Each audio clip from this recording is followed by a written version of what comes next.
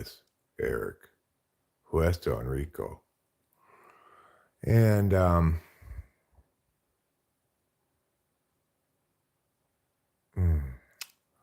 obviously, this is not a dream season for the Trojans. 4-5 right into this season. This is game, I mean. And the horrible reality of it is USC has had a lead in the fourth quarter of every single game this year. So obviously, this is a team that beat LSU, USC did, and should have beaten Penn State. I mean, I don't know how we threw that game away. Uh, should have beaten Michigan. Not that that's looking too impressive anymore, but should have beaten Washington for sure.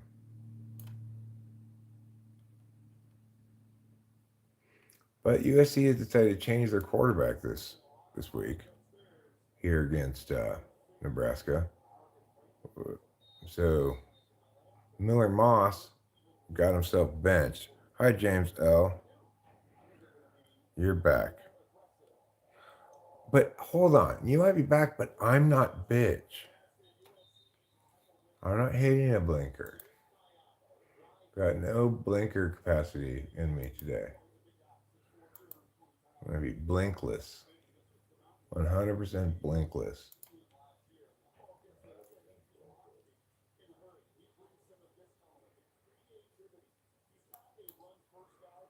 Pickles says, I look like his gay neighbor. I think you said the same thing to my wife. You said, you look like my lesbian neighbor. So I think you're just lying.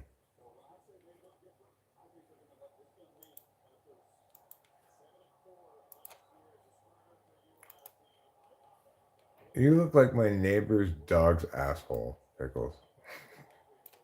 All puckery and gross. I have spent a lot of time looking at my neighbor's dog's asshole. Although I'm not afraid to admit that. And so Jaden Maeva is now starting a quarterback today. And it should be noted that he's a transfer in from UNLV. Last year, UNLV had a pretty good season, so and they're going deep right out the gate. He overthrows number 2, unfortunately. Stop watching porn; it's bad for your health. Is it? What are the health consequences of it? Does it cause polio? If so, I'm gonna definitely have to stop watching it because I don't want to get polio. I have a woman. It's my wife. It's just you and me, huh, Jason L? Well, it's you and me in the football game. Remember, this is a USC football watch party. We're playing Nebraska tonight. Looks like we got a first down there. I'm not going to do any flips. Prizzy Busy 44. Prizzy Busy 44. Legend has it you suck toes and you like it. I don't suck toes. I never have, so I'm assuming I don't like it, but I haven't established for sure either way.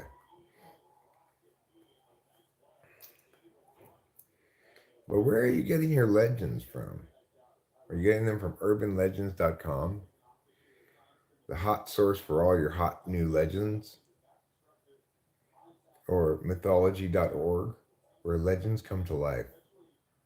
You think I look more like an armpit man? Well, every square inch of my wife is sexy. From pit to toe to tit to bow. Wow, going deep again. This guy's not afraid to throw it up there. I heard a rumor you had to get a court mandated vasectomy because of the lawsuit. Which lawsuit would that be? The lawsuit where all these women said, "You're pregnant, that's all, and every time you even go near a woman, she gets pregnant." What city? Where you at? I'm at Mariposa County, California, USA. I look like I'm a cool grandpa. I'm not a grandpa. I am a father. My daughter's in her mid-20s. Uh, so, I'm not actively doing any parenting. But, you know, she might have a kid at some point. Of course, I smoke good weed. I grow my own. So, the one against Disney. Oh, the lawsuit against Disney. Where they're being sued by all those women for disseminating my sperm without their knowledge. Well, Disney was just trying to, improve the genetics of the population in general. Wow, that Nebraska punt return just got blown up. Or at least he didn't get anywhere. He didn't really get blown up. Do I love you? No, I don't love you. As far as I know, I don't love you. Because I don't even know you. But if I did know you, I might love you. It's hard to say. Are you asking me to love you? Are you saying, love me, meow, meow, meow, meow, meow, meow, meow, meow, meow, meow, meow, meow, meow, meow. Sorry, OJ Korea. Dambe pinan shigani da. Dambe pinan shigani da. The woman is sleeping. I should be sleeping too, really. You know why I should be sleeping? I didn't sleep at all last night. Stayed up all night long. I got like maybe 1 hour of sleep this morning. 45 minutes maybe. No, I'm not on any meth. I just got my new bottle of Adderall yesterday. So, one tends to go hard at the gate. You like my hair? Thanks. I got it at the hair store.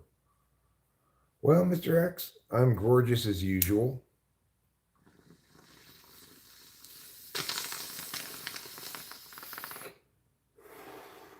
You might call me a hot broad. Meth and sex go hand in hand? Well, how much you pay your woman to be with an old man like you? I don't pay her anything. I just married her.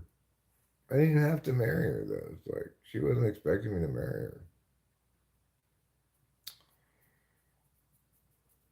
She actually, is into me. Like, she was a fan of the channel for years, probably around 2 years before we ever considered getting together or anything like that.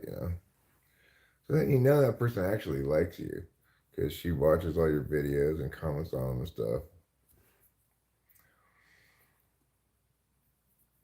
It helps her to feel like she knows you pretty well before she actually ever gets with you, which is nice. And it allows you to feel like, okay, well, maybe this person maybe it'll be easier to sell this whole thing to somebody who already likes it. I could say that about you. You look like dads from Disney. What are dads from Disney? Is it some kind of like horrible men's group? What a horrible Christian men's group. Oh, that's going to get flagged. They're not flagging that? That's nice. Good job, officials. Way to not flag that. When some people say no English, I feel pity on them, man. It's a universal language and a lot of people don't know it. Well, Doctor Strange, I know it. Because not only did I grow up speaking English and was fluent in it, but I also majored in that same language in college. Bad from commenting. It's good thing, kind of sexual. Papa Vicodin? I know I don't like any kind of opioid kind of stuff. Makes me feel sick.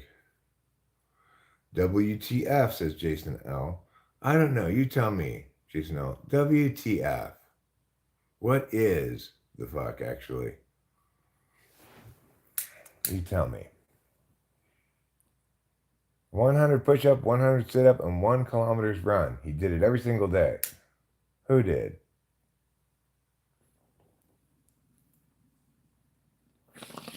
Genghis Khan? That doesn't surprise me.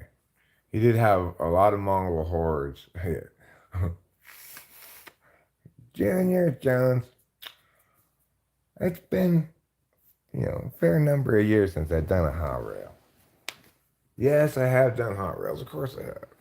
Of course I've hot railed this. But it's been like coming up on a decade since I've done that. You get older, your body can't take the abuse as well as it used to. But of course, if you railed me up one and had the glass too, I got the torches here too, because I use them. It's the only lighter I never put in my pocket or lose or misplace or whatever. I'm not hot boxing. I'm just pulling bong right.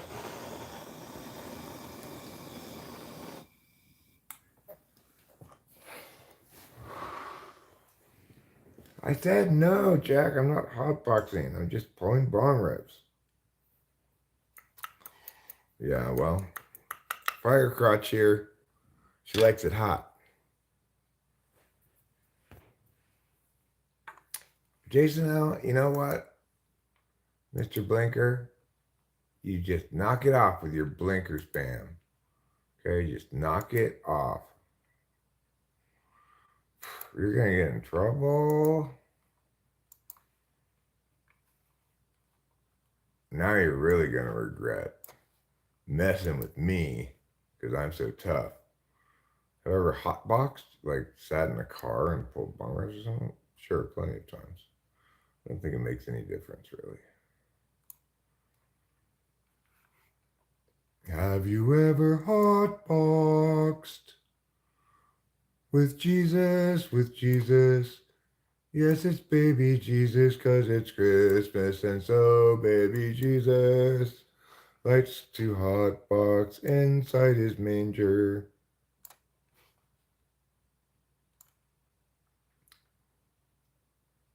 The wise men brought frankincense, myrrh, and bong rips.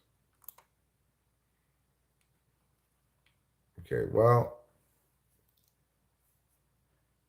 you see a midget walking a tightrope? If you have a bike, nobody cares. But if you have a cool car, we all stare. Agree or not? No, I might notice a bike sometimes. If it's like a cool electric bike or something. Or super fancy like road bike. If the person's all decked out in like I'm a bicyclist gear and shit, I might notice it. But I would agree in general that cars are more likely to garner some notice. But I don't think that people necessarily stare at a cool car unless it's really uniquely cool. Either like vintage, like cherry vintage, or like, I remember I was tripped out the first time I saw a Tesla, what was it, Tesla station wagon thing or Tesla truck or something. Those weird squarish looking things. But then once I've seen one of them, then when I see other ones, I don't think anything other than, oh, those people bought that dumb car. But if I see somebody driving around in this super, super like mint condition 67 Mustang or something, and that's a different story. I'll definitely look at that. 5 watching right now. Those are the smartest 5 people on the internet. Yep. They have the best taste in media of all people on the internet. These 5 people have the best taste. Best taste in activities of what to do right now as well. Hi, Jonathan Earl. Congratulations, you've joined the good taste crew. You understand the importance of watching the USC football game. Hi, Octavio Silva. How you doing?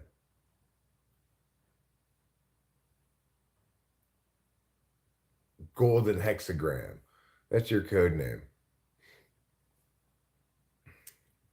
Do you think I will win my football game today? Um, I'm going to rock, scissors, paper. Yes. If your opponent is paper. No, if your opponent is rock. You got very bad news? What's the very bad news you got? I'm sorry to hear that. It's very bad news that you're getting coal in your stocking this year for Xmas.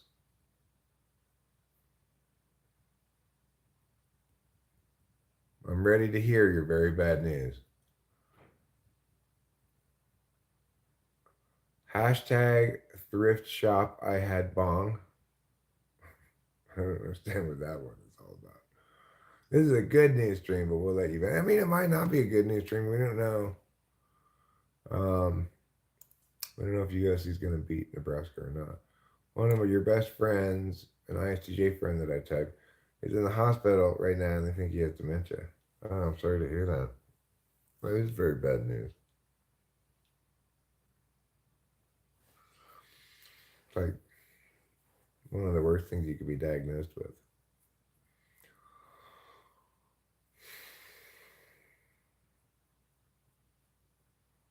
Instead of dementia, I want to have retentia, where I retain all the information and my brain works ever better, every day, even better than the day before.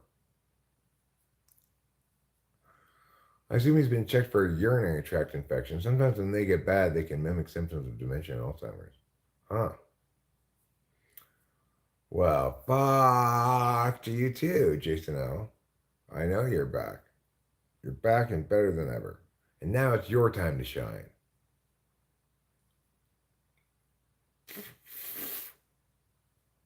I'm not sure he's had consistent, really bad UTIs for years, so maybe you could do that. You should wash his dick, you know? For fuck's sake. How do you get consistent bad urinary tract infections unless you're just absolutely filthy? He had 3 small strokes and a heart attack recently. Well, he's not doing well, obviously. He's got a lot of health problems.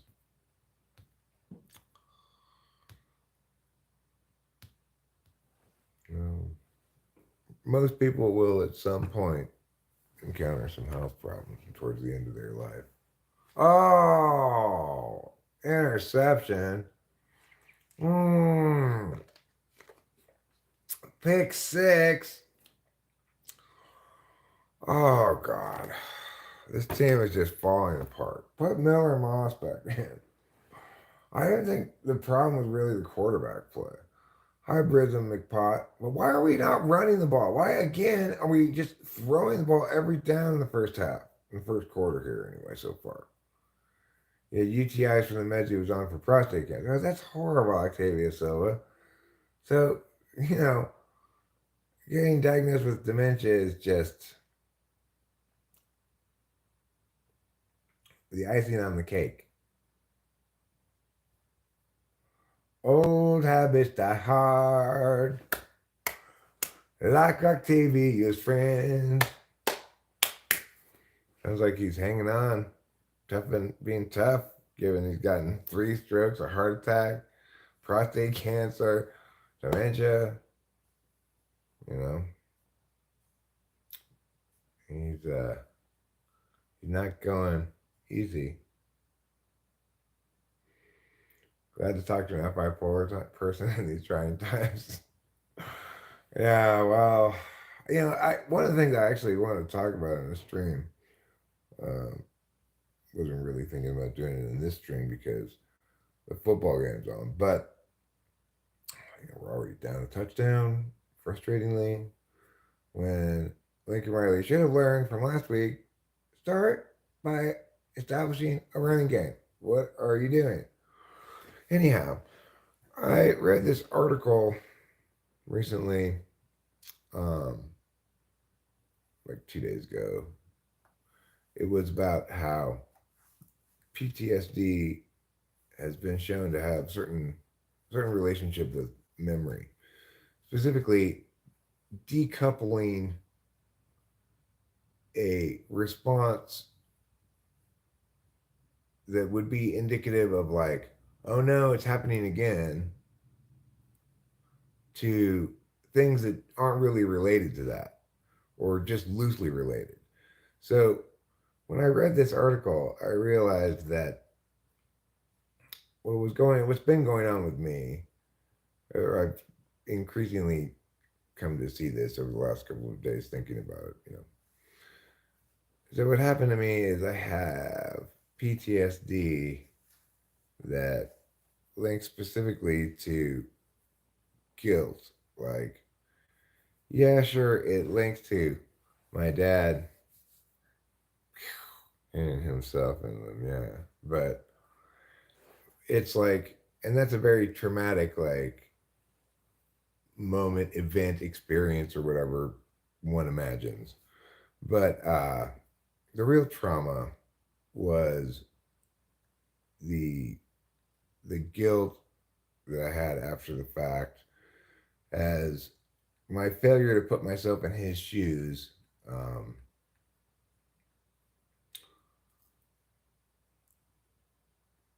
linked in with the event itself in ways that obviously made me feel very guilty, very terrible. I had very emotionally volatile time around then.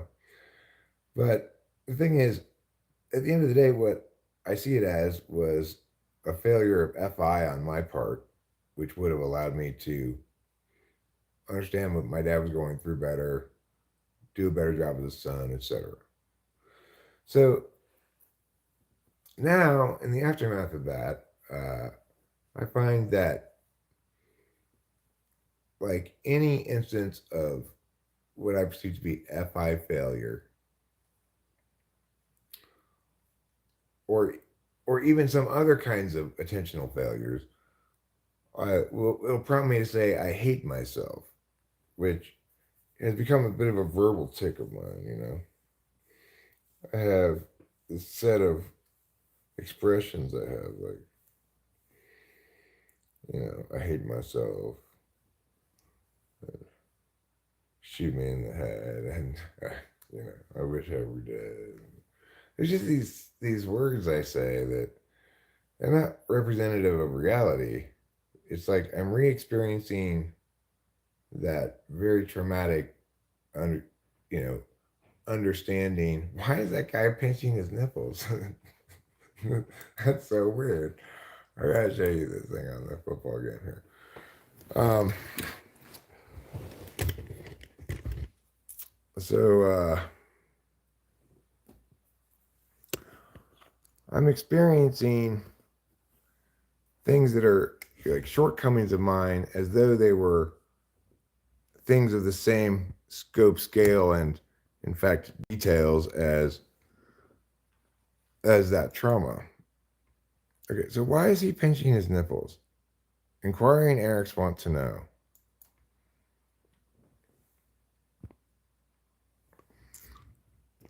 I don't know why he was pinching his nipples, but he's still doing it. Look right here. You can really see it there. Here. Is this some sort of like weird football therapy? Ah, your nipples got out of whack. We need to give them a good squeeze. Each of these nipples a good squeeze, and that way you'll catch the ball better. Are you sure? Yeah, I'm sure. What are you talking about? You think I'm just squeezing your nipples for fun? You like how the player talks like, "Are you sure?" Like the lady and um,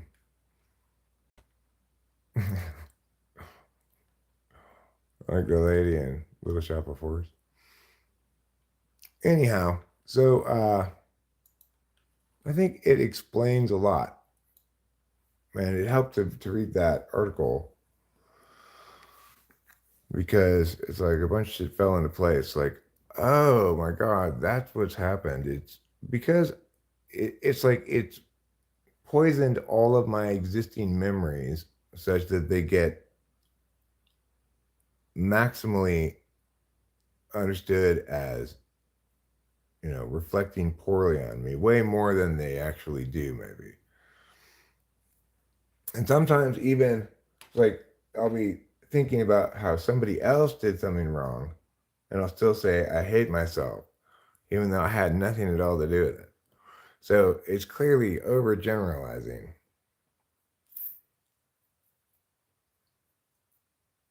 Oh, thanks, Octavia Silva. I don't think there's anything wrong with me. I think I'm fine. I started taking this Wellbutrin.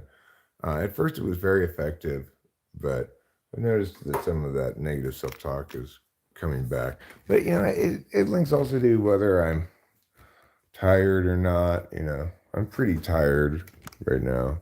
Pretty feeling fairly tore up from a night of like tweaktacular live streaming slash weird speedy sex.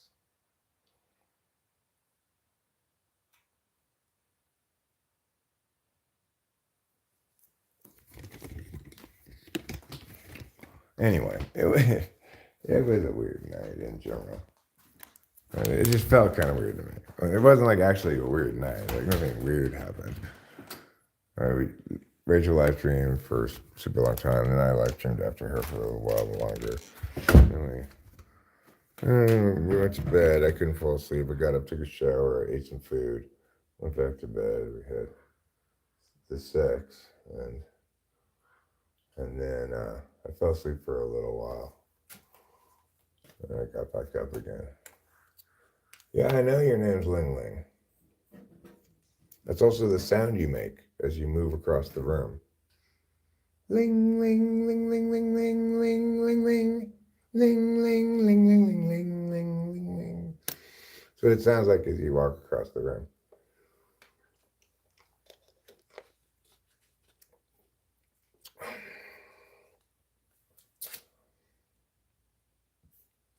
You remind me of the song Sleigh Ride because I hear those sleigh bells ling-a-ling, ling-ling, ling-a-ling, ling-ling, ling-ling too. I tried to self-delete when I was 18. Obviously, I failed. I promised my friends and family I would never try again. I stuck here. Oh, I never, I never dreamed of, I have never dreamed of actually doing anything like that. I've never been a self-harmer. Maybe I thought about it a little bit and when I was around 18 or 19, but it was more just like shame, like embarrassment or whatever. Yeah, I'm glad you're here too, Jonathan. And the thing is, intellectually, I don't have, and maybe even emotionally, I'm not sure. It doesn't seem like, I don't think I have any problem at all with the self-deleting of my father because it was very much a matter of, you know, self-determination above all else.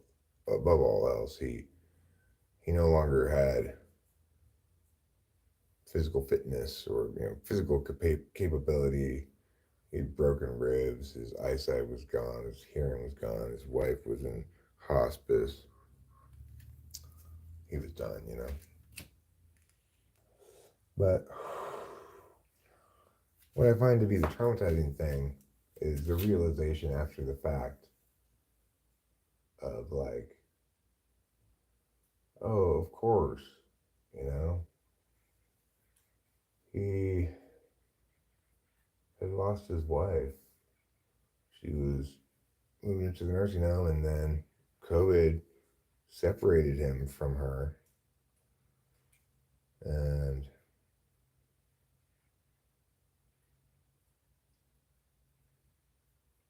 hi, I'm from England, so your accent sounds strange to me, but I can get used to it. I could change my accent for you if you'd like.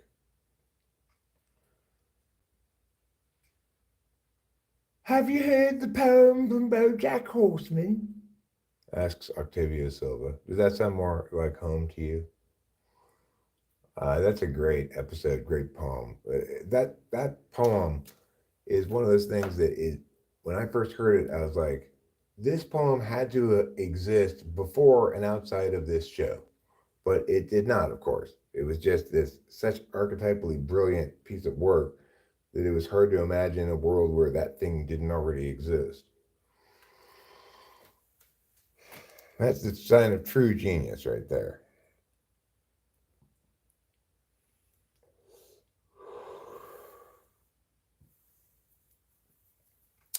Well, Andy, I know there are a lot of different English accents out there. There's uh there's the Monty Python lady accent. She's like, Patrons, we go down to the lorry station. She talks like that, that lady. Then there's like upper crust British people who don't move their mouth when they talk. Like, oh, sir, would you go over there and put me one of those things? Or I certainly could use one of those. I'm much obliged. And then there's like that lady soccer announcer. He's really beginning to ask questions of the defense, isn't he? Really? She always says really like that. I took a screenshot and I will definitely be looking it up. Oh, that actually makes a little bit of sense. It's like Robin Williams didn't want to watch him deteriorate, want us to watch him deteriorate. Yeah, I didn't know until well after his death that he had had a diagnosis, which it made it much more sensible, made it easier to understand. Hi, Winston's mom. How are you? 2nd and 14 now. SC is still on offense. I think they still have this new quarterback in Lava or whatever his name is. Good job. Oh my God. Wow. Big first down. We're watching the USC football game, USC versus the Nebraska Cornhuskers. Nebraska's up by 7, but we just threw like a 30-yard pass down to like the 5-yard line. So good job, USC. And touchdown. Bam.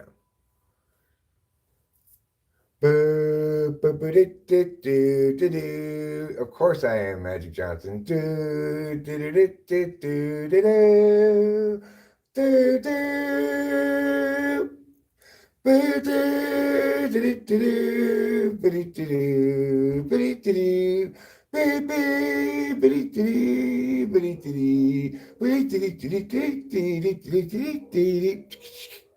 know what? The USC women's basketball team is super pimping, but the men's basketball team is the opposite of pimping. It's limping. The ladies basketball team is pimping, but the boys basketball team is limping.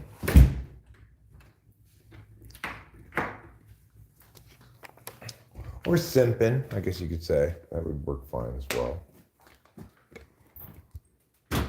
Maybe blimping. If you think that riding in blimps is lame, that's blimping, dude. No way. We're not getting dropped off by your mom. We might as well be blimping.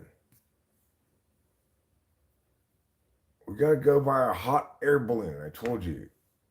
No, it's not the same as a blimp. They're way different. Am I a Beatles fan? Yes, very much so. I think they're the greatest band of all time. The greatest rock band ever. Just greatest band, period. They've got so many iconic, classic, archetypal, just timeless songs, And the thing is, tracks matter, like production and stuff matters, and sounds, tones, things like that matter and stuff. But ultimately, what matters most is songwriting. Songwriting is something you can tell the quality of when you play it just with a guitar in your voice or piano in your voice or something. does it does it sustain as a song independent of all the bells and whistles? If it doesn't, then it's not timeless. I mean, it's impossible to say what their best song is, Magic Johnson. Let It Be is a good song. I wouldn't even put it in my top like 20 Beatles songs. I, you know, of late I've been enamored with Mother Nature's Son. Bum, bum, bum, bum, bum, bum, bum,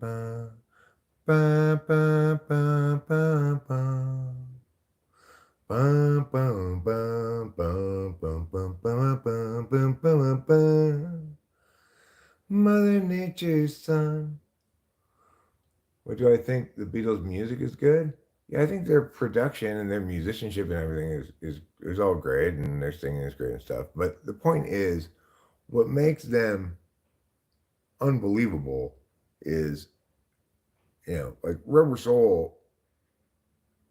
It's basically every single song on it is this timeless track slash song, and then there's something about the Beatles that just make it so much easier to hear it in your head than any other band or something.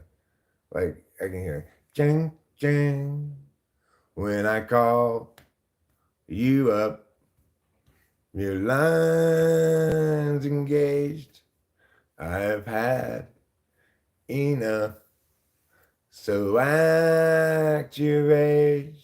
I have lost the time that was so hard to find, and I will lose my mind if you won't see me.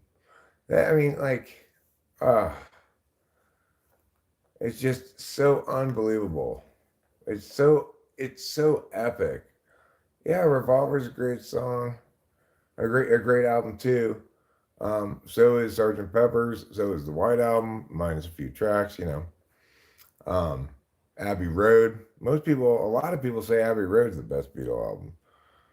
I don't really think so. One of my favorite Beatles songs though is "She Came In Through the Bathroom Window." That's on Abbey Road. I think "Let It Be" is one of their weaker albums. Hola, ¿cómo estás? Estoy bien. ¿Y tú? Hey Jude is a great one. It's like the first Beatles song that Rachel ever heard, and she like remembers that moment. And she didn't even hear the Beatles version of it. She just heard like an elevator music version of it. She's like, "What is this song?" Oh, that's because she's got exquisite taste in music. There's a little girl. I had the same experience as a little boy. My dad had a huge record collection. Somehow I found the Beatles records and was obsessed with them. Sergeant Pepper's is your third favorite album of the Beatles. Not a bad choice. I think if you're choosing any of the following as your favorite to whatever, either Revolver, Rubber Soul, Sergeant Pepper's, White Album, or Abbey Road, then you know it it's somewhat a matter of taste. I think like if you cut out the bad songs, the White Album's probably their best album. But it's so hard to say. Rubber Soul is their most perfect album. It's got not a thing wrong with it. It's perfect. And not there's a lot of things wrong with some of their other great albums. It's just they'll have like a George song on it that's shitty. Because George wasn't nearly as good a songwriters as John and Paul were. Or have a shitty Ringo song on it. They had some sort of agreement or plan of attack that said they were going to have at least one song from each of them on every album. I'm not sure. I don't know. Rachel told me something like that. But obviously, George songs are the stinkers usually. Although uh, I don't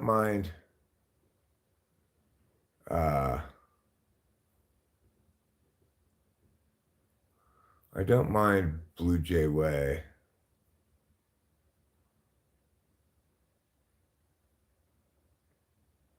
but and a couple of Ringo songs are fine. Like does Ringo sing all together now? I think so.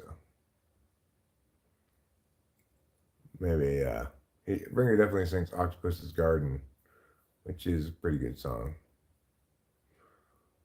Rachel's father thinks it's kind of like the poor man's Yellow Submarine, but I beg to differ. I prefer Octopus's Garden, actually.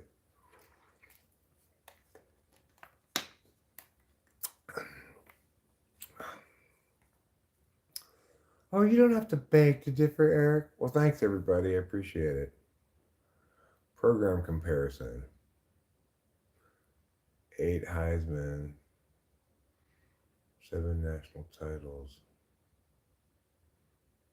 879 wins. USC has the most Heisman winners of all time. Eric, do ENFJs use a lot of expert intuition in groups? I mean, I think it depends on. I think it depends on what the group is responsive to. It's demonstrative, so they're not going to use it unless they're not getting adequate results with FE, NI, SE.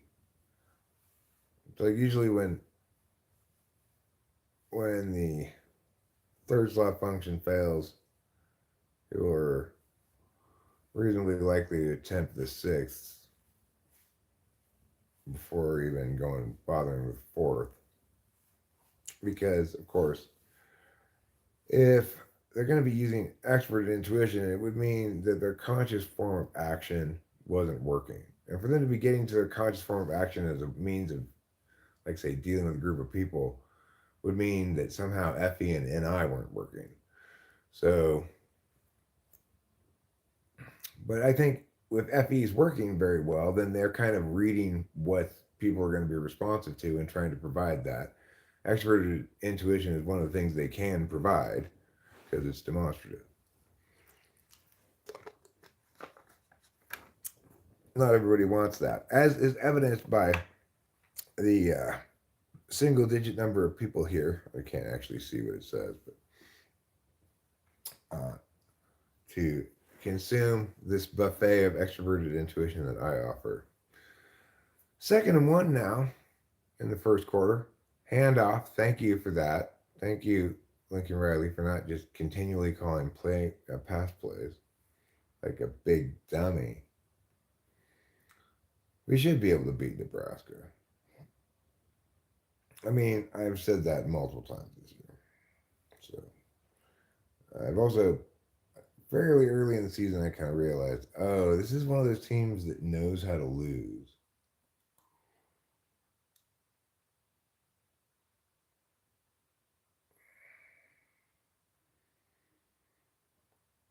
Well, maybe if there's a deficit of extroverted intuition in the other people involved, like if it seems that's what the atmosphere of joviality is requiring more than NI or SE. You remember FE's looking to see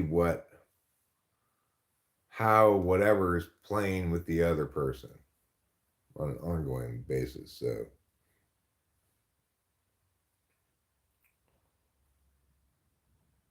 So that involves a lot of different things. If it's dominant, it's quite nuanced.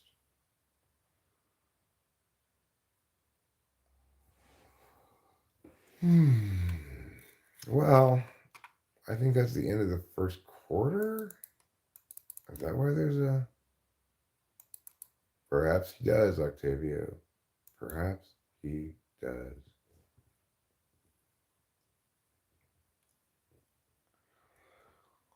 The Golden Hexagon. That's your code name. So when somebody hands you an envelope addressed to the Golden Hexagon, you'll know it's a secret spy mission of some sort. An assignment that needs to be kept shh, hush hush. Some kind of espionage thing. Perhaps stealing the secrets of Mongolian barbecue from the Mongolians.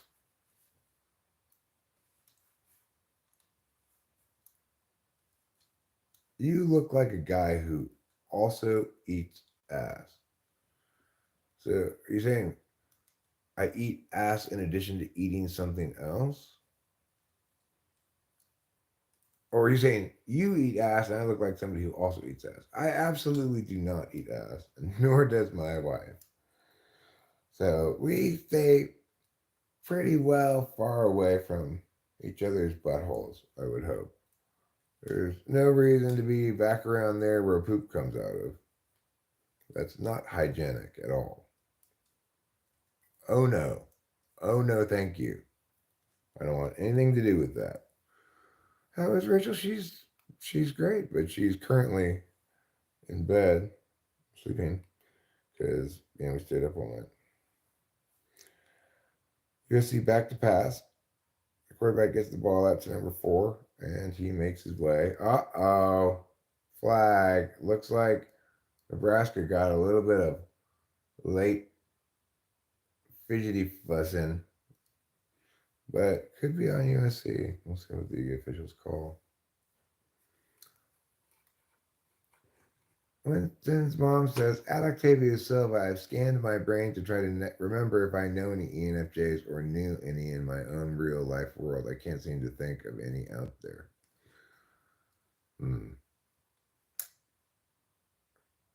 Well, do you know the band Yes? I mean, I'm familiar with the name, and but I can't really say what songs. Like, what are their hit songs? ENFJs are insane people. You think? I don't think they're insane.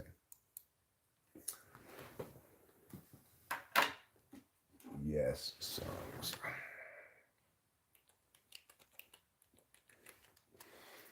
I want to do something real. I want to make a Yaz record. They sing Owner of a Lonely Heart. Owner of a lonely heart is much better than the owner of a broken heart. What about Roundabout?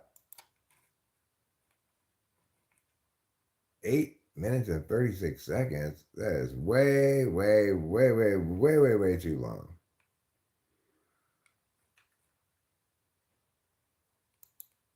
I've seen All Good People.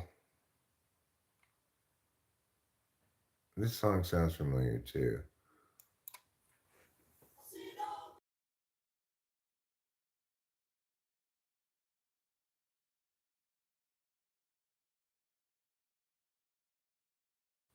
Yeah, I know that song. I know some Yes songs for sure. Well, USC is about to score again as Lincoln Riley seems to have suddenly realized that it's okay to run the ball. Def Leppard is good too. I'm not so sure that Def Leppard is very good, but they might have a good song or two. I don't know. I haven't listened to them in a long time. So maybe I'm just poo pooing them unnecessarily. They have that song like Photograph, is that what it's called?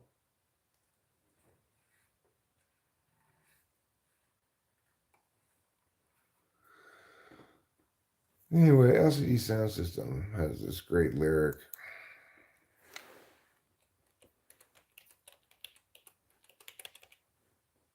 Where, let me see. Um, what is it? I want to do something real. I want to make a Yaz record. I wasn't really sure what Yaz sounded like, but I hear that you and your band have sold your turntables and bought guitars.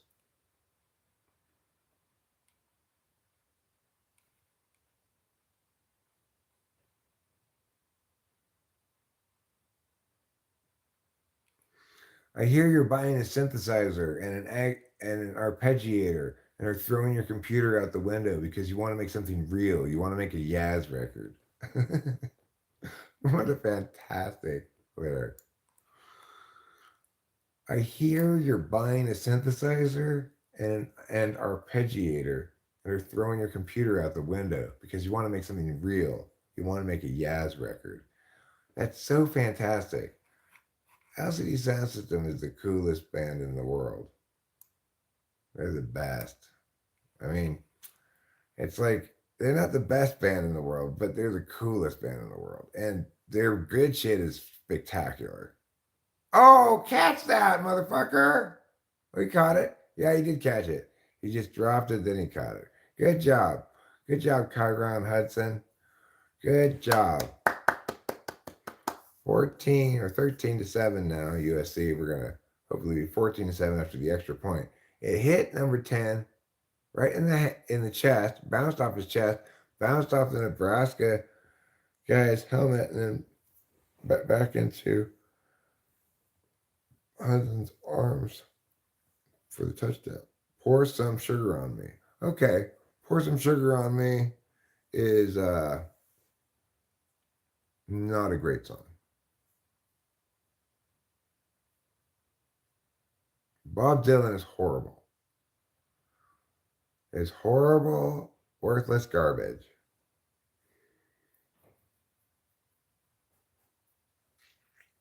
Timothy Chalamet. Oh, you want to go see the biopic of Bob Dylan? I hope that it's honest and says Bob Dylan, unlike his contemporaries, knew that he actually wasn't a genius, but had that title foisted upon him and struggled with his identity for the rest of his life, making garbage music and just trying to tour so he never has to experience the reality of his aesthetic failures.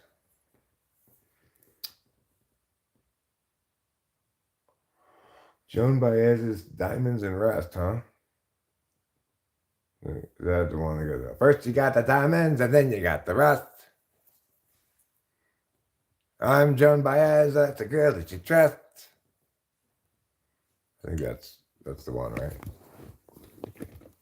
Most overrated artist of all time. I mean, I don't think he's overrated as a singer because I don't think he's rated highly as a singer, but he's rated highly as like a voice of a generation, a genius. It's like the Kurt Cobain of his time or something. But, Kurt Cobain actually had some actual genius to him, unlike Bob Dylan. Now, Kurt Cobain, he, though, also couldn't hang with the heavy weight of the genius label, But among other things, most of all, he probably couldn't hang with being with that horrible bitch, Courtney Love.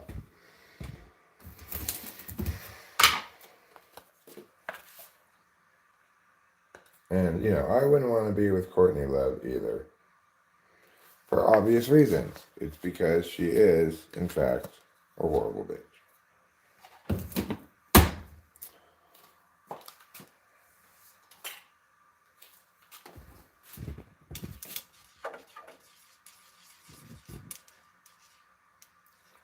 Courtney Love was a terrible bitch, and she wouldn't go away.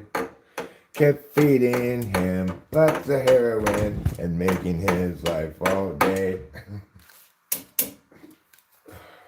Oh, Courtney Love, you horrible bitch. He's even maybe more of a horrible bitch, but at least as much of a horrible bitch as Courtney Love is Asia Argento. Hi, Rebecca Joe. Hi, Gary Baxter. Flow State is omnipresent. Well, good for Flow State. I'm happy about that. Oh, I see what you're saying. Yeah, there's more people here now because Flow State just must have let out class or something. Well, that's nice. It's a little treat for a little while until they get tired of my pleasant core. You know, one thing I don't think you would call the Flow State panel, you might call it many things. I don't think you'd call it pleasant core. I aim to be pleasant core.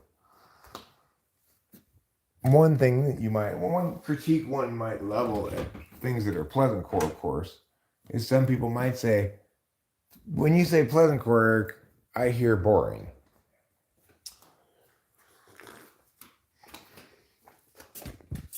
Fair enough. There's not going to be nearly as many fireworks here at Eric's Musing Emporium, and there will be on a panel about how cops think, which I saw was the title he was talking about. I don't know if it was last night or the night before. That's going to bring out a lot of high emotions. People tend to have strong feelings about the cops. Yeah, go Trojans, exactly, Gary Baxter. Well, unfortunately, Nebraska just got a first down, but SC is up 14-7. Just here the early part of the second quarter. Rebecca Joe says football is boring. Well, I'm watching the game, but I'm not really commentating it that much. I'm primarily engaging with the chat. Gossip core. Well, we can all get a little gossip core sometime. But if you're gossiping about, a nice deal you saw at the store, then that might still qualify as pleasant core. Like I watched this guy, Noel Phillips.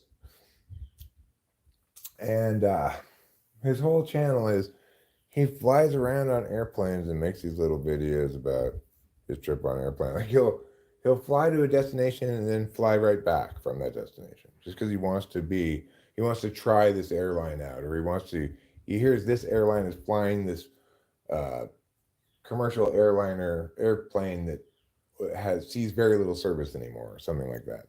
Oh, this might be my last chance to ride on a vintagely set up 767 or something like that. That's pleasant core.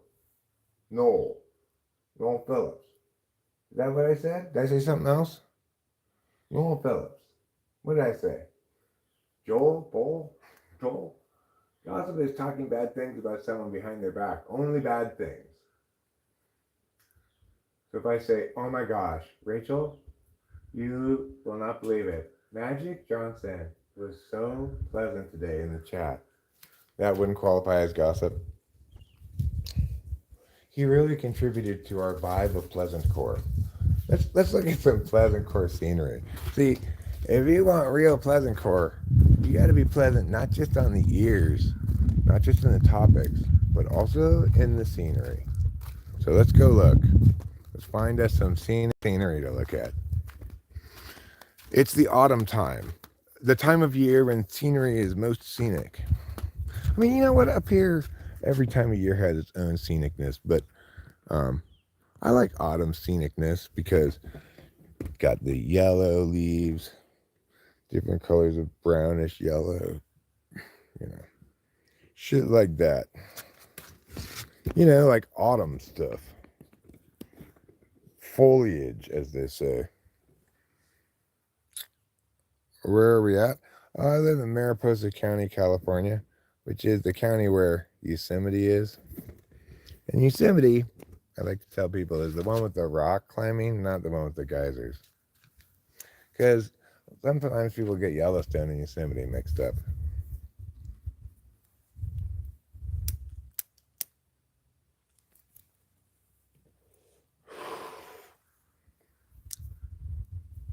Yeah, it's pretty nice up here.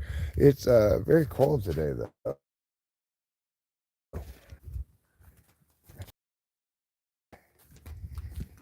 I looked like a Disney ad earlier.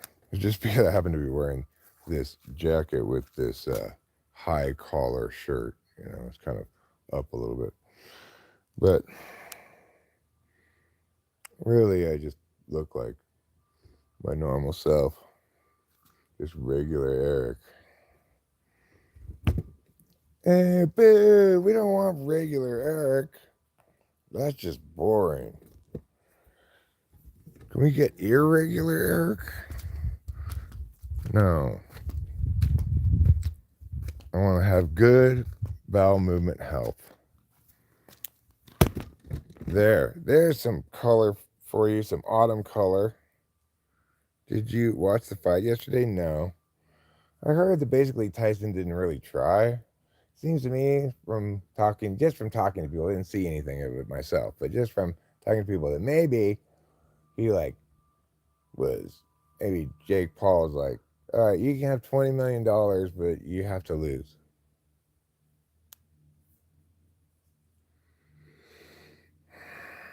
That's what I think is possible that happens.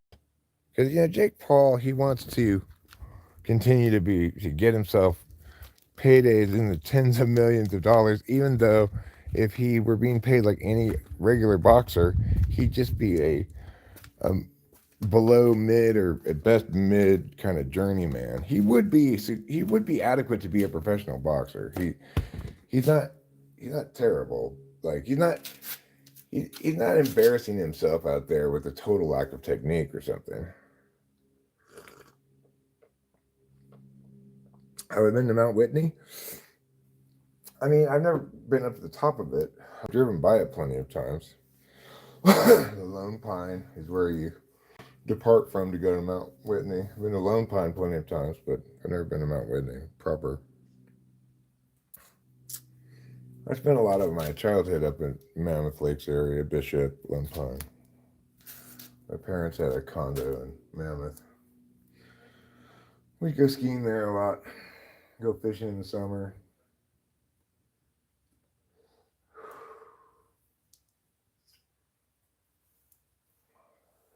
So, all right, let's go see how the game's doing. Let's go see how the team is doing. Like, I'm actually a real USC fan because pretty much any other team, if they start losing in the season or just start sucking or whatever, I just stop watching it. But I will watch every USC football game, even if they're 0-11 or something. I'll watch the 12th game anyway. Thanks, Dr. D Head. This is a jacket I inherited from my dad. It's like one of the only pieces of clothing I took that was my dad's that I like at all. Is this jacket? It's it's the right amount of warm for a cold day like today. You sure it's the middle of the day? It's like 2 o'clock or something, but it's only in the 40s still outside.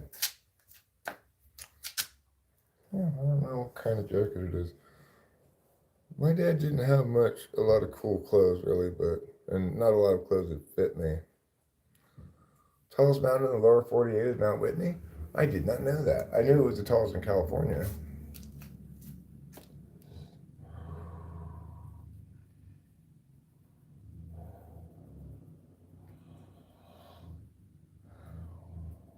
It, it seems like you don't fight people much anymore, says Octavio Silva. Um, yeah, you're not wrong. Uh, I don't have a lot of reason to be angry anymore. Really, any reason to be angry. Living up here it's a wonderful place.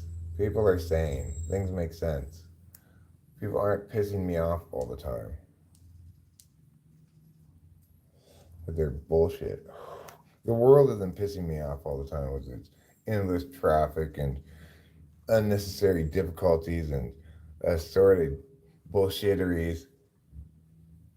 So, you know, occasionally I'll still have a little burst of anger. Maybe I'll wake up angry or something. Like wake up angry sometimes at doctors. I woke up angry the other morning. Doctors wanted to start a video and title it "Doctors Are So Dumb." Except I don't actually want to insult every doctor in the world. I just have had some bad experiences with some medical doctors, and even though it's not relevant to my life anymore, um, there's sort of residual anger because in the sense that nobody was adequately held accountable for their failures.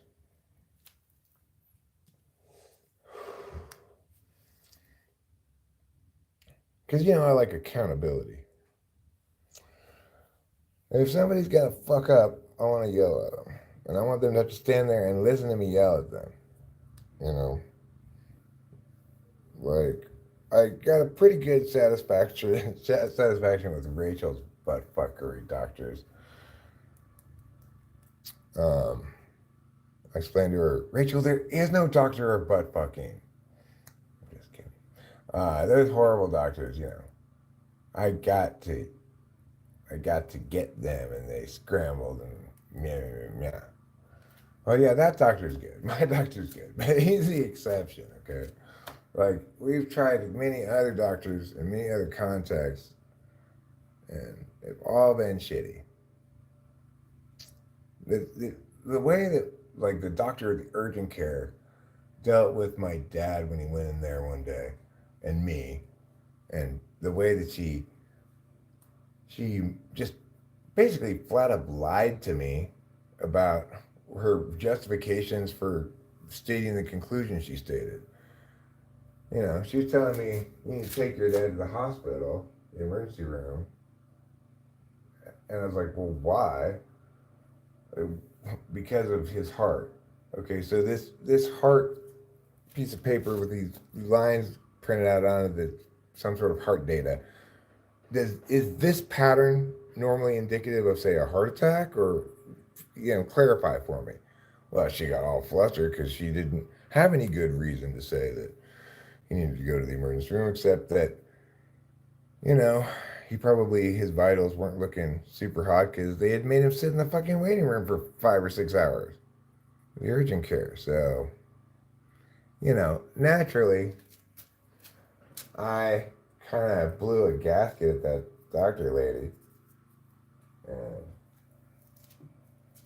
like, how fucking dare you, right? Like, how dare you tell me that because of his heart, he needs to go to the emergency room. And then when I ask you how you determine there's a problem with his heart and what problem you determine there is, what's likely to occur, or anything like that, you can give me nothing. And you actually have the fucking gall to tell me that I should trust you because you're a medical expert or a doctor or whatever. The fuck? You should never trust anybody who can't explain their justifications for their conclusions. And I mean, like, how horrible of a human being do you have to be to try to tell me, of all people, that I should just trust you because you're the medical expert, rather than actually explaining yourself to me? The fuck, bitch.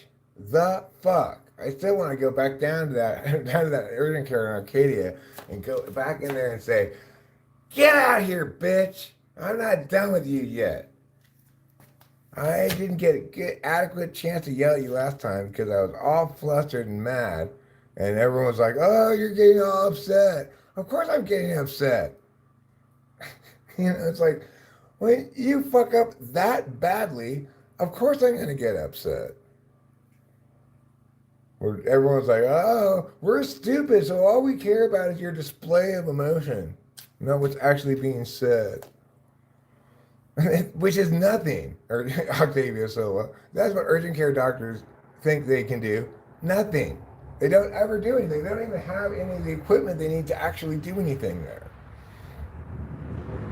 Except prescribe drugs. Well, shit, I mean, I could prescribe drugs.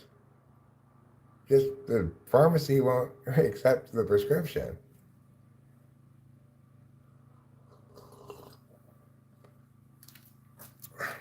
So, yeah. Okay, you got your little monopoly racket with the pharmacy going on. Great. Just if I'm gonna have to go to the doctor, I just might as well wait till I can see a real doctor. Well, we are real doctors, urgent care. Yeah, you're the bottom of the fucking barrel, you scumbags. You ne'er-do-wells. You Sausalito sandwiches. I don't know what it means either, but it doesn't sound good, does it? Dr. Ingram is a treasure. He's a wonderful doctor and a wonderful person. And a stark exception in a field full of nincompoops.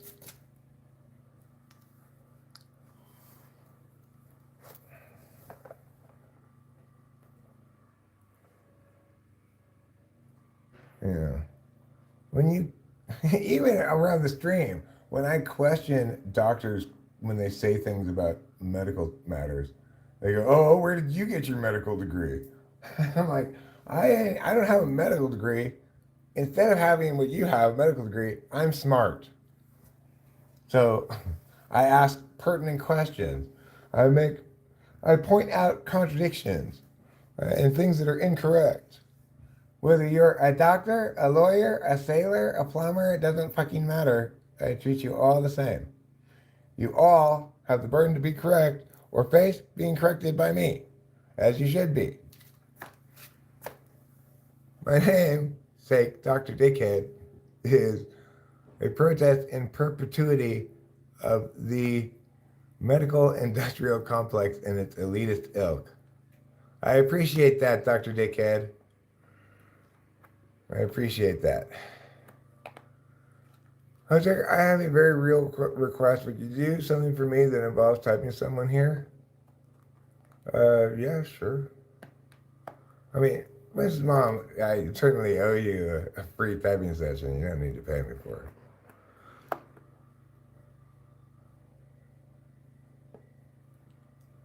it. He's seen me and Harry? Well, yeah. Okay, sure. I mean, I can type him again. Thoughts on RFK? Uh, well, in some ways, he makes a lot of sense. Like, yes, let's get rid of the Department of Homeland Security. And in some ways, he seems insane. Like, sure, we should all shit on the COVID vaccine because it's not actually a vaccine that prevents you from getting a disease, which is what a vaccine does, right? But that doesn't mean there's a problem with vaccines in general. Like, who could be against, say, MMR vaccines? You have to be just kind of cuckoo or stupid or something to be against vaccines that have a long history of proven to work. You know, vaccines against everything from chicken pox to HPV. How could you be against those things? I don't understand that at all. To think that that vaccines that are actually vaccines that work, not including the COVID quote unquote vaccine. Okay. That claim that there's a linkage between vaccinations and autism is completely bullshit. It's complete, absolute garbage nonsense. There's zero data to support that. I mean, it's such a like, well, these things happened in concurrence with one another. Autism rates went up and people started getting vaccinated. Well, it's like nobody was diagnosing autism as a thing before that. It's just coincidental that they happen to be occurring in similarity in time frame historically. Anybody is making ridiculous overreach to say that there's some linkage between the two is just putting their dick in their brain.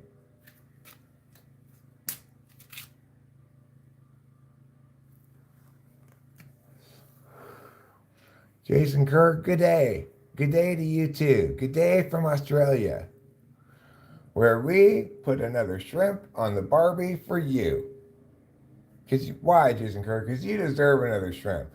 And you don't deserve it raw, you deserve it barbecued. RK wants us to drink raw milk. He can drink raw milk himself, okay?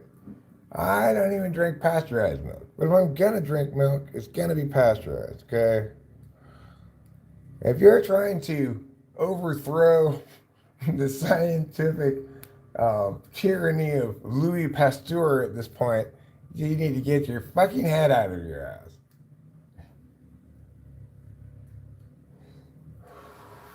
I want to go back and look again at the controversial work of Louis Pasteur. What? Raw milk tastes like the barn. Well, maybe RFK should go one further and say we all need to drink the milk directly out of the cow's teat. Hey there, Easy BCLS. Thanks for calling me coach. Reminds me of my olden days when I was a coach. Now, I'm just a roach. Crawling on the floor of life. No good or use to nobody. Trump names fossil fuel executive Chris Wright as energy secretary. Oh, that's good. Since that does comprise the majority of our fuel, we should have an expert in such fuel in charge of energy. How's me and Rachel's day going? Well, Rachel's asleep and I don't know if she's been asleep. I don't know how long she's been asleep for, but she's been in bed since early this morning, since we stopped live streaming. I didn't manage to fall asleep, so I got up and I've been up all day. I was watching football. I watched the Colorado game until it was obvious Colorado was going to run away with it. And I watched a very exciting fourth quarter of the Pitt versus Clemson game, which sadly Pitt lost. Oh, fracking? Well, fracking's horrible. I'm not in favor of just wanton environmental destruction. Fracking is fucking horrible.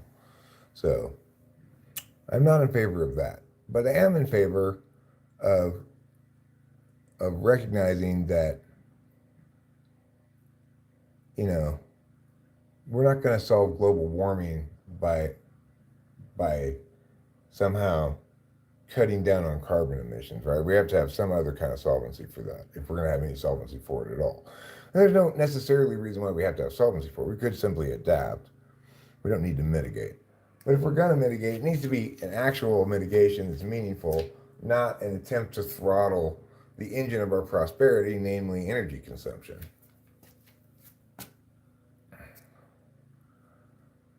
Oh yeah, I'm against that for sure. Drilling for oil in protected wildlife lands, sure. I don't think there's any reason to be drilling for oil right now. My dad said many years ago, he's like, just tap into the oil reserves in the Alaskan wilderness that haven't been tapped yet, but then put a cap on them and leave them alone, and then just let them sit there in case we really need them. Like, gas jumps up to $6, $7 a gallon or something. Well, that's going to inhibit the economy way too much. When you have energy costs go up, that's just basically, you just subtract that directly from standard of living.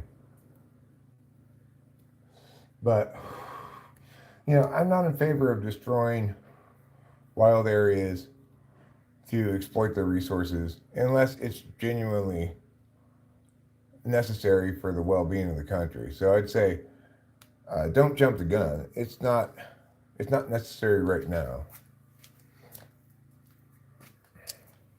Energy costs are not the problem we're having right now, not the primary problem.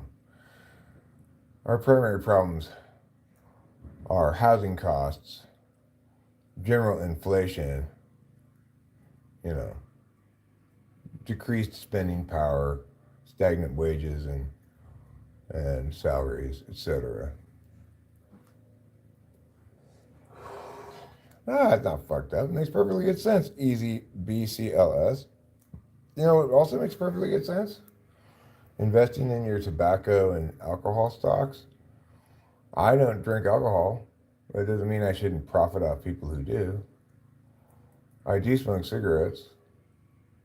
And so do a lot of other people. Hi, Jack. I assume you're talking to me.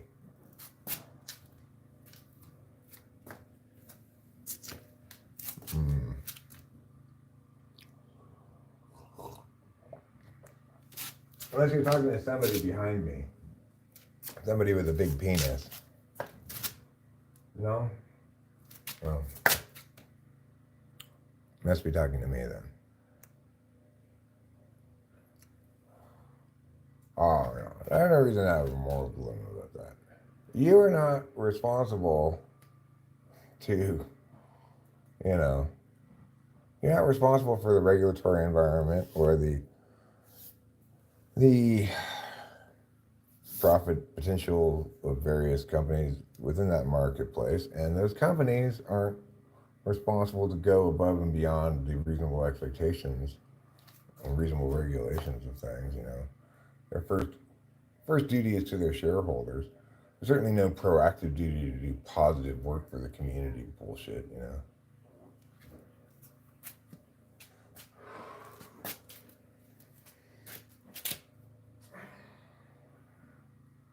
But it's also the case that just because you're in business doesn't mean you should lose your fucking mind, right? Like, and be super exploitative and shitty. Just because it's a competitive environment, it's business, and it's kind of cutthroat or whatever, doesn't mean you should pull at eBay and terrorize some old Midwesterners who are making a blog about eBay.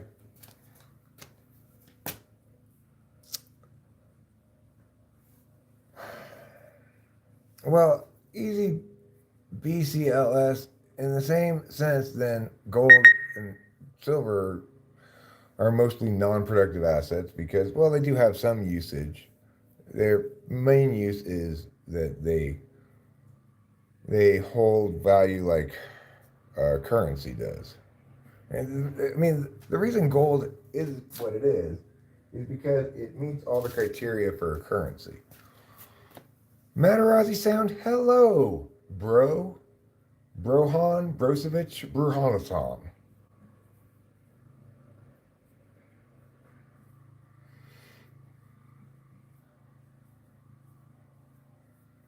Well, I mean, Warren Buffett's not wrong. I personally am not invested in crypto because it's too volatile for my tastes. And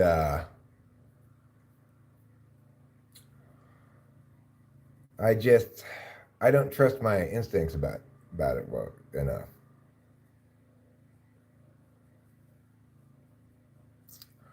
But I think we can all agree that his name should be pronounced Warren Buffet. And he's pretty much just bullshitting us.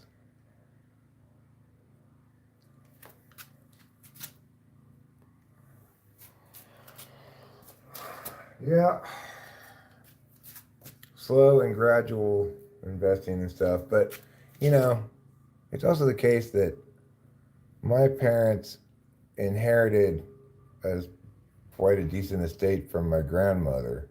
So they didn't build all that up themselves.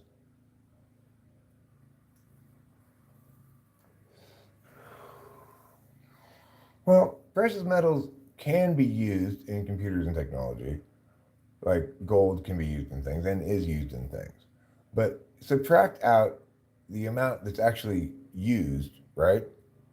And the value of that from the value of gold. And then you have something that's just identical to a cryptocurrency. It's something that has value because it has scarcity, non-counterfeitability, divisibility.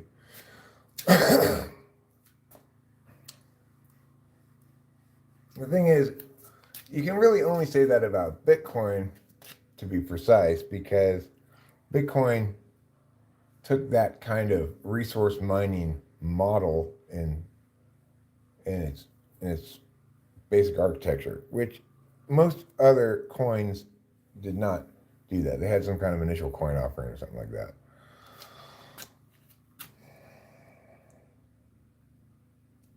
I hear silver's up to like 30 now, huh?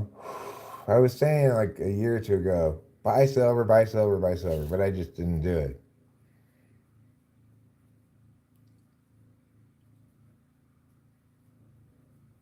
A majority of the Forbes list comprises people who have inherited their wealth. They don't want us to know this, but they don't want to be perceived as this, but it's true. Well, Saturday means booze day. Great day for some yummy booze. Well, Putty Cat, good for you. You drink some delicious booze.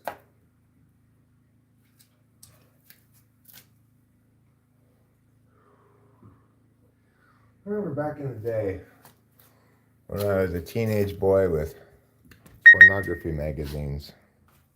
You know, back in the day we had to look at still images printed on magazine glossy paper. Anyway, I remember there was an advertisement in those magazines, in the back of several of them, for this thing called the Boob Cruise, which showed like some guys on this boat and some ladies just walking around them topless. You're enjoying a nice Jameson on the rocks. Wonderful.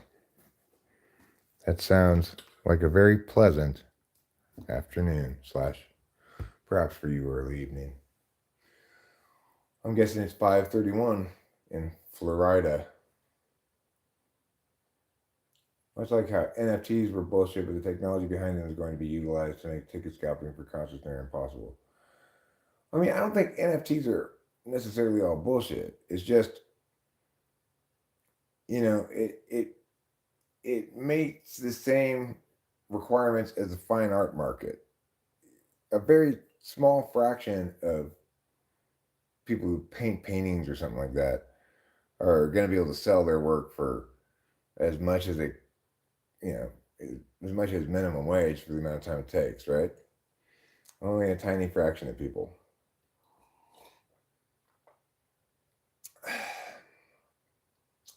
So the same thing is true with those NFTs.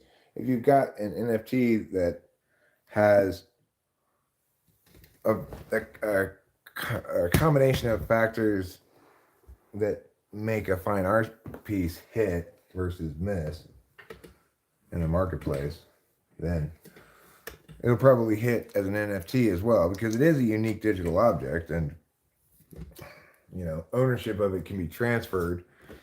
You don't have to worry about getting a counterfeit one. In that regard, it's more reliable than the fine art market.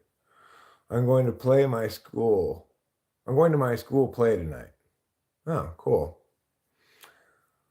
And your school, therefore, must be Michigan State, Magic Johnson. Is that where the play is at?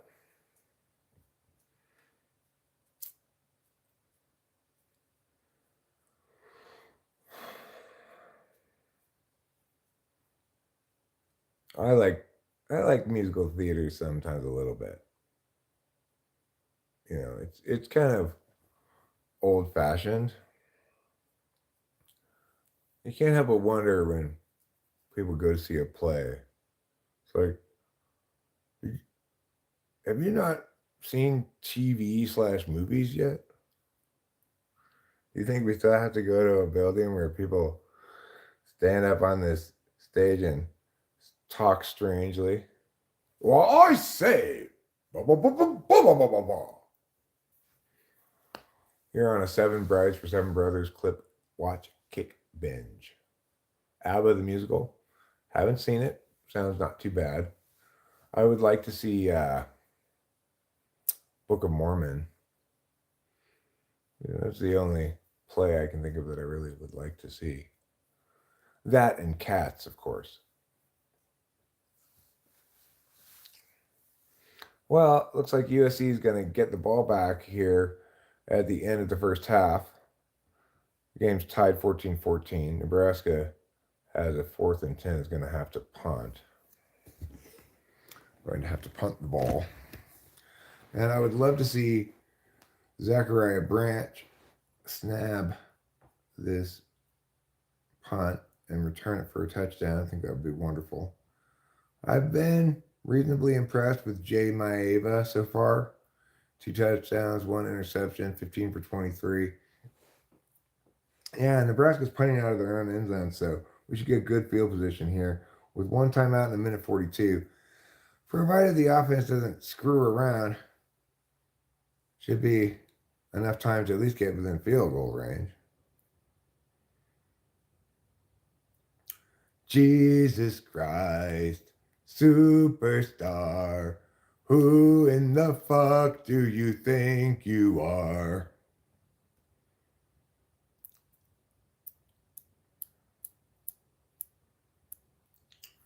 Um, I did see Menopause the musical, as many of you may or may not know.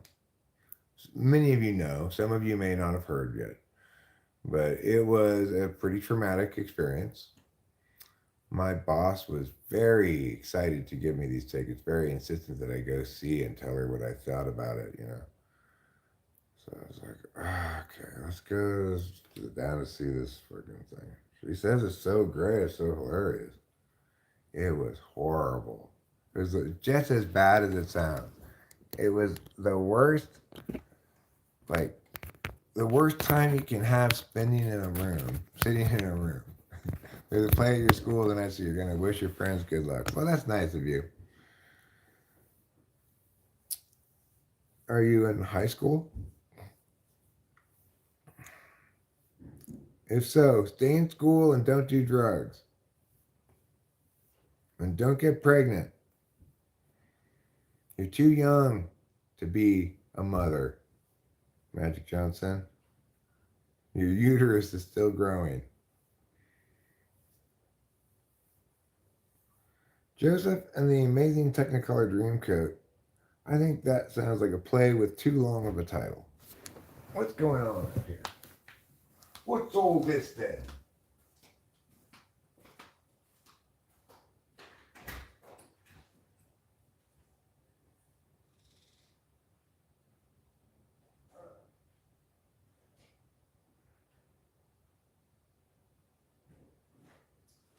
They were just delivering a package.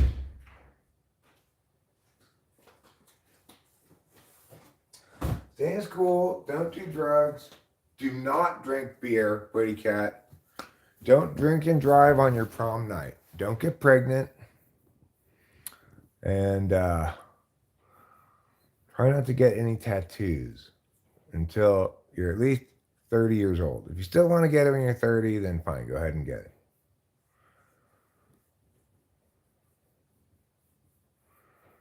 Don't be like JoJo Siwa, off like a prom dress. Well, I'm off like a prom dress. I know, girl. You're supposed to be chaste, not just humping some boy because it's your prom night.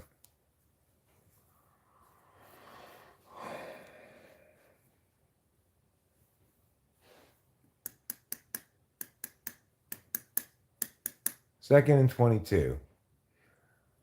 SC thus far has moved back from about the 45-yard line all the way back to their own 20-yard line. Second and 22. Well, now it's third and about 2. Uh-oh, injury. Better get up, dude, or we're going to have to just call a timeout. Just call a timeout. Well, if they're on top, then they might be doing the humping. It just, if the pole is standing still, then it's not really doing the humping. I think it's the motion that determines who's doing the humping. Whoever's doing the moving. Woody Marks, oh, sorry to see you hurt, Woody Marks. You're a fine, fine running back. We all admire your grit.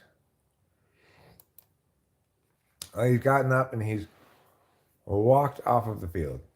Thank you. You are not in the play, by the way.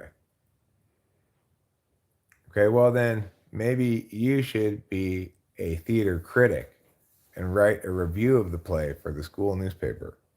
This play was terrible. Everybody who acted in it sucked ass. No, not Woody Woodpecker. All right, let's go. Hike, says the quarterback. He gets handed off, and they do not get the first down. There are no more timeouts left. The clock is running. Did Nebraska take a timeout? Why isn't the clock running? They must have taken a timeout. Yeah, Nebraska took a timeout. Oh, staying off the grid. I cannot get any more oily than I already am. I'm as oiled up as a whaler neck deep in spermaceti. The spermaceti of the sperm whale was used to heat and light the lamps of New England homes. How do you know the quarterback said hike? He could have said go, because he had a little talk bubble above him. Most quarterbacks don't do that. They don't let their talk bubble be visible, but he did. USC is punting from their own 40-yard line. Good decision. And looks like a nice punt. It's away. It's bouncing. They're going to down it at the 1-inch line. Wow. Excellent punt. Excellent job. So even though we didn't do much on offense there, it is possible that we could get a safety here, because they're like on the 1-inch line. Seriously. We could penetrate in the backfield, tackle them in the end zone, get us a safety. We could use those 2 points. So quarterback Dylan Raiola of the Nebraska Cornhuskers has got a tricky first down on his hands coming up.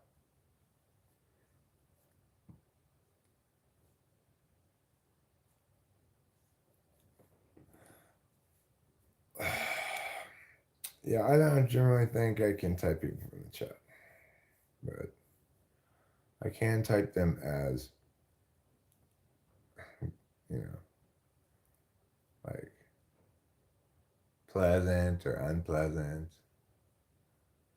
If they've got a thing that they do, like Jason comes in with his blinker stuff and off the grid, comes in with his oiling up. So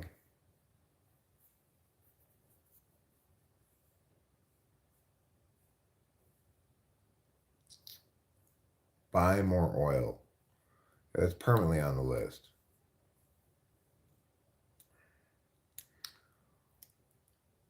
I've been looking into Diddy's baby oil supplier,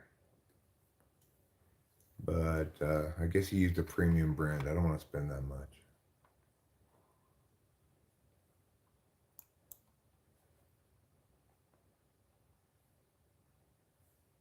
Did you use grid paper in math or writing class in school?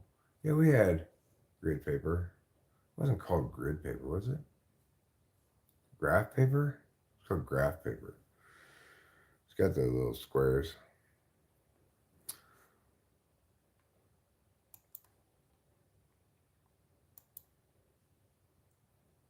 Free my dog.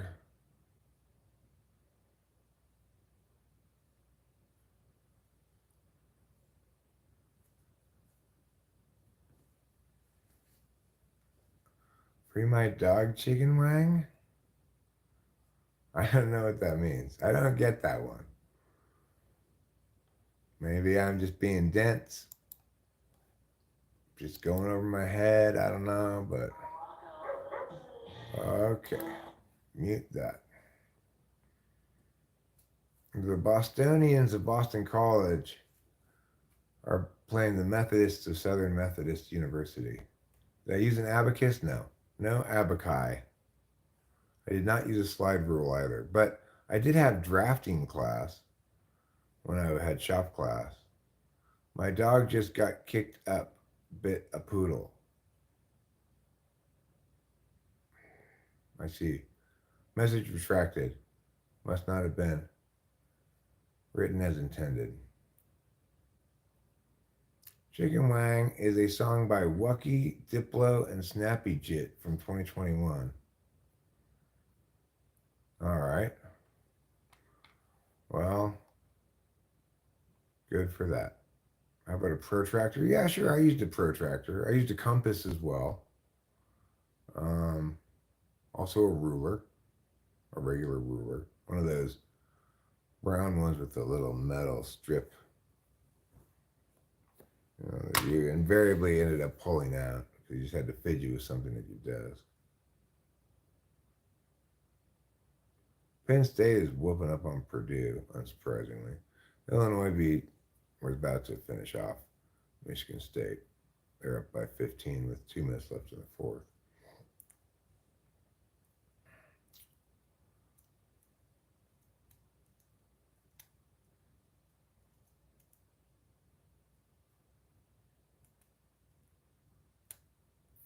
You know what? They never really enforced at any point when I was in school hall passes. Teachers would have them. Can I go to the bathroom? Take the hall pass. It'd be like a big piece of wood with Mrs. Smith on it, and there's one key or something. You didn't need the key to get into the bathroom, obviously, but you just have some like something on it, right? Like a metal ring or something. Um, but nobody ever checked it. Nobody ever checked to see if you had a hall pass. And some teachers they didn't have the big wooden thing. Then if you were to have had a hall pass, you would have had to have um, had one of the little piece of paper ones. Nobody ever checked. Elude.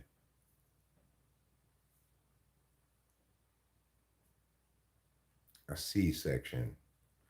Knuckles, how boring. I didn't have a nun. I went to public school. No nuns allowed. And of course, cross your name off the absence list and skip class.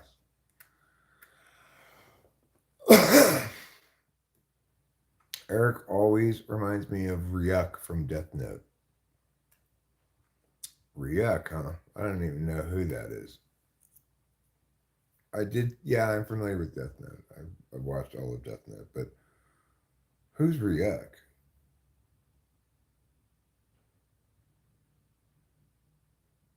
Is he the first main guy? His name was like K or something, right? The Shinigami. Hmm.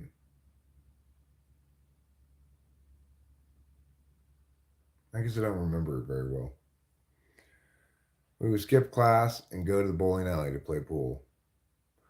Yeah, I used to. I had one year where or at least one semester where I started racking up a bunch of truants because I would just like blow out class. But then I went around and got teachers to sign off on each of them. Be like, remember I was in your class on that day? And I had to work on yeah. I'm just lying, of course. And I go, okay, I guess. They sign off on it. And the secretary was so frustrated when she saw that I got them all signed off on because she knew I was just cutting class. I just like, fuck you, secretary lady. Talk about your basketball experience. I never played organized basketball. I did play a lot of pickup basketball for some stretch of years, uh, and I enjoyed it. It was good exercise. I enjoyed the competition. It was fun, but eventually, for reasons I'm not exactly sure why, I stopped playing.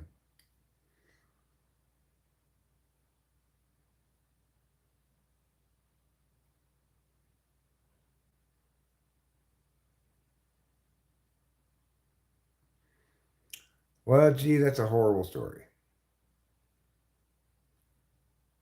Childbirth scared her, like birthing a golf ball through your pee hole for a man. I don't think it's anything remotely equivalent to that. A woman's vagina is designed to stretch out to let a baby out.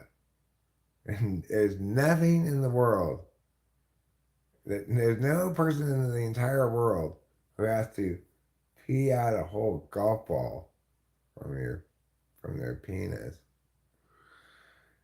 No, they didn't spank me. I got slapped one time by my mom. Oh, SMU. Making it look easy here with the 38-yard touchdown late in the fourth. No, it was only in the third quarter. They just retook the lead from, who are they playing against? Houston? No.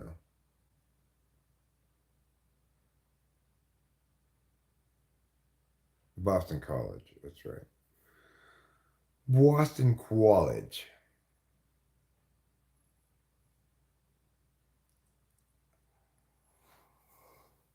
So SMU is number 14 in the country at 8-1, I guess.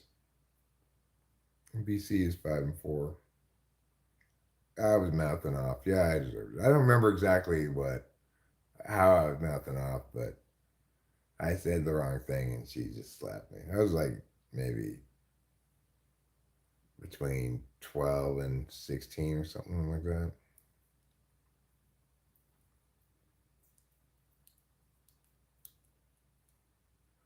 But my punishments as a kid were things like, have to stay in your room for some such time. Or like one time I started a fire in the back in the backyard, like this little playhouse that I had in the back. And I had to write an essay about fire safety. I don't know if I learned anything. Probably not. Cop Rock, I've never seen anything. I've never seen it at all. It's a terrible idea. And accordingly, I made no effort to see it whatsoever. I don't I don't remember. It was in elementary school. I know that it was enough that it burned down this little fort that my dad had built in the backyard. There was an older boy from down the street who was also involved in starting this fire. He was probably leading the charge, I'm guessing. Because I was still at the little school, so it couldn't have been more than first or second grade. Couldn't have been any older than second grade. That was well before the bathroom fire. Yeah. The difference being the bathroom fire was a legit, straight up accident. Um, I thought I had shook out the match, but it was obviously still on fire a little bit. But the burning down of the playhouse, that was like we willfully started a fire in order to burn something down. So that one, I I didn't set the whole bathroom on fire. Uh, I shook out this match and I threw it into the trash can next to the toilet. Uh, you know, I had lit the match to get rid of the poo smell, but I hadn't put it out all the way, and the trash can was full of like paper stuff, and it went up, and there was this big black thing all at the side of the wall of the bathroom. But you know, I was back in the kitchen, and it's like one of either my mom or my dad walked past that bathroom and saw that it was on fire. I was like, "Wow, what's going on?" Yeah, Putty Cat. Well,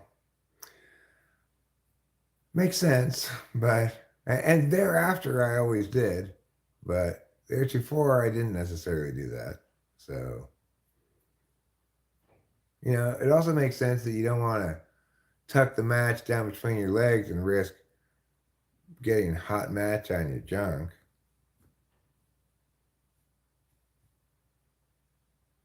The forehead is crazy. Forehead's actually one word with an E in the middle. Um, this is not just forehead. This is regular top of head too.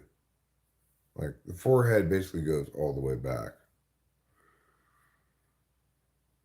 So I guess you're not aware of balding.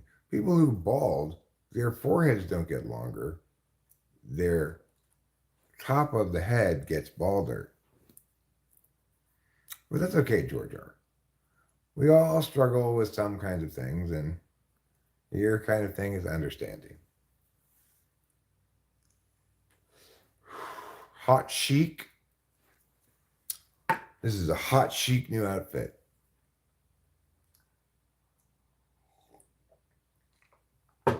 So I'm surprised SMU just kicked the extra point. Oh, no, no. They're up by 7. I thought they were up by 6. Had a little bit of a math failure there for a second. BC intelligently calling some plays here saying, let's just run the ball. We had a lead.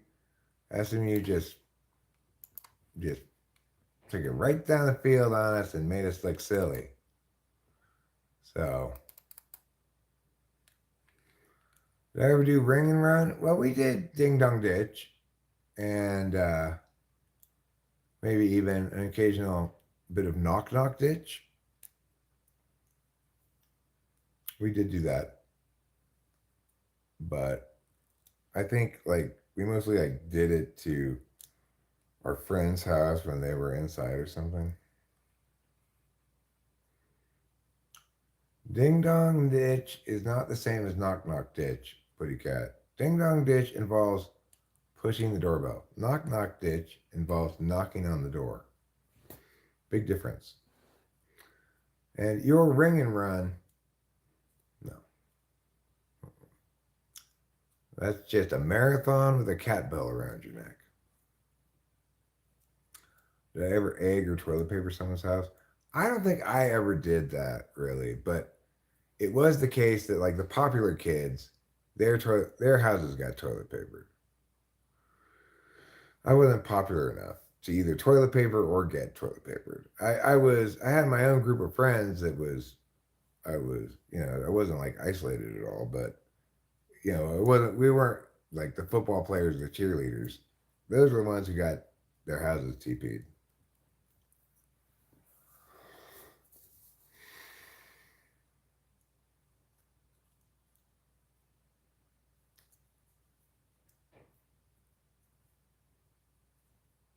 Number 8, Notre Dame against Virginia.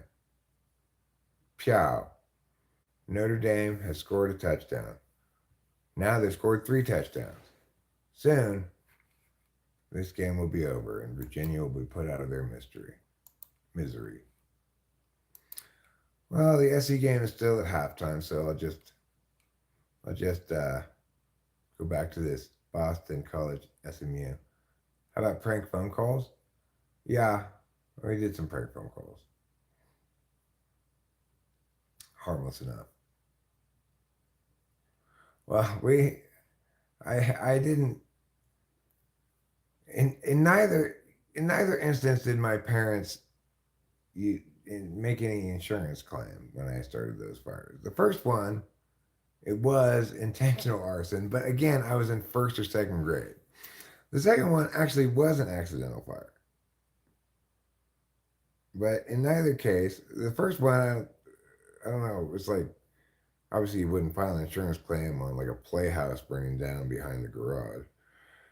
But the second one, I remember my parents saying it wouldn't be worth the increased insurance premiums to pay for the damage.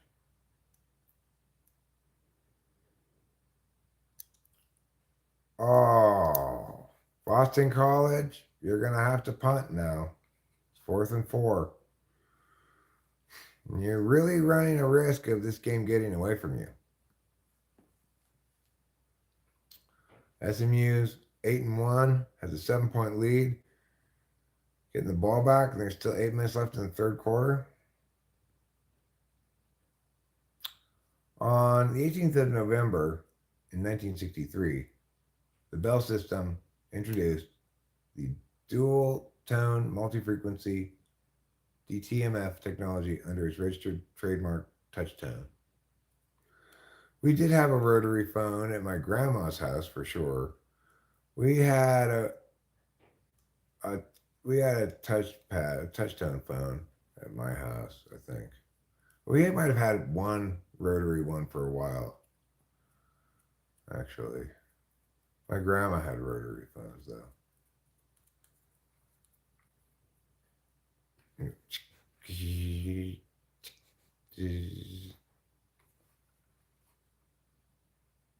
Any advice on how not to fall into materialism?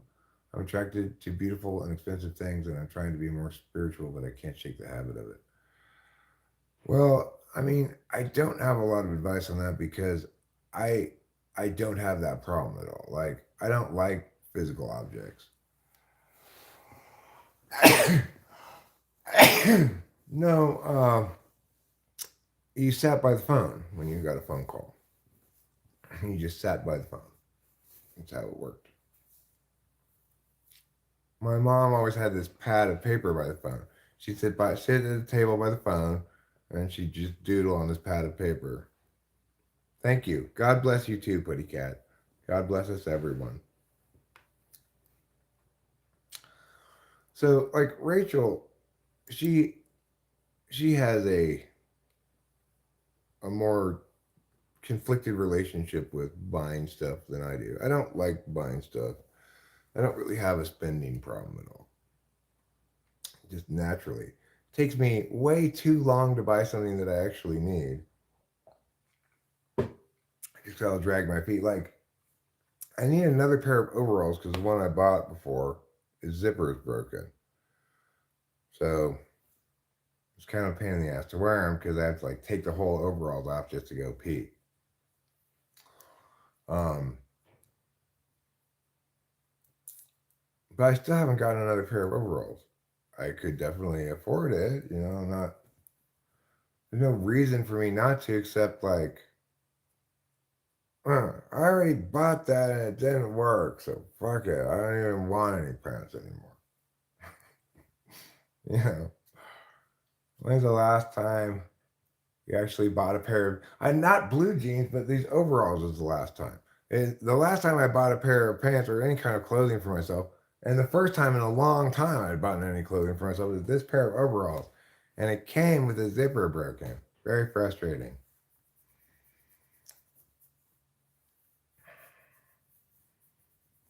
But,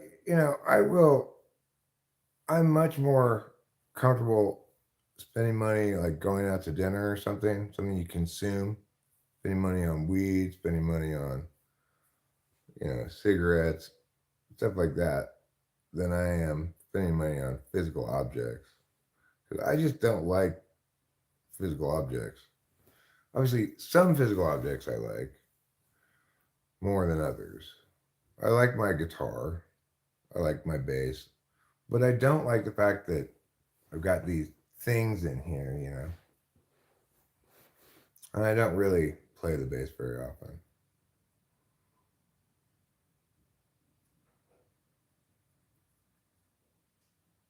Rachel likes to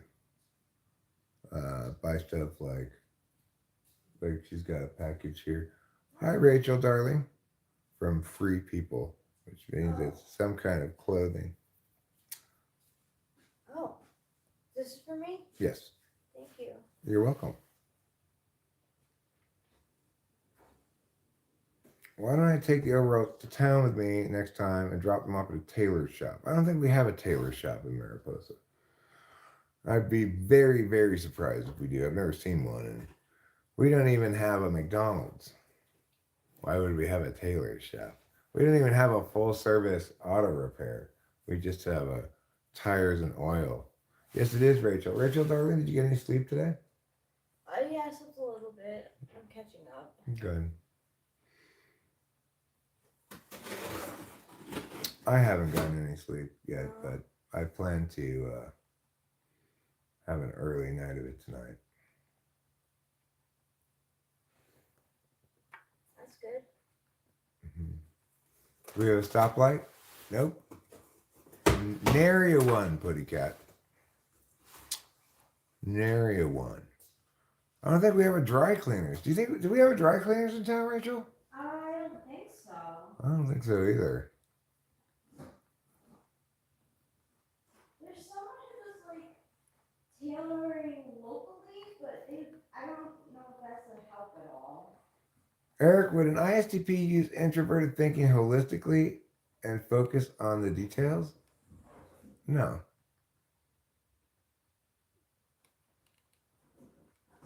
I mean, no, TI is not holistic. It's never holistic. It's always deconstructible, parsable. It's validatable definitively, or it's not definitively, you know?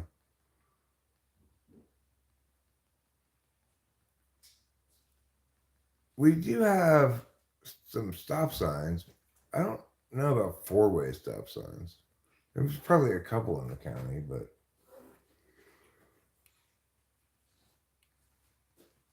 I don't encounter a whole lot of um, stopping. Yeah, TI is about whether something is valid or invalid. It's about statement connectives and or if then, if and only if. It's about soundness to some extent, consistency, a disinterested calculus, which is to say, evaluating things as though one is a referee with no skin in the game. None of those things are holistic at all. They're about what you can establish and defend. There are plenty of holistic truths, but what makes them holistic is that you cannot defend them. That doesn't make them less true. The Beatles are the greatest rock band of all time. True, but indefensible because that claim is using a term greatest that can only be affirmed holistically. It doesn't, you can't, there's no single adequate definition. You can't address that question definitionally. And if you try to, then you're missing the point. TI is definitional. Hi, Salim Al-Kathiri. Salim Al-Kathiri. Hello. What's up, homie? What's up? Well, many things are up. Many, many things. I'm watching some football. I mean, actually, right at the moment, I'm just waiting for halftime to be over.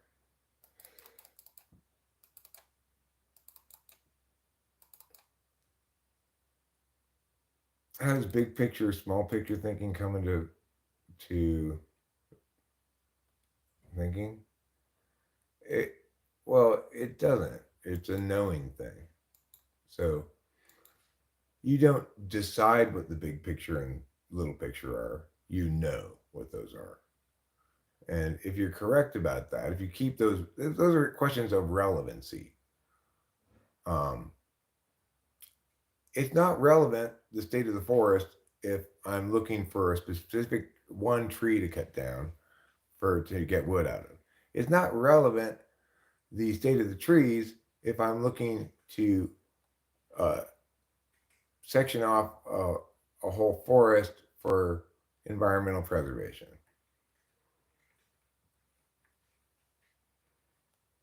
So the thing is, understanding the frame in which you're evaluating a question is a job of intuition, a job of determining relevance. So accordingly, if you're attending to questions of big picture, little picture, you're not attending by introverted thinking or introverted feeling. Those are deliberation functions, not knowledge functions. Hi, Marcus Aurelius. Good night, Salim Al Katheri. The ceiling's up. I think the Bronx is up and the Bowery's down. If I remember correctly.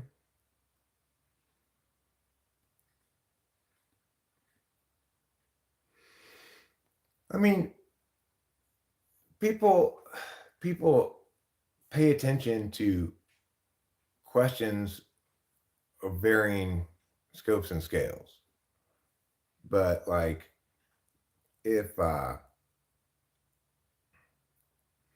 if you're somebody like me who's addressing top level frame questions of meaning, consciousness, etc., philosophy stuff, well, then if you might be interested in it, you might have good intuition and or knowledge about it. Um, if you're not top up top TI, but you're not going to be correct about it unless you're both extrovertedly intuitive and introverted thinking, because only in those two, it doesn't have to be in that order. It could be TI and E. Regardless, in those configurations, you've got both the grasping of relevance at a strong enough level and the parsing for correctness at a strong enough level that you're perfectly suited for those kinds of questions. And contrast, like chemistry, that kind of stuff where you have to understand how, you put this into this, and it creates this, and then it reduces down to this, and all these like chemical reactions and stuff like that. That is an entirely different kind of question. Is there a bowling alley in Mariposa? No.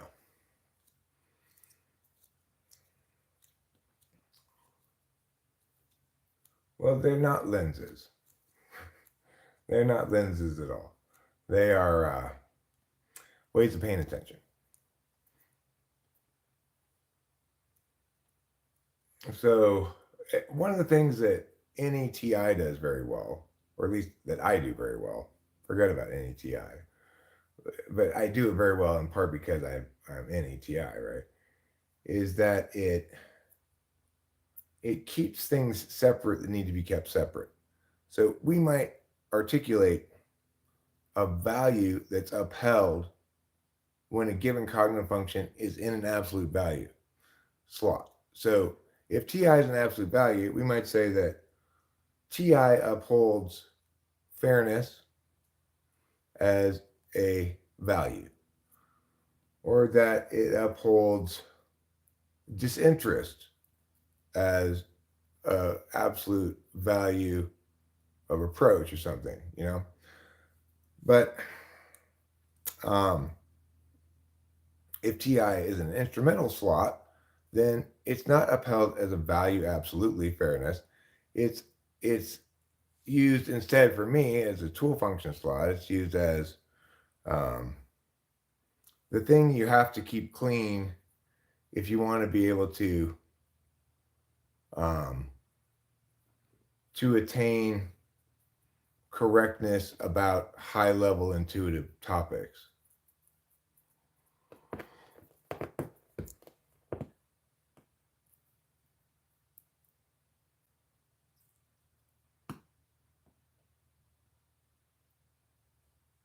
Well,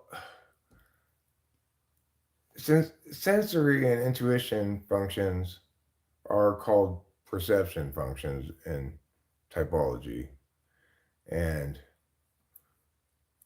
the T's and F's are called judging functions in typology, but it's only really correct to call TI and FI judging functions, because those are actually ways of making judgments.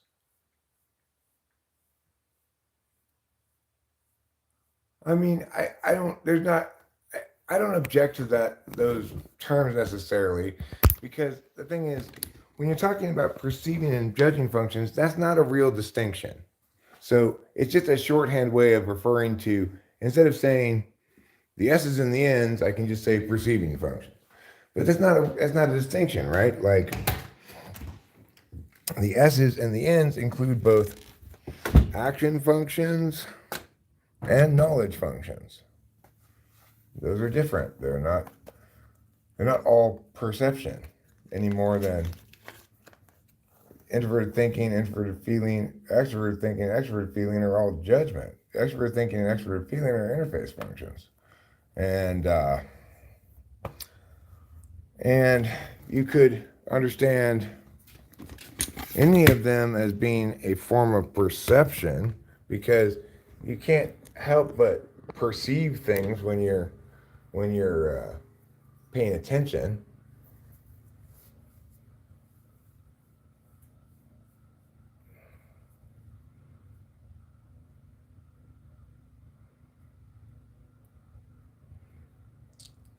So it's like the thing is, yeah, we can shorthand T's and F's are we'll call them judging functions.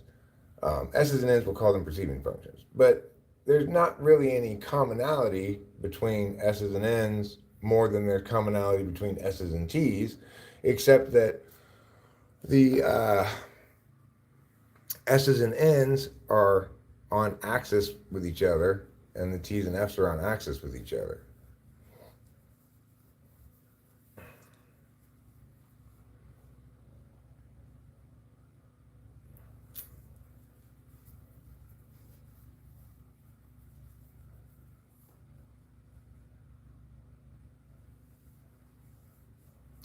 Right. So a priori justification for something might be like this is invalid.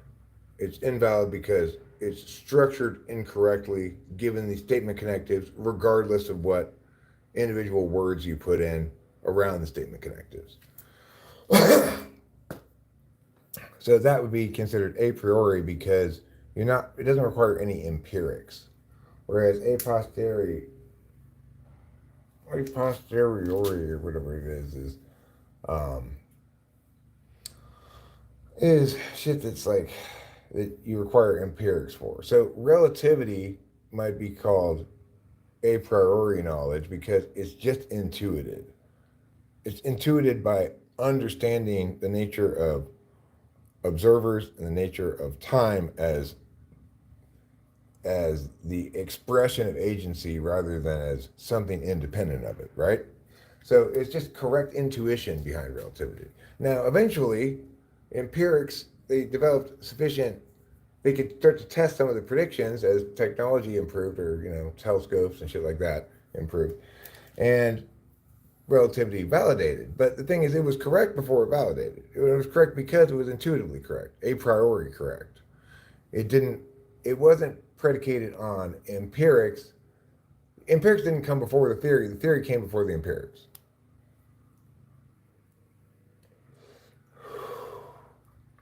The other night, I made myself a cocktail with whiskey, vermouth, bitters, and Adderall. I call it an Upper Manhattan.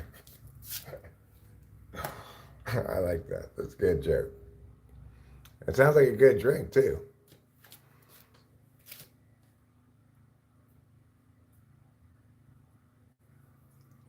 So the thing is, and that's where people get really confused. Like someone will say, "Well, pi exists in the universe independent of people in some way." Because what they're pointing out is that all circles of any size still have the same formula to determine circumference from radius.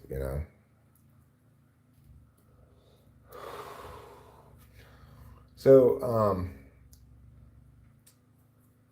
but what they don't get is that we found an artificial form called a perfect circle that, we've described this form and the qualities that it has because we have imperfect circles that are close enough in the world, etc. It is the case that we found a useful trick to shorthand information from to shortcut a way to get from information we do have to information we don't have consistently. It will universally be correct in every instance, provided the circle is approximately a circle, more of a circle than, more obviously a circle than an oblong or whatever.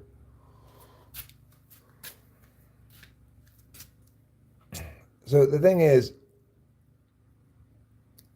there's no need for a priorism in moral epistemology. And this is one of the things that philosophers haven't caught up with Eric yet. And the reason they haven't is because cognitive function is kind of a necessary prerequisite to really understanding all of this stuff.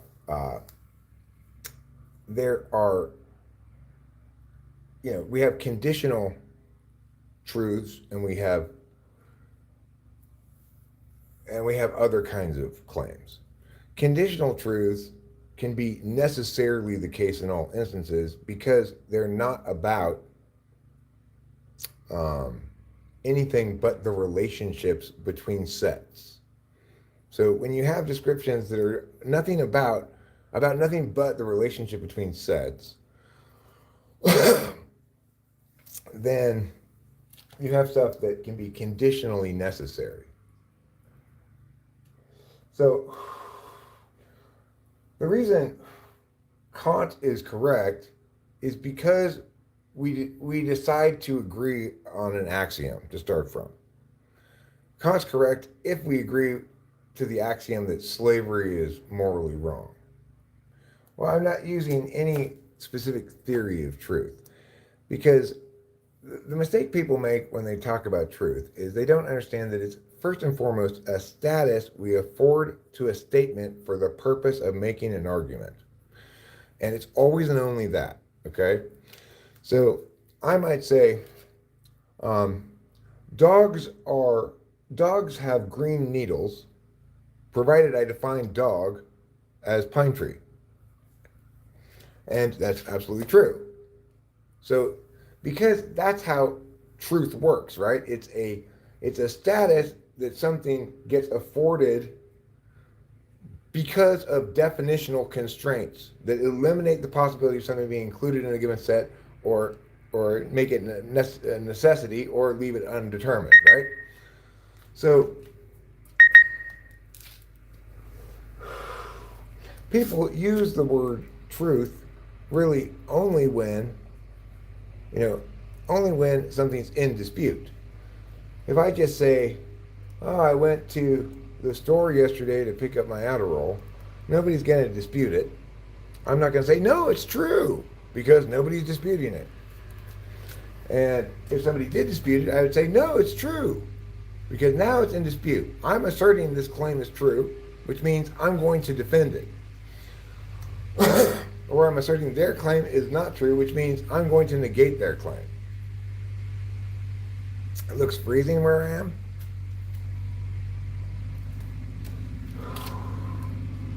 So remember that truth is always and only ever used in establishing claims or negating claims for the purpose of making an argument, which is always and only ever done for the purpose of attaining agreement.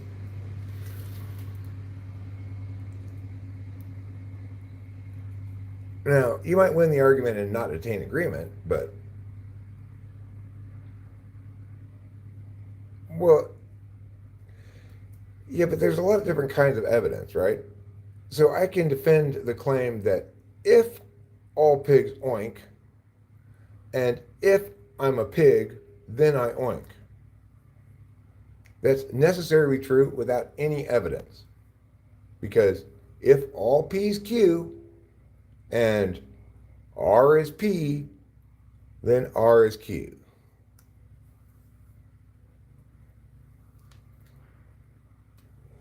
So that kind of claim, conditional claim, does not require evidence. It just requires structural validity. But other kinds of claims require other kinds of proof. So, for example, if you and I are arguing about a given public policy matter, and I'm saying that the framework is the value I'm upholding is autonomy, and the value criterion is respecting rights. And you're saying, the value you're upholding is prosperity, and the value criterion is um, closing the wealth gap. Well, then we'll probably both win under our own frameworks. In other words, if in fact we should take a utilitarian framework approach towards this policy question, and if in fact the goal of closing the wage or closing a wealth gap is a worthwhile goal, then indeed we should do your plan. Conversely, if instead we should prioritize the rights calculus at least first, and if in fact I can show that the methodology of which you're attempting to close the wealth gap is rights violating, then we should not do your plan, provided I win the prefer my framework argument. Because we both have different frameworks, we can both win under our own framework, and then the debate comes down to which framework ought we prefer. In that example, we ought prefer my framework because the question of legitimacy comes before the question of efficacy. And if my claim is that the thing you're planning to do or proposing that we do is illegitimate, that it violates rights, then we ought not do it because you could always come up with a plan that attains the same results without violating rights. And we should hold you to that expectation. So in that instance, I should win the argument, provided your plan does violate rights, because the question of rights comes before the question of efficacy. So those kind of things are things that don't have to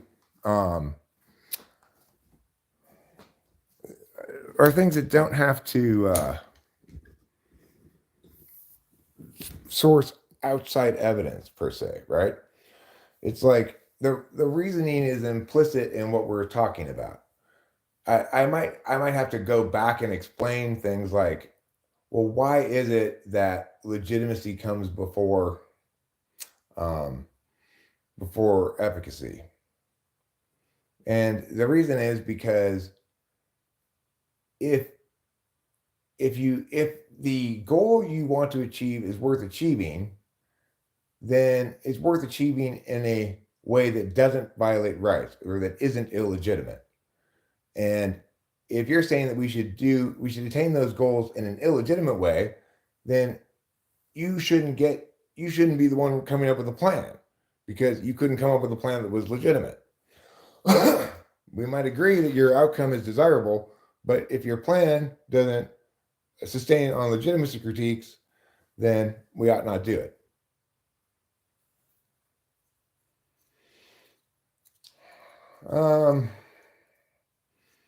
I mean, those kind of things don't ever do well because, for instance, Mom, people don't want to be taught about things like this.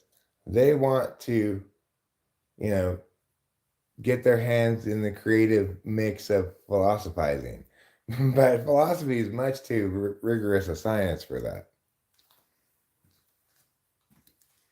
So the people who are even interested in it at all, they don't want to learn anything from me. They want to be telling other people what's wrong with their reasoning. And,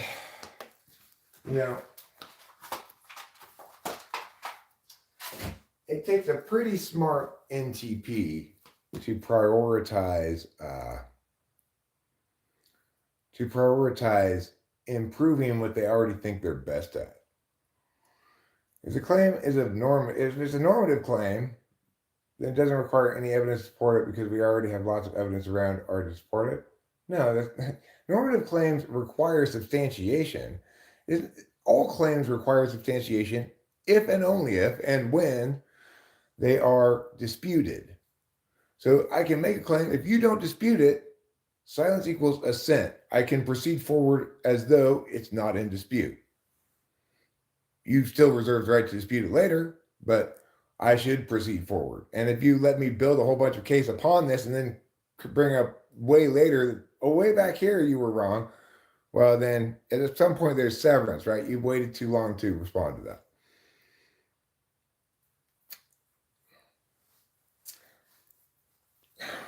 Yeah, but what's incredibly rare is a willingness to learn.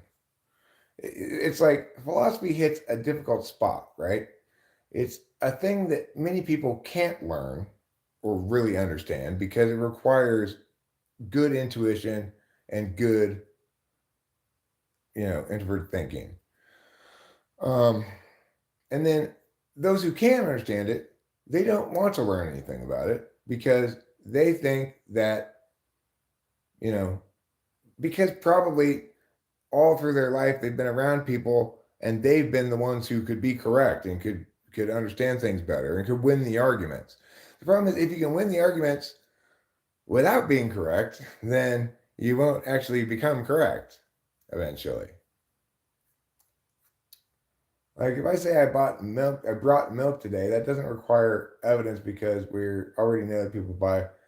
Well, that's not why it doesn't require evidence. It's because it doesn't require evidence because I have no reason to dispute it because I have no interests that are threatened by whether or not that statement is true. So, if in fact it is critically important to determine the truth of that statement because something important is writing on it, um, like Joe has some weird disease where he has to drink milk, but he was stuck at home, and you were responsible to bring the milk home, and now he's dead from lack of drinking milk. Whether or not you actually brought it home today is hugely important question at that point. So then at that point, you're going to need to provide some evidence to see who's accountable for this fuck up, right? And that's the thing to remember about truth and evidence and substantiation. We only substantiate claims when someone disputes them.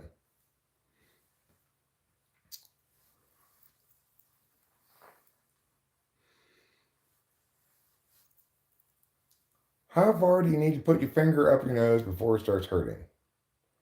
Uh, 18 inches. Granted, my finger's not 18 inches long, but that's why I guess it never hurts. If there is a hole, there is a goal, is the only philosophy I know.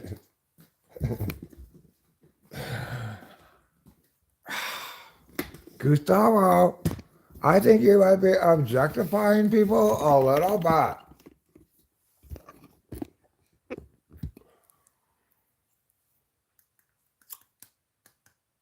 Some idiot was shouting outside my window last night, vodka, whiskey, tequila. And at this point, I got up and went to the window and shouted back, hey, dickhead, I call the shots around here. But okay, well, I mean, Padawan range bender, let's pretend it's your sick grandmother who needs her insulin and can no longer drive. Instead of Joe with his weird milk requirement. I like the sun, but I don't know what sun has to do with it. The sun has to do with that. Oh, it's an astrology thing. It's like where some stars are when the sun is someplace else, or I don't know. You want some Americanized tacos like Taco Bell style tacos? Or the most American tacos of all, Jack in the Box tacos. Jack in the Box tacos are so far removed from tacos that they shouldn't be called such. No, I did not watch that farce last night.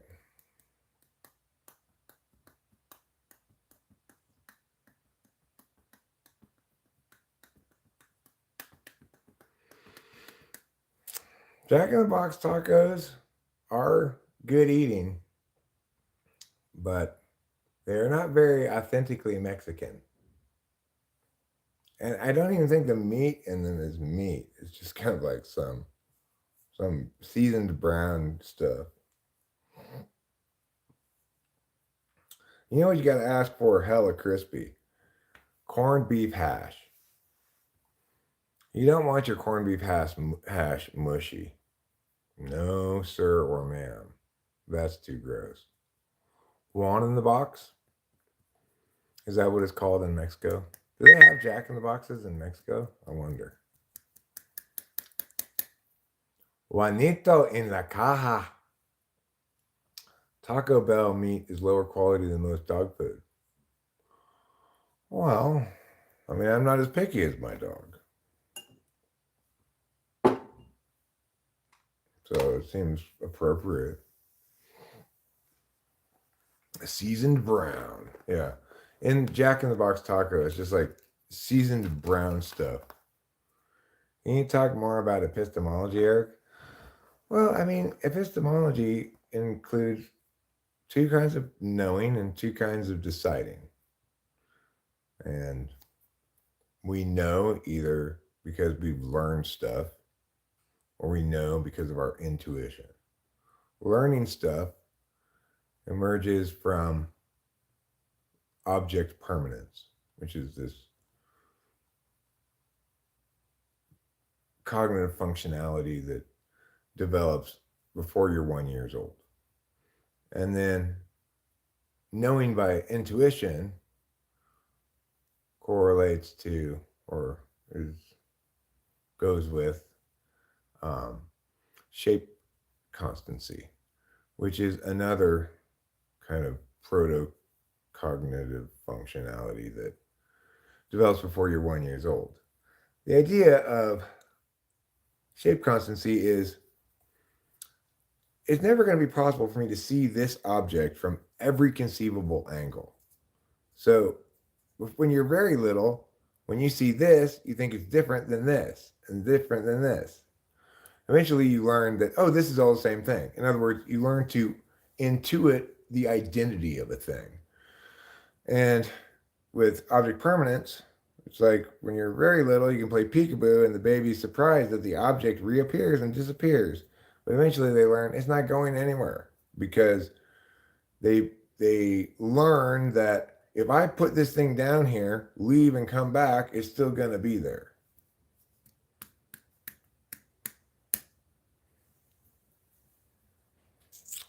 No, Padawan range bender, those are very different things. Diddy studied abstainology. I study epistemology.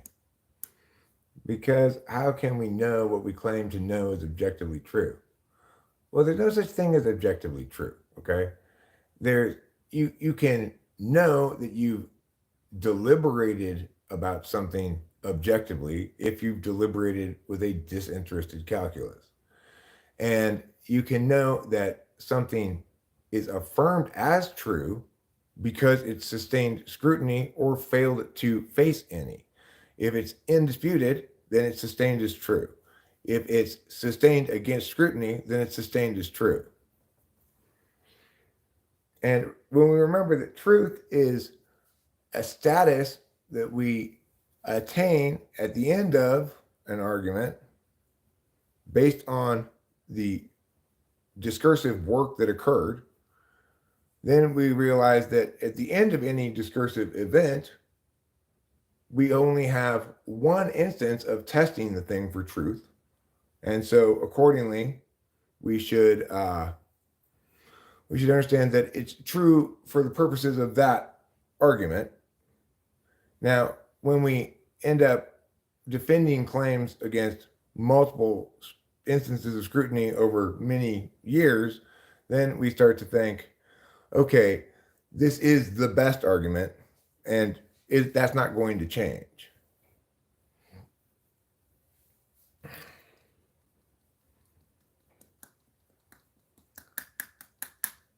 When I was 6, I learned about cigarettes. I saw my grandpa smoking cigarettes like a badass, and once he threw his cigarette butt out, I went to grab a lighter and lit up the roach of a cig. Took a big ass drag and started coughing and threw up. Then my grandpa gave me another one and made me light up. Then he smacked the fuck out of my head, telling me not to do it again. Was I in the right? Well, he definitely was, and he shouldn't have hit you. Truth is hard for me because I ponder there will always be unaccounted for variables. Well, I mean, the idea that something is true, that it must be permanently true. The thing is, we might be able to make that claim about certain kinds of claims, but we're still missing the point. It's, if something's disputed, and I want to win the argument against the person disputing it, I need to defend it again. If I don't want to defend it, then that's fine. I don't have to take up the dispute, but it's not going to be the case that I won the argument. I can't reasonably expect the other person to agree with me. Now, when I win the argument, I can reasonably expect the other person to agree with me, but they won't anyway. So I think it was fake. I think Mike Tyson was basically paid to throw the fight or to not put up much of a fight. Oh God, come on, SC. I cannot believe that. We just fumbled and gave up the ball to Nebraska. We got a 4-point lead with 4 minutes left in the third quarter. Come on, guys. What a squirrely year this has been for USC football.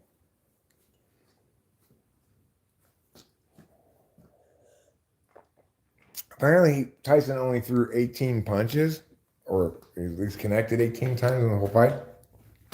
I mean, I have got to be in worse shape than Mike Tyson. I'm pretty sure Mike Tyson doesn't smoke both cigarettes and bong rips all the time.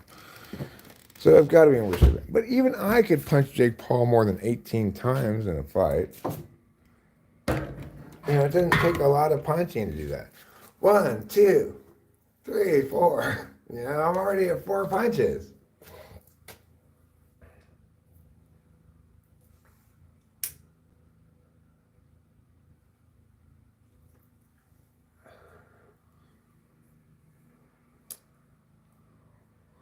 If the number you were calling had like more than 1-0, you were going to be waiting a while. Mike was just faded through the whole fight. I agree Mike Tyson should have kicked Jake Paul's ass. Mike Tyson got paid to throw the fight. But Gustavo says Mike was just faded. I mean, like, faded how? Like he was drunk and stoned, like cross-faded? And that's why he wasn't performing well? There's no way he's going to not be able to fight Jake Paul just because he smoked some weed.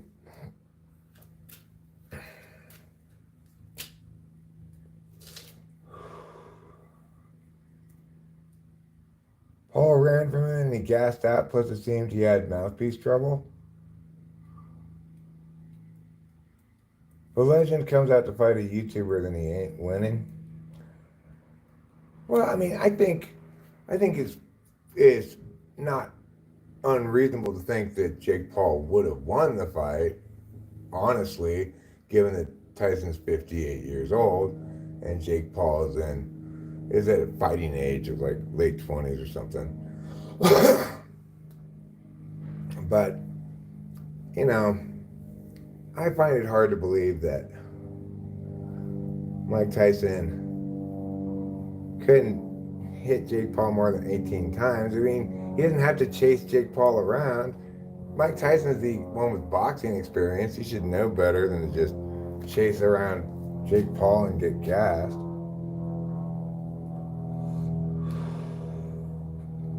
Have you seen Mikey box on shroomies? Do you think Mike Tyson was on shrooms? I mean, no, I've not seen. Not that I know of. Have I seen that?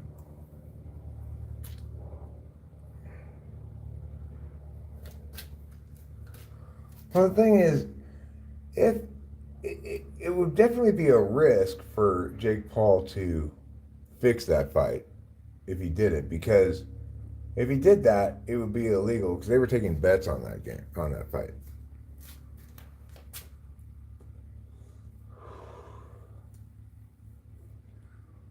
Oh, it was just on Netflix, huh? You didn't have to buy it. Or did you have to buy it or no?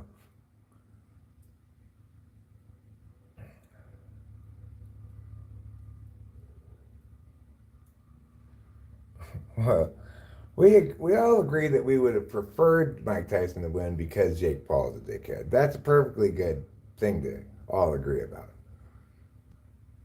You could watch it on Troyden's stream. Oh, well, I mean, I saw it on YouTube this morning. The fight was up on YouTube, but I had no interest in watching it. For some reason, I thought it was pay-per-view. So if I had known it wasn't pay-per-view, I probably would have just watched it on Netflix. Yes, Georgia's playing Tennessee tonight, Winston's mom, but until this USC football game is over, nobody else is playing anything. Because obviously, Georgia Tennessee matters more in the grand scope of things, since neither USC nor Nebraska is going to make the CFP. But this USC game matters more to me because obviously USC is playing, and they're the one team in the world that I care that actually care a lot about. There's no other team, including USC basketball teams, that if they're not having a good season, I'll continue watching it. I'll just be like, okay, this is boring. I'm talking to you, Goblin. I'm telling you about that. I'm talking to Winston's mom, and I'm talking to you.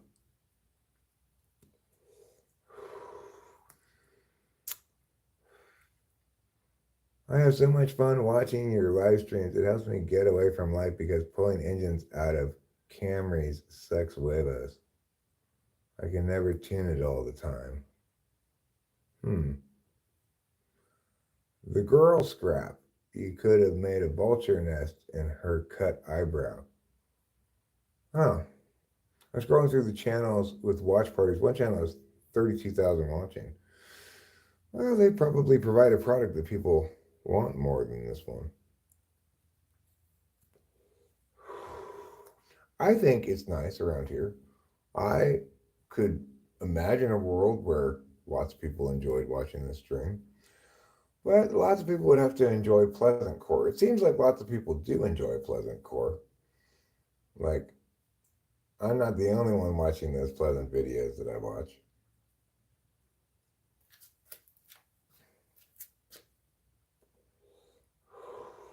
Cats are the coolest pets ever. Can I get a show of hands?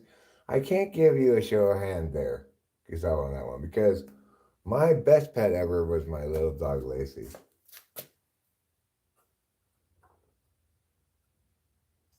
But I sure do love my cats now, and I don't want the added responsibility of a dog. The cats are plenty of responsibility as they are. With this male cat being so, I don't know. I guess he probably has PTSD too or something. Like he used to be able to eat his food by himself without me watching him, but not really so much anymore.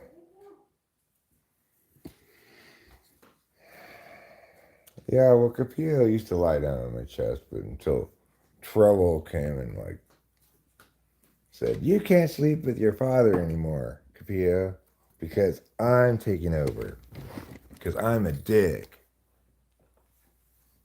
And to this very day, he is still a dick and very needy. Snakes make good pets; they're not very needy. If a hat is as under the tree for me, it would probably be a beanie, even though I would prefer a full brim hat or a cap. Even better if the hat had the magical power of invisibility. Cats beat dogs because they are just more funny in general. Do I sometimes listen to ASMR? No. If you went for the world bungee jump daily streak record, you would get millions of followers, Eric. I don't know how, I have no desire to do that. I don't like getting jostled. Bungee jumping sounds like a high jostle activity. I watch Pleasant Core like Noel Phillips traveling on planes or Trek Trendy going on a very fancy cruise or like Isaac Punts reviewing the weekend's excellent punts from football. you know, it's it's very pleasant. It's mild, like Top Running Productions. Okay, that's fine. That kind of jostling is fine. That's marital jostling. That's a special category of jostling that gets an exemption from my general anti-jostling position.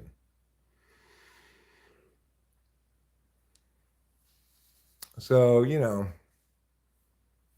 I'm all for doing things as long as they don't require a lot of motion.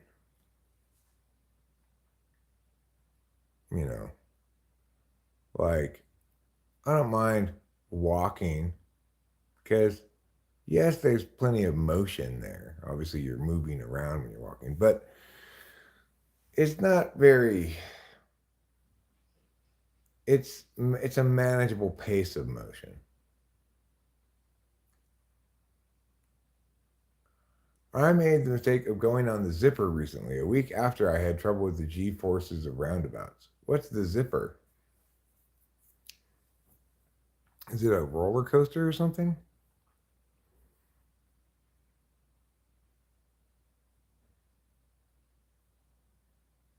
Like, especially after I started taking this, since I started taking this Wellbutrin, it's very important for me if we're going to drive anywhere that a schedule is such that we drive back home when it's still light out. Because when it's dark out, these windy roads, I start feeling car sick.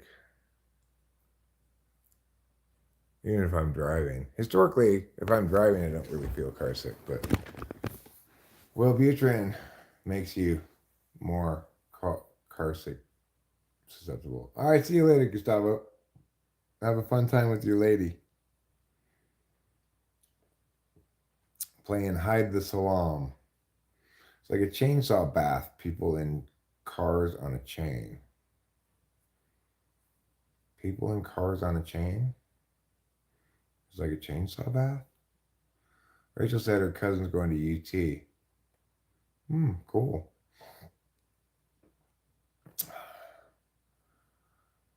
Oh, that's not a problem with his mom.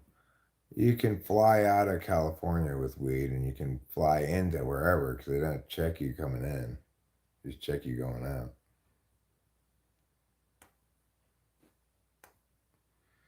So USC has the ball, a 1 point lead. It is 2nd and 7. Fourth quarter, just started the fourth quarter, and a big first down as Zachariah Branch picks up, I don't know, 35 or something yards. Uh, Not chewing salvia. I've smoked salvia. Oh, not that many, 20 yards, maybe. Um, and salvia is not a fun drug. Nobody reports enjoying salvia. It's not a fun psychedelic at all. Zipper is like a chainsaw, spinning people in cars on a chain drive loop. That sounds like insta puke to me. Instant puke, give me your hand, darling. Can you feel my love name? Yeah. Google the zipper. I will take you on it. I don't want to go on it. Yes, I've chewed tobacco. I'm not currently chewing any tobacco. I haven't in a long time. I've heard that chewing it's a great experience, but smoking the extract is too intense. Well, I bought some tea bags full of this stuff called Blue Lotus yesterday, which is supposedly like uh, help you go to sleep, like one of those legal high things. So we'll see how that works, if it works. 3rd and 8 now. 7 seconds on the play clock. 3, 2. Ball is hiked in time. Nice running play right up the gut. Picks up 7 yards or so. Yeah, well, yeah. If I could drink whiskey, if I could drink alcohol, then I would obviously prefer that, but I can't do that. I had alcohol first.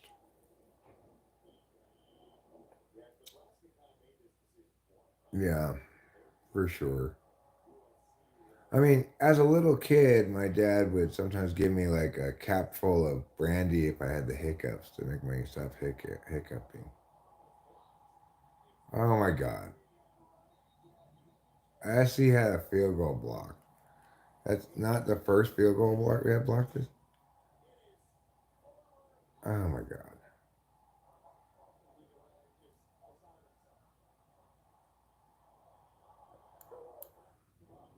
Um, Jeremiah Fix, INFJs do not want to be as expressive as they like without judgment. They expect to have to constrain their expression in order to manage other people's judgment.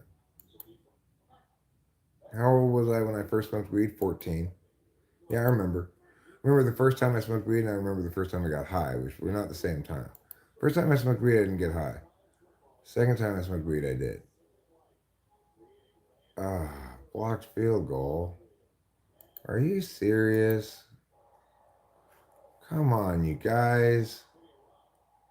What are you doing? Now you're just going to let Nebraska run down the field or what? Can we play some defense here? Oh.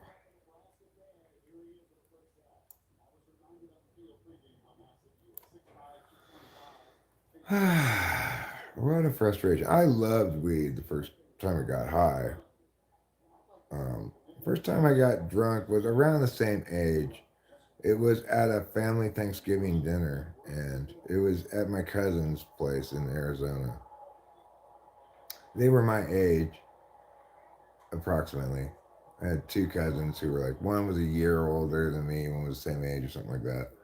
And they let their, um,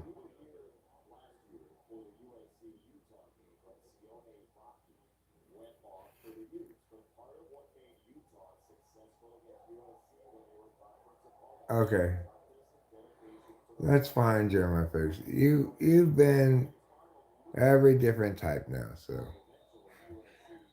hey, you be whatever type you want to be. I don't care.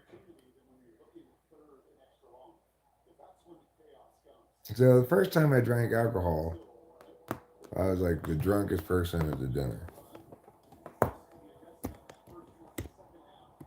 The first time I got drunk, I should say. Not the first time I had alcohol.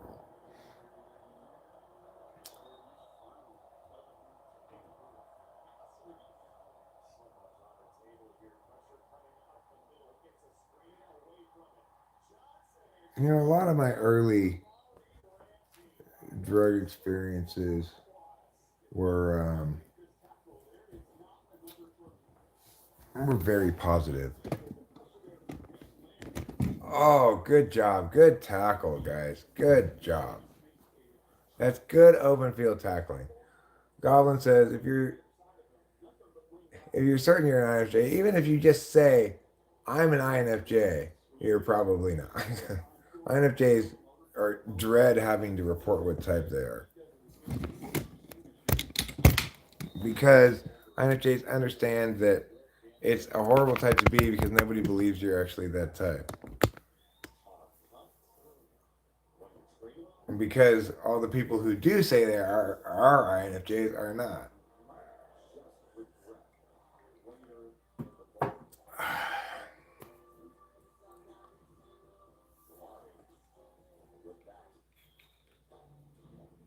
Um, I don't know. I don't care. Jeremiah Fix can be as INFJ as he wants to be. You're the rarest type, Jeremiah Fix. The world's rarest type. The highly sensitive intuitive.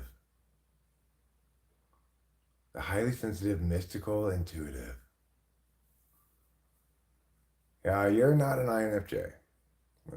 It's not the case that all non-INFJs declare themselves as such. Just that the types who are most likely to declare themselves as such are least likely to be INFJs.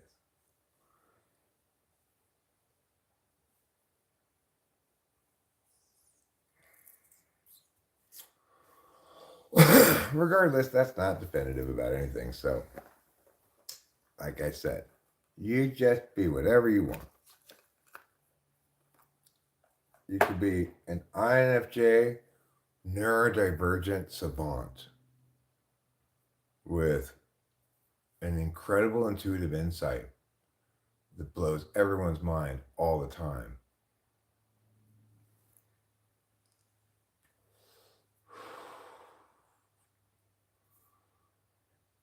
Who was the first president you voted for?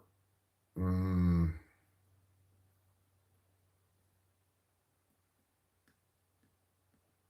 I guess it would be 92. Who was running in 92?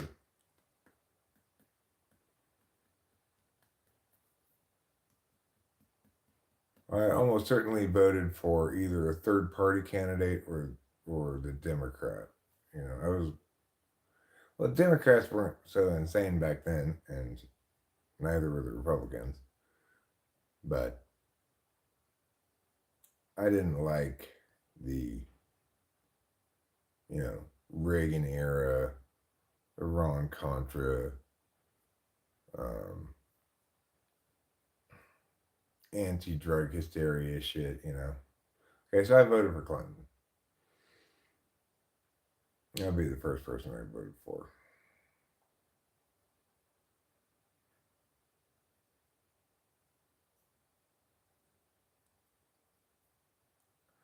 IFPs, they can be happy too.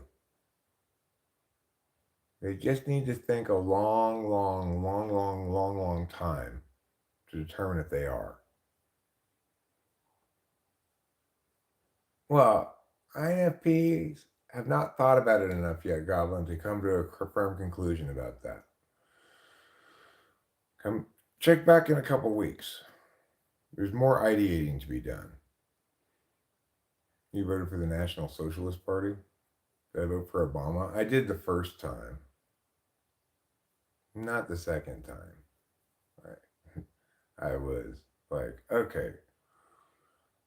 It's like you went all in on all the things I didn't like about you and just completely failed to follow through on all the things I did like about you.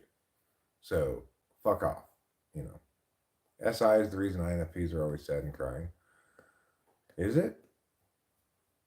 I don't think INFPs are always sad and crying. It depends on your life, right? FI is not painful if you don't have a lot of painful shit going on around you. You encounter a lot of suffering. Please tell me the difference between FI front stack and FI back stack. FI front stack naturally has some fluency in putting themselves in other people's shoes, whereas that just seems so foreign to me. Like, well, imagine how you'd feel if you were in their circumstance, Eric. It's something I never say to myself. And even when I'm very knowledgeable about cognitive functions, it still never even occurs to me, even while I'm consciously aware that I'd like to validate on my polar a little bit more. So that's the nature of a blind spot, right? Is it like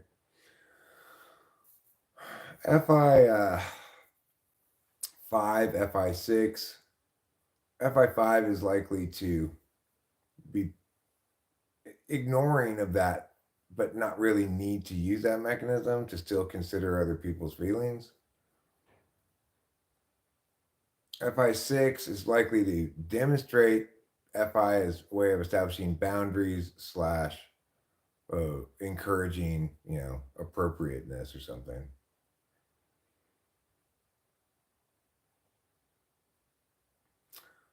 When I tie in our precious with FI, how does this play out for your type?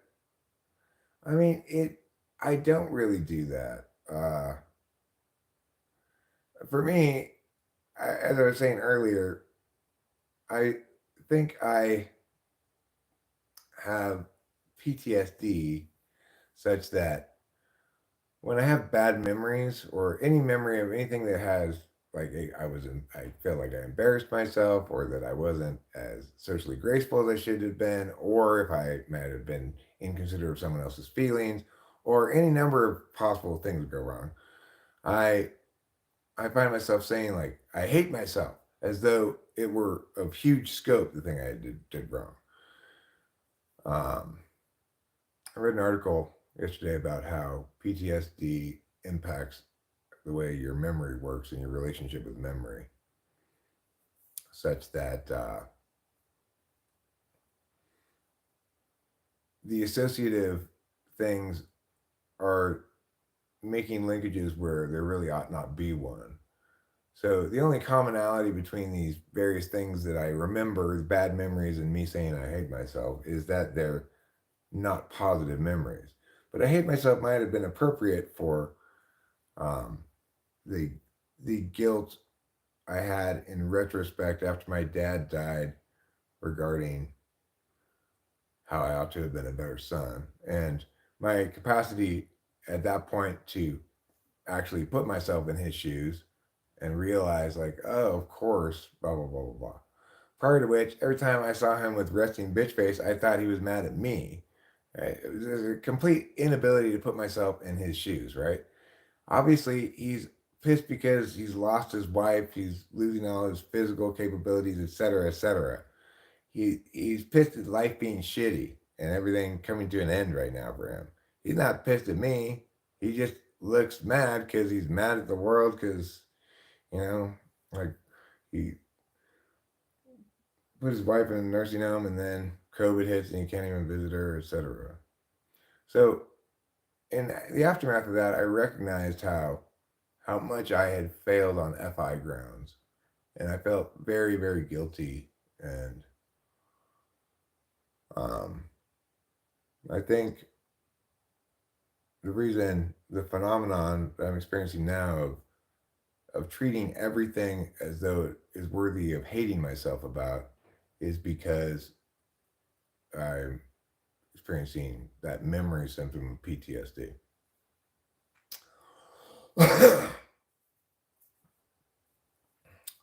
um,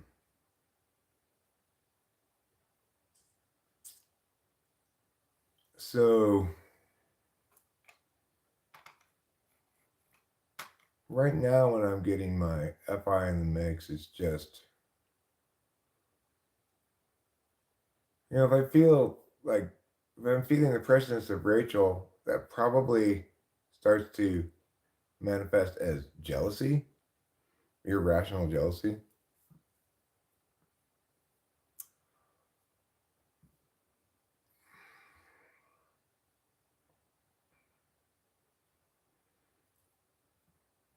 And if I had a good understanding of what was really precious to me, then I'd be doing more creative stuff than, um, well, obviously the Affordable Care Act was an absolute clusterfuck of a disaster. But, you know, he went all in on the, like, let's tax people more and hope he changes spend and tax and spend shit.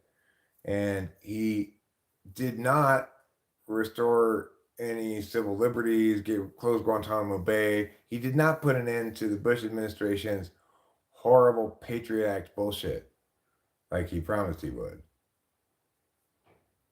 So obviously, I didn't vote for him the second time.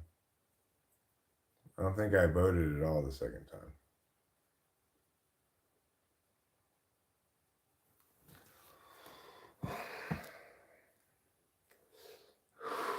Is FI expressed through FE? Well, no. I mean, FI is, we use it to refer to kind of like two distinct things, right? I could feel sad because my dog died. That would be a a way of deliberating about the significance of this event, but it would be experientially deliberating it via your introverted feelings. On the other hand, we can talk about introverted feelings being used as a cognitive function when engaging with other people. In that instance, it's about putting yourselves in their shoes rather than anticipating how your behavior is going to impact them. Hi, Danny Custer.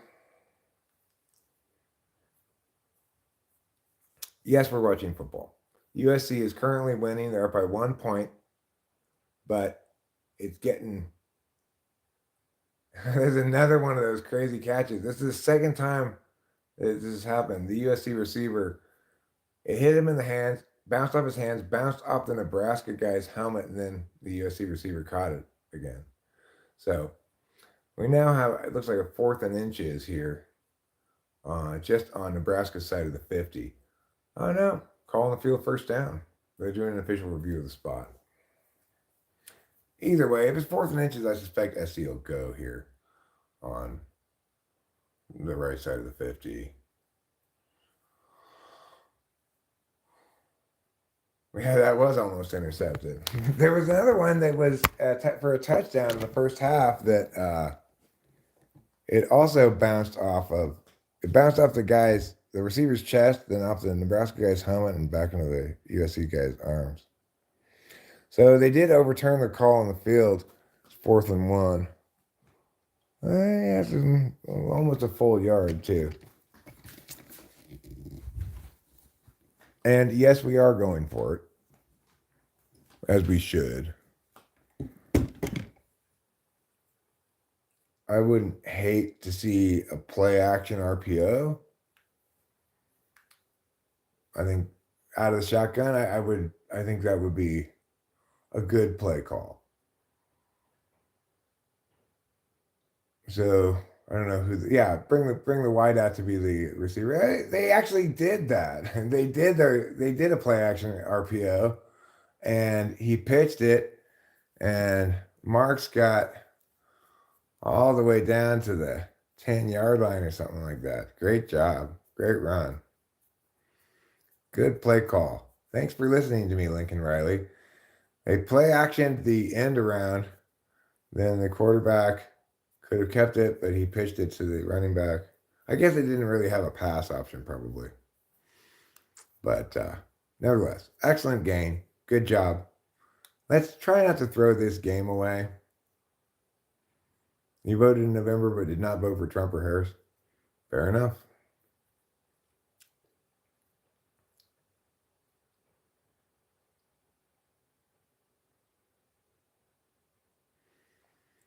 I wrote in Tiffany for president. That's right, because all that's October. 2nd down and 6 now. 2nd and 6. 4th quarter, 4.5 minutes left. SC in the red zone. And up by a point. I'm not going to feel at all comfortable unless SC scores a touchdown and gets the extra point. In which case, then I figure it'll go to overtime because SC loves to collapse at the end of games this year. Although we do have a different quarterback in now, so maybe not. Oh, is that a first down? I think that's about a half a yard short, probably. Bringing up a 3rd and short here. And I do feel like the offense seems a bit more lively with this Maeva guy and a quarterback instead of Miller Moss. Although I think Miller Moss is a more accurate passer and a better passer overall. But I think he may have kind of had the yips after letting 5 4th quarter leads go this season. SC just, the team just feels very snake bit. Bam! First down. There you go, baby. All right, 1st and goal with under 3.5 minutes left in the game. Hope you're having a better day.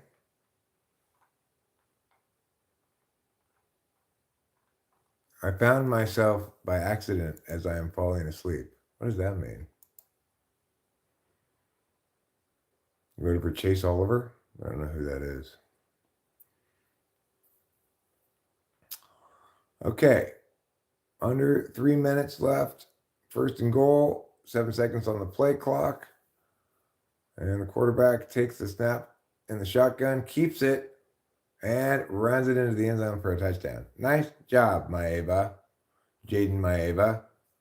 I approve of your play today.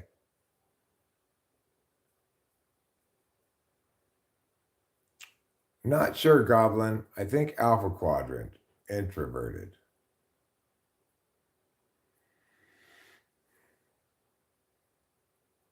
Oh, was he the Libertarian candidate? Well, not a bad choice. Tennessee-Georgia game should be interesting. I agree. I think Georgia's going to win, and Tennessee and Georgia are both going to be fucked. I know Georgia's still number 12, but I just don't see them making the CFP.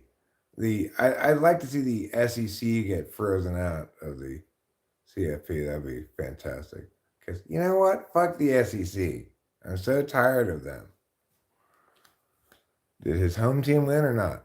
My home team is still playing. We're up by 8 points now, but Nebraska's going to get the ball again here with over 2 minutes left. Plenty of time for them to score. I think we got a couple timeouts left as well. So, well, it's a football game. Yeah, it's 3 hours and 15 minutes at this point. Actually, I see I'm a little behind. Got some time saved up here. All right, now I'm caught up to the actual current moment. Nebraska takes a snap, runs the ball, picks up a good 6 yards. That's more than we want to give up on first down. But they've got a limited amount of clock to work with. Actually, 2:30. They got a 2-minute timeout, plus they've got 2 of their own timeouts. So there's 3 timeouts left. They don't really need to be in too much of a hurry. Yeah, they can be fairly long. Oh, nice tackling. Good job, guys. Good job. Good open field tackling. That's the kind of shit that we just never did well at all last year. Last year's defense could not tackle a little girl and stuck in quicksand. They would have missed that tackle even. It's horrible. But this year's team, the defense tackles well. It's really been the offense that's let us down this year, which is not what you expect from a Lincoln Riley coached team, but people always contributing to the meaningless noise, which inevitable life obligation. Have I ever tried Kung Fu? I live, breathe, and eat. I live, eat, and breathe Kung Fu. All the great Kung Fu masters learned from me. I was responsible for the dragon style, the drunken monkey style, and Shaolin Kung Fu.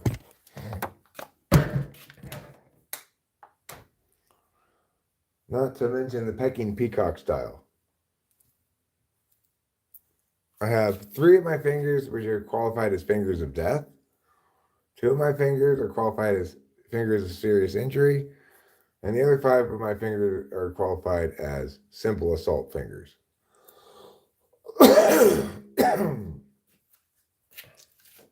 Be like water, go with the flow. Does water really go with the flow? Or does it flow as a way of going?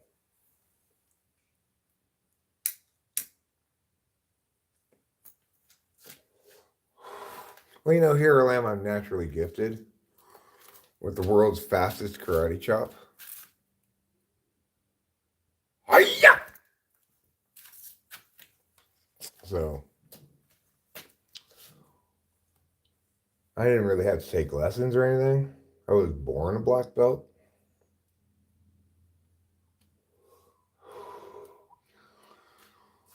I actually killed the doctor in the birthing room with a fist, with a palm strike. Pushed his nose straight up into his brain, killed him. Because I didn't know my own strength. How high can I kick? Well, I could kick high enough to be selected for the Rockettes. Start spreading the news. I'm leaving today. How was I born a black belt? I don't know. I guess my mom gave me karate lessons in the womb. It's my only, or either it's just genetic, just natural talent. After I accidentally killed the birth doctor with a palm strike, I swept the leg of the attending nurse, then split, ran straight out of the hospital, down to Arizona, rented a horse, and jumped over the Grand Canyon.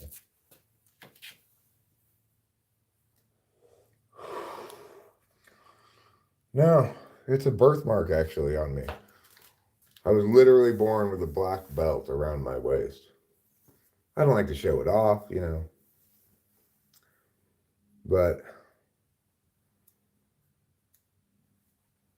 scholars say the ancient Shaolin masters of China combined forces with the ancient karate masters of Japan and together gave birth to me. You think I just made that up? I wouldn't make up something that's like that important. What type of water body am I? I'm an ocean. I'm an ocean of liquid water. I'm the Atlantic Ocean. That's the most important ocean.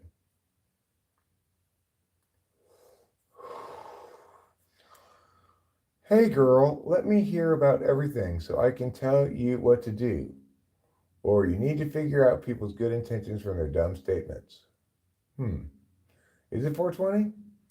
Well, I should probably smoke some bong rips then. Sparkling. I've always said if I were a wine, I'd be a sparkling wine. I wouldn't be champagne because that's just from that special region in France.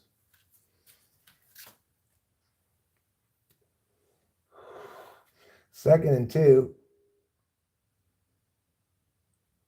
Good defense. Broke up that pass. 46 seconds left. Third and 2. Oh, 420 in binary is 001110010010010011000.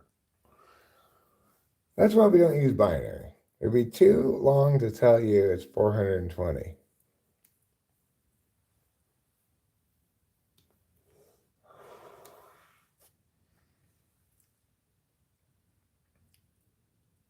So you might say, and then say, well, then Eric, why don't we use hexadecimal? But they would have to even say fewer numbers. And the answer is, I don't know why. Because we do. The truth is, people say we have 10 fingers. We don't. We have 8 fingers. So why don't we do it in base 8 or base 16?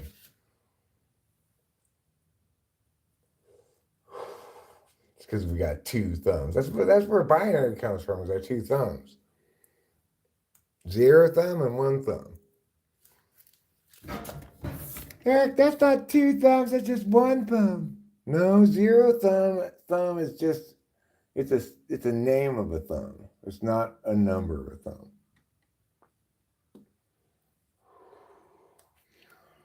I know why we don't use the metric system also, Jonathan Earl. Because that's dumb European shit and we're America. That's why.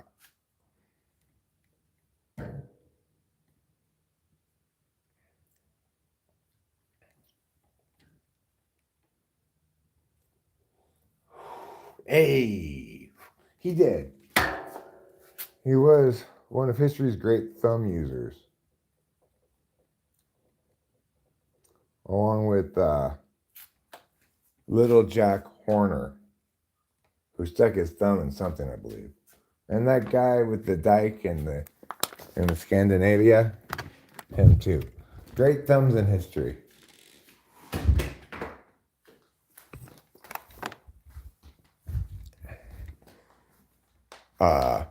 Fonzie, he was on, ooh, that was Danger Town. Nebraska just about scored a touchdown there. They didn't have the magical catch that our receivers have been having. It bounced off of the USC guys and almost bounced into his arm. Happy days, right. Anyway, I was going to say, take care of people. Okay, you take care as well. You sleep the sleep of the angels. Sleep the sleep of an innocent babe. Knowing that you've committed no crimes worth having insomnia about. Oh! Good. 11 seconds left. Third and 10. We've only got 2 downs left. And only about 2 downs worth of time left. And they've got about 40 yards to go. So Hopefully, we can get out of this in regulation.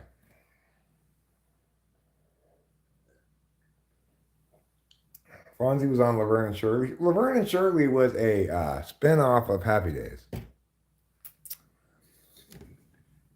MASH was a pretty shitty show. Yeah, it wasn't. It purported to be a comedy. It was actually a dramedy, which is horrible. Dramedies are horrible. Just be a comedy or be a drama already. Well, Nebraska's still not out of it. They just picked up a first down. There's 5 seconds left in the fourth quarter, and Nebraska is they're in the red zone. They're on the 19-yard line. And they're going to have one more shot at the end zone. They could potentially run a short play in 4 seconds, call a timeout, or get out of bounds in 4 seconds and have one more play after that. It'd have to be. I watched your new vid, but I did only understand half of it. Really? I thought it was pretty straightforward. I didn't think it was too TI heavy, really.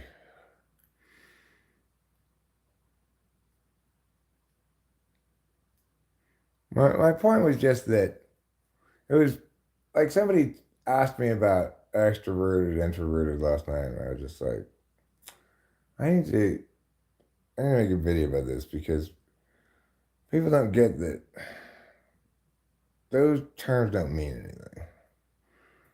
I mean, they distinguish between the two aspects of thinking, right? So that you can have the symmetry, but the idea of extroversion and introversion is like it's outside of you or it's within you, but that's bullshit. That's not how it works. Okay. What happened? False start. False start. That's on Nebraska. Don't even try to call it on us. Don't even try, you officials. People think extrovert means a blabbering, narcissist, super outgoing, talkative person. Yeah. Rachel's either downstairs in the bedroom or upstairs in the bedroom. I'm not sure. The thing is, in this context, I'm pretty talkative. Obviously, what I'm doing here, the activity I'm doing is talking. But what's interesting is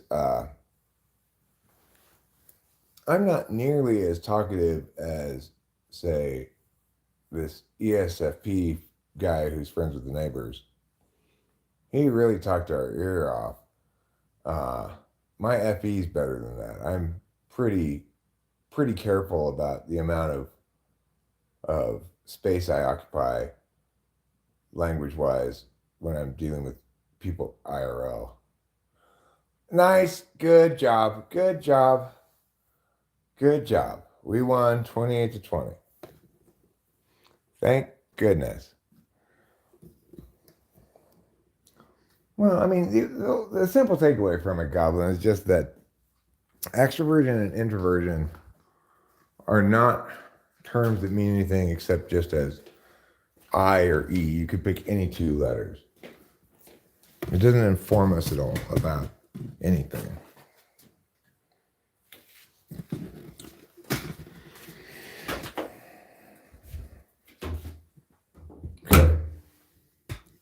Okay. Let's do a little bit of bathroom going.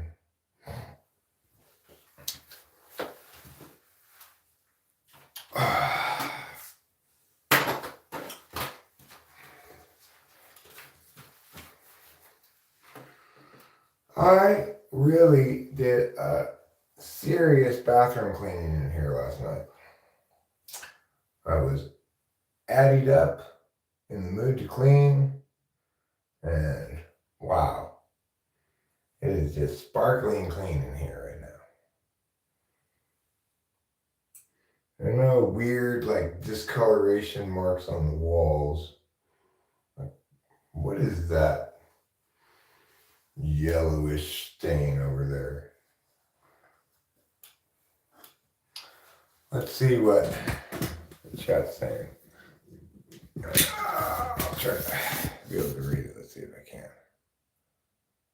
Pass interference? That was not pass interference. The game's over, isn't it? Yeah, I'm planning to leave a dump. Our neighbor knows about everything going on in the neighborhood and can talk for hours.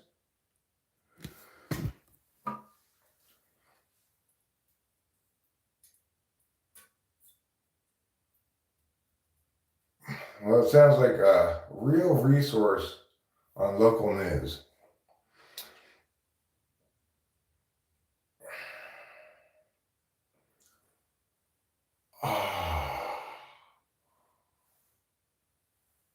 Hmm.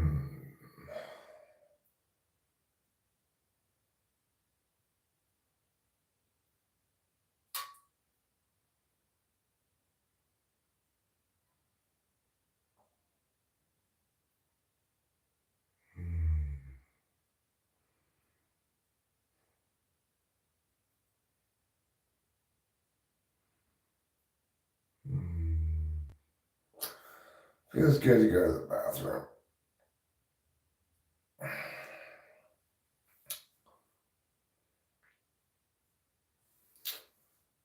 Because don't believe anybody who tells you it's a good idea to retain your urine or your poo.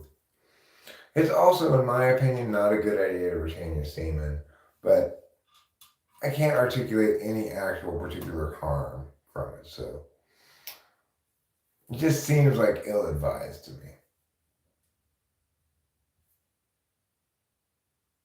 Retain your semen? Why? What are you saving it for? Like, what are you gonna do with it?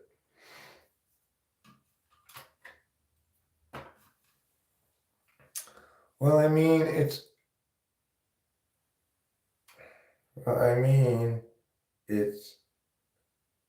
more like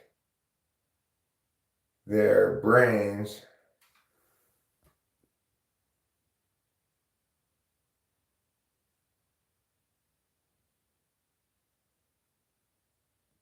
it's more like their brains constantly moving,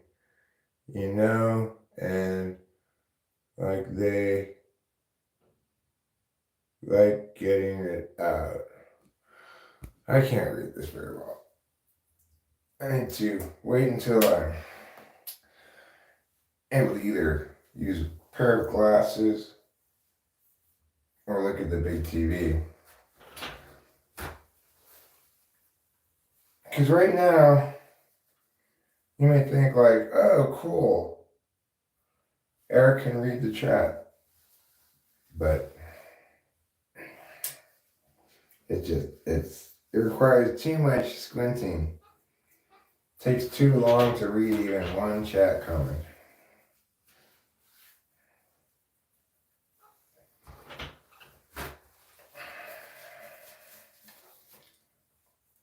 I know I still have more poo in me, but I got out some of my poo.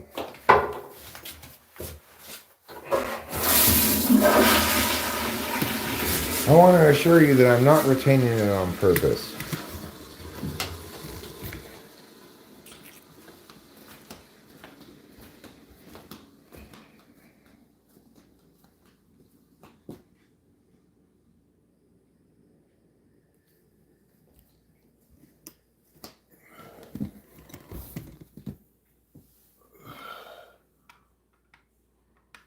Watching other guy fuck his chick, yeah, I cannot imagine ever doing such a thing.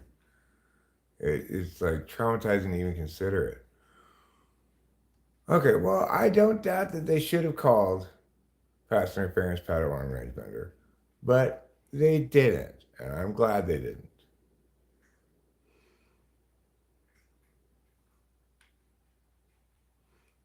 No, my wetware is having issues. I was trying to solder some shit. No, watching another guy fuck your chick is not what porn is, unless it's your chick in the porn, right?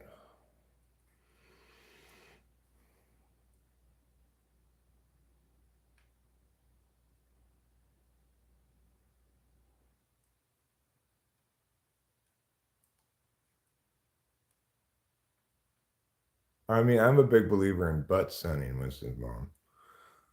Butt sunning is a very correct science theory that says most illnesses that human beings experience are due to a lack of sun particles on their butthole. And, obviously it's very correct. Well, I mean, leaving a dump is only enjoyable when it comes, it's not, you're not having to fight it at all. Like, I've got more poop in me, but it didn't want to just fall right out like it should have. So I have to wait a little while longer, maybe walk around a bit.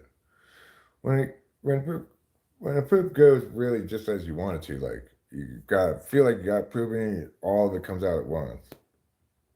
That's pretty satisfying, but and somewhat enjoyable, I guess. But the thing is, if you could bypass that process entirely by just having the poop like teleport out of your intestine into the toilet so you don't have to even ever poop, you'd choose that over being able to poop and enjoy your poops. But you would never choose to not have sex rather than have sex. So accordingly, the correct answer is sex. How is what related? Tanning testicles?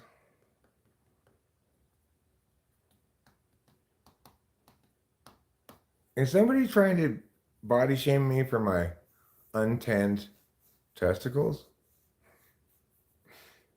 Politics actually is one of the things that's kind of like a libido destroyer.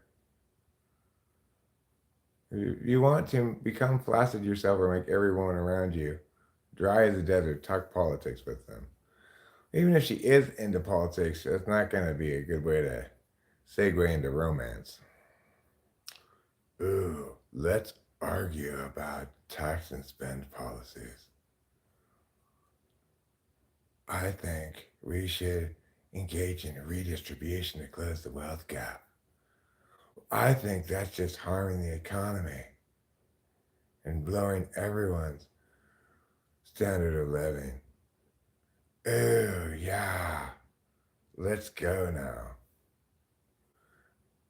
Now, talk to me about zoning. What do you think that property should be zoned for? Residential or light commercial? Oh, yeah. Does using pharmaceuticals add to your stifled bowels? Probably. I think more has to do with the lack of exercise. But, you be the judge. I don't take the kind of drugs that typically are most constipation inducing. Like, I don't take opiate downers, opioids, opiates, those ones. Um,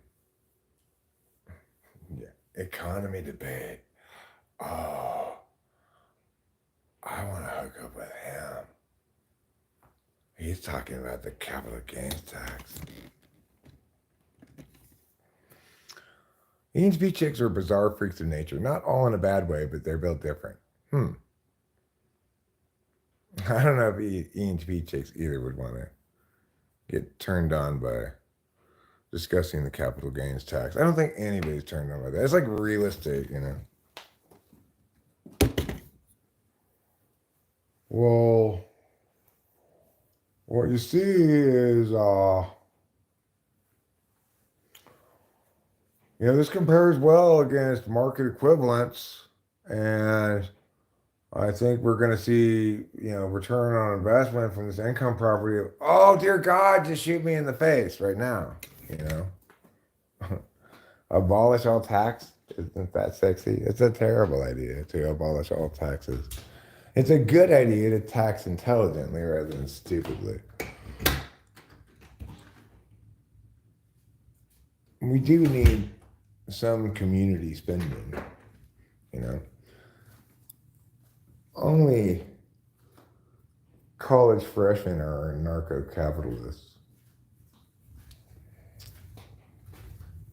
It's like they don't even get the idea that The government is that which has a monopoly on use of force definitionally. You can't sort of, you know, delegate the monopoly of use of force to some other organization without it becoming government.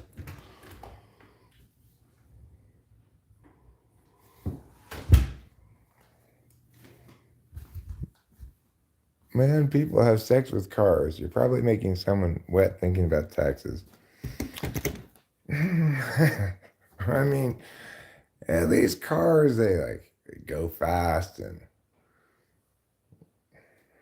I don't know, they're pretty color. You know, changes to deductibles in the fiscal year starting January 2024 or something. Nobody's turned on by that. Even policy wonks aren't.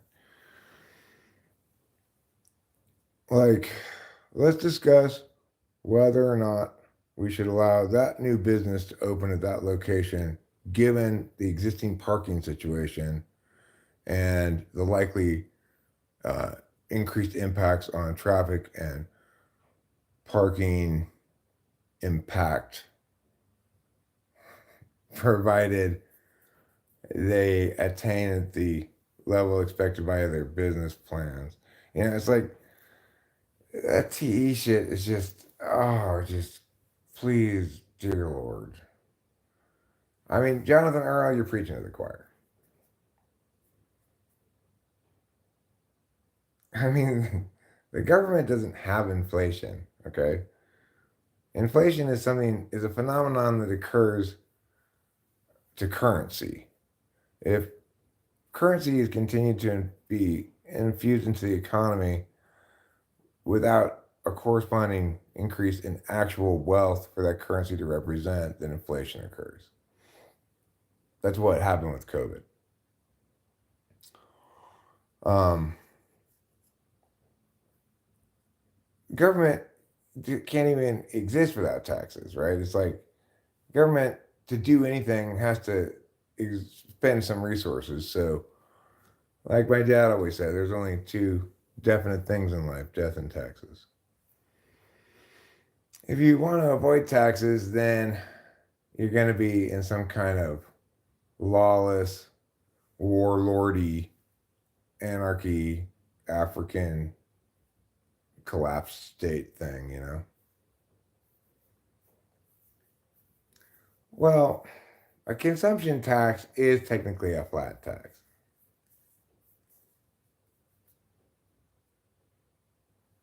Because it's not progressive, right? Under the new tariffs that Mr. Trump will put in place, how do you think that will affect inflation? Tariffs don't necessarily impact inflation. They might make consumer goods more expensive, but not because of inflationary reasons. You know, what happened with COVID was a bunch of regular people, all my fellow citizens in America pretty much, um, freaking out and gorging on alarmist nonsense and forgetting legitimacy questions like people's rights and stuff, which needed to be placed first and foremost. The problem wasn't anything except for the fact that shit tons of individual communities all over the country all independently decided at their local level to shove rule of law right out the window in exchange for hastily scribbled COVID plans that they were going to impose on everybody as though rights didn't matter at all, as though the freedom of assembly had an asterisk next to it that said, unless there's a virus going around. I mean, that's who we have to blame, Jonathan Earl. You have yourself to blame and all your friends and neighbors who all thought it was a good idea to have lockdowns and compel people to wear masks and do all this other stupid ass shit, you know? Yeah, those are the people you have to blame. Regular people like you and me. Even me, you have me to blame because I was right, I knew it, but I didn't go out and put a big banner up over the freeway that said, let it run its course. And there wasn't any prescriptively there wasn't any advocacy that was an actual positive plan going forward, like let it run its course, an actual advocacy of something we should do instead, right? And so I needed to make that clear. Well, we weren't here, but here in Mariposa, it was free too. Mariposa County did not have any lockdowns, and they left it up to each business to decide for themselves what their mask policies were, etc. Because Mariposa County is sane. But and don't forget who else is hugely to blame. Trump, because Trump was correct about the fact that we shouldn't we shouldn't give in to alarmism on this matter, but he fumbled away the opportunity to make a difference by not being able to justify his conclusions with anything better than it's a hunch yet. Well, of course, corporations are going to raise prices as much as they can to profit as much as they can. The protection we have against that is competition of other corporations or other small businesses who want to undercut those overpriced items and thereby sell items more themselves sell more items at a profit rather than no items at no profit because you're charging too much. So the thing is, absolutely, it's the case that where corporations could successfully get away with charging more and providing less, then they're going to do so. And it's also the case that they won't be able to do that if we have other corporations and other business interests and other people actively in the economy competing against those forces, right? What we didn't have was any competition during COVID because of the arbitrary, alarmist, and ill-advised lockdown policies that divided the country into necessary people and unnecessary people. Unnecessary people were expected to get by with no work and no money for years at a time. Necessary people were allowed to continue to work. Unnecessary people lost their livelihoods, their businesses, went homeless because their restaurants got shut down and stuff like that. Necessary people thought that was fine. But what did nobody do that everybody had to do if they wanted to be correct? They didn't address the questions in the order of questions that needed to be addressed. What is legitimate, first and foremost? If everyone was afforded their autonomy in making their own decisions according to their property, so this business could decide to require masks, this business could decide to shut down, this business could decide to do neither. If that had happened, none of these consequences would have been incurred, because then everybody chooses their outcomes and incurs the consequences they choose. It's the only sane way to do things. Decentralization is almost in every single instance preferable to centralization. Unfortunately, COVID's decentralization of policy, the thing is, it occurred without the proper frame of reference, which is to say, you had all these politicians who basically were saying, we need to be as alarmist and restrictive as possible because I don't want to get blamed after the fact for not being restrictive enough. That people who think like that should never be allowed to have any power in public policy matters, because they don't understand how decisions need to be made, what reality is, etc. Like, they're not equipped to do the important work of public policy making because they're not rational. They can't be disinterested if they are concerned about how this is going to play later on. They have to make the right decision regardless of how it's going to play. And of course, if you make the right decision, you are proved correct in the long term, as I have been. 100% about everything regarding COVID. I've been proved 100% correct. And all the people who disagreed with me back then, now they're just biting their tongues dead silent because I've been proven right on every single metric. Absolutely, the lockdowns, the public response to COVID induced vastly more harms than the absence of such a response would have induced.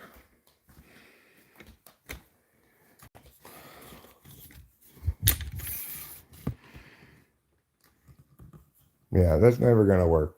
Oh, just getting rid of it, tossing it down the hill. Yeah, I didn't want to just throw it in the trash can because it's organic or whatever, like I don't have a compost pile, so I just threw it down the hill. Yeah, unconstitutional. Right. Hi, William. Yeah, I mean, that's the thing. How is it that the country as a whole didn't seem to notice that, hey, hold on a second, the First Amendment of the Constitution guarantees freedom of assembly? Not conditionally, not unless somebody's catching a cold. You know, it's a right. It's a natural right. And the government cannot infringe on that right except in specific kinds of emergencies. Emergencies, though, are very short lived things. They have to be emerging, neither yet to emerge nor emerged.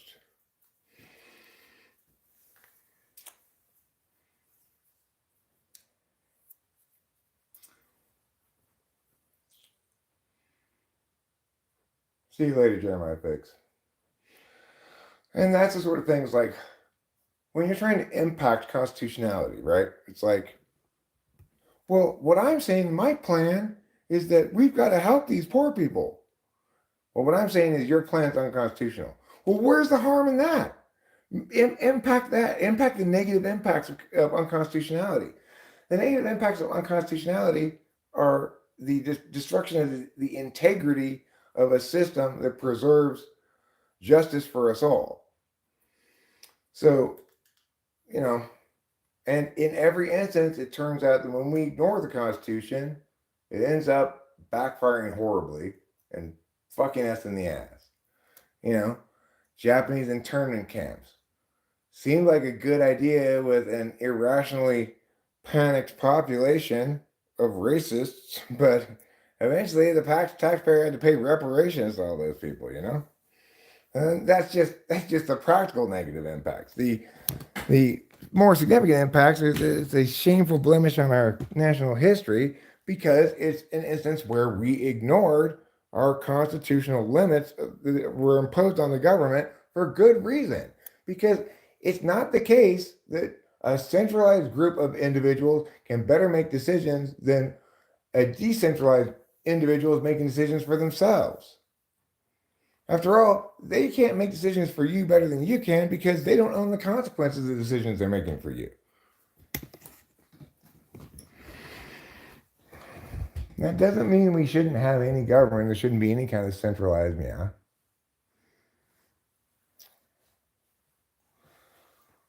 Yeah, well, I've heard about this Project 2025, Project whatever shit before, right?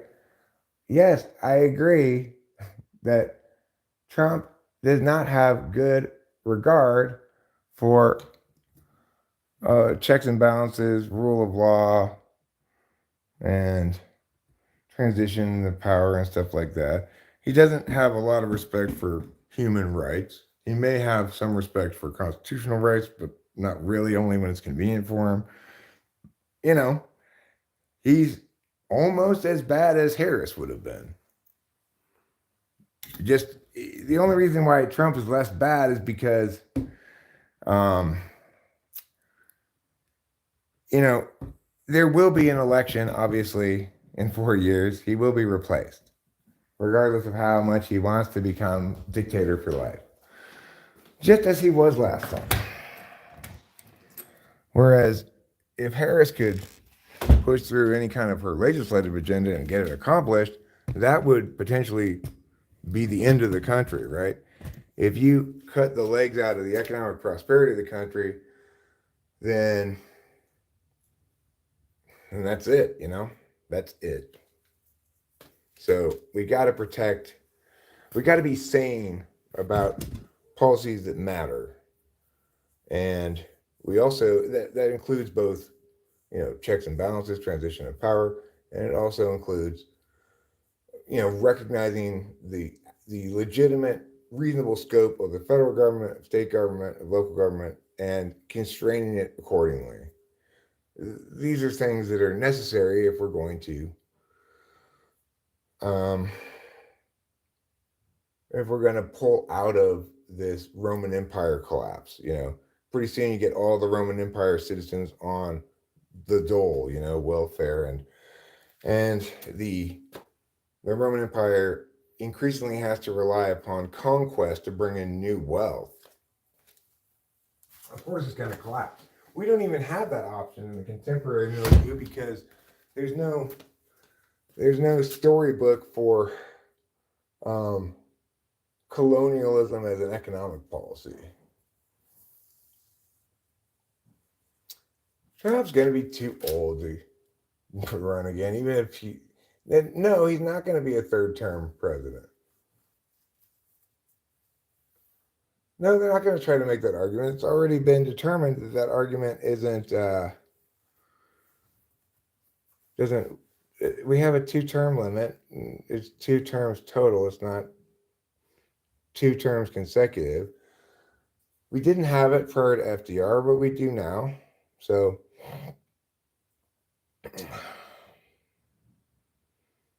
well, Winston's mom,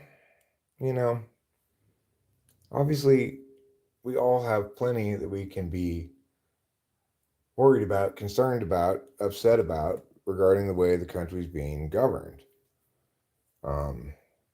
We just kind of have to say,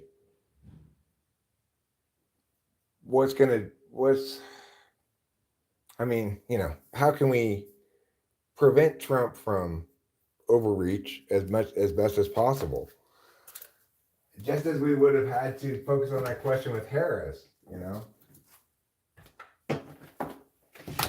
Trump had a pretty good track record in his first term in terms of not doing too much damage expressly himself, right? Like, he tried to do damage to checks on executive power, but was unsuccessful. In contrast, just about everything Kamala Harris would have attempted would have been contrary to the national interest dramatically. So, and we just have to be honest about that. It's like we have to be honest that our taxation triangle is upside down.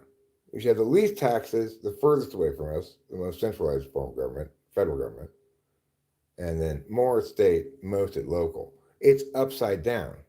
So, that's something that we need to fix, right?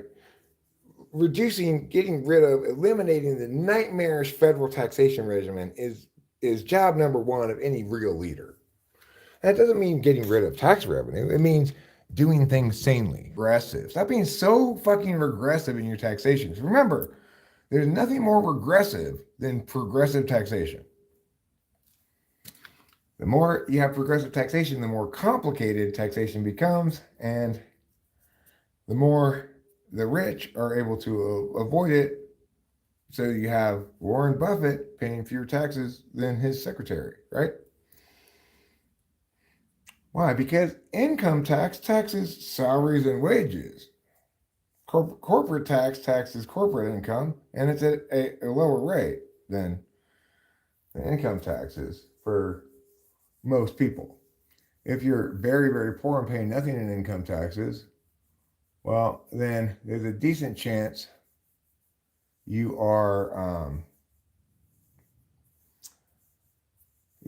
probably been locked into incentivized poverty, with various means tested benefits that you're attaining that, those kind of things are terribly ill advised. Yeah, I know. I couldn't vote for Trump either. Even though I actually felt like I had it was pretty clear that he was the less horrible of the two horrible options. But, if you wanted to make the argument that Harris was somehow slightly less terrible because of Trump's authoritarian anti-checks and balances stuff, that's a reasonable argument to make. They're both fucking horrible.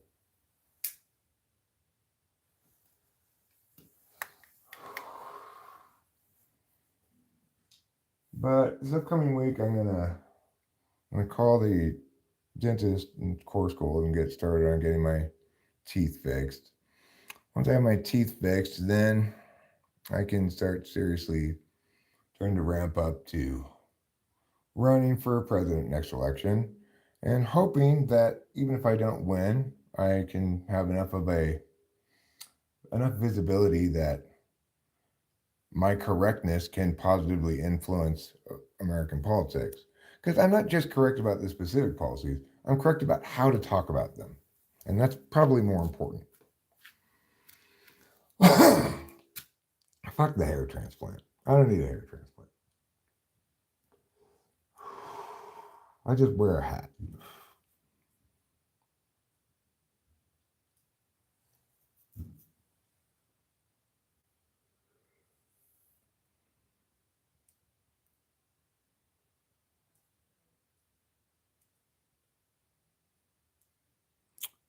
So I pretty much doubt that Elon will suffer very much under the Trump administration's tax policies. No, hopefully none of us do, right? It's always good for every individual to pay less taxes.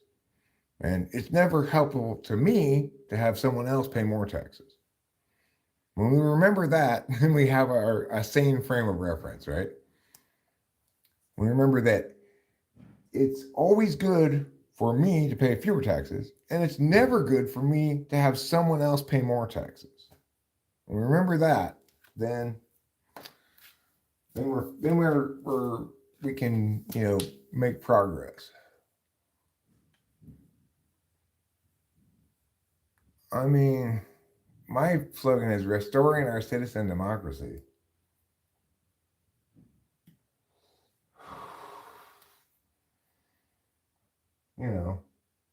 What we need is a genuine citizen statesman like myself to lead the citizen democracy in the face of unprecedented challenges and a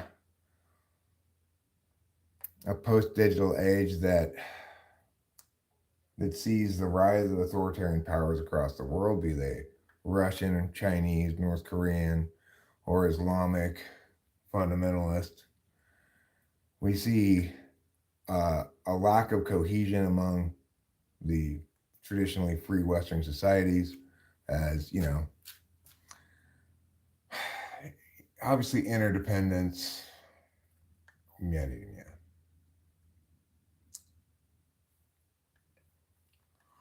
No, the country didn't vote for anybody, I don't think, Winston's long. I think they voted against Kamala Harris. Trump, you got to remember who Trump beat. He beat two of the worst presidential candidates in history, Hillary Clinton and Kamala Harris. So don't get all worked up thinking people actually are enthusiastic about Trump. Remember that he probably wouldn't have beaten anybody even halfway decent, right? It's just you can't get any worse than Hillary Clinton and Kamala Harris. I mean, they're just nightmarishly shrewd, non-intuitive, wrong, devastatingly bad policy minds. You just have to throw up and either not vote or vote for Trump. You can't vote for either of those two.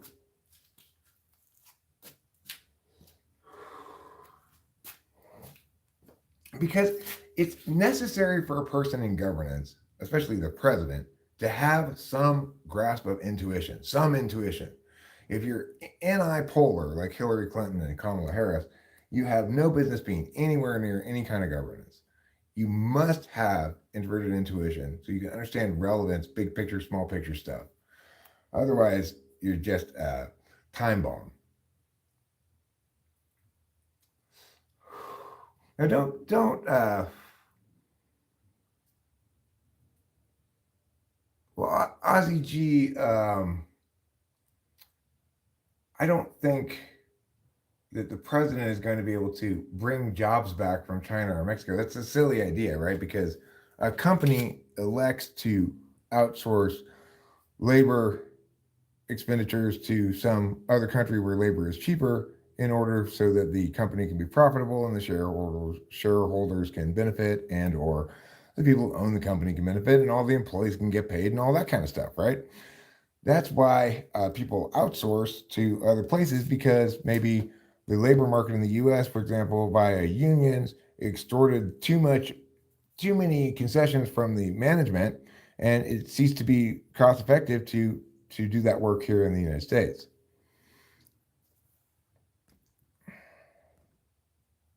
It seems like maybe you are the one who is a little bit obsessed with that, David. David's a little obsessed with little boys, I think. People like to project. Um, so, well, I mean, I agree completely, Winston's mom. I think the idea of deporting people who are already in the country, whether they're in here legally or illegally, is a fool's errand. Just, give general amnesty to these people and actually lock down the borders so that we can actually enforce our immigration policies. That's just sanity. There's no reason to, like you said, there's perfectly white Americans whose livelihoods, well-beings, families' well-beings are dependent on the availability of cheap illegal labor.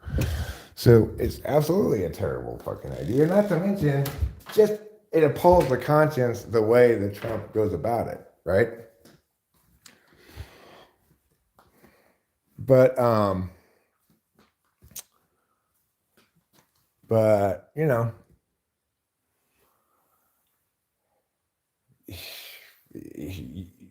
got an excellent point. That's not going to be good for the economy either. Fortunately, it's not codified, right? Getting rid of individual people from the country isn't changing codified law in ways that that break that that are basically parasitic to the engine of prosperity.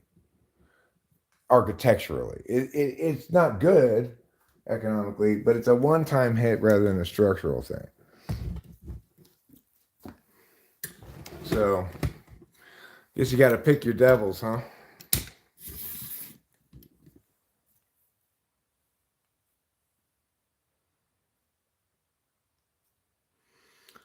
I mean, there are substantial penalties for businesses that hire undocumented workers. Um, it depends on how big your business is as to whether or not you're going to get caught with that, right? The vast majority of undocumented people in the United States work cash jobs that are off the books, And the thing is, Ozzy G, the reason I say let's secure the border is so that we can enforce the immigration laws that we have as we have them. Then we don't have to worry about deporting people who are already here, right? And whatever your position is on immigration, whether you're in favor of a lot more immigration or a lot less immigration, you should be in favor of being able to enforce that position.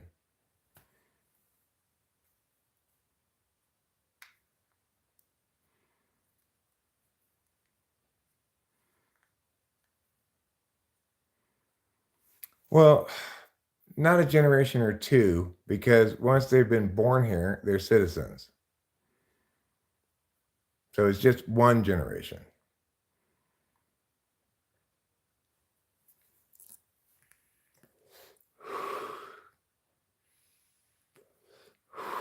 And yeah, I think we can all agree it's a terrible plan. No, Winston's mom, people who are born in the United States are citizens.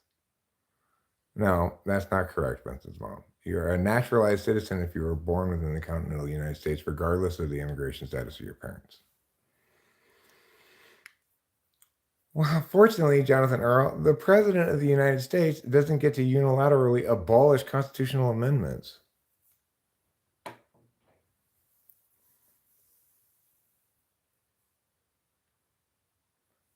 Winston's mom, the point is, he might want to do that, just like Kamala Harris wanted to tax people's existing money that wasn't income, right? She wanted to tax people's wealth that they have in the bank account right now, that they've already paid taxes on. She wanted to tax that as well. Obviously, that's insane, completely irrational, illegal, not justified by anything whatsoever, not justified by any kind of income tax amendment or whatever. So yeah, she had that really crazy idea. I wasn't so worried that she'd be able to accomplish that, right? Not that part of it, because obviously we aren't a completely lawless society. And just because you're president doesn't mean you can unilaterally say 14th Amendment doesn't count anymore. The reason I hate Trump is because he's like Andrew Jackson in that regard. He's likely to say to the Supreme Court, well, if you want to enforce your ruling, then you have an army and enforce it, because I'm the commander in chief and I'm not going to listen to you. And here come the Trail of Tears. So that's the worst thing about Trump, is he's just like Andrew Jackson. But you know, the point is, let's all try not to engage in alarmist catastrophizing of things. Okay? Yes, Trump's a fucktard. We managed to survive his last term in office and get him out at the end of it. It'll happen again this time. If Kamala had been elected president, I would be saying the same thing. I'd be saying, well, it looks like the Republicans have control of the legislature, so hopefully she'll be hamstrung, probably won't accomplish much of anything, and we'll be out of this in 4 years. I'd be saying the same thing. Regardless, let's all agree to not engage in alarmist nonsense.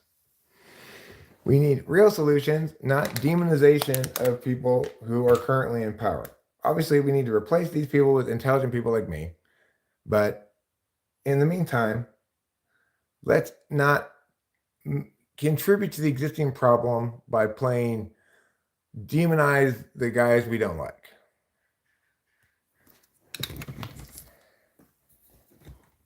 I remember how in the Midwest they discovered underage, undocumented workers working in a meat processing company, which the company was penalized. Later, the state started a narrative how they went to lower the age a young person can work.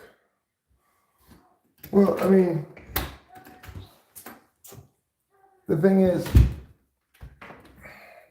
historically in the United States, the reason school is structured the way it was is because kids were expected to spend a lot of time working on the farm, doing labor, and during certain times of the year that they wouldn't be available for school at all because they needed to do work, you know.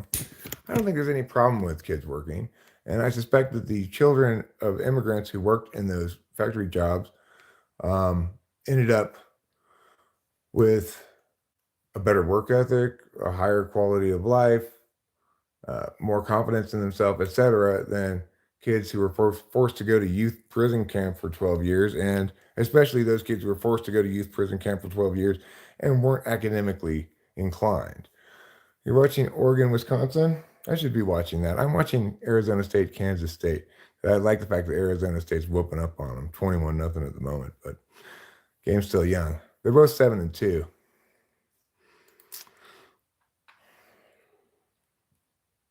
All right, what do you think of Vivek and Elon and their goal to gut the government?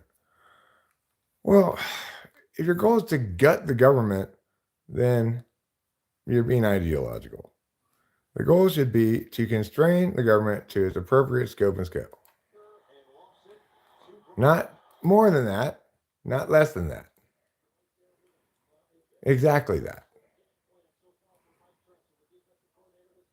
Yeah, and we need to remember that, like, there's nothing more offensive than a privileged American college student trying to boycott Nike because of their sweatshops in Bangladesh. What these entitled fucks need to remember is those people in Bangladesh who chose to take those sweatshop jobs, they did so because it's better than their other alternatives from their perspective. We need to respect their autonomy. And that's when shit goes bad, right? Okay, well, I agree, get rid of the Department of Education. Obviously, the federal government has no business whatsoever engaged in anything education. It's not one of their enumerated powers, and nothing can be possibly stretched to make it into one of their enumerated powers reasonably in terms of the constitutional scope of things.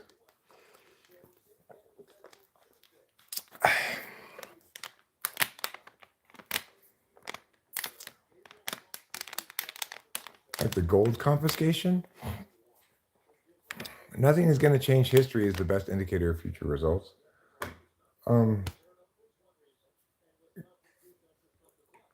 Okay, well, the point is, let's not be problem admirers. Let's be solution enablers. and agree that we have the right solution in front of us. It's elect Eric 2028.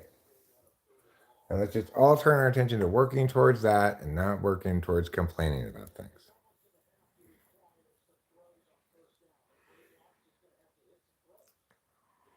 Oh, yeah. I mean, definitely get rid of Homeland Security. Ideally, get rid of the TSA as well. And just let people get on planes, even if they got knives or guns or whatever. Just have everybody bring knives and guns on the planes. Then nobody's going to have an advantage.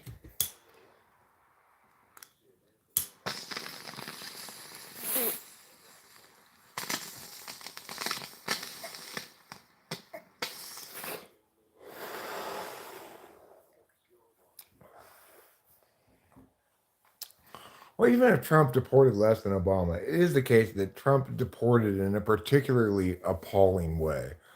Separating families is just not okay. I don't care if they're illegal aliens or not, you know? You know, ripping apart children from their parents and keeping them incarcerated in separate areas and shit. It's like, that's fucking, that guy's a fucking shitbag. And then, the people who are supporting him are all like, well, they shouldn't have come over here.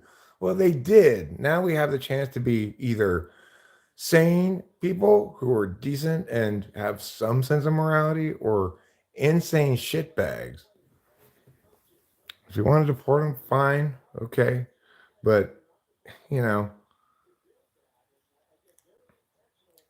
be kind to people.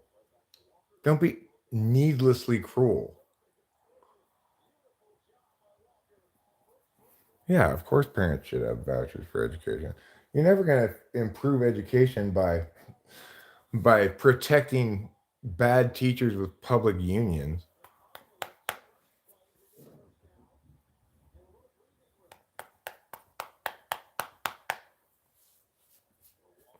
I mean, autonomy is not the most important value, okay? The value that we should all uphold in all instances is justice, because it's the only value um, that you can never have too much of.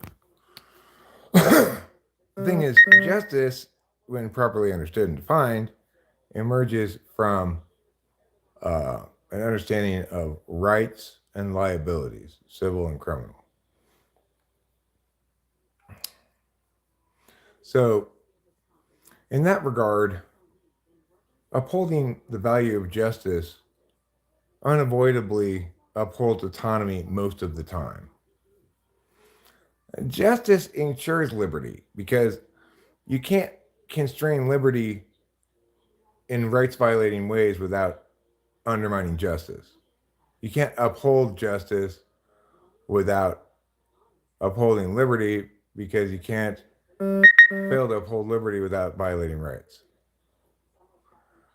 Well, justice is the respect of rights, and for things like the federal government, state government, etc., um, it's about frame legitimacy. So constitutionality should be the first question. Uh, it's like if it doesn't pass constitutionality questions, nothing else is relevant. If it does pass constitutionality questions, but nevertheless violates rights, then we still shouldn't do it because even no matter how glorious your outcome is, it's always better to attain that outcome in legitimate ways than to attain that outcome in illegitimate ways. Yeah, let's bring back 70s airline rules. I agree.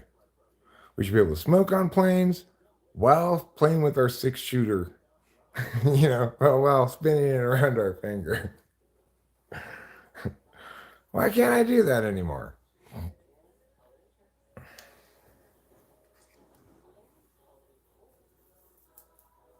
I think it's so cool they used to let you smoke on planes. I think it's really cool also that I actually got to smoke on a plane. Um, no, make America just again. Justice is about respecting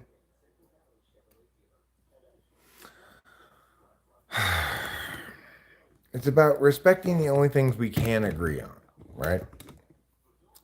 We the only kind of obligation that we can agree ought to be universalized is an obligation of non-interference, which is to say, I don't violate any of your rights. I don't try to prevent you from driving to the store by uh, disconnecting the wires in your car because it's your car and that violates your property rights. So this is how this stuff all follows, right?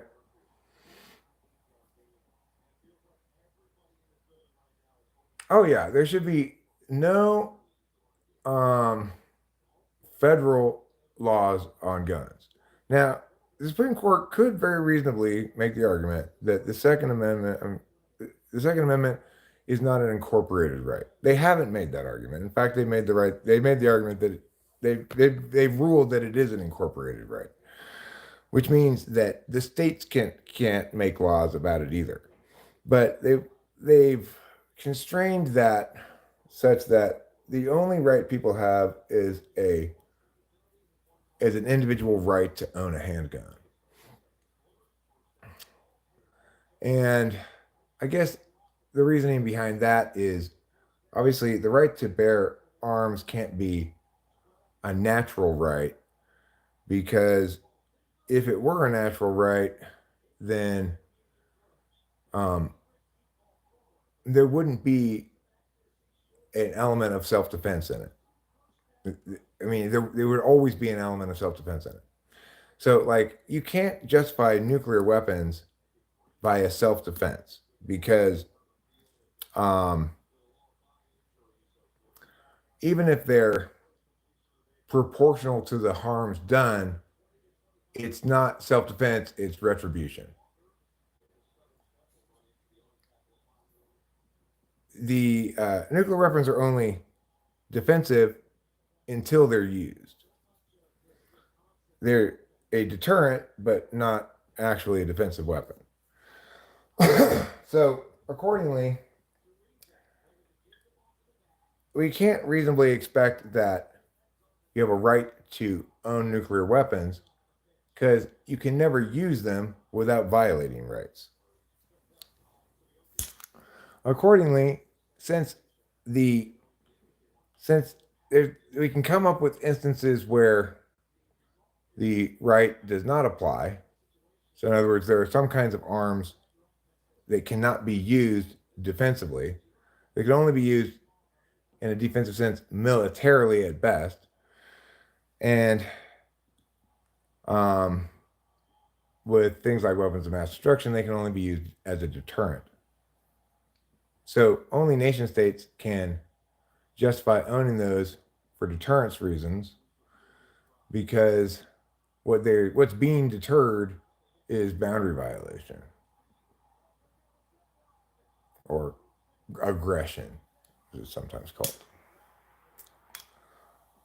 No, it's not a slippery slope fallacy.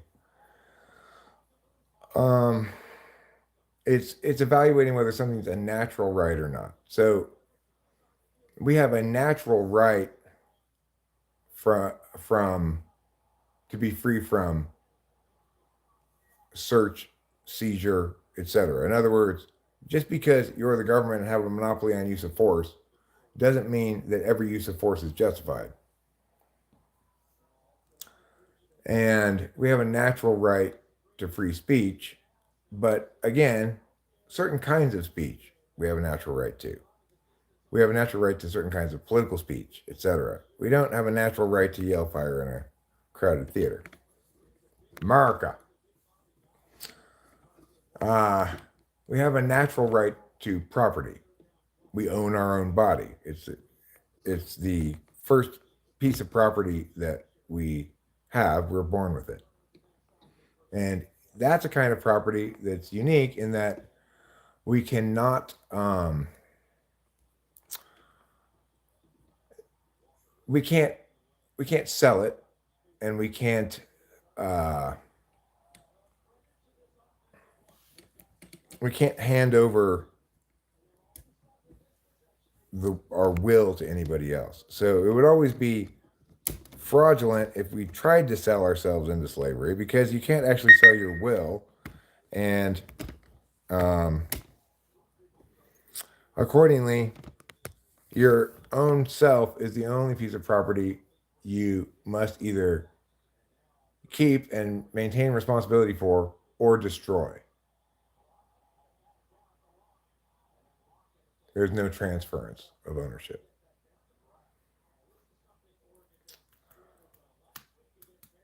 Does a fetus have natural rights? Well, I mean, that depends on on your perspective on unborn children. But I would say yes. I'd say that both the fetus and the mother have natural rights. Unfortunately, it's the only instance where individual rights conflict with one another is the abortion question, because it's the only instance where you have two individuals within the same body. So obviously,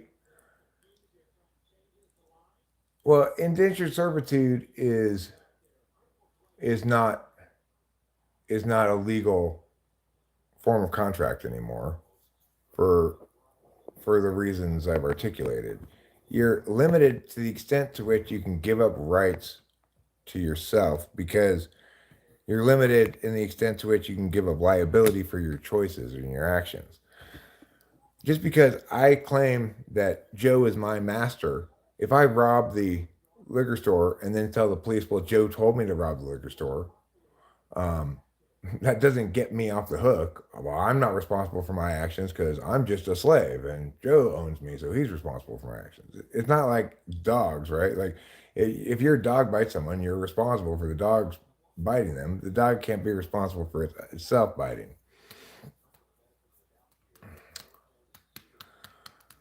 Yeah, well, that's one of those. It's it's bread when we want it to be bread, and it's just a brown square when we want it to be a brown square, right?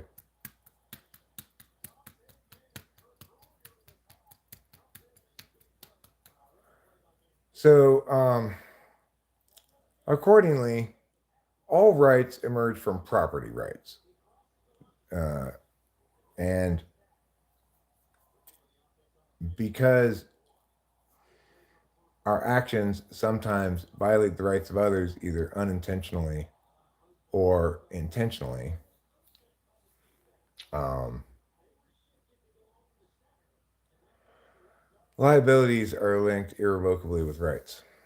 So Oregon's up 6-0, but they're already in the second quarter. I'm surprised this game's as close as it is. Wisconsin seems to be moving the ball, although they just had a false start. Whereas a fetus has human rights as long as it doesn't violate the right. Well, it doesn't ever violate the mother's rights, but they are in conflict. So Jason Kerr, for example, we can't. Here's the thing: the reason people can't agree on the abortion issue, the reason it hasn't been resolved as an argumentational question. Most argumentational questions get resolved over time. So it used to be that gay marriage was a hot topic issue. It's been resolved in favor of equal rights to the legal status of marriage for all adults, whether they be gay or straight, because it's simply a matter of equal protection under the law. And it used to be an open question as to whether marijuana should be legalized. Now it's broadly understood that the harms of enforcing criminalization of marijuana vastly outweigh the harms of marijuana itself. On the other hand, we can't seem to resolve this abortion question. And the reason is because, unlike every other question that can be evaluated by our rights, it involves rights that come into conflict with each other. So, the fetus has the right to life. The woman has ownership over her own body and can do what she wants with it. And so, if she aborts, these rights are violated and her rights are upheld. If it's the other way around and she's forced to not abort, then these rights are upheld, but these rights are violated. There's no other situation in all of human existence in which natural rights come into conflict with one another. That's why we can't resolve the abortion question on a rights calculus, which is why we can't resolve it at all, because you can't determine normative questions on utilitarian justifications, because you need to be able to determine definitively whether something's moral or not before the action is taken, not predicated on predicted outcomes that you might have incorrectly predicted.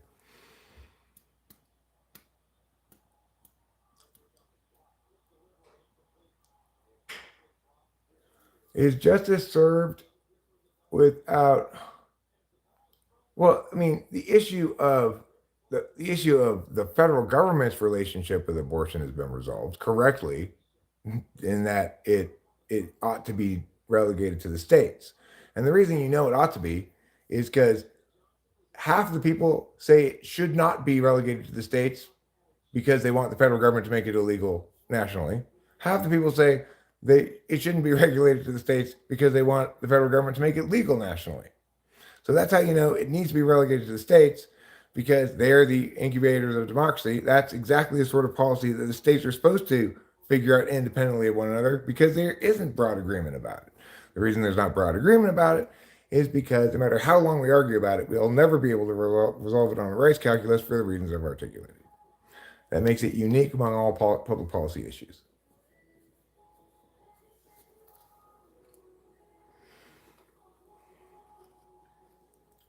And so, is justice served when the wrongdoer knows he is wrong and changes the behavior without the wrongdoer? Well, sure, because like if I accidentally crash into your house and do a bunch of damage, I violated your property rights. But it's a civil matter, not a criminal one.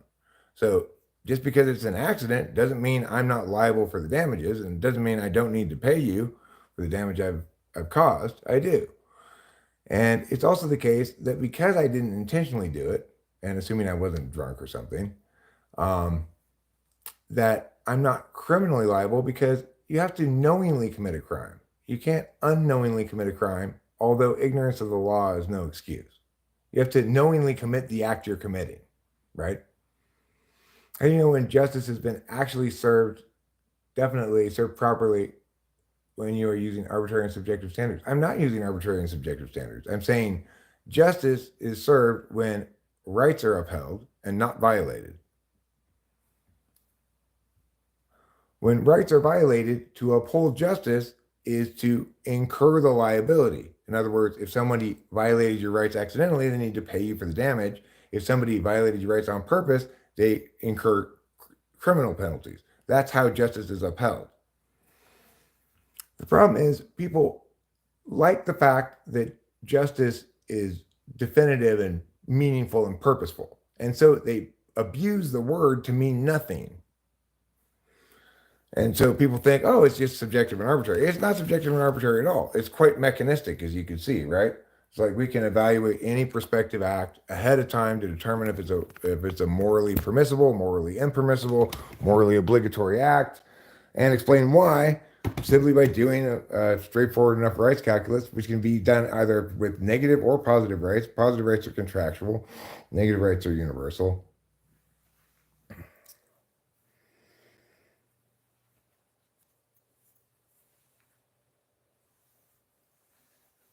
The thing is, there's only dispute about what justice is among people who don't want justice to mean what it does. And they don't want that because they want to claim the shininess of the word justice without being accountable to any of the rigor of the term justice that affords it its shininess. No, like classically, it may have been counted as a virtue, but it's absolutely not a virtue. Justice is a value, not a virtue. Charity is a virtue.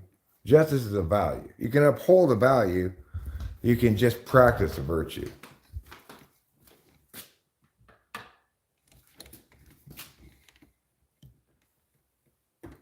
Virtues are never universal, because you can never universally say that this positive action is the one you should take instead of this other positive action, right?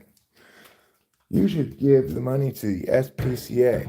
No, you should give it to the starving children in Africa. Well, nobody can win that argument, right? Because every person has a very finite amount of virtue to practice, and infinite number of things, an infinite number of ways in which that virtue might be practiced. Justice doesn't work like that. That's why it's a value. And values are things that you can use as standards to test against. So, like, if I'm making an argument that we ought not do this, then I'm going to start with a framework that says, I'm saying we ought to evaluate this question in terms of the value justice. Here's how I'm defining it. Here's what upholds and what doesn't uphold accordingly. And then I'll show how it doesn't uphold on justice. Then, if you want to continue to argue that you should do your thing, even then you either have to argue that yes, it does uphold on justice according to my definitions, that my definitions are wrong, that these other equally operationalized definitions that you provide, that you uphold on justice on those definitions, and it still is a value, you're not defining it as a virtue, right? Or you have to show that we ought not evaluate this question on the value of justice, but on either some other value or on some um, calculus, like an impact calculus, right? Which is not neither a value nor a virtue, but is a heuristic, a way of determining the desirability of something.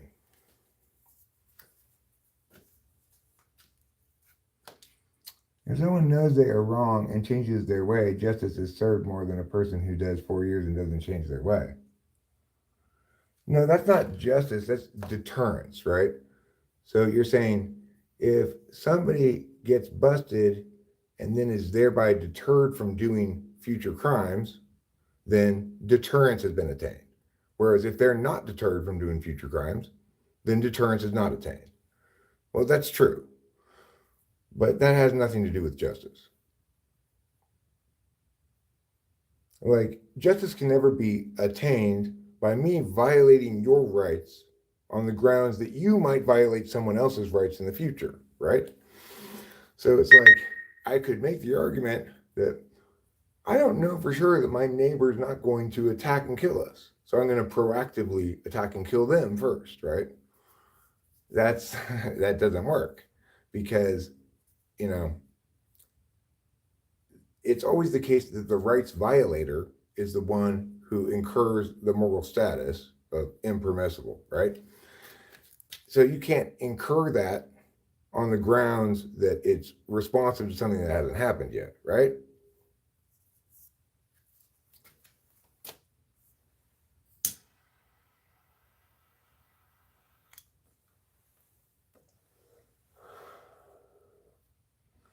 So the thing is, all we can do is say that liabilities ought to be proportional to the harms and or the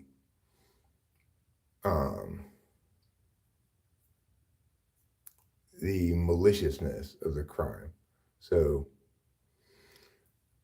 second degree murder is different than first degree murder, not because the thing that happens is different, purposely killing a person, but because of the context, right? Like, first degree murder is pre-planned and then executed, maybe you lay in wait, whereas second degree is in the heat of passion or something like that.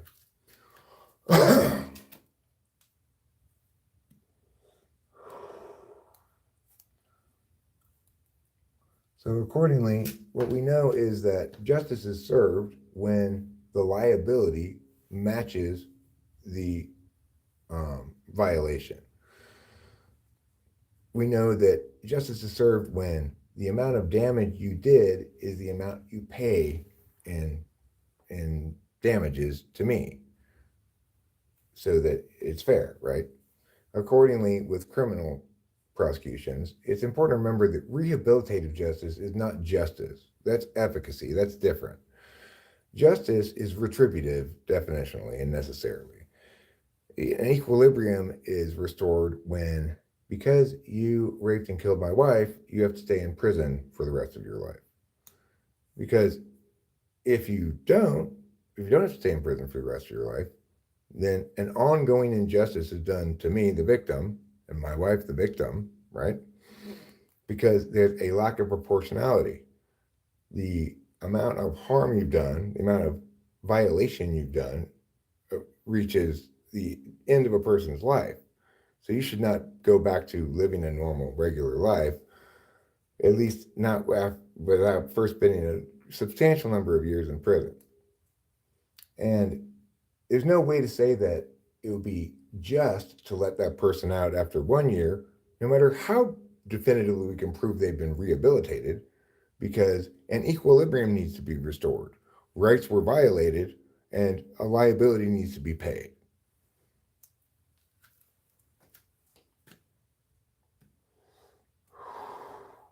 God is fake as fuck? You mean like he's phony? Like he's really nice to you in person, then he talks shit about you later behind your back?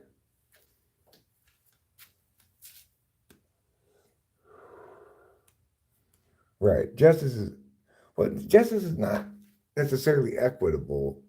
I mean, the thing about justice. Remember, is that it applies the same rights calculus in all instances, fairly or dispassionately.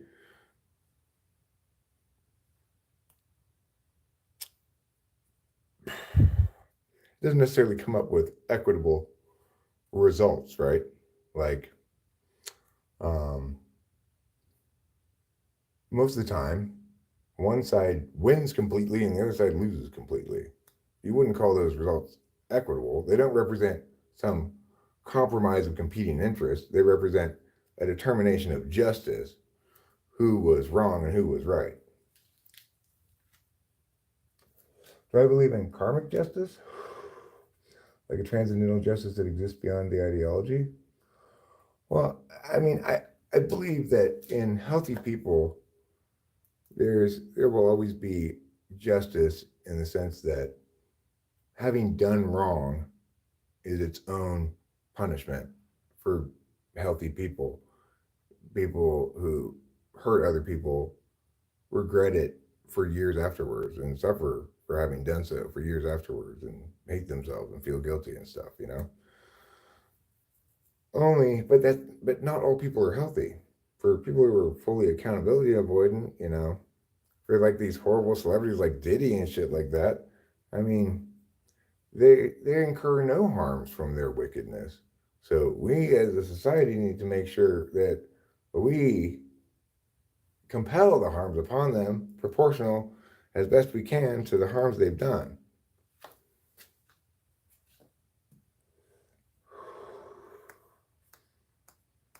Yeah, well, psychopaths, sociopaths. I like to say that all the mechanism of all of those dark triad type things is accountability avoidance, an inability to be corrected and say, you know, I was wrong, my bad, I'm sorry. You know, that's common to all of those toxic people. Is they can't do that. They can't be wrong and be corrected and learn from their mistakes because they can't trust anybody to correct them. Somewhere in their childhood, their trust things were fucked up, you know? Probably from childhood abuse. Hi, simple girl. I hope you're not experiencing any childhood abuse tonight. Alan says, absolutely. Otherwise, society is fucking doomed. Yeah. Well, thanks, Alan. I appreciate you saying it. Well said. I need to eat some food. I did have 2 hamburgers earlier. Good for me for making that. I'm proud of myself.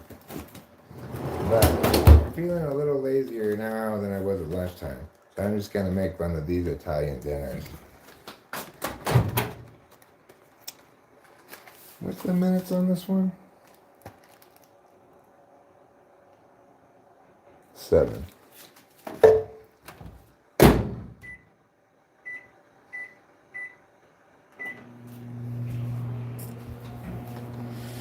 And speak your mind, but not on my time. I'm doing.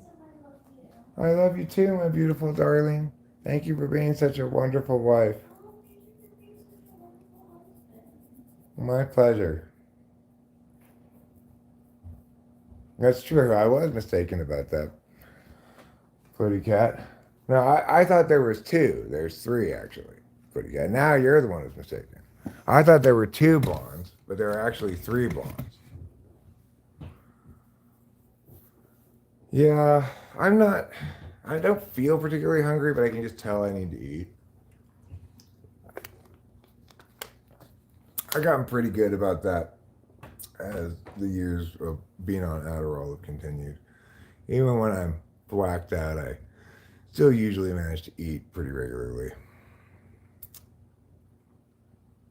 Mm-hmm. Buddy cat, now it was you. It was your turn to make a mistake.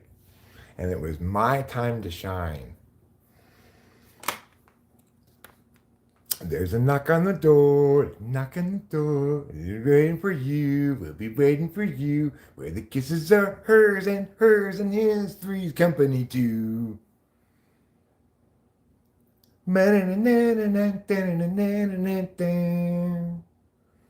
like a game show song, huh?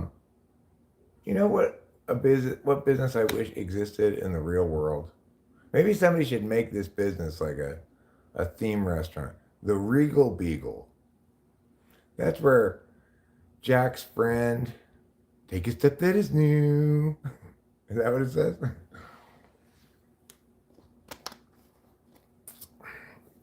Rachel and I were saying that if that show was made in this current woke era, it would say, where the kisses are theirs and theirs and theirs, Three's Company too. Yeah, Suzanne Summers, she quit her job on Three's Company to get a job selling thigh masters. I guess she just had to get a side hustle once she realized, oh shit, I no longer have my cushy acting job.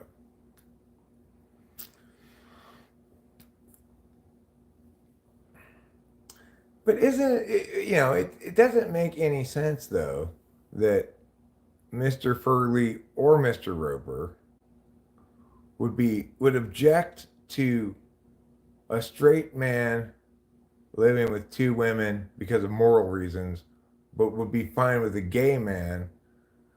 That just usually those moral things would be the same, right? I'm not okay with a guy living with two chicks who's a straight guy because he's gonna fuck the chicks, and I'm not okay with him being a gay guy because I'm not okay with gay people because I'm super conservative and religious or something. Who passed away? Suzanne Summers passed away? I did not know that. Well, how did she die of?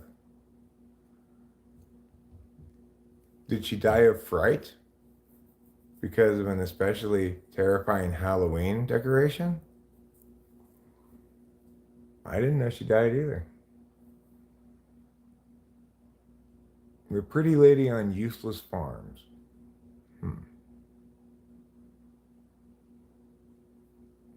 My favorite episode of Three's Company was where Jack flirted with Chrissy, the girls were in tight t-shirts, and everyone spoke in double entendre. That's every episode, Winston's mom.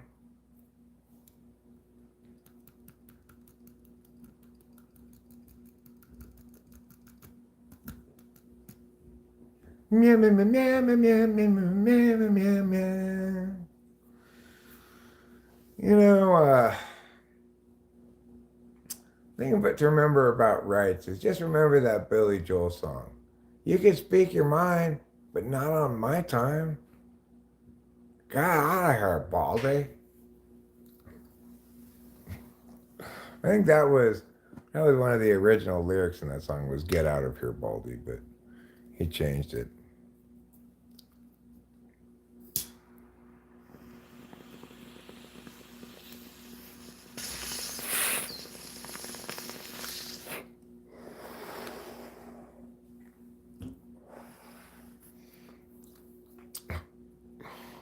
My favorite episode of Gilligan's Island was the one in which he exacerbated the skipper. Oh, Gilligan, I'm so exacerbated with you.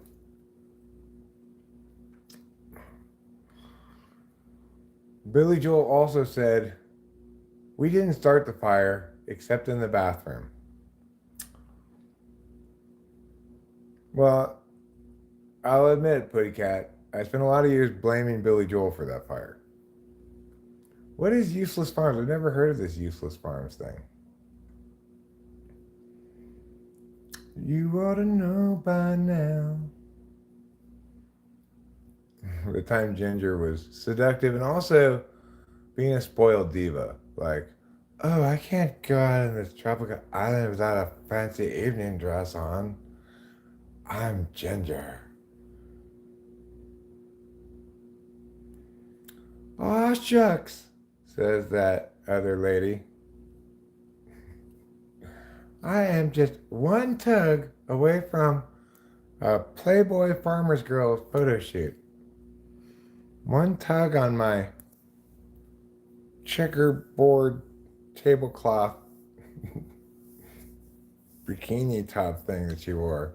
You know, I don't know what you call that shirt style. What kind of shirt did she have? Marianne. What's that kind of shirt called? Is that called a crop top? I don't think so. Maybe it's just called Marianne, just like Daisy Dukes are called Daisy Dukes after. It's kind of like a crop top, but it doesn't have this the thing that goes over the shoulder, right? It's like a bikini top, but it's got more like fabric. Not a hooker shirt. She's a farm girl. She has it tied like that so she can do farm work, and the sweat won't get her shirt wet. That's why it's tied like that.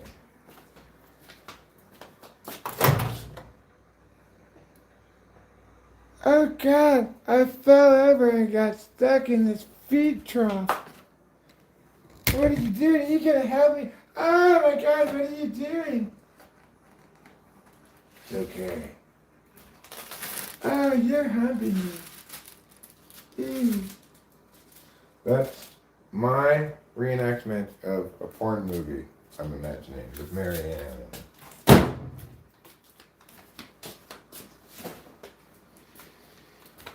I'm not sure if it's a reenactment. It's an initial enactment. There hasn't been a previous enactment. I'll admit that. I didn't mean to deceive you about whether or not this was the first enactment. Sometimes we just can't help it and end up lying. It's her wrestling shirt for tipping cows with.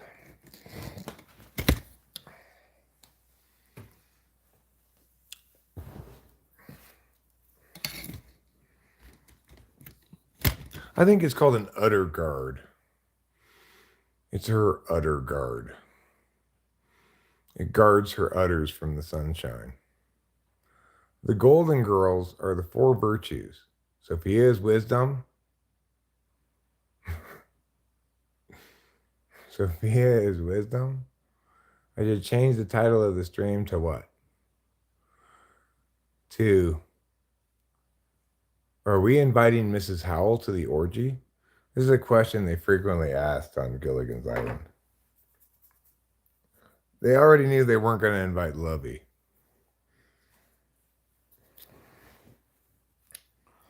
But you'd be surprised what a horn dog both the skipper and Gilligan are. And the professor, even before making it to the island, he moonlit in adult films. His day job was being a professor of science, of general science. Kind of like primitive engineering. He was a professor of primitive engineering. And failure to make a radio. Oh God, I wish I had passed making a radio class, said the professor many times. I get so close, but I just can't seem to figure it out.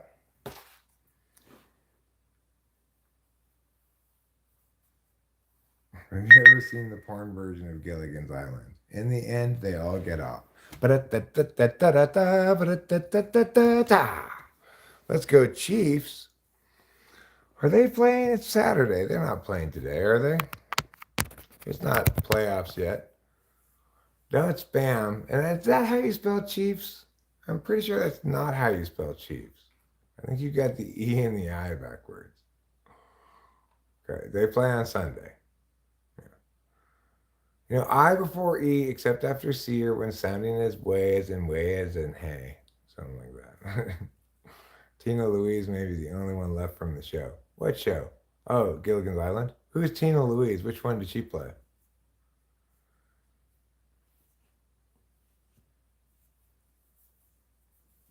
Did she play Marianne or Ginger? Ginger? Really? Yeah, I think the skipper's probably dead. I guess what you're saying is that Gilligan died already. I would assume Lovey and Mrs. Howell have died. They were already old when the show was made. And that was like 50 years ago, maybe more, like maybe even like 60 years ago. So they'd have to be like 150 years old or something. No, maybe not that old. They'd have to be like probably 125 if they were still alive. Do you think they were 65 when they made Gilligan's Island? Mahomes is pretty majestic. He's a winner. He's a quarterback who knows how to win. And I was pleased to see the USC football team win today with the former backup quarterback replacing Miller Moss, as Miller Moss just really hasn't gotten the job done this season, as USC has lost 5 games, all of which we had the lead in the fourth quarter. And we still lost it. We're still 5-5. In all 10 games, we've had the lead in the fourth quarter, and we're 5-5. Are you kidding me?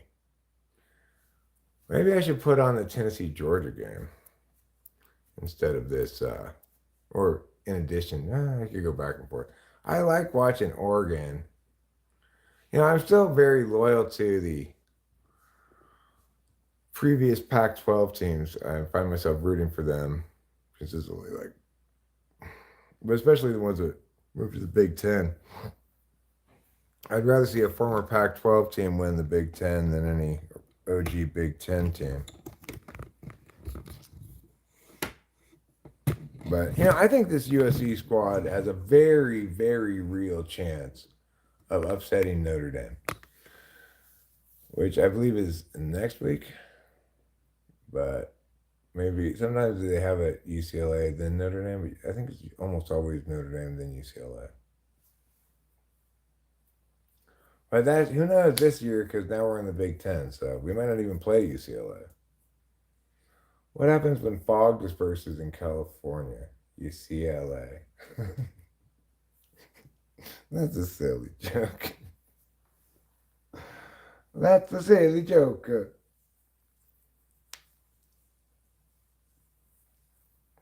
Were you around to hear me mention in recent stream Money's fantastic joke? Money came up with this joke the other day. He made it up. If you commit necrophilia, you are fucking dead.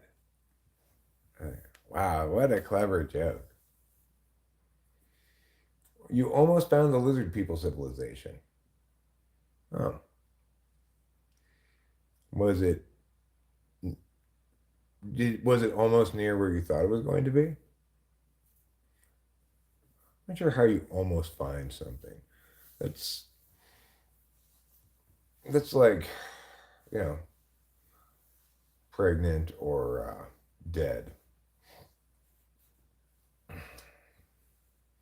People might say almost dead. I don't know. I guess almost dead makes more sense than almost found something, to almost find. Because if you didn't find it, you have no way of knowing how close you were to finding it. Unless somebody else found it later and you said, oh, I almost found that because I was so close to where it was found.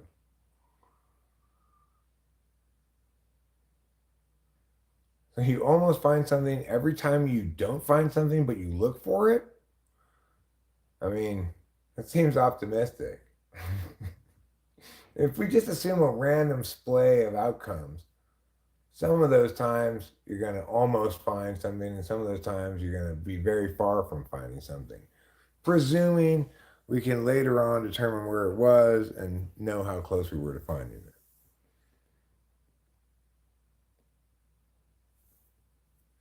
Moving to Louisiana after living in California has been quite difficult. New Orleans is fine, but it's terrible, terrible joke. It's always in the last place you look. Yeah, well, who keeps looking for something after they found it? Good point. Excellent point.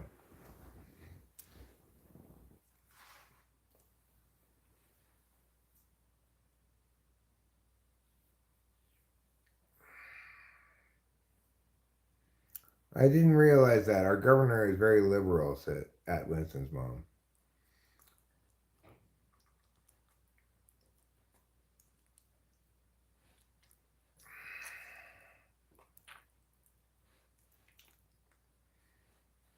Well, let's give this a try. Let's see how the Italian chefs at Michelangelo, what that was called? Michelangelo's dinners, I think so. See how they did today. Until I find it, I'm almost finding it. Fair enough, Underground Adventures. I like your optimism. Unfortunately, for me, optimism often takes the form of Marge Simpson's optimism when she says to Bart Simpson when he reports that he has gum in his hair. She says, "Are you sure it's not shampoo? That washes right out." That's when optimism becomes wishful thinking. My optimism tends towards the wishful thinking kind. Eric Six Slot, I heard you say it's automatic. I don't think not normally something I would say. Uh, I think you attend via your six slot function when basically you're trying to uphold on your third and your 1-2 hasn't worked, or your 2 in particular hasn't worked. Because you'll try to be like, well, let me include 1 and 6 then if I can, even though they don't go together that well.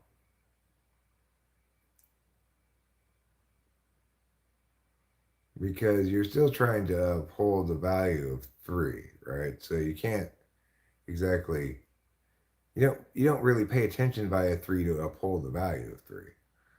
It's an absolute value, so it doesn't work that way.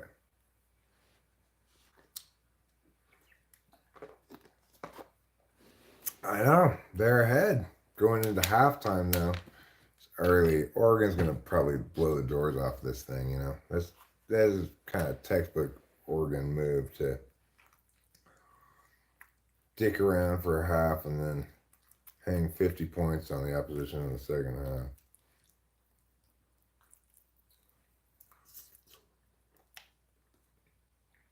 Thank you everyone for the chat.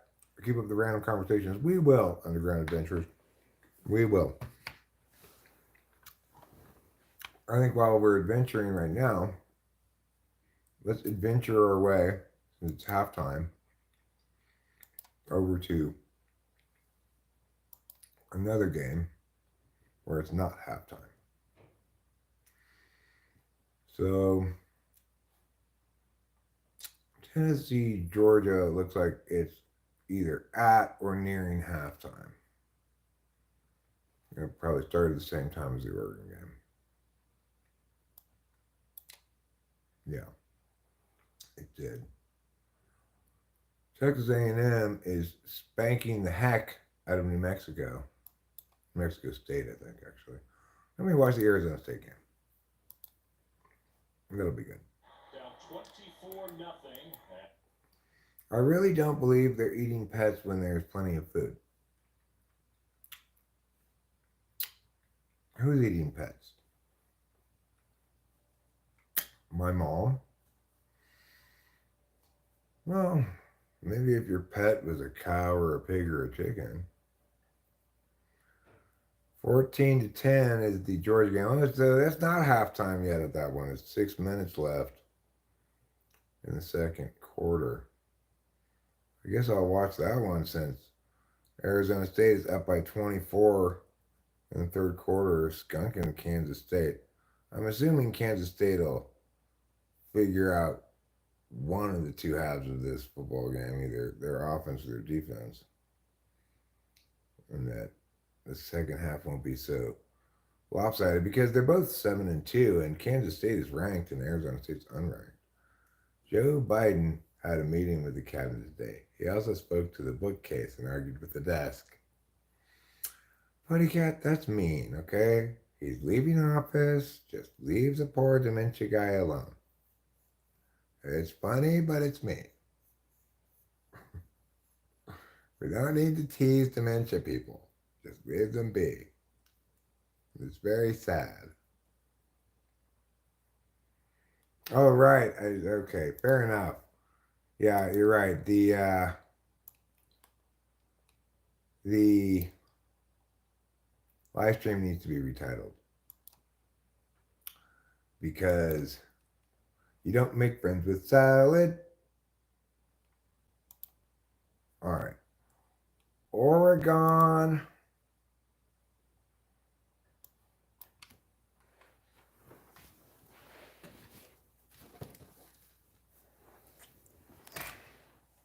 Oregon versus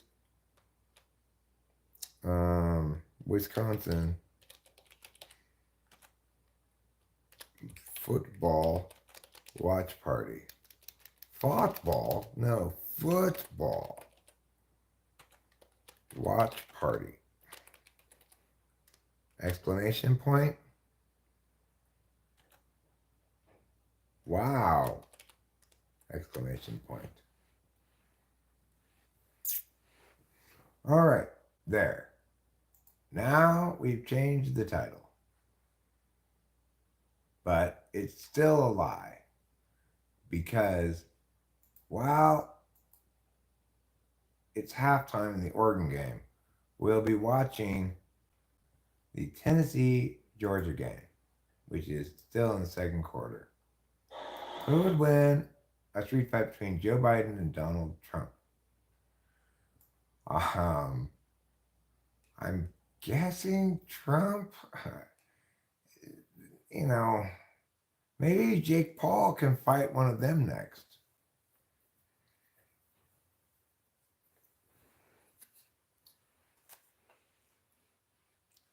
I mean, you don't want to take any chances. 58 is pretty young.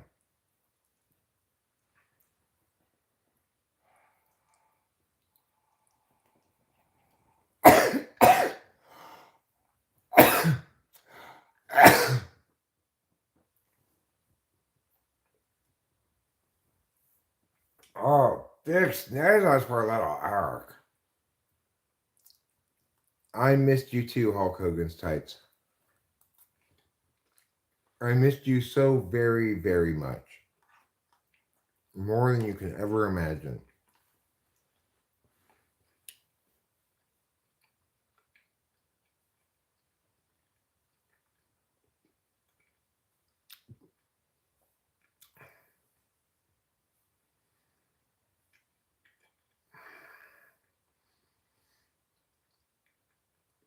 Sim Nasselson.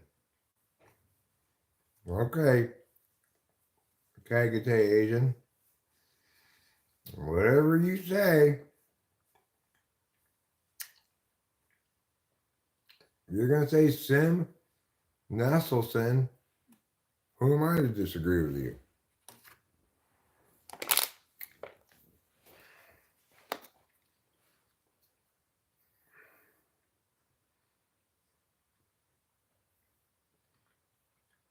Oh, yeah.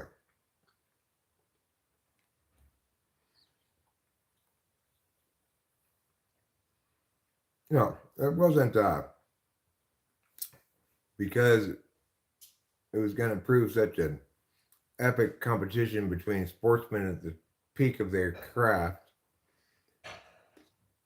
It was just a tawdry, a tawdry farce of a cash grab.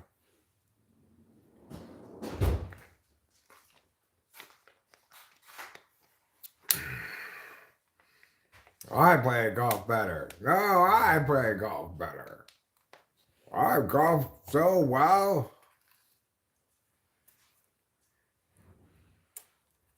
Well, you know what? I think Tyson just should have stood in one place, made Jake Paul come to him, and just counterpunch, you know?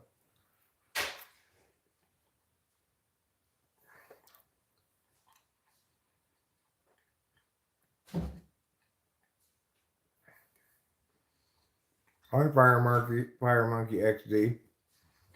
My day was pretty good.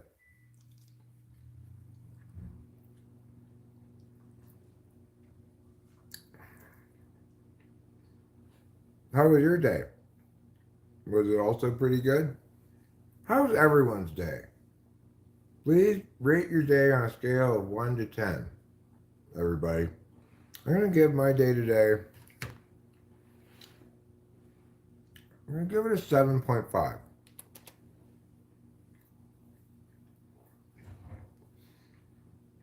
7 for Simple Girl. So I beat you a little bit. Putty Cat, 9.9. Wow. Fire Monkey XD, 7 out of 10. Same as Simple Girl. Yeah, I think my day was a solid C. A 75, not just a 70.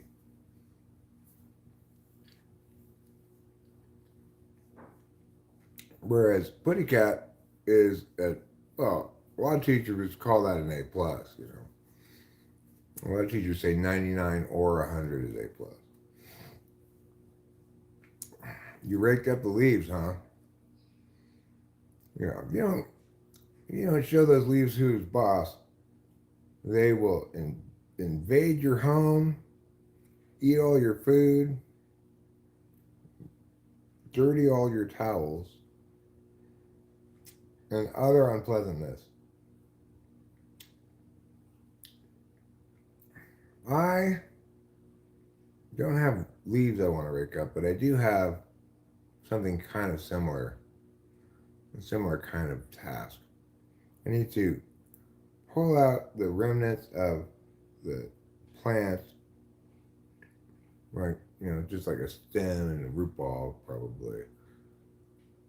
But I don't know how much the root ball will get out, but I want at least, if I can't pull out the root ball, then I want to just at least cut the stem down all the way to the ground.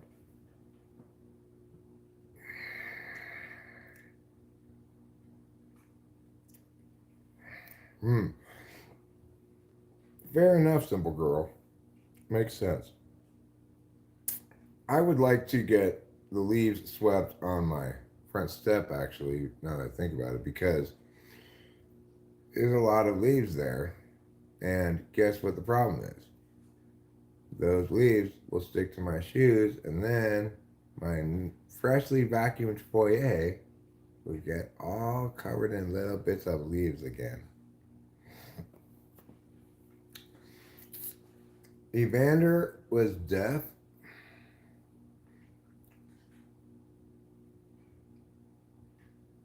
The funniest moment was watching Lennox Lewis and Evander Holyfield talking at the desk. It was like a retirement home. Lennox was white-haired and beard, and Evander was deaf and lost. Well, that's probably because Tyson bit his ear off.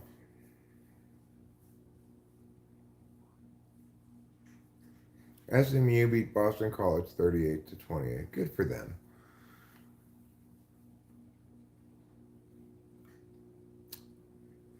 So if Georgia beats Tennessee, then Georgia will probably move up to 10 or something. Tennessee will drop to like 14, 15. But if Tennessee wins, then Georgia's out of it.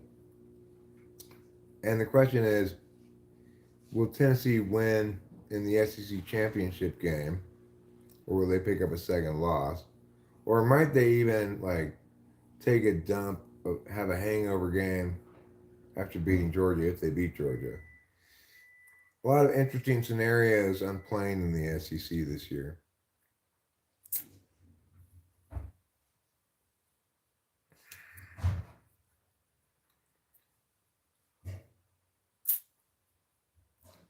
What did Padawan Rangebender rate his day? Padawan Rangebender, I need to know your day number. Okay? We all showed you ours. Now you show us yours.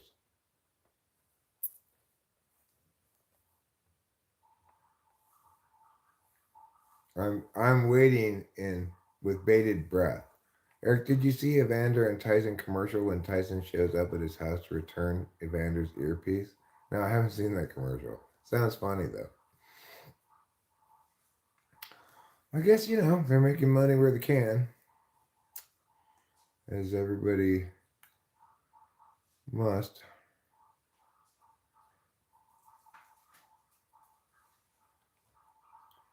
And there aren't very many celebrities you can have in commercials anymore because you just gotta worry like, how many Diddy freak offs did you go to?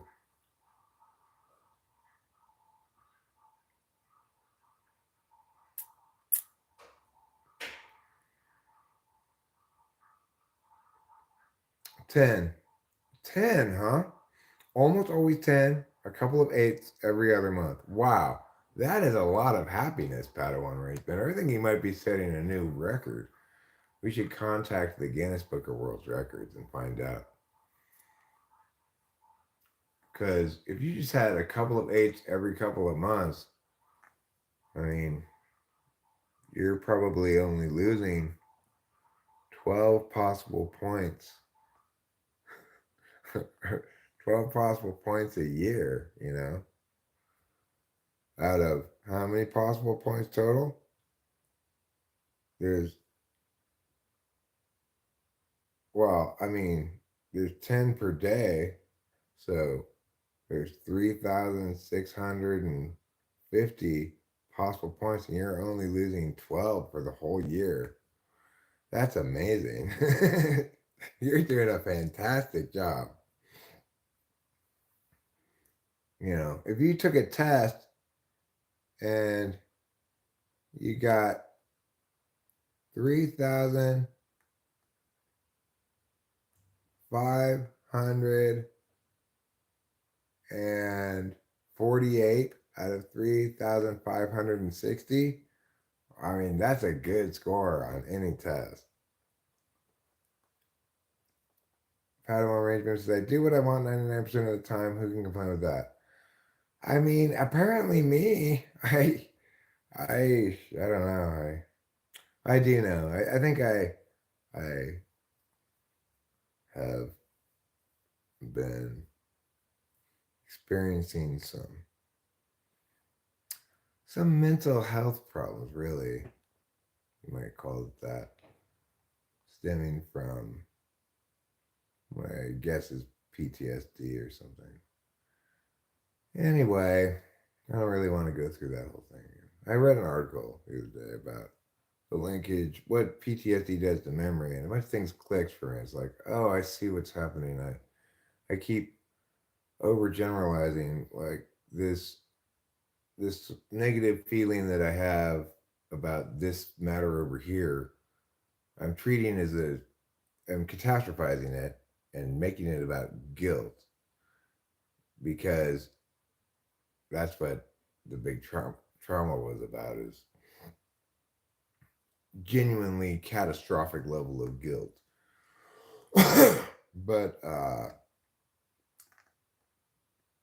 all these other things that I'm hating myself over, they're minor things, and sometimes it's not even anything that I did. It's just like I'm thinking about something somebody else did, and I'll say I hate myself because I have a negative feeling about that thing. So that's overgeneralizing, you know, treating everything as every FI failure as a trigger of equal significance to the FI failure associated with that trauma. Because it wasn't FI failure that caused the trauma, a failure to put myself in my dad's shoes and, etc.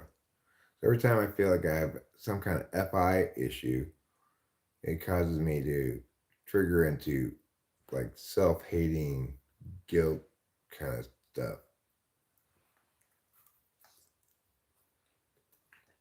After a working hypothesis.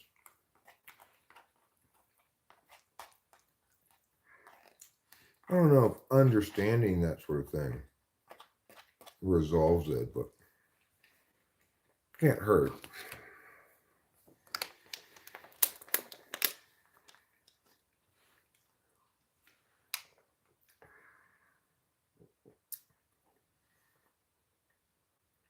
And now Tennessee is up 17-14, but Georgia's got 2 minutes and three timeouts.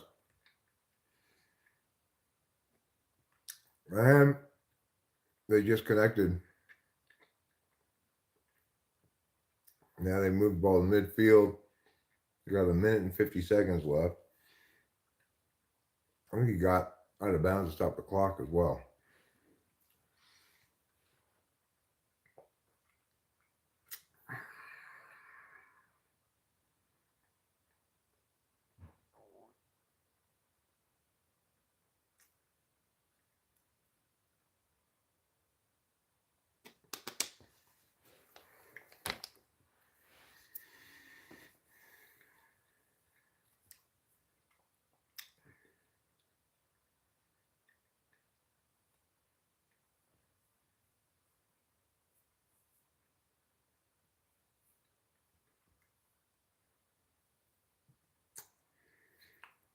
I guess I'm not really as hungry as I thought I might be. Not really loving eating this food. But you know what? I've eaten a few bites of it. That's better than none. Tough, I'm thankful for my detached, positive outlook, and I don't take on loved ones' burdens other than my wife, which I have a tendency to downplay her emotional problems. Hmm.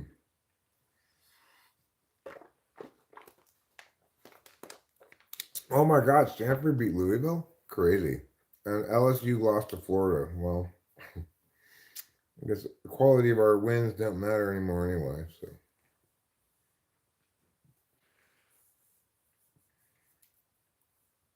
but SC at 5-5. We beat Notre Dame, and I'm assuming the last team we play is UCLA. And then we'll definitely get a bowl berth. Even if we win one of those games, we'll get a bowl berth. And we win both those games. We're really ending the season on a positive note.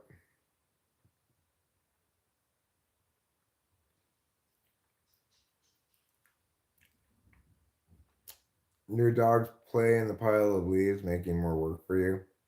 They bring the ball and it gets lost in the leaves. I dig for it so I don't pitch. They think it's such a fun game. We go through this every year. Sounds like a pain in the ass. I get frustrated with trouble sometimes. It's just like, would you stop meowing at me? I do not want to watch you eat your food. God. But he's just so persistent. It's like I can't stay very resolved in my like not give anyiness because before long I'll think, oh, just if this is what he needs, just provide this for him. What difference does it make, Eric? Just be cool. Are you so busy you can't watch your caddy? And then I just crumble again and again, time and time again and again. Boise State and San Jose State are tied. The thing is, if Boise State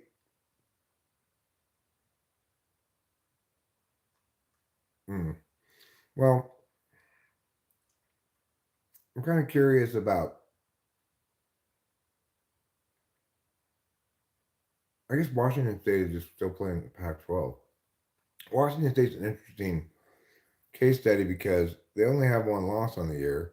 They're barely ranked because they haven't really played much competition. Their one loss was pretty sizable deficit to Boise State.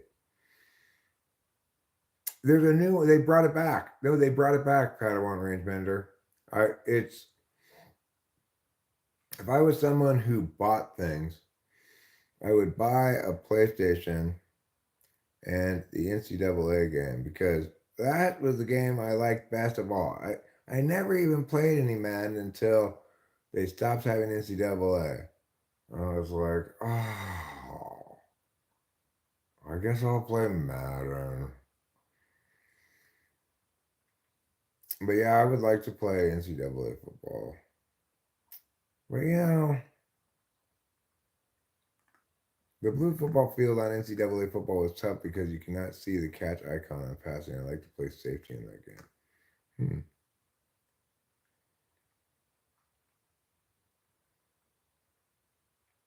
I like to play the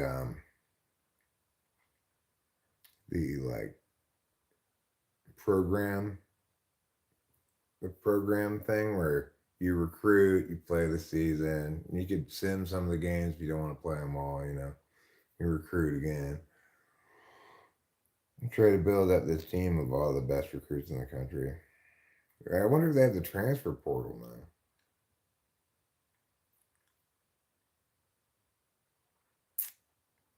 Well, Georgia's moved the ball all the way down to the 25-yard line, well within field goal range.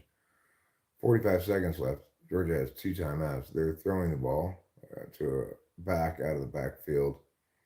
And he gets to the first down marker and passed it, but there's a flag on the play. Wonderful. A flag. My favorite. You know what my favorite thing about football is? Flags. Flags and penalties.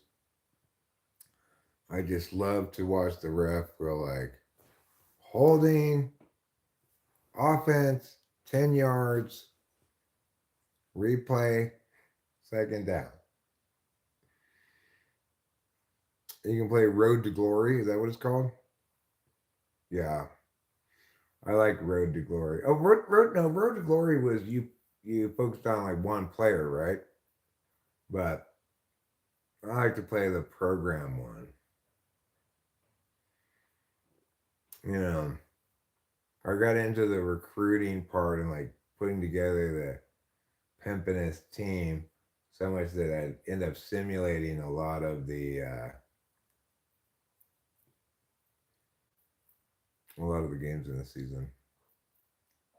Used to play the game from high school to retirement in the NFL. Hmm. Well, I guess you and I enjoy different ways to play that game.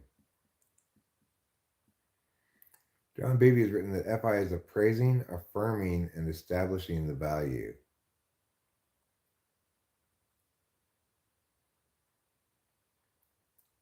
That doesn't mean anything. What does the value mean? What's Rachel up to tonight, Eric? She's resting, recovering from being up all night last night on Adderall. I don't think it means anything. What does he mean by appraising, affirming, and establishing the value?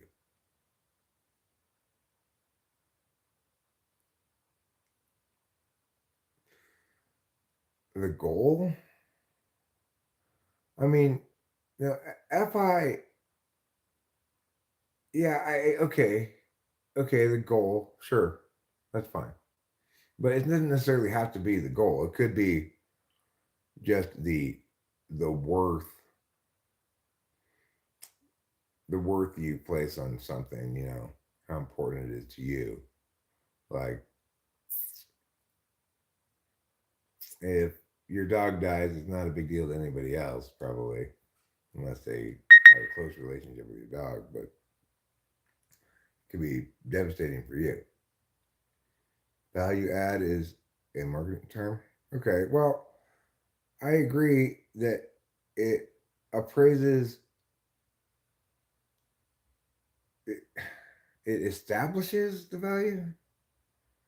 I mean, it's it's the experience, the authentic experience of the preciousness or lack thereof to you, and corresponding behaviors, including things like putting yourself in another person's shoes and things like harm prevention. So, because I love Rachel a lot, I will be careful to like stop her from walking out into the street and stuff until I deem it safe. That kind of harm prevention is indicative that I place a high degree of preciousness on her.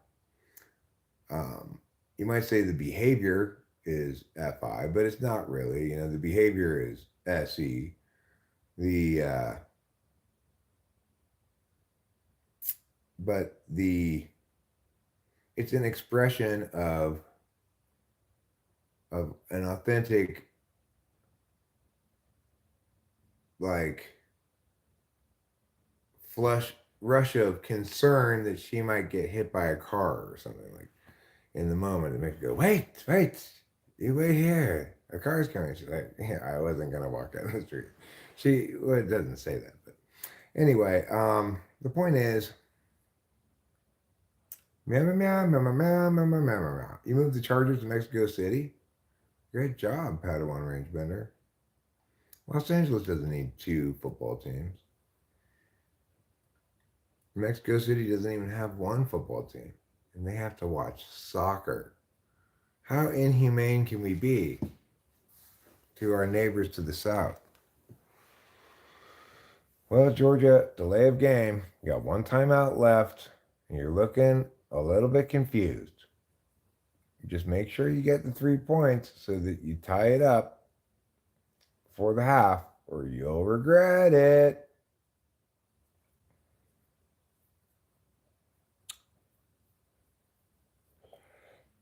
Miami had 3 passing touchdowns and a rushing touchdown. The transfer's first start for USC. Well, fucking Lincoln Riley, you should have started that guy in the first place instead of putting Miller Moss in there for 9 games and then deciding to change it for game 10. Maybe you could have changed that sooner. Could TE be possible without FI? No, that's why they're on the same axis. You have to know what you want in order to know how to, in order to figure out how to get there, right? And you have to know how to get there to get what you want. So that's why they're on the same axis. Similarly with TI and FE, you've got to be correct if you're going to be taken seriously, but you've got to be likable if you're going to be taken at all, you know?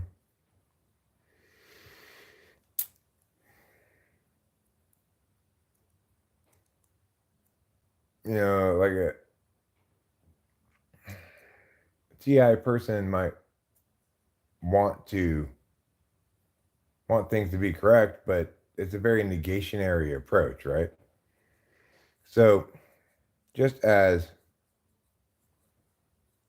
knowing how to get what you want is implicit to, like, the two have to go together, so too is knowing how to soften the blow of TI's negationary shit if you want to be communicatively effective. If you want to be effective in your interests, you need both TE and FI. If you want to be effective in your communications, you need both TI and FE. So they have to be on the same axis. Similarly, to extrovertedly intuit, you need access to a bunch of particularist experience because that's always unique.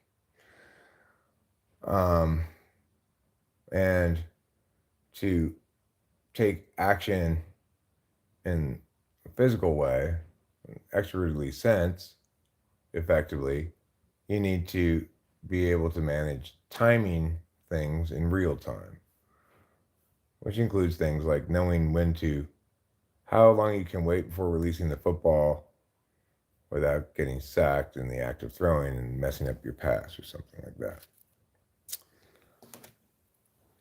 Or when the right moment to drive to the basket after you faked out your opponent is or something like that. You need those to do that, and you need to be able to do things for your clarity about the right choice to matter, right?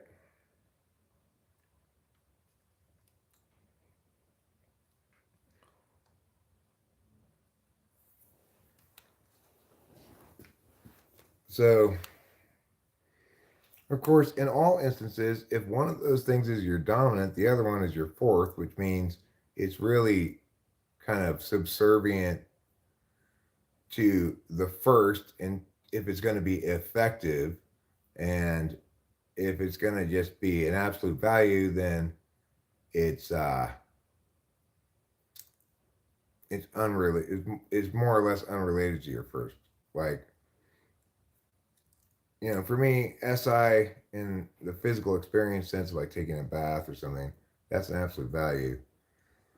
But that SI, in the sense of keeping track of information and words and stuff, that is an instrumental value.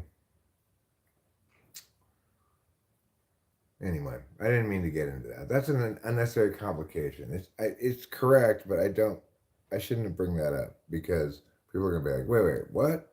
Just don't bother with thinking about that. Forget that. Forget I said that because I don't want to explain it, and it's just gonna be confusing. Yo, where's the lady? I have a crush on her as she looks like my beautiful ex. Take no offense, Eric. You're a lucky man. Well, thanks, human. I am a lucky man. And the lady is in bed because she stayed up all night last night, live streaming on amphetamines, and accordingly is very tired and not feeling like partying right now or anything. She just wants to crash. I, on the other hand, I just didn't end up lying down for very long. I maybe slept for like an hour, maybe like from 6 to 7 in the morning, six to 7:30 maybe.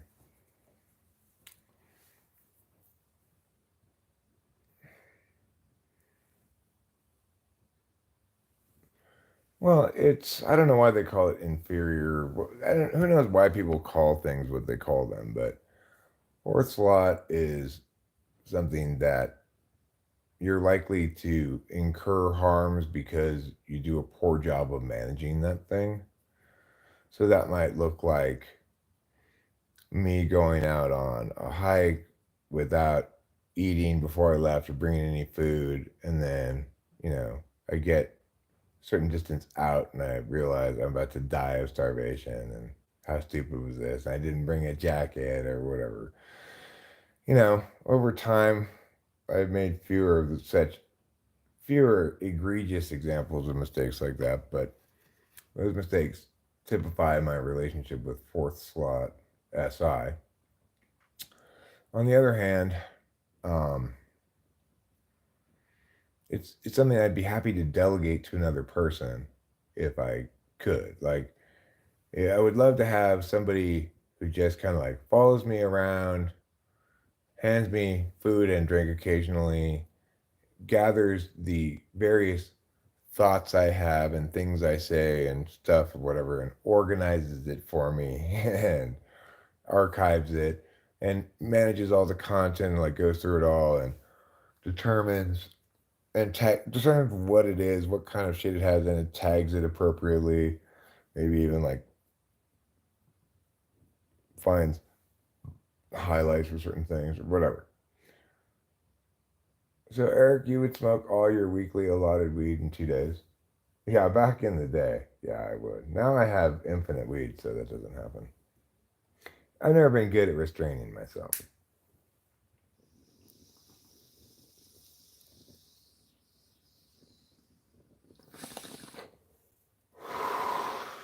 You know, it's like I've always had this problem with like, okay, I know I have to get up early tomorrow, so I'm gonna really try to go to bed early tonight, and then I'll go lie in bed and not be able to sleep, or I'll just be like, oh yeah, I'll just stay up a little while longer, and then I end up getting like 3 hours of sleep, and then I'm tore up and exhausted trying to do this thing the next day. I've like always had those kind of problems.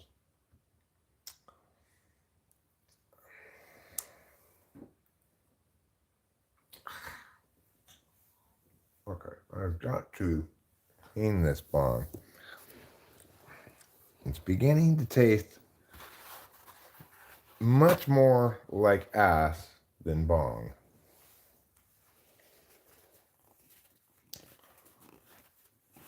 This bong water will be a real sight to behold, I can assure you.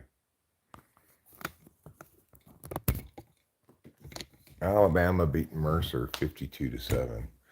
Oh, good job, Alabama. Way to schedule Mercer. Oh, yeah, I know. You got a brutal SEC gauntlet, yada, yada. Maybe you could take on someone a little bit more manly than Mercer. They call Alabama the Crimson Tide. They call me Deacon Blues.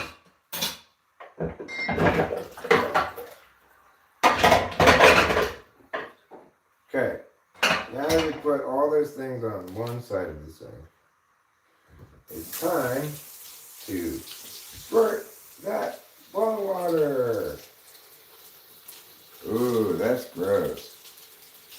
Can you see its grossness? Can you feel the love tonight?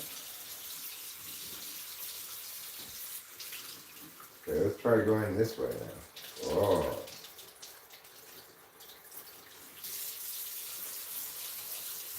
Pretty good. Oh, it's a lot of grossness.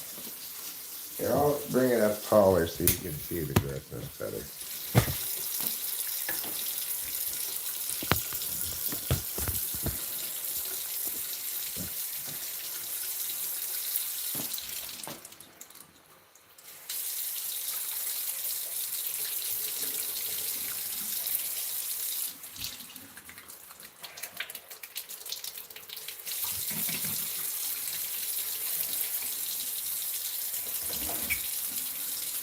So we want to get all of this bone resin stuff squirt it away.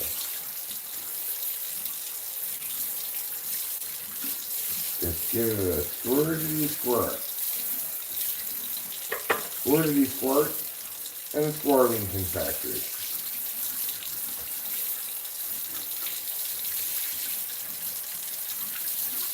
Alright. That's squirted pretty good. Now, it's not like hyper clean, but I think it's clean enough. Clean enough for government work. Yeah. I declare it clean enough. Except for this part, which I need to clean. There. That's better. Might as well just clean this out, I guess, like this. And like this. Just to make sure it's a little bit cleaner. Okay. Now we'll put this back on here. We'll put this back in here. And we're going to get a paper towel and try to blot all the resin off of my lips. Because it tastes nasty. Bong resin on your lips. If you need chapstick desperately and you're out in the wild, Don't think, oh, I'll just use this bong resin. Why? Because it tastes gross. So just keep that in mind. I'm always giving out good advice around here. Don't try to use bong resin for chapstick. Even if it works, it tastes too gross to be worth it. It's not worth it because of how gross it tastes. I'm not sure if it would work anyway. I just don't know. Why? Because I'm not an expert on chapping.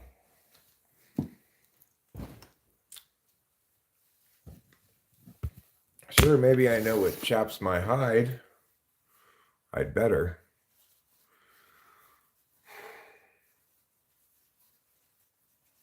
The name Mercer is in your family tree. Your great-great-grandfather Mercer was a badass Indian Scout Army officer and a friend of TDR's.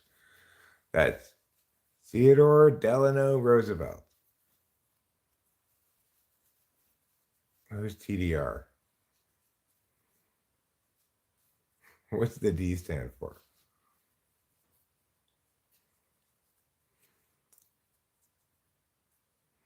Does it also stand for Delano? And shouldn't that really be pronounced Delano?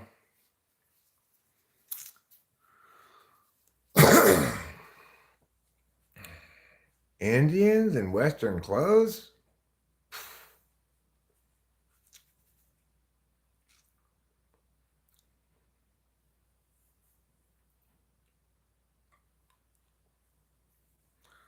Well, I mean, Colorado. Wow. Like, talk about a quick turnaround. Deion Sanders does this program humming at 8-2 now in his second year at Colorado. That's pretty crazy. I think he might be gone after this year, though, because I think those two guys, his kid and, well, but he's got two kids on the team. But I think Travis Hunter and Shadur Sanders are going to go pro maybe after this year. Or maybe they'll stay for one more year if they, I don't even know if they have any more eligibility.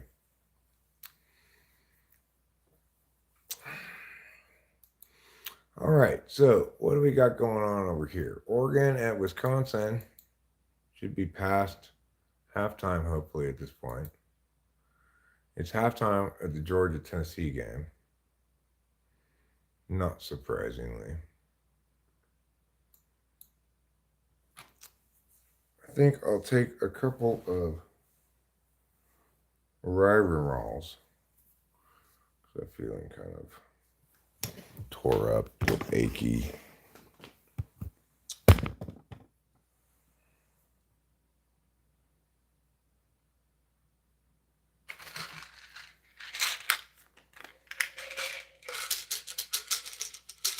Hi, Foster Holly. How you doing? You're still waiting for your jetpack future? I don't blame you, Winston's mom. Make with the jetpacks already, scientists.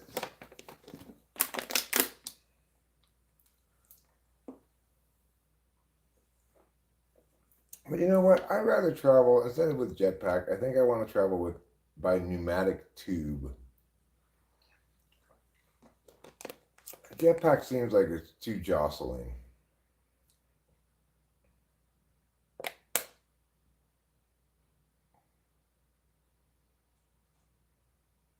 I like modern conveniences too, says Padawan Rangebender, but I think it's amazing the accomplishments at such young ages that people have done in the past. Some people still do things at young ages in the present too. I saw this YouTube video about child prodigies the other day. Some of these little kids do crazy shit, like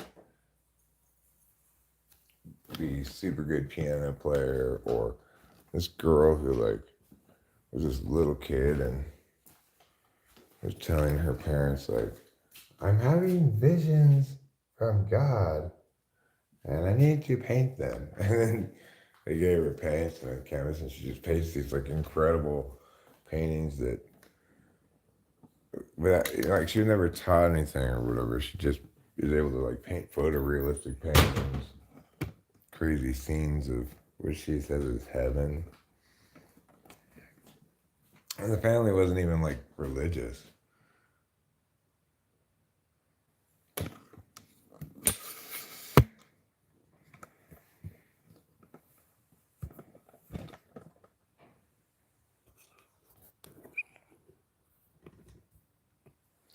Winston's mom had to live a real life and leave her books. I can't imagine being a young person who's just a child and having the world at your fingertips. I mean, like I can't conceive of living in a world prior to the internet anymore. When the internet's down even for 5 minutes, it's like, sound the alarms, light the forest on fire, everybody freak out, we have no internet.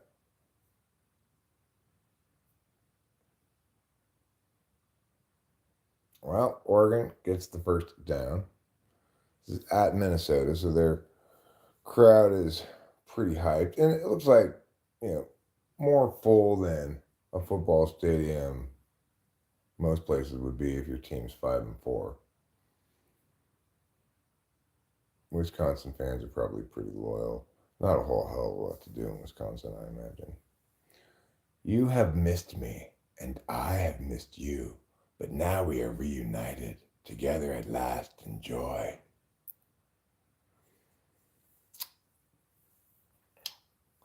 But we're not going to be together for a whole hell of a lot longer. I'm going to watch the rest of this football game, and then I might tuck into the end of the Tennessee-Georgia game if it's close.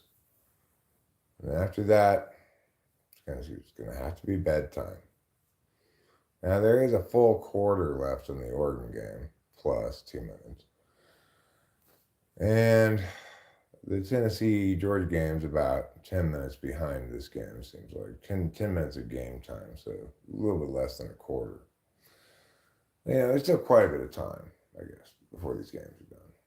And I don't want to miss out on the exciting conclusion of these games if they end up having exciting conclusions. The conclusion of the Pitt-Clemson game today was pretty crazy. I thought Pitt had it won. And then, bing, bang, boom. Clemson, quarterback busts out of the backfield, ball in hand, sprinting down the field. And it's like, tackle him, somebody. What's happening here? Touchdown. Then Pitt moved the ball right down the field themselves. There was enough time left for them to even get another score, but they needed a touchdown. Unfortunately, they weren't able to get it because the touchdown by Clemson had put them up by 4 points. So, with the extra point, of course.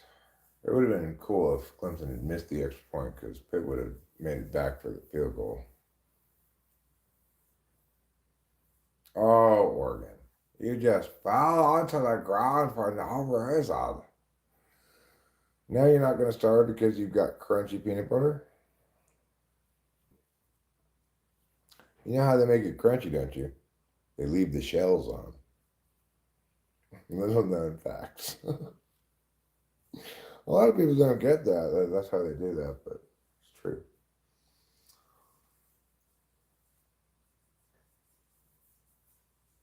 Well, with the third quarter coming to a close, it looks like Oregon's going to just let the quarter run out. They are 4th and 9.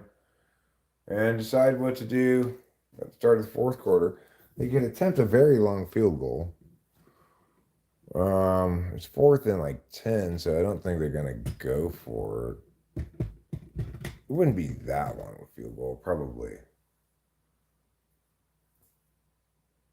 under 60 yards. Which these days seems, pretty makeable. It's crazy how long field goal kickers are kicking field goals these days. Back in my day, field goal more than 30 yards was hit and miss. No, not really.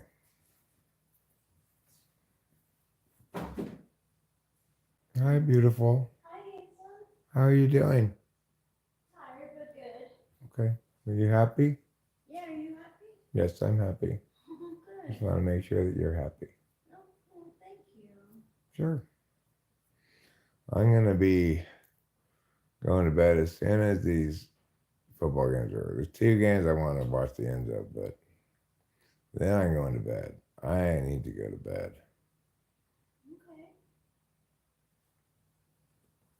Okay. Just telling you for no reason. I love you too.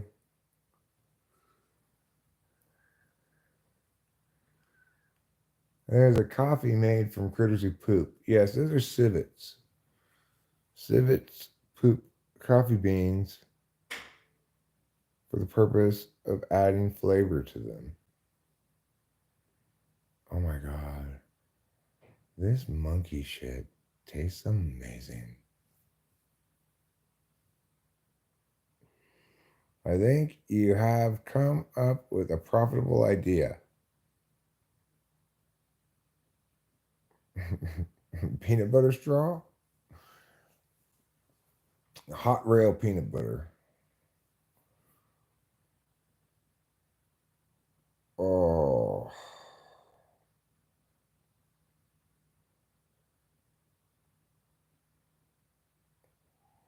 Yeah, that's me, Winston's mom. When I poop out peanuts, they're worth a lot. Every one of them is worth its weight in gold. Or at least its weight in the color gold.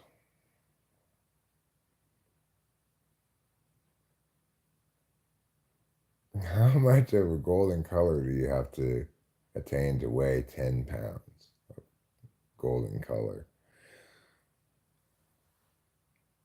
We need a universal unit that we can convert all things into. And I think it should be pounds.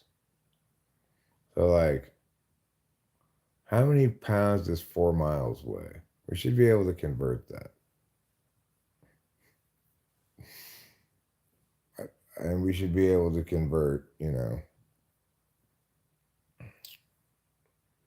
how bright, how, how many pounds is this brightness?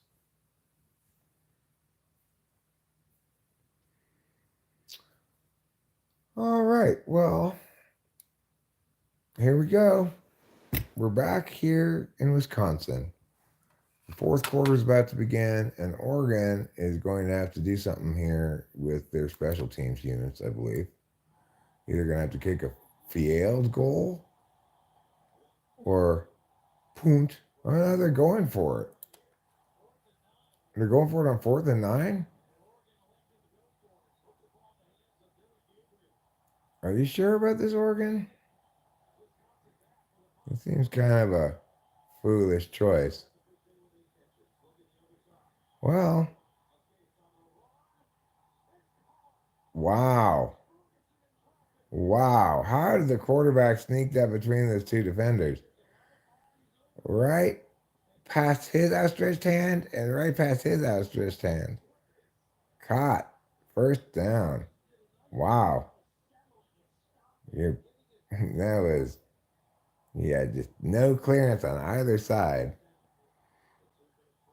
And a little slant to pick up another first down. Oregon is on the move. They've mounted their Pony Express horses and are carrying the football mail to the delivery address,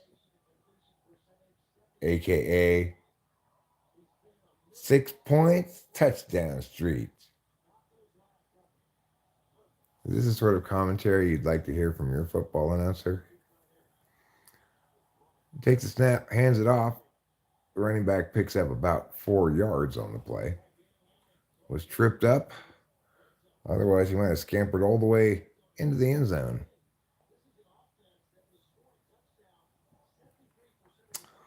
So, with Gabriel beneath the center, no, driving back into the shotgun again. Yes, in the shotgun. He's got, it's an odd formation. He's got one back to his right. He hands it off to that back. He springs it outside.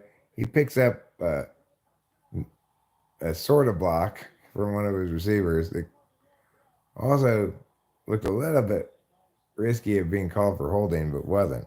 And the Oregon Ducks have scored a touchdown. Accordingly, the Wisconsin advantage has been swept away by the additional 6 points added onto the score by Oregon. And now, trailing by 1, Oregon looks to be attempting a 2-point conversion. No, now they go into extra point formation. And they should kick this extra point through. And if they do, then they will tie up the game at 13 points apiece. And here's the snap. The kick is up and good. Tie ball game here in the fourth quarter. 13-14 remaining in the game. Wisconsin to get the ball and needing their offense to probably get some points here, one would imagine.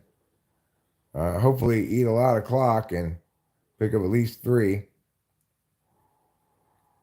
Try to keep the ball out of the Oregon's offense, out of the hands of Oregon's offense.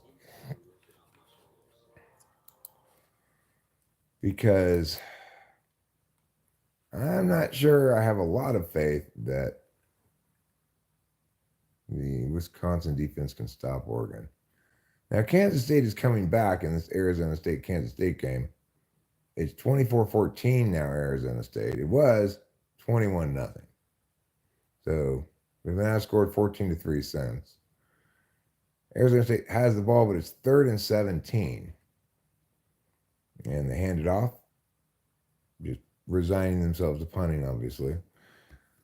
And the running back picks up about 3 yards. It's going to bring up 4th and very long. Scattaboo.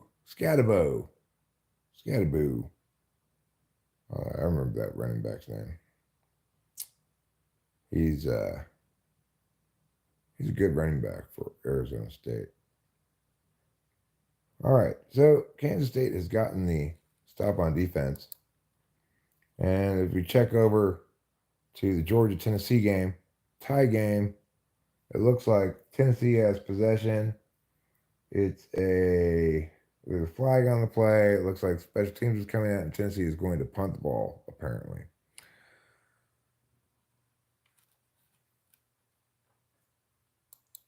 Yes, 4th and 11, Tennessee's going to punt.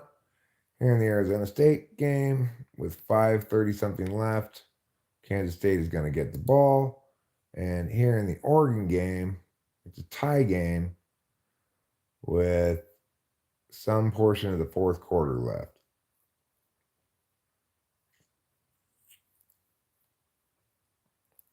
A great resource for information and good camaraderie. That's right. Cone putters. Oh.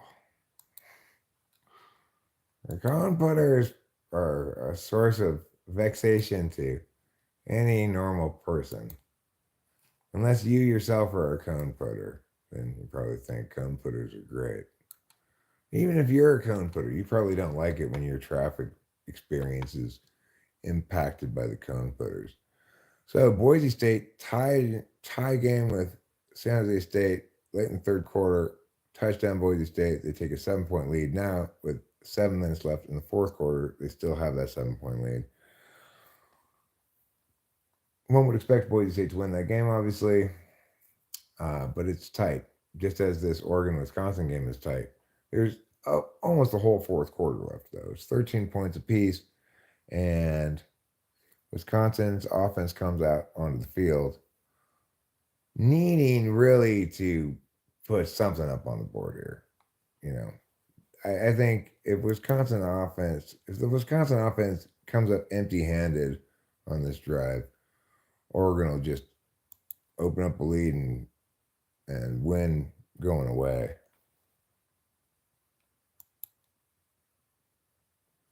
I am only an egg, and I'm named Robert I. Heinlein. I am only an egg, just yolk and white and shell.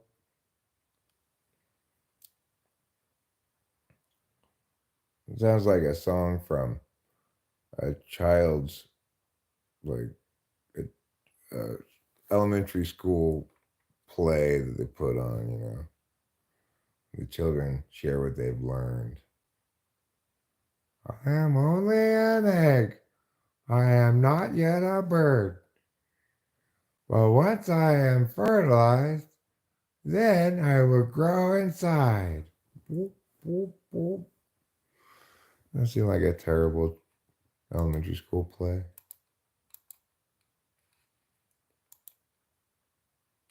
You know, before I was a parent, I thought, well, I guess the reason parents like these elementary school plays is because, you know, they just love seeing their own kid in the play. Then I had a kid and I realized, no, they just like these elementary school plays because they have terrible taste in things to do.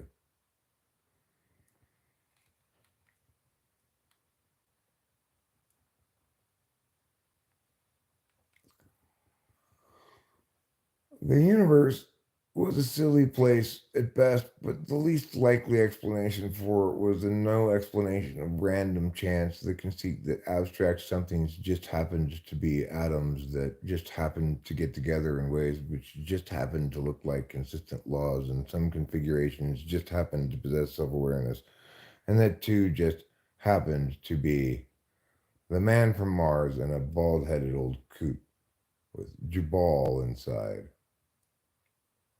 Is that me? Am I the bald headed old coot with Jabal inside? Jubal. Or is that Jubal?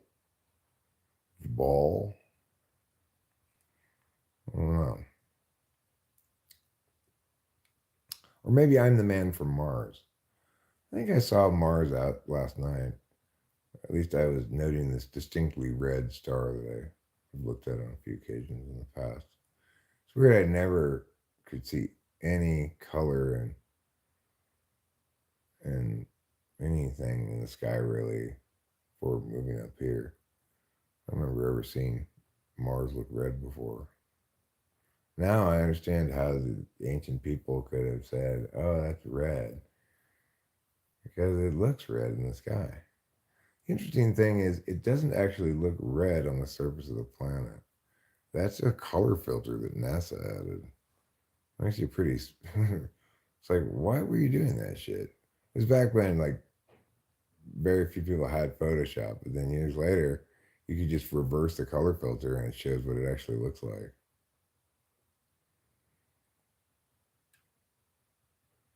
Like, what the fuck were they thinking? Why would they add a color filter to make it look more red than it actually was?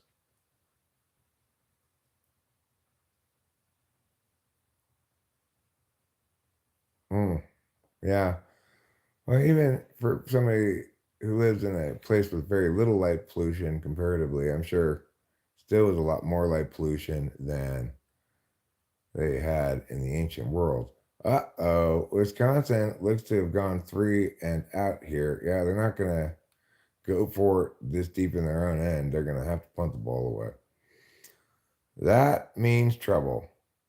Trouble, trouble for the Wisconsin Badgers, because I think Oregon is just going to scorch right down the field and score a touchdown. Why do we have lights on at night? Because the dark is very scary, Sean. Okay? If you don't have everything always fully lit up, you might not be able to see a bad guy. Bad guys creep in the dark.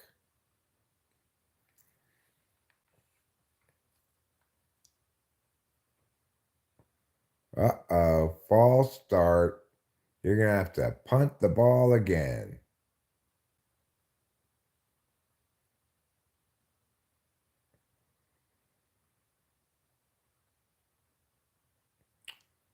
Number 8, Lowry Jr., you've committed a false start penalty. During, yes, I'm aware, but everyone should be in bed. That's a good point, Sean. We should all sleep whenever it's dark and stay awake whenever it's light.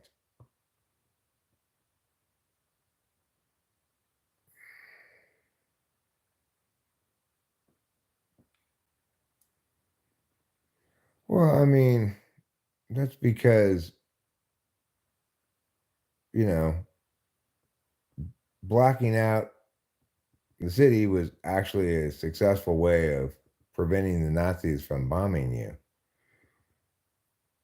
Contrast that with the other analog, right?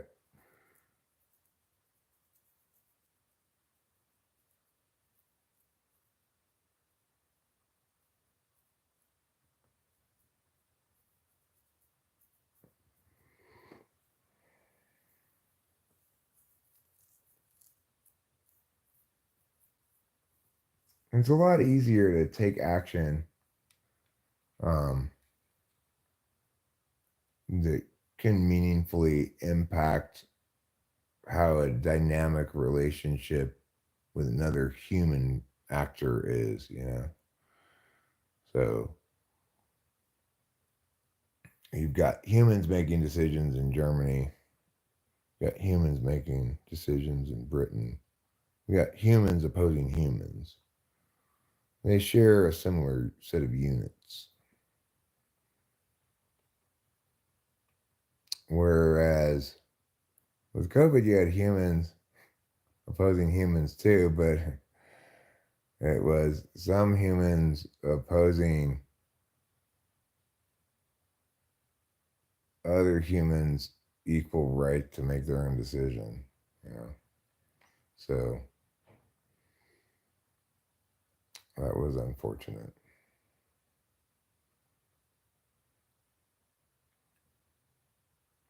But the thing is, that's the tricky thing, right? In contemporary society and contemporary politics, we don't agree on much because nobody's caring about being correct. Yes, of course, telling the truth, but telling the truth is not very important, really, because if that's your standard, then all you need is someone who's not a liar. You don't need somebody who's competent at all or correct at all or will serve the country's interests at all. You just need somebody who's honest. Well, that's the bare minimum. And in fact, it's not necessarily the case that um, you want your president to be relentlessly honest. Uh, Obviously, it's a good idea often for a president to hold their cards close to their vest, etc. You know, so yeah, an ounce of prevention is worth a pound of cure, um, but it's not worth a pound of theater, right? It's not. So if the TSA actually improves security, in other words, if it actually keeps everybody safe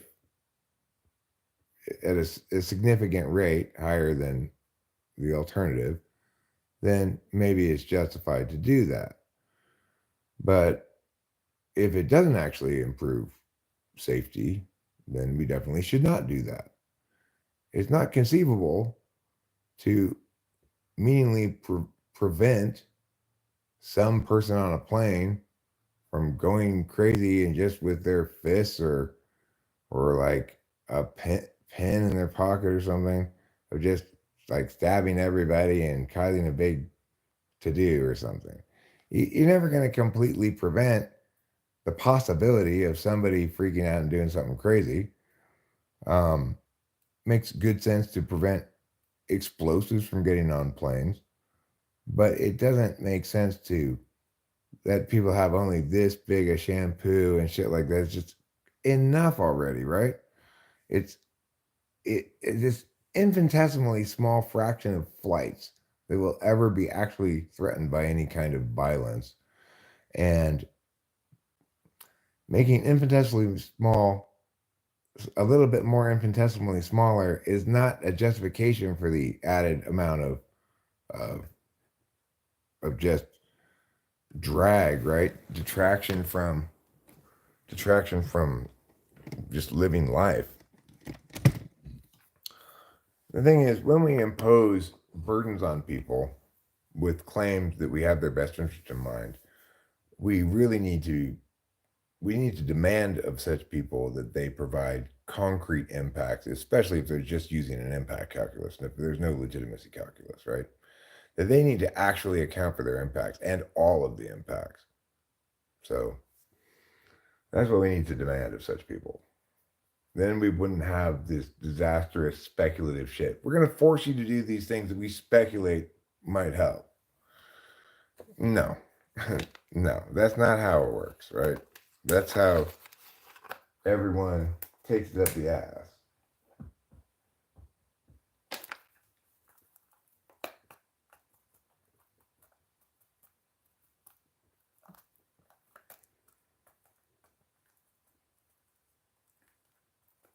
No, it depends on whether the the prevention, like whether the requirement, the mandate you're compelling people to adhere to, it matters whether it has met its burden to establish that it will have both. It'll meet the criteria of your stock issues, right? Inherency with the shits. It's significance, harms, inherency, topicality, solvency. Topicality, you can forget about that one because that's specific to a debate round. But the other ones are specific to policy matters. So if anybody's trying to mandate anything, they need to establish and sustain both significance and solvency. It needs to actually solve the problem and it needs to significantly solve the problem, not just make a tiny dent in it, right? And before you do an impact calculus, in order to complete your impact calculus, you need to account for all the harms, right? The harms in the status quo, if you leave things unaccounted for, and the disadvantages, those kind of harms of your plan as well. And if you're not doing that kind of impact calculus, you've got no business advocating a plan in the first place. At least a plan justified by utilitarian justifications, no, unacceptable. And we should all have a higher bar than that.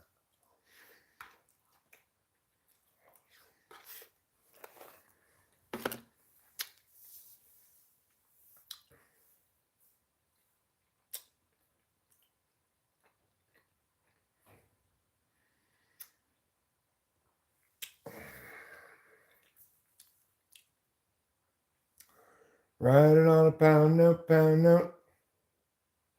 Down, down, down, down, down. It's a good song.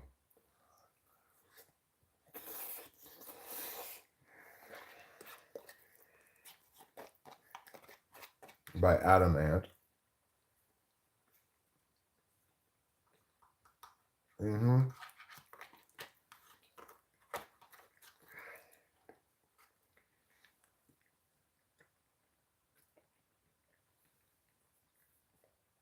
Inherency just says that your plan addresses an actual barrier in the status quo and that it won't solve itself. So, like, you can't say, my plan is to get rid of crime by having everybody smile more. We're encouraging everybody to smile more. That doesn't have inherency because there's no barrier in the status quo that it overcomes. There's nothing preventing people from smiling more as it is.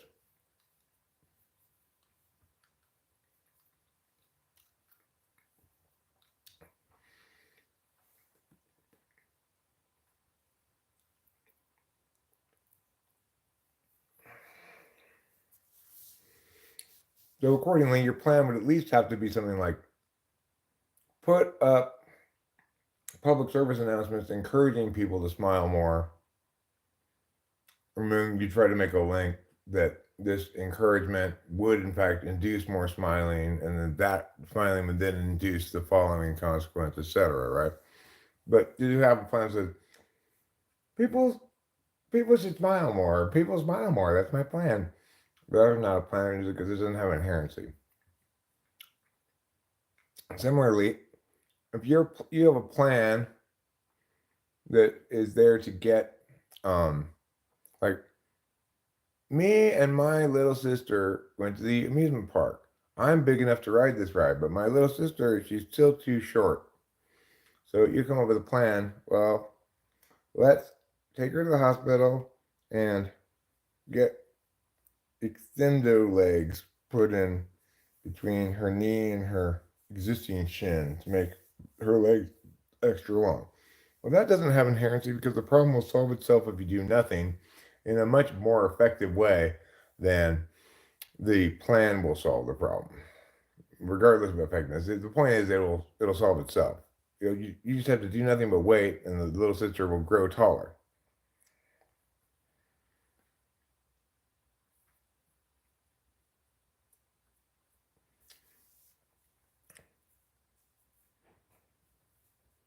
My policy to make people smile would be to write humorous statements and jokes on public transportation. But how many times is the same joke you see on your commute every day going to make you smile? Maybe just the first time. Unless you want to have constantly changing. Maybe if it were electronic ads and you could update it every 6 hours, have a new joke put up there.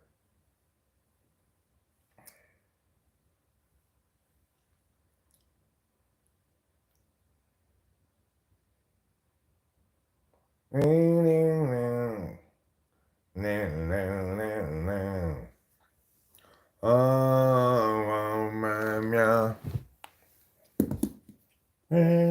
Me. Meow, meow, meow, meow, meow, meow. Okay. Let's step outside. I know I'm ignoring the point of what you're saying. Oh, it's fine. I ignore the point of what people say all the time.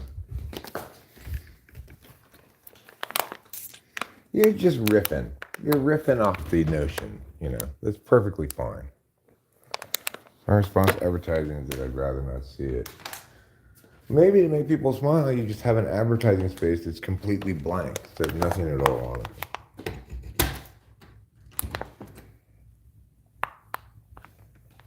Just buy up advertising space and replace it with blankness.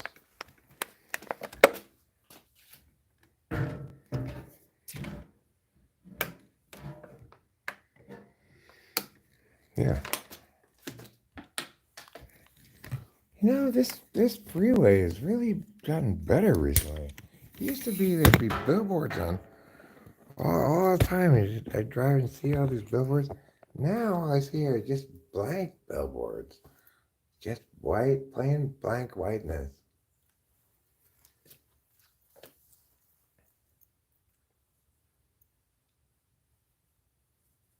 I'm sure the advertising company wouldn't care if you wanted to pay all the billboard company money to put up just blankness. They'd be fine with it, I'm sure.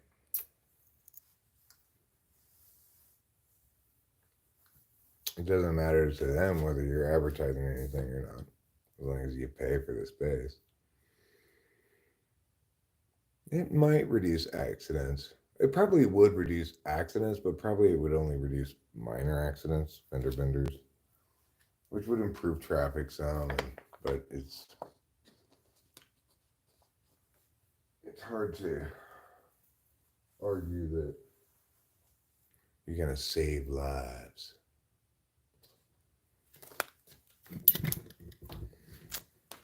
Because first of all, can we stop with this whole saving lives thing already?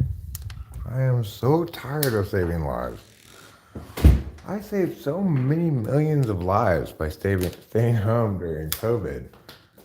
I can't even count all the lives I've already saved. Okay, you know what? I know is the case. Yes, it is the case. It is the case. I do have another pack of cigarettes. Yeah, Sean, you're not wrong. However, also, don't you need to know what products to buy? Have you thought about that? How will you know what products you need if you don't have billboards telling you? You won't know. You'll just be confused. Oh my God, what should I buy? When you go to the store, you just be like, I don't know what to get. All the billboards turn blank. I can picture you sounding exactly like that, Sean.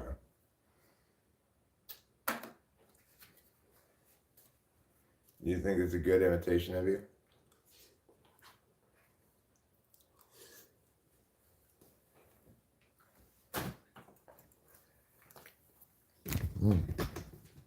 I have a sense for these things.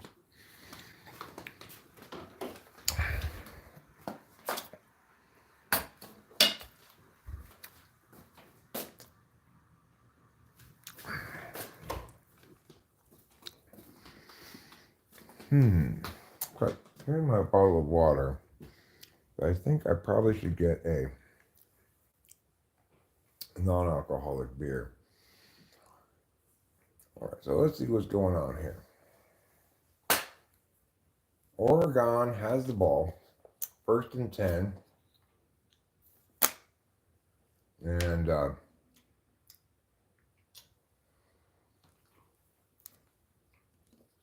they're taking the snap with about 7 minutes left in the 4th quarter.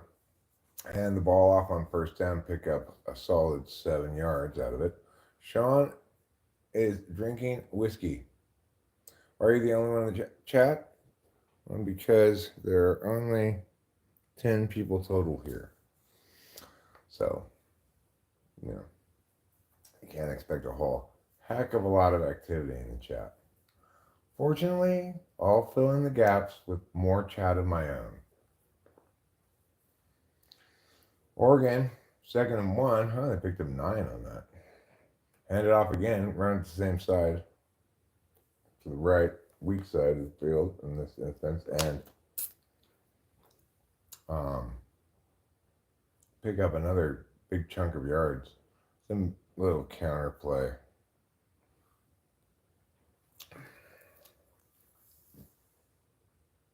What's the score? It's a tie game at the moment. 13-13. Oregon, Wisconsin have the same amount of points. But Oregon is driving the ball with, they're just kind of slicing right through the Wisconsin defense at the moment, just running the ball. You think the Oregon players took the Oregon Trail to get to the school? I do. I think that's why so many Oregon players go on the injured list because of dysentery and cholera. Not to mention snake bites, broken arms, exhaustion, and other Oregon Trail maladies. Oregon snaps the ball, 2nd and 7, trying to run the ball again. This time,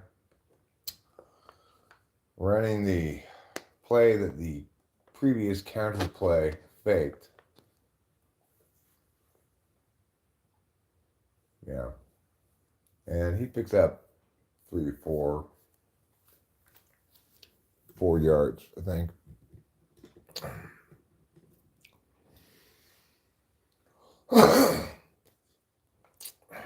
And in fact, in the Oregon football program, the coaches, they often will put the team on grueling pace and meager rations.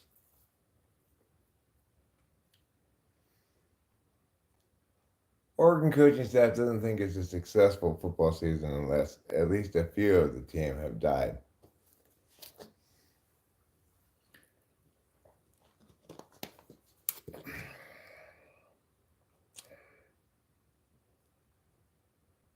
if you liked Oregon Trail, you'll love playing for the Oregon football team. How many replacement wagon tongues do you want to purchase?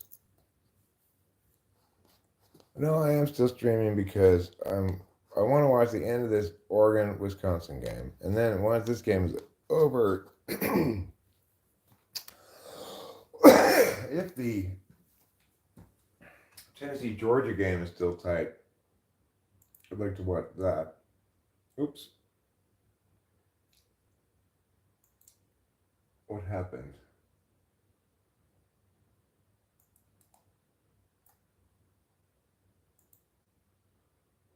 So Georgia up by 7 points.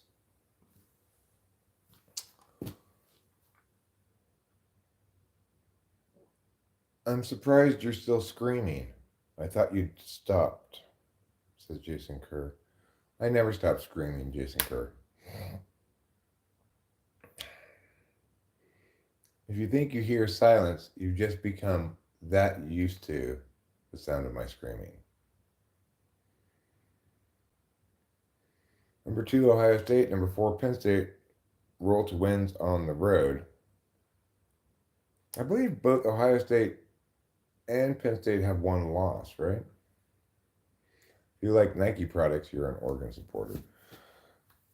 Well, I don't particularly like Nike products, but I do root for Oregon. You know, Pac-12 team moved on to the Big Ten along with USC, which is my team. Tennessee gets a first down. They're moving the ball. There's still all the fourth quarter to go in that game. So let me go back over here to the Oregon game and see if we can't catch the exciting conclusion of tonight's special, commercial free. And if we can't, then with commercials.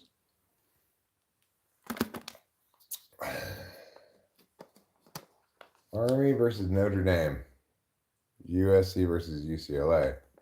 So, okay, it is the case that next Saturday we play UCLA and the following Saturday we play Notre Dame. We should beat UCLA. I believe we should. Will we beat Notre Dame? I believe we can beat Notre Dame, and maybe we should if this new quarterback is the savior he appeared to be today.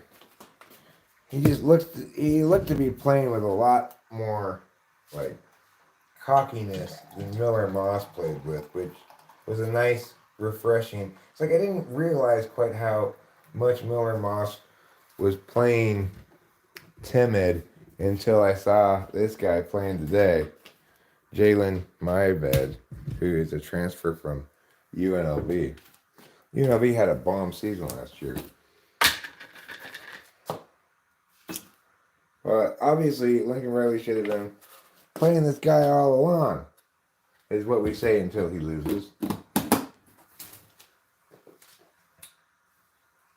If he brings the new energy that he brought today to the UCLA and Notre Dame games, we should win both of them, I think.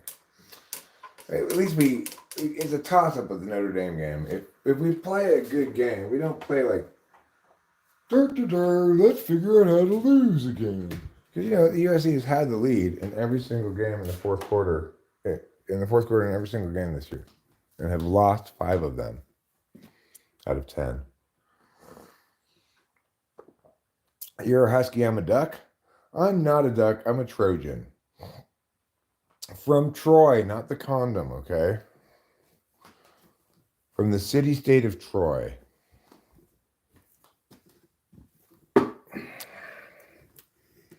The only duck I know of walked up to a lemonade stand. And he said, "Hey, I'm a duck. So this is what you do when life gives you lemons. I don't want to lick your cervix tonight. I'm going to leave your cervix well unlicked. I don't want to lick your cervix, all right? because your cervix is gross all night. Your cervix tastes like placenta. I don't want to lick it anymore. Winston's mom, why did you delete her comment? Lick my cervix is a great comment. Let's all admit that. Nobody should object to lick my cervix. It's a wonderful comment.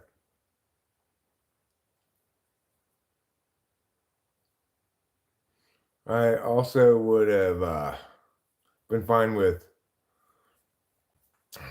jostle my dampness or fondle my appendix. I don't have an appendix. That's the trick in that one. If I tell you to fondle my appendix and you go reaching for my appendix, you're going to find there's nothing there. I'm like a Ken doll if Ken's junk was his appendix.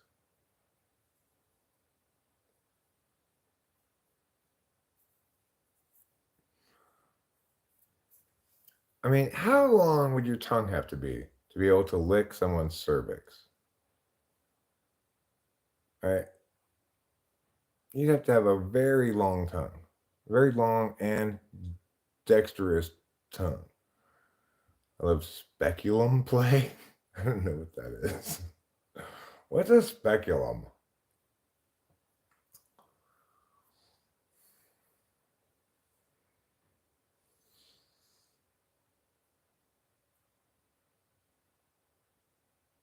Anyway, I don't have an appendix. This has been a secret I've been keeping for years now. But I finally worked up the courage. I said, you know what? I'm not going to live in shame anymore. I'm coming out of, oh, that thing. I know what you're talking about. No, I know what you're talking about. The spreader thing. Yeah. Gotcha. Well, without one of those, Vanessa 90, ain't nothing going to lick your cervix. It's going to get stuck somewhere between the entrance and the fallopian tubes. Is it a baby coming out, Sean? With all of your speculum experience, Vanessa 90, I bet childbirth will be a breeze for you. I don't want to beat your smana nana pada da da pada da da da. Okay, Jordana? I don't want to read your blah da da da da da.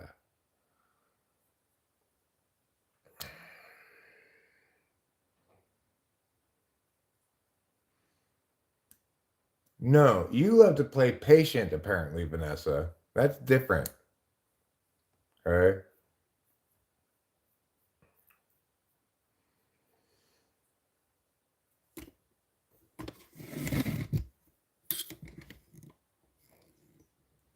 That wasn't what you were thinking of, huh?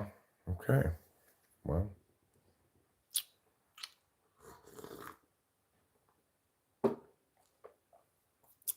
Is the game over? No, I'm still watching the Oregon-Wisconsin game.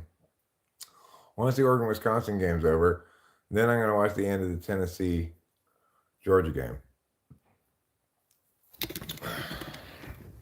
And then I'm going to go to bed.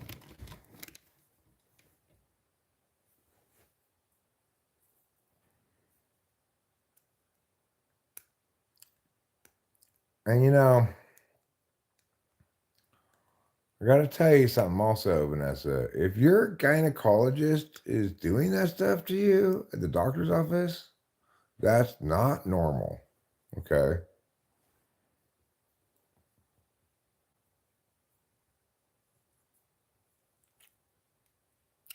As I mentioned before, the one thing that I've learned in my viewing of adult videos is that stepsisters are very naughty and they only learn their lesson one way, or a couple of variations of one way.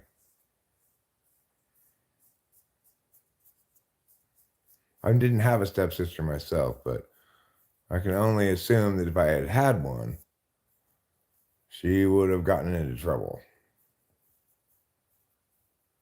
During my reign as co-emperor with my adopted brother Lucius, I typically wrote or read Plato during gladiator games while he watched with excitement. He watched you read Plato with excitement? Sounds kind of like a Diddy thing, where he sat in the corner and pleasured himself with excitement.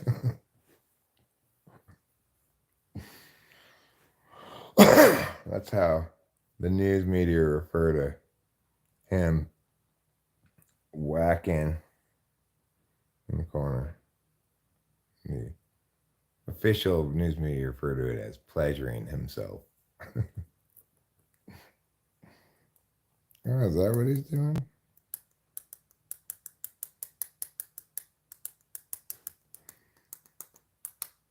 U.S. deploys socially awkward men along border to deter migrants.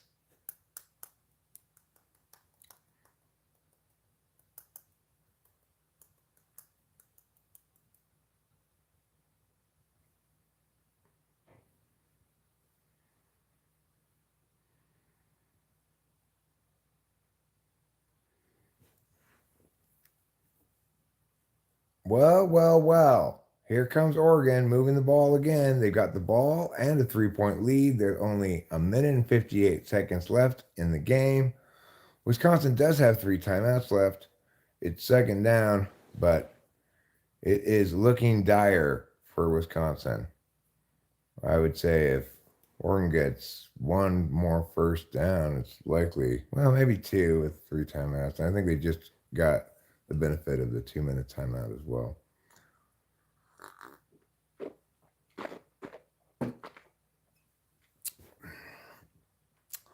Oh my gosh, are you selling piñatas? Look, honey, there's some Mexicans here. Let's go. Let's go learn about their culture. Buenos dias. Are you selling piñatas? Piñatas? It'd be like that. The Mexicans are like, you know what? Never mind. We're going to stay in Mexico. Sell our piñatas to other Mexicans.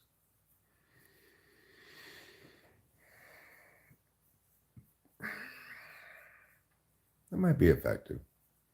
As I've mentioned, people need to watch out about this wall idea because you know what? You think you're building a wall to protect your border, and then it backfires on you. And all you've done is teach Mexicans how to climb. Next thing you know, you've got Mexicans in the trees of our suburbs, lurking overhead, trying to sell us piñatas that we don't want. Hi, No Sage.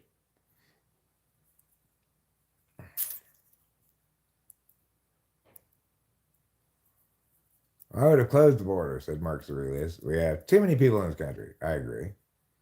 Well, it is becoming less white, but I don't think that's neither a harm nor a benefit. I am a politician. I just haven't run for any office yet. There. I'm not a politician. I'm a statesman. Okay? A statesman, Sean. A real statesman of our citizen democracy.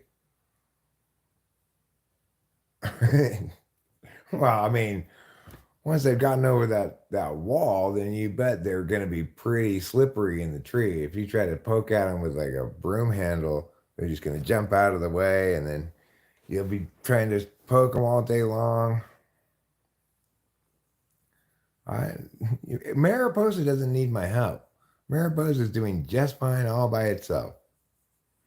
Unlike the United States of America, Mariposa is a sane place that does things in sane ways.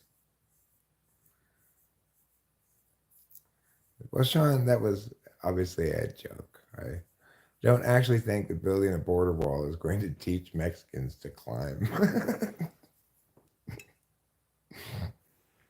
It's just part of the hilarity of my hilarious jokes.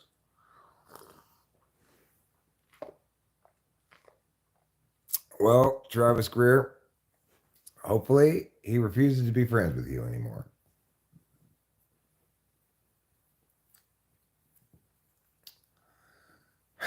No, the one thing I would say, no, Sage, is not part of Trump's America is the Mexicans being in trees. Okay. At no point have I heard from Trump any plan that advocates creating more tree born Mexicans. The Mexicans are building the wall. What are they keeping out? Other Mexicans?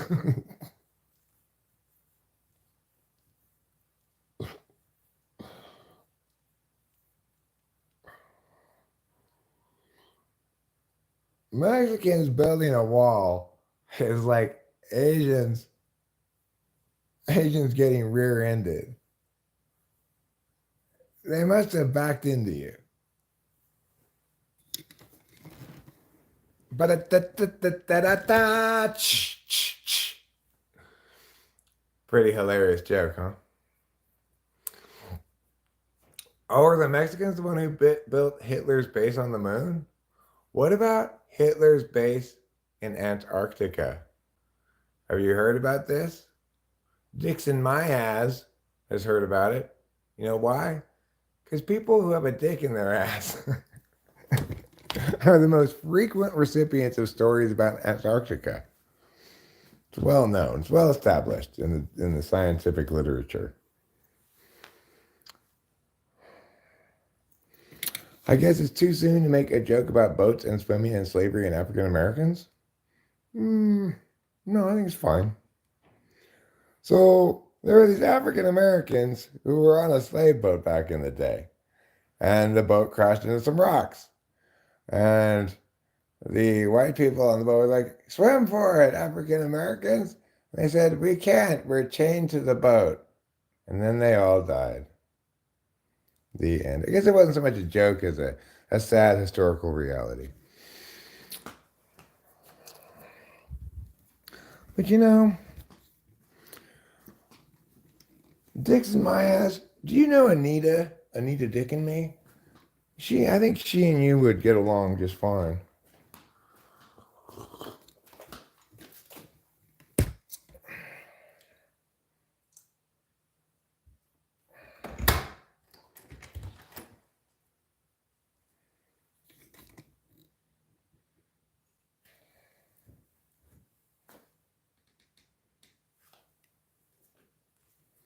Well, Wisconsin has run the ball.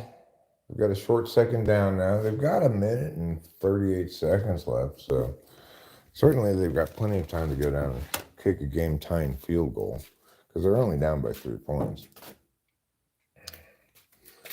At this point, if they would eat some clock and score a touchdown, they'd be in very well positioned to win the game.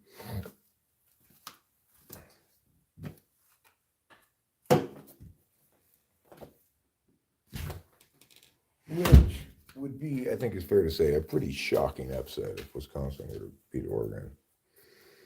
Oregon ranked number 1 in the country, 10-0. Wisconsin unranked, 5-4. That would be a pretty shocking upset. But let's not. Wisconsin oughtn't count any chickens at all here because they've got a long way to go still. And what happened here? Oh, intercepted. Oh, the game's over then. It got tipped by the defensive lineman, and then the linebacker who was falling back into coverage plucked it out of the air and said, "This is my interception. See you later, Badgers."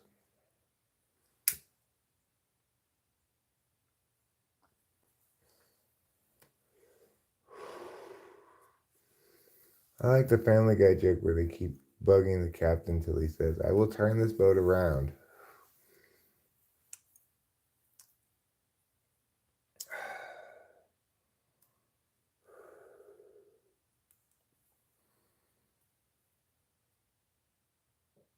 Well, I guess there's still a minute and 32 seconds left, but it's Oregon ball 1st and 10. Wisconsin only got 1 timeout. I guess they, in theory, could get the ball back, maybe. I don't have to do the math, but I don't think Oregon even needs to get a first down. I could be wrong. Hong Kong sports has still not recovered. You've still not recovered from the Mike Tyson fight.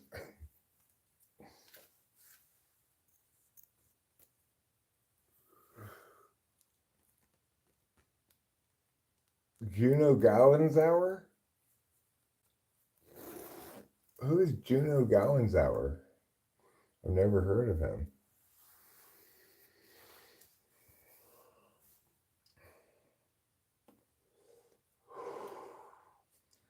That's a chop block. I should have called the penalty on the. Oh, never mind. Sorry. I had the wrong sides on the wrong side.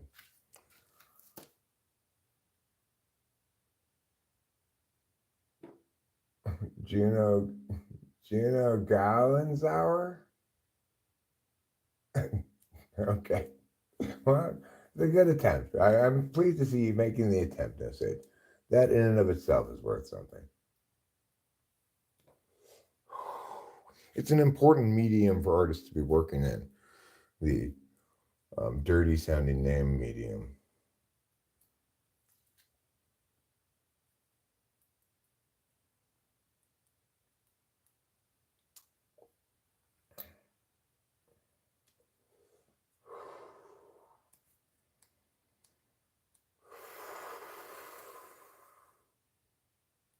Holding two dicks. It's a good one, you know. HOLDYN and TOODIX.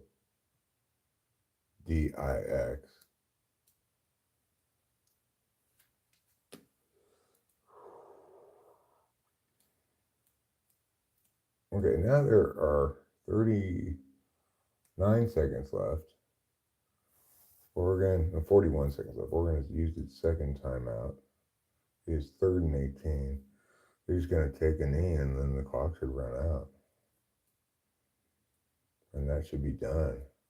Done diddly on. Stick a fork in Wisconsin. Send them back to their cheese wheels and their sorrow. Because the Ducks will be emerging tonight victorious to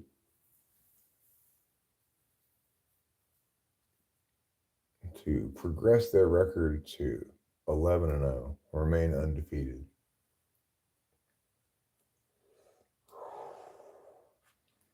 That's it, everybody. Game over.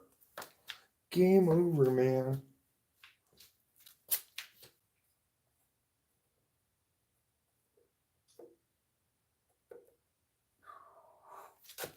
It's cold out here. It's cold as F. It's under 40 degrees up here. And I don't even have any socks on. So you can guess how that's like. It's like cold.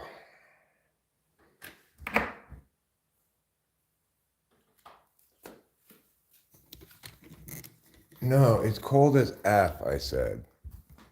Because it's 37, so it's actually not as cold as ice. F is just a little bit warmer than ice. It's 5 degrees warmer. -2 degrees Celsius or Fahrenheit? If it's -2 degrees Celsius, then that's not that bad. This is like 30 degrees or something. 29 maybe. But if it's -2 degrees Fahrenheit, well, that's quite cold. Well, that's very cold. That's 34 degrees of frost, as Jack London would put it. -2 degrees Fahrenheit? I mean, that's pretty cold, dude. I don't think I've ever even been in weather that cold. -2 degrees Fahrenheit. That's pretty cold. You have to be in like Canada or something for it to be that cold. Okay, I think do believe my upper butt has signed the release papers on the rest of my poo. Or at least, hopefully, a substantial amount of the remaining poo assembled.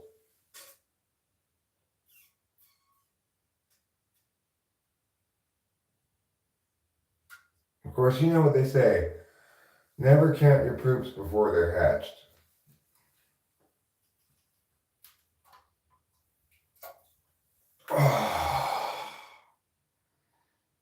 Well,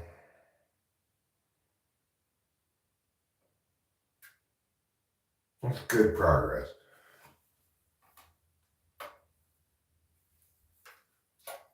I'm not going to say that I'm pooping like somebody who's not backed up, but I am making progress. And if there's anything that Poop AA taught me, it's progress, not perfection.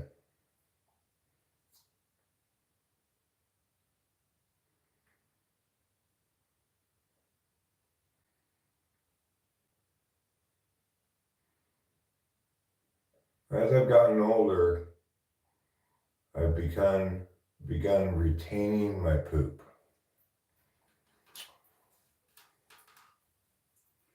Not on purpose, but maybe subconsciously it is on purpose. I don't know.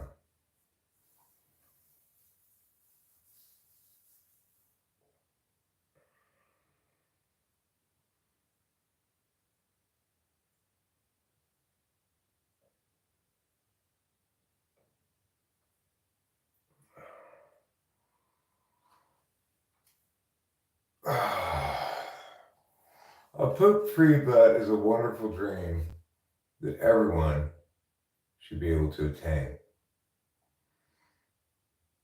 It won't stay poop-free for long.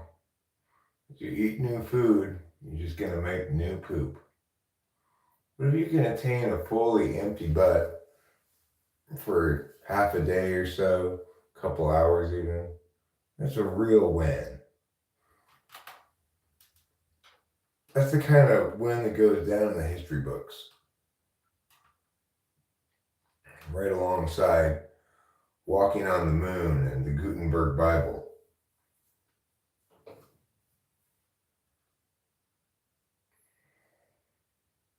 And by walking on the moon, I am, of course, referring to the Police song.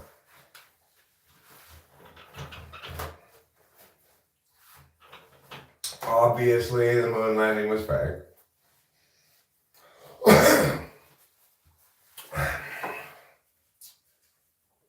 You know,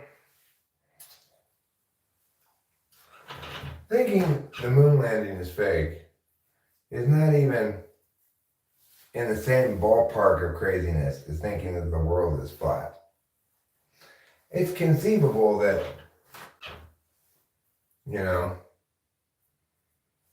that the government could manufacture such a production, potentially even keep it secret, And NASA does a variety of kind of shady things. They're not very, they don't behave like scientists in terms of putting data out to the public that's not misleading, inaccurate, falsified in some ways, etc. So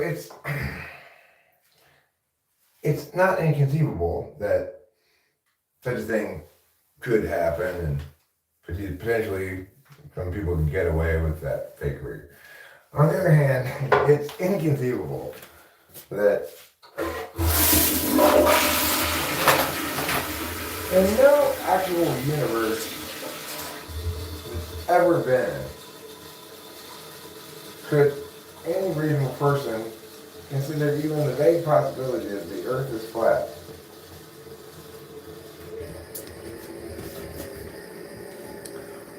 It's just all the indications to the contrary are absolutely overwhelming.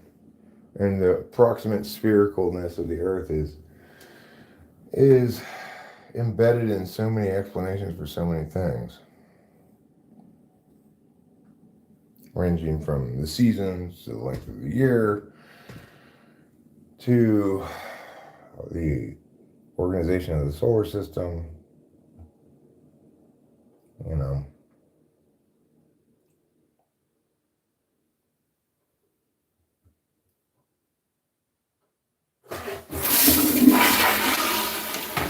I had to press it again because one piece of toilet paper didn't go down. The Earth is locally flat. Well, like it's flat right here because my floor is level.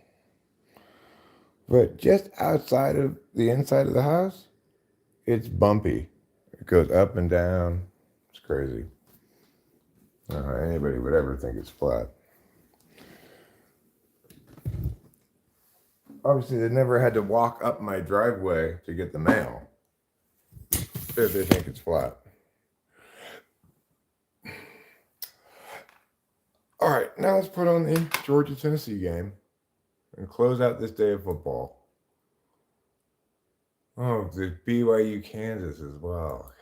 Why are there rash of good football games here at the end of the day? Let's see if Tennessee can come back and beat Georgia. I guess I would like to see Georgia win. That way Tennessee gets 2 losses, Georgia has 2 losses. Alabama already has 2 losses. Like, who's going to win the SEC? Well, probably Georgia or Alabama will win the SEC championship game.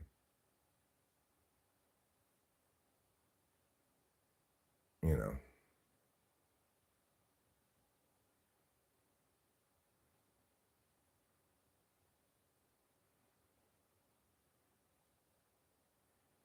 Our fanny is different from fannies overseas, right? In America, a fanny refers to your butt. In England, it refers to your vagina. But obviously, the English are wrong because I don't even have a vagina. So I think that resolves that argument right there. There are meteor showers happening for a little while longer. I could take a coffee break at work and go get the feels. By work, you mean like right here.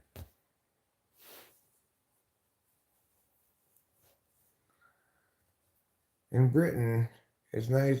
Fannies in Britain are nice to have men do their thing with them. In America, it's an abomination. It's just called homosexuality, okay? It's when a man and a man love each other very much. So much so that one of them puts his penis in the other one's butt.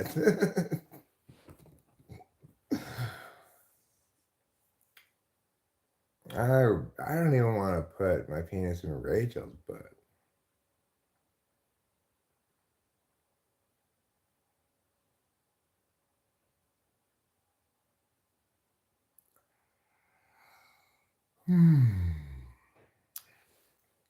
Just keep your butts out of things, everybody. Everybody's gotten all super gross these days. It's like,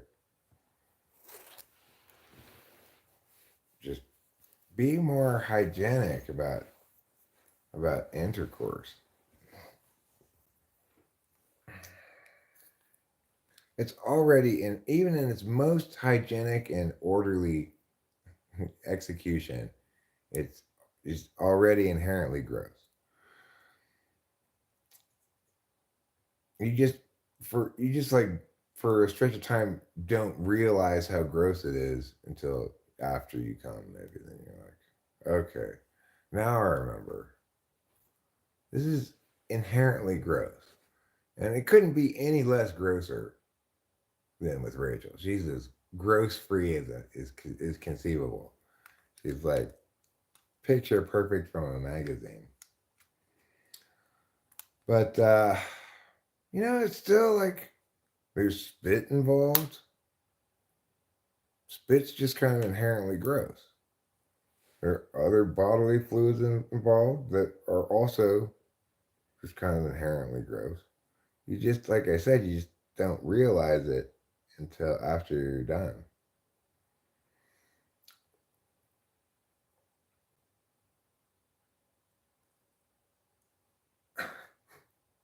Well, I'm just saying, normally we both keep our spits inside of our own mouth, like sane people do. It's that the desire to have intercourse makes you go insane. All of a sudden, things that are gross aren't gross anymore, but instead desirable things to do. George is going to win this game. This game is OVER. First and goal with a 7-point lead and 2:30 left in the fourth quarter. Georgia is going to take a 14-point lead shortly, and time to put the volunteers to bed. All right, I guess I'll check out the little bit of the BYU Kansas game. BYU is undefeated, number 6 in the country, which is very high ranking for a 9-0 BYU team. I mean, you'd expect them to be 10 to 15 somewhere in there, but now the BYU's in the Big 12, all of a sudden they get the benefit of the doubt, and they're number 6 in the country. And it's a option play, and the quarterback keeps it but gets nothing. Meanwhile, Kansas is still clinging to their 7-point lead here at the beginning of the second quarter. OSU hosts number 5 Indiana 10-0 next week. Ooh, that'll be a big game. I would love to see Indiana knock off Ohio State. That'd be great. Good for Indiana. They're not much of a football school. And they're not even really a basketball school anymore.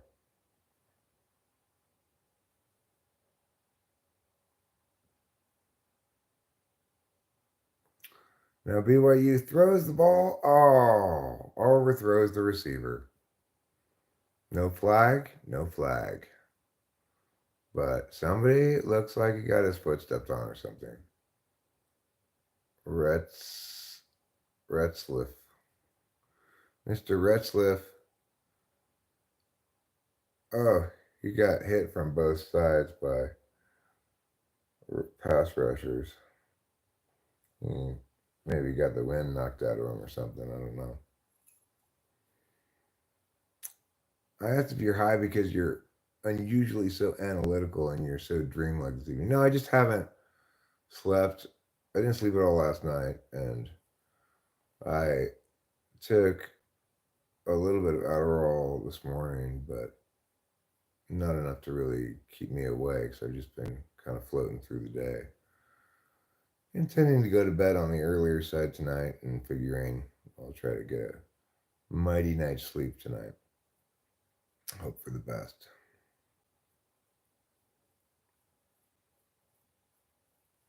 Take a couple Gabba Gabba haze.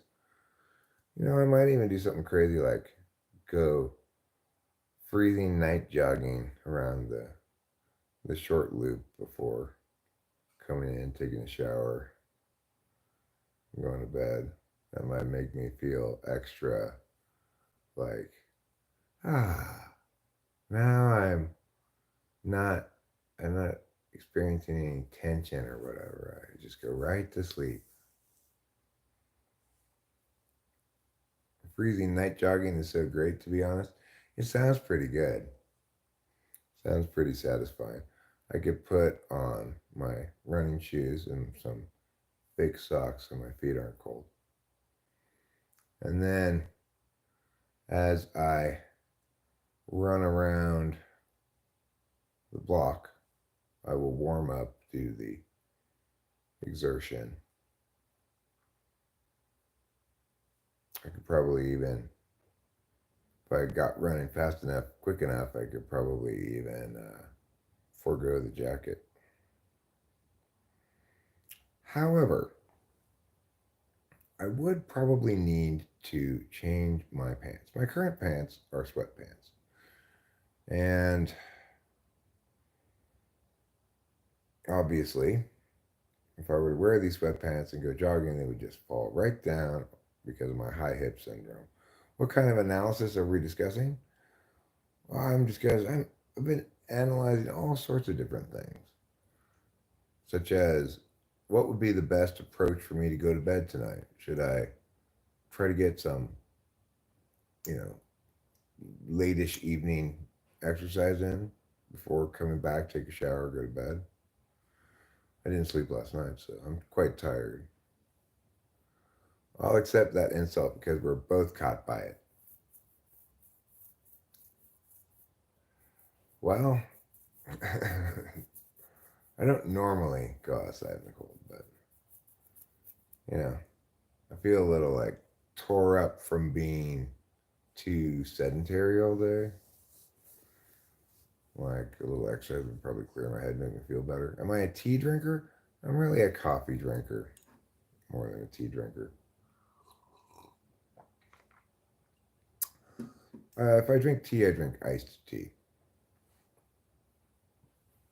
but not with any sugar in it, ideally. Well, actually, Rachel and I drink quite a few of these brisk iced teas, and they have lemon flavoring and sugar in them, I think. So they're quite good. How can I drink coffee and go to sleep? Because because coffee doesn't keep me awake. It's like I stayed up all night last night on Adderall, so I'm behind a full night's sleep, and I anticipate that when I go to bed, I haven't taken any Adderall since early this morning,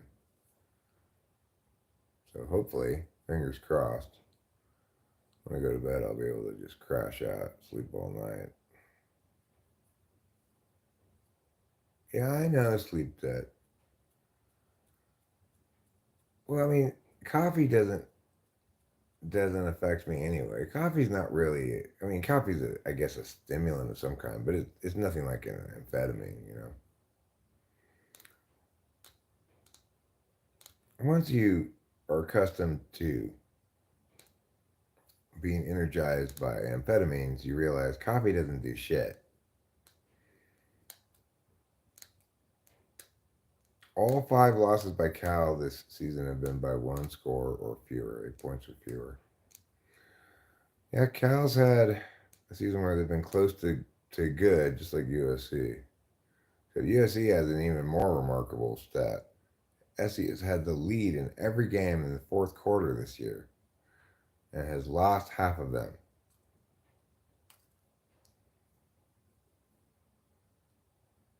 I guess I should have said has had the lead in the fourth quarter in every game this year. Coffee, people, sure it has some drug effect. Like for me, it might make me jittery a little bit. Um, I mean, I drink so much coffee every day, squiggles, that it doesn't have that impact on me. The thing is, I drink a shit ton of coffee, and I have ever since I quit drinking alcohol. So I don't worry about possible harms of coffee. I used to be a drunk, so I know what actual harms from a drug habit look like. And believe me, coffee is no such manner of thing. Do you have any formal education in philosophy? Uh, well, competition debate really is the most robust education in philosophy that you can possibly have because it doesn't just survey arguments that people made in isolation over the years in books. It requires you to have a sufficiently better understanding of things than your opponent to win the round.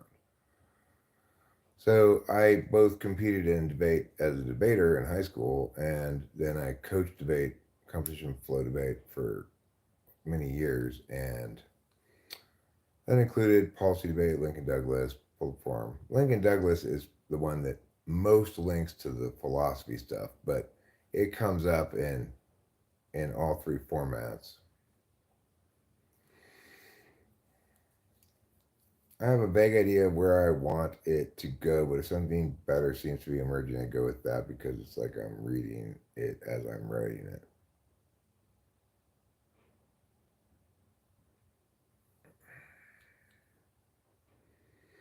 In psycholinguistics, a garden path sentence is a sentence that is temporarily ambiguous or confusing because it contains a word group which appears to be compatible with more than one structural analysis, also called syntactic garden path sentence.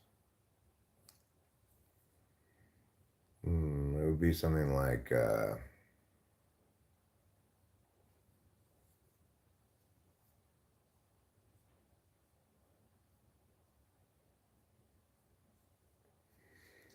something like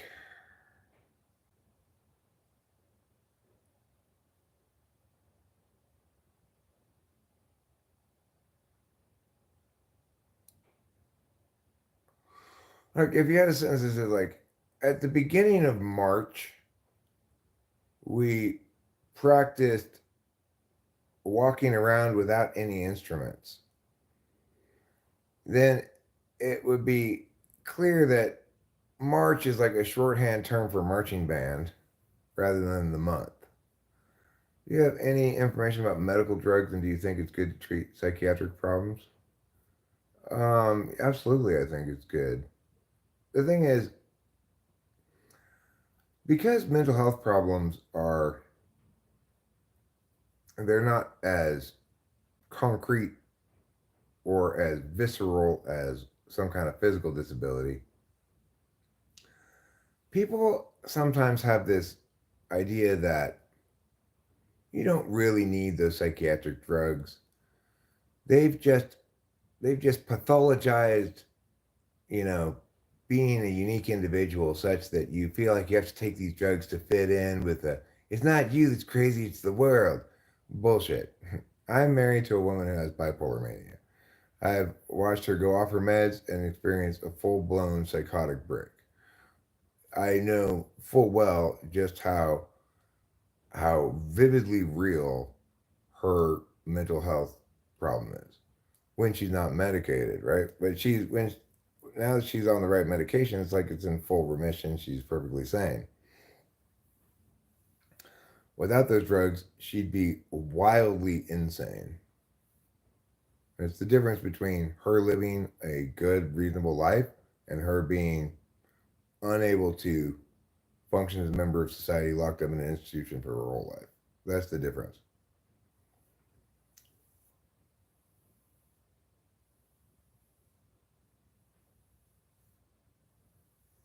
Well, Rachel could never stop her bipolar mania from spiraling into like literally like a solid week of not sleeping without any drugs at all, right? No drugs keeping her awake. Just her bipolar mania spinning her into an increasingly um, distinct break from reality. You know, it wouldn't matter how much money anybody offered her; she was not. She would have just gotten crazier and crazier and crazier until I somehow got her admitted to the hospital, which I eventually did. You know.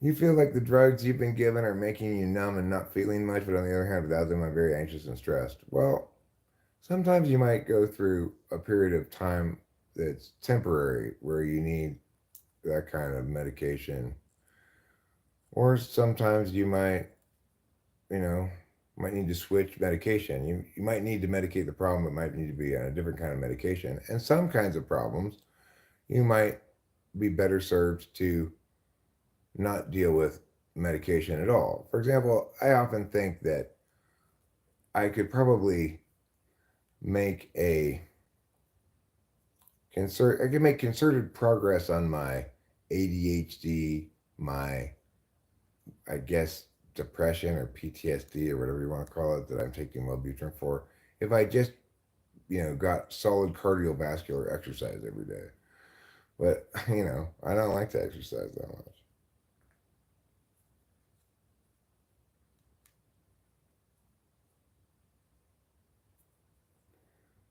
Oh, I don't like the guy anymore. I was saying I love the example sentence you gave. You mean the March sentence? I think that's an example of that kind of sentence. Uh, Jordan Peterson, you know, I kind of feel bad for him. It's like he was held up unfairly to him as some kind of intellectual powerhouse, but he was never, from the very outset, equipped to carry that load.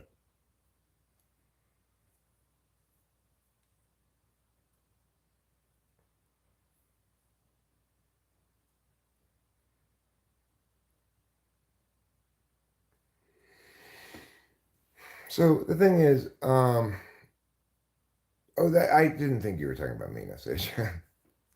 um, uh, so like my kind of mental health issues. Well, forget about the ADHD. I don't think I don't know if I really need to be on Adderall per se. I don't really believe in ADHD. I just think it's a pathologization of action types. But um, but I do believe that my pattern of negative self talk at a certain point I needed to talk to my psychiatrist about it, and he prescribed the Wellbutrin, and it seems to have helped quite a bit. Can you watch and give your live reaction to Kanye West documentary Genius? uh, that sounds pretty painful. Does life in this universe have any actual objective purpose when everything in the universe will ultimately end? Well, purpose is something that you have to have an agent to purpose things. You either have like the purpose of this tool I made is to hammer in nails. I made a hammer. Or you mean um, the reason I'm doing this thing is to attain this outcome. Like the purpose of my calling you today is to inquire about my prescription. So you can't understand anything as teleological or through a purpose frame except by acknowledging an agent. So if you want to say, does the universe have any purpose? Well, if to answer that question, we'd have to know if the universe had an agent behind it. In other words, if an agent has created the universe for some, then it has a purpose. The purpose is whatever reason the agent who created it for. If there's no agent behind the universe, in other words, it wasn't created but somehow has always been in some sort of endless cycle of expansion and contraction or some shit like that, right? Then it can't have a purpose because things have a purpose if and only if they are the result of agency and conscious agency at that. Like a volcano might be an agent in the sense that it takes independent action, but it can't provide purpose.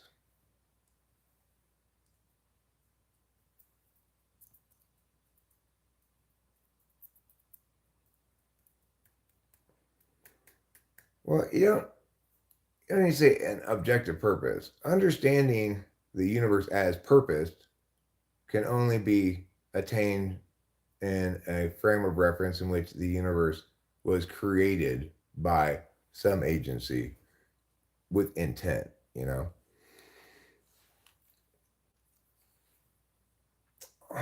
Time to drop the deep conversation. Okay, no problem, Flagger. We're not really having a very deep conversation. We just got a little sidetracked by question of purpose.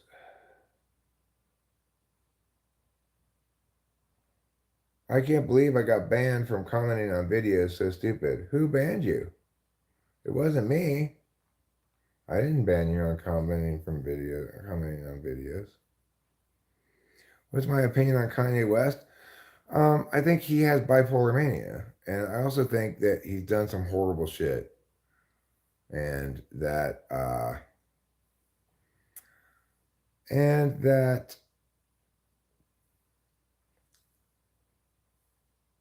yeah, I think that they spent a lot of time with one another, engaging in very morally repugnant stuff. The extent to which Kanye was, ride or die with Diddy on all that shit, or less so, or whatever, is hard to say. Whether Kanye's been dissing him since 2016, so okay, he may have been engaged in some shady shit prior to that, and kind of had some kind of come to Jesus moment or whatever. But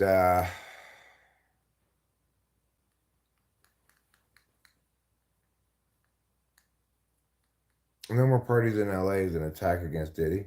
Well, good for Kanye, but I've also heard um, a woman testimonial about being R-worded by Diddy and Kanye together. It seemed very believable to me. I believed it, the story she told. It was horrible. I wish I hadn't heard it because it haunted me after I heard it.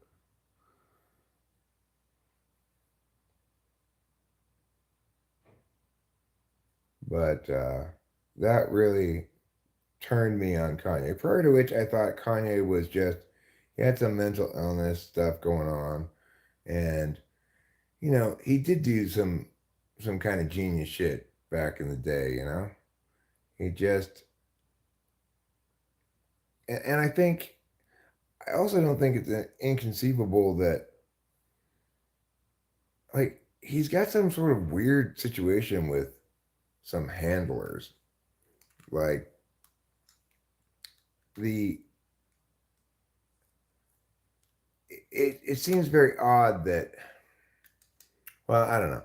I haven't done enough research to talk about it successfully, meaningfully, really. I should just zip it until I actually do the research and draw firm conclusions one way or the other. How much money are you offering me to abandon all my deeply held principles? How much will it take? Will it take more than $5? Gold Digger is a great Kanye track, and it's not the only good Kanye track.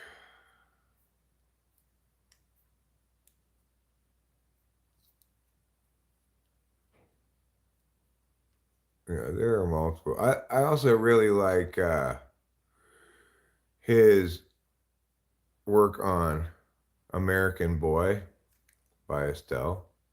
You'll be my American boy, American boy. Yeah, that's like la la la la la la la. Yeah, that's a good song.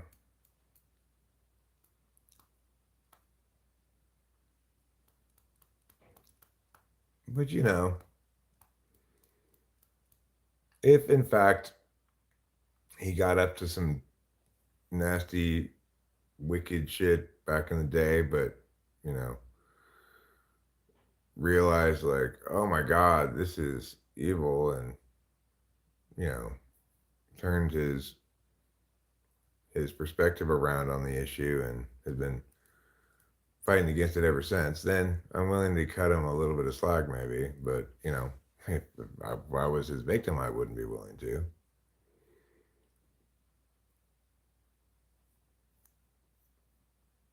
You know, that's how Fly Guy does his battle.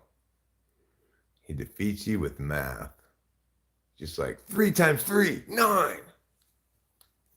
You're like, man, I can't keep up.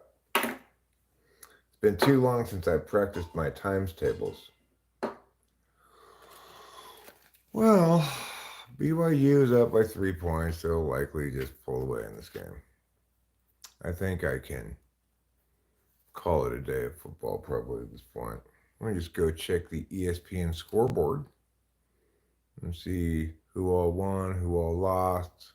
Yiggity ya, yaggity you. So, full scoreboard. Washington State's up by 14 at halftime over New Mexico with their 8-1 record and 18th ranking. BYU's up. Oregon, number 1, won. Ohio State, who has 1 loss, number 2, won. Texas, number 3, has 1 loss. They won. Penn State, number 4, has 1 loss. They won. Tennessee lost. Now they have 2 losses. Georgia won. They still have 2 losses. Notre Dame won. They have 1 loss. Alabama won. They have 2 losses. Boise State won. They have 1 loss. SMU won. They have 1 loss. Texas A&M won. They have 2 losses. Kansas State lost now, so unranked Arizona State is at 8-2, and formerly ranked 16 Kansas State has dropped to 7-3. They'll drop in the rankings too. Probably drop out of the rankings, and Arizona will go into the rankings.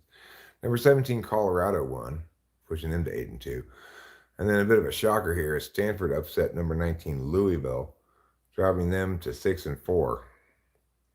Clemson pulled out the win over Pittsburgh, so Clemson now is at 8-2. And South Carolina knocked off Missouri, dropping Missouri to 7-3, elevating South Carolina to 7-3. So probably South Carolina will go up in the rankings above 21, and Missouri will drop out of the rankings as they were at 23. Number 22 LSU lost to Florida. And lastly, number 25 Tulane at 9-2 beat Navy. So there's your muggity meow. Gabe Boytetcher, right. I know, Gabe Boytetcher did not show up yet. I'm sorry to tell you. I know you were looking forward to talking to him when he got here.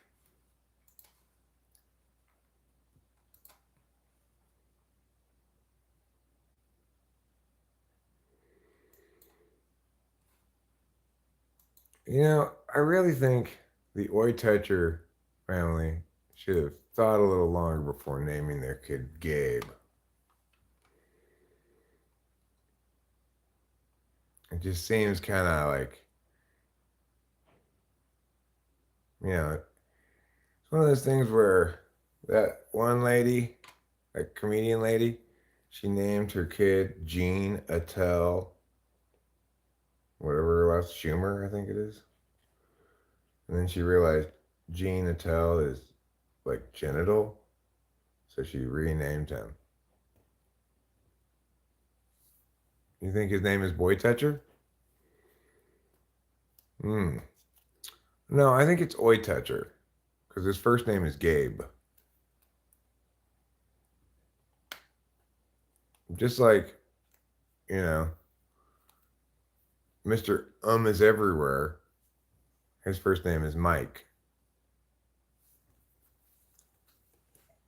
His last name is Is Everywhere.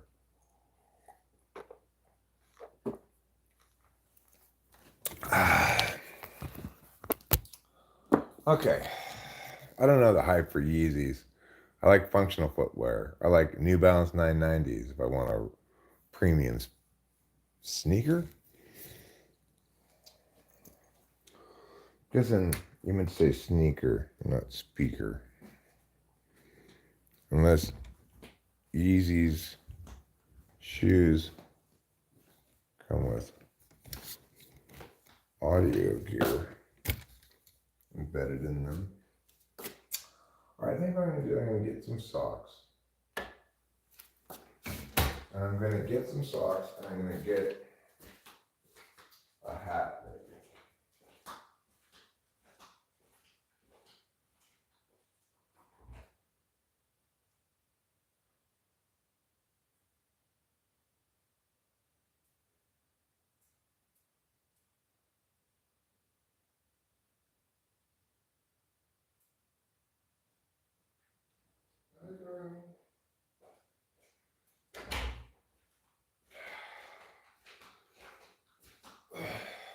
Okay, so I got some socks now. Let's put these socks on our feet, shall we?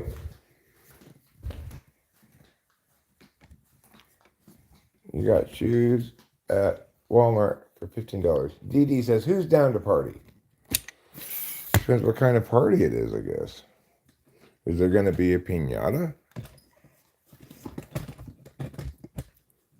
Is there going to be pizza? You know, if I want a good party, I want the 3 P's. Piñatas, pizzas, and purgatory.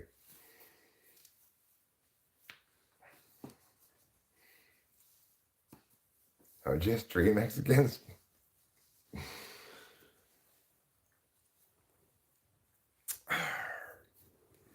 Maybe if they live in the trees long enough, they'll evolve. They'll evolve so that they too can use, what's this shit called? Photosynthesis. To get their energy from sunshine. I think they will. I think they'll evolve to develop photosynthesis over time.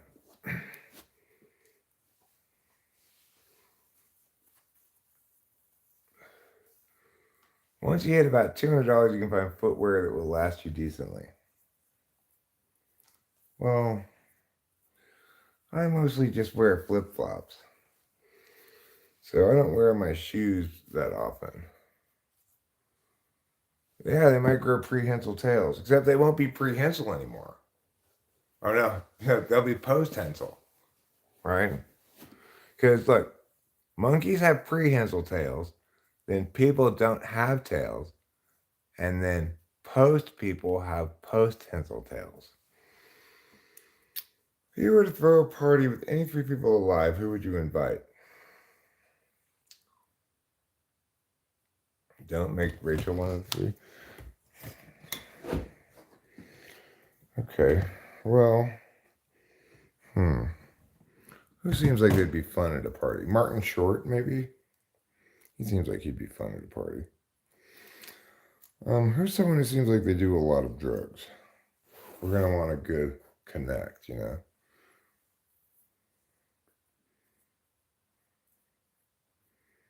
I don't know, like maybe a little pump.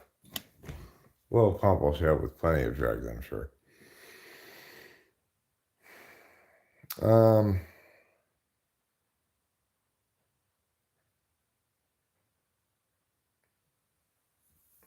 Are they is alive, living people? Okay.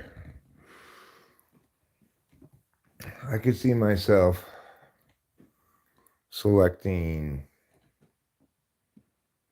50 Cent, maybe. 50 Cent seems like he'd be fun to chat with.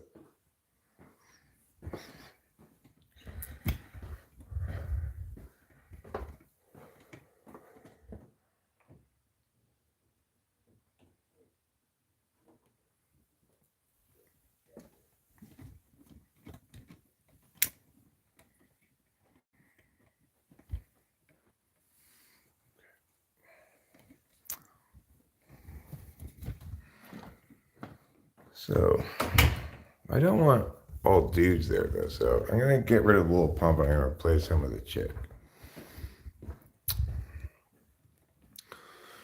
You know what? Maybe I'll have popular young star Olivia Rodrigo attend my party. That would impress the young people. No, I'd pick Johnny though. I'll take Johnny. I'll have Johnny, 50 Cent, and Martin Short. Even though it's all dudes, I'll have Rachel there. They're just gonna have to be a sausage party. But you know, if I had those 3 guys going to the party, I'm sure plenty of chicks would show up.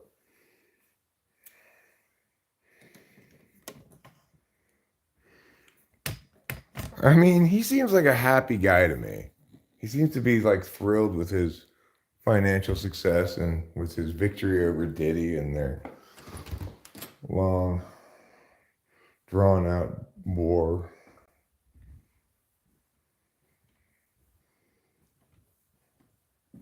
I'm sure Martin Short was invited and coming to the party. He'd probably drag along Steve Martin with him. I'm thinking we might get a Steve Martin for free, you know.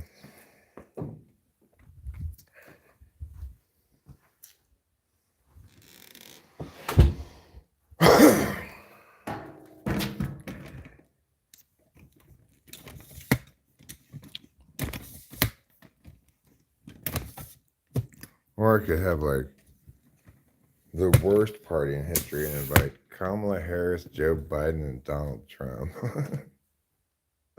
Boy, talk about a shitty party. I would not want to be at that party.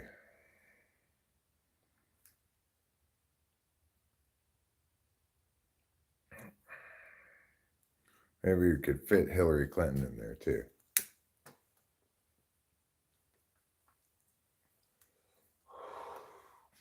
Or just have Trump and the two people he beat, Clinton and Harris. I mean, sure, you might say he beat Biden the second time, but let's be a little more fair than that and say he did beat Harris. Biden dimensioned himself out of the race, you know.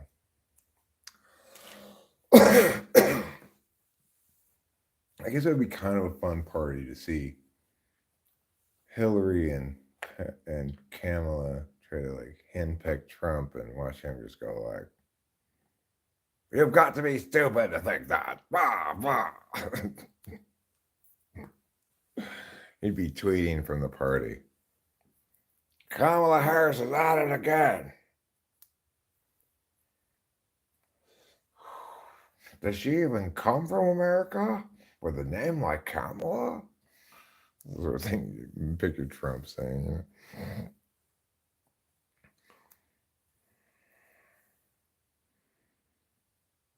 You're wrong. Yeah, well, I say that a lot myself. It's one of my favorite sentences. You are wrong. In contrast, I am correct.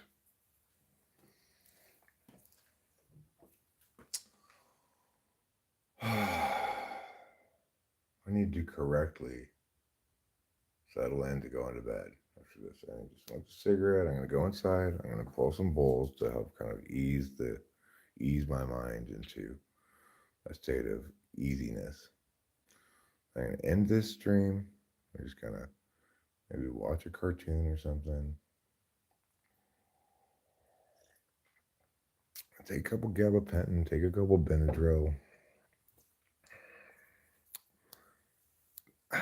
And, you know, just try to really settle in for a full night's sleep. It's nice and cold outside. You usually sleep better when it's cold outside. It's more cozy inside, you know. We've got the heater set to 68. So even during the daytime, it's at 68. I used to think 68 was good for sleeping, 70 was good for being awake, but now I think 70 seems too warm for being awake. Just keep it at 68 all the time. Steve Harvey comes all over his victims. Oh.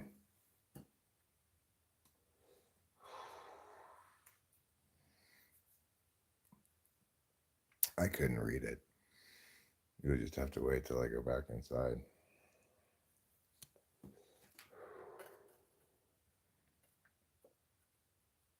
Because I've got the eyes of a 1,000-year-old blind turtle. Namely, perfect. Okay, let's go inside. Let's pull these ball wraps. Let's wrap this up. Let's say goodnight. Let's wish each other sweet dreams. Let's encourage each other not to let the bed bugs bite. But first, let's pull these balls. Let's not get ahead of ourselves either.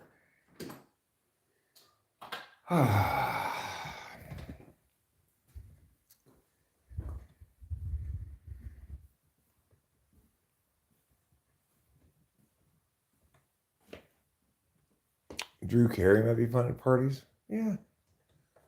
He might be fun at parties. Seems like he's happy. Mostly. Seems like not a sociopathic moral reprobate like so many celebrities do. Good night, no sage.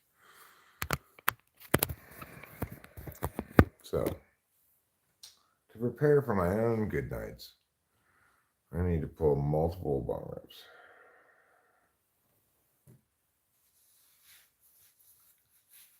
I think I'm going to start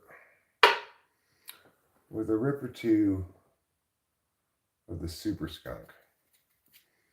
And then I'll follow it up with a couple rips of the Jack.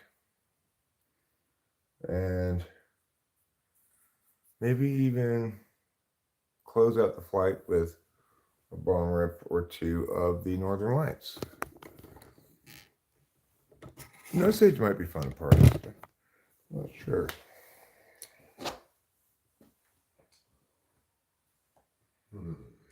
Okay. Get this.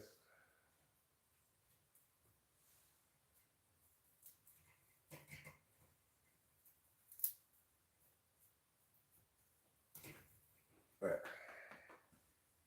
Okay, now we got some of this Super Skunk. That's a good place to start. Just pack some of this into here. Yes, all homegrown.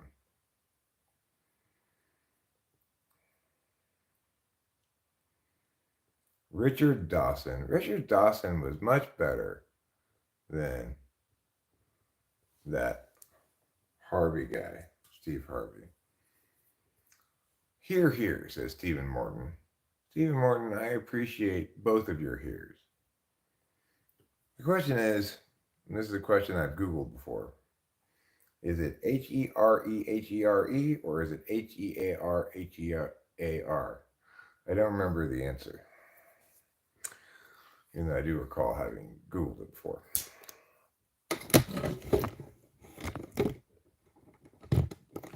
It's one of those kind of acorn things where it makes sense either way. Like praying mantis makes sense either EY or AY. Stephen Morton says offset I. Offset lowercase I.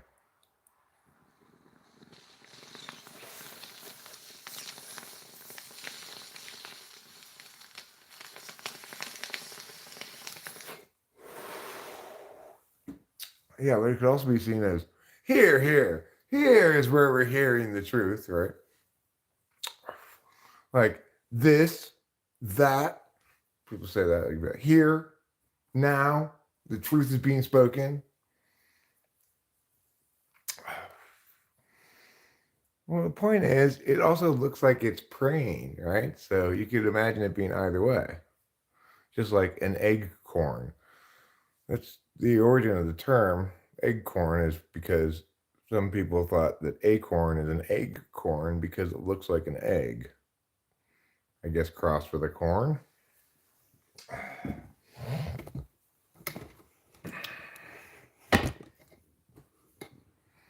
Or like, well, this is not an example of that at all, actually.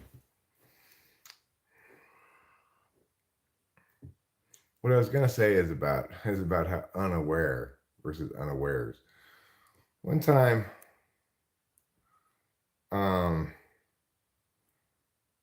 I said on Taylor's channel, I was chatting on a panel or something. I said because they wouldn't want to be, they wouldn't want to be caught unawares. And Taylor's like, why are you adding an S to that? And I said, because actually, unawares is the adverb form and unaware is the adjective form. And, he looked it up, and of course I was correct about that. But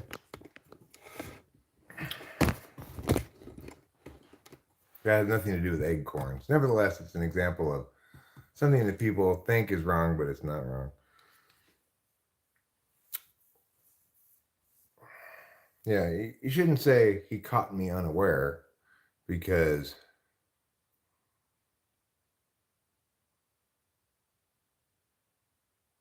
well, you could say like he painted me orange. That's the only kind of way you can have an adjective there because it's an object complement. But in the sentence, he caught me unaware is just telling us how he caught you, so it's an adverb. And the adverb form unaware is not unawarely, it's unawares with an S at the end. Isn't that interesting? You probably think it's not that interesting, but as somebody who majored in his native language, English, I find it interesting.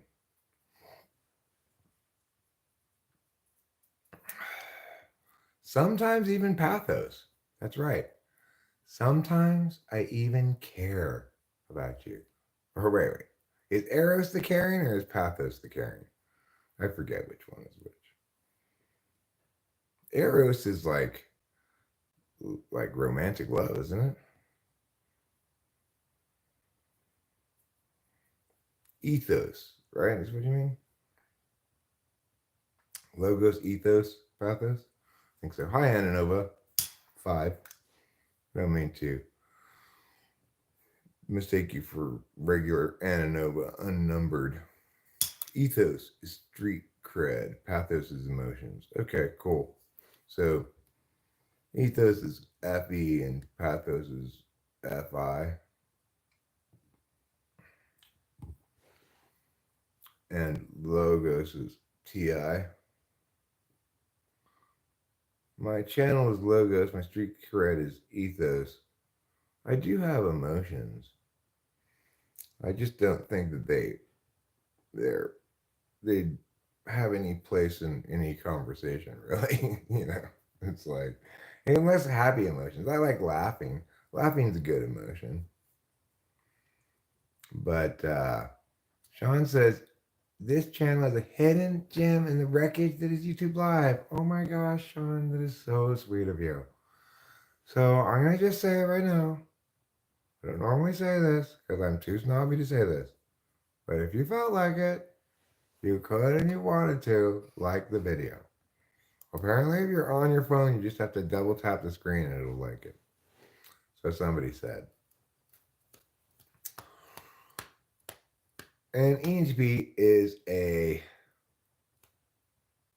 rational temperament, logic over emotions. But oh my gosh, a visit to Tiny Doll Museum is pure precious. Yeah, well, that was quite a delightful place to visit. You know, who would not be delighted by such a ridiculous place? Oh, that was you who said that, Sean. Wow, cool. Double tapping is in some movies means like two to the head, like that. But here, it's a much more positive meaning.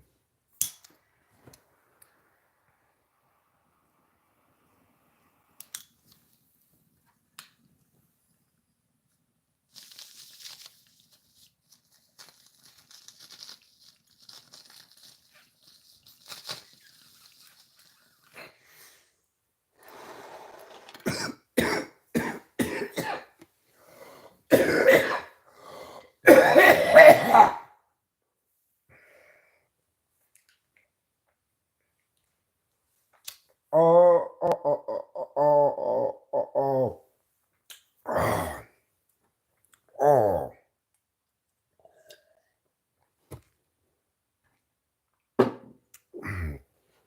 All right. We have to take a little bit of a pause for a second. That one didn't hit great,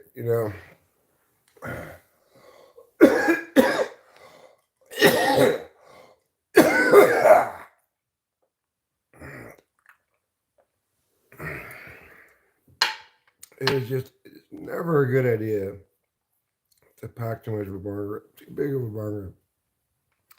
Because the problem is, it's not even about the size of the bar rib. It's about whether or not it's going to pull through. This is kind of a narrow urethra bowl, a little bit. So doesn't necessarily pull through great. Of course, another factor in that is this resin buildup here that probably should clean out more frequently. You see there's a lot of resin on there.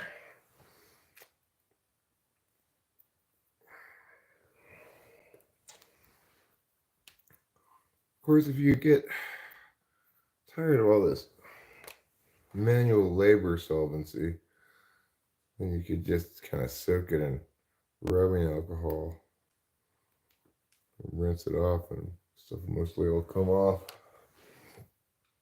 If you want to be extra sure, put it in a little thing with some salt as well. That should be fine though. I think that's fine. A much easier read on persuasion is Vance Packard's book, The Hidden Persuaders. The thing is,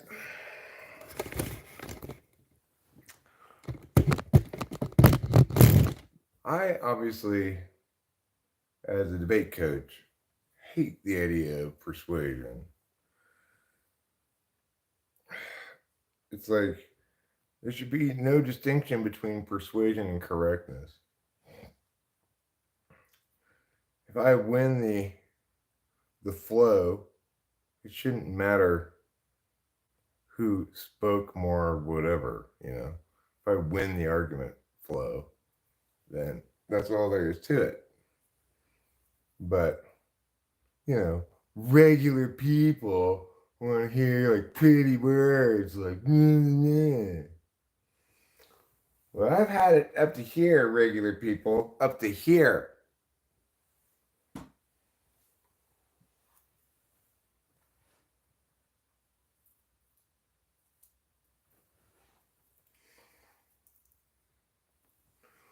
It reminds me that myself and my two best friends from childhood were dubbed the Three Musketeers, and I've kept that term to describe ourselves in our group chat for 16 years now. What is the best way to convince someone of your position in debate? Convince them that it was already theirs, I guess. I'm not interested in convincing people, right? I'm interested in being correct. What they do with my correctness is up to them.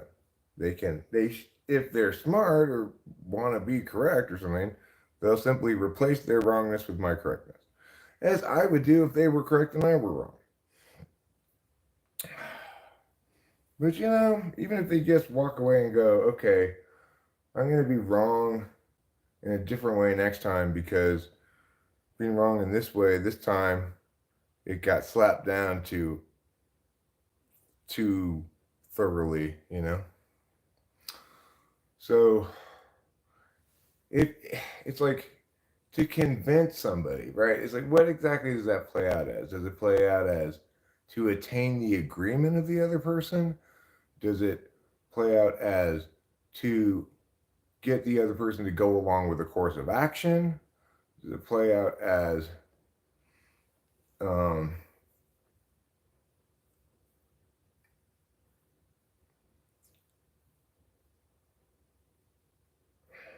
well, I guess everything else is some subset of agreement. So convincing people means to make it their conviction. Like a lot of people, I guess you'd say that the more common problem is too much rigidity in positions for long periods of time. However, because I've eliminated wrongnesses increasingly over the years, as I've gotten older, my set of arguments has become more rigid and predictable. Like there's not much wiggle room because I've done almost all the argumentational work. But I'm still certainly happy to update if somebody has a better argument for something, you know. So you might say, like, I'm pretty rigid in my convictions, but if you use the word conviction to mean and the advocacies or affirmations that you're willing to make, the things you negate, and the things that I can reliably expect myself to win the argument chain, regardless of what the other person says in this affirmation, or to, if the other person is saying some variation of this, regardless of what variation it is, I will successfully negate it through one of these multiplicity of strategies, each of which functions at one or another frame level. So it's like, if I don't have an answer to a warrant specific argument, I might have an answer to the kind of argument that warrant specific argument is.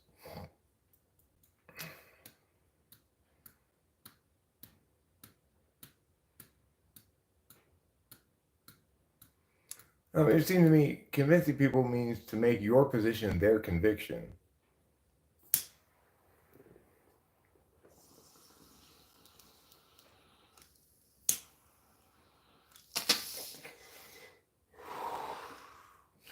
The problem this channel it has is the following.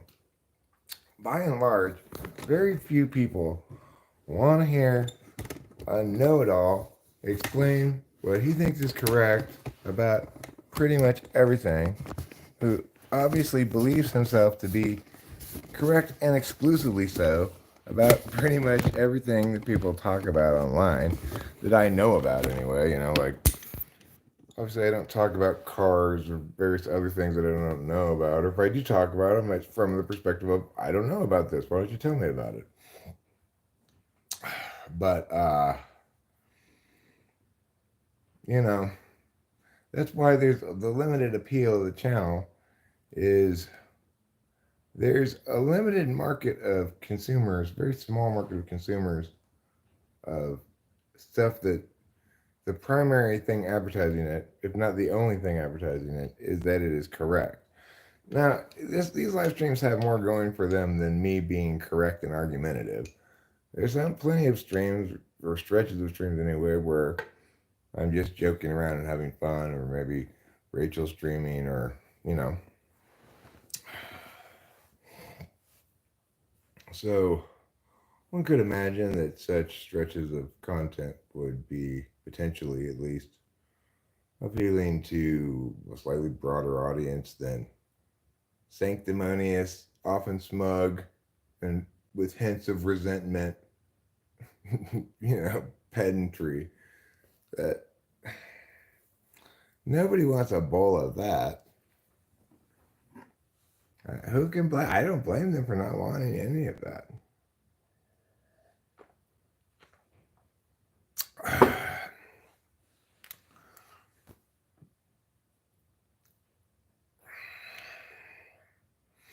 I wish I had the ability to share with everybody this document called Values A to Z. But it's such a massive document, as I recall from past attempts to share this document. It's kind of too massive to share. But well, I haven't debated people since I was in high school, really.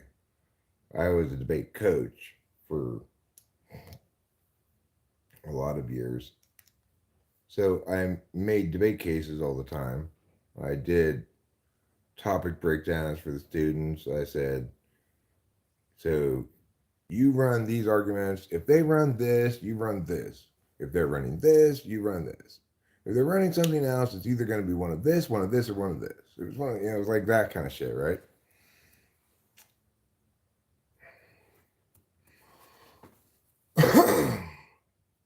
So I didn't debate directly. I haven't debated directly for a long time. I debated by proxy. I debated the other coaches by proxy because the other coaches were also making cases. But the thing is, I was both better at making cases and better at educating my kids. So we won consistently, a lot,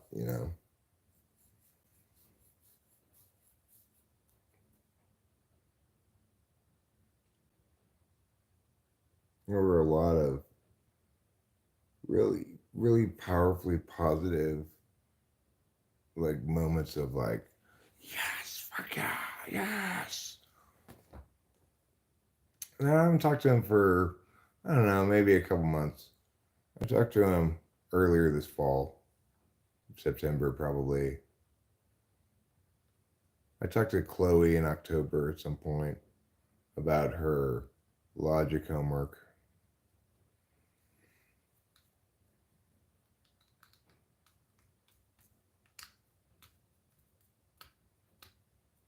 What's the best way to formulate an argument when debating someone?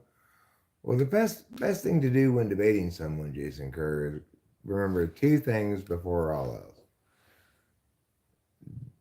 Define what you're debating about and determine who's affirming and who's negating, which also means understand the difference between the burdens of affirming and negating. If the other person is not willing to establish a clear resolution or affirm a plan of some sort and, you know, explain the scope of either their affirmation or their plan and have, so both of you agree on a single sentence that one person will affirm and the other will negate. Like, a just society provides health care to all its citizens.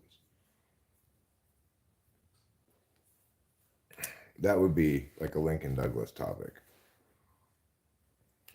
So the thing is, if you make sure that there's a resolution, then you're just debating. The affirmation is saying, I'm affirming this statement. The negation says, I'm negating what you're saying, rather than negating the statement directly. They might make arguments against the statement directly too, but by and large, they're negating what you're saying. They're responding to your case. I mean, nowadays people run a lot of independent offense on neg or try to, but you shouldn't have to. Historically, you haven't had to. You just need to successfully prevent the act from meeting its burden. You don't need to win anything on the negationary side, like to prove that it's bad. You just have to prove that they've not done enough work for you to affirm it because we default to non-action. So the thing is, accordingly, affirmation has a different burden than negation. The affirmation has to establish, depending on what kind of debate it is, but by and large, it's good to think of just the stock issues. SHITS, SHITS. Significance, harms, inherency, topicality, solvency. Which is to say, is the argument you're making topical, or is the argument you're making relevant to the actual sentence that we're debating about, right? Number two,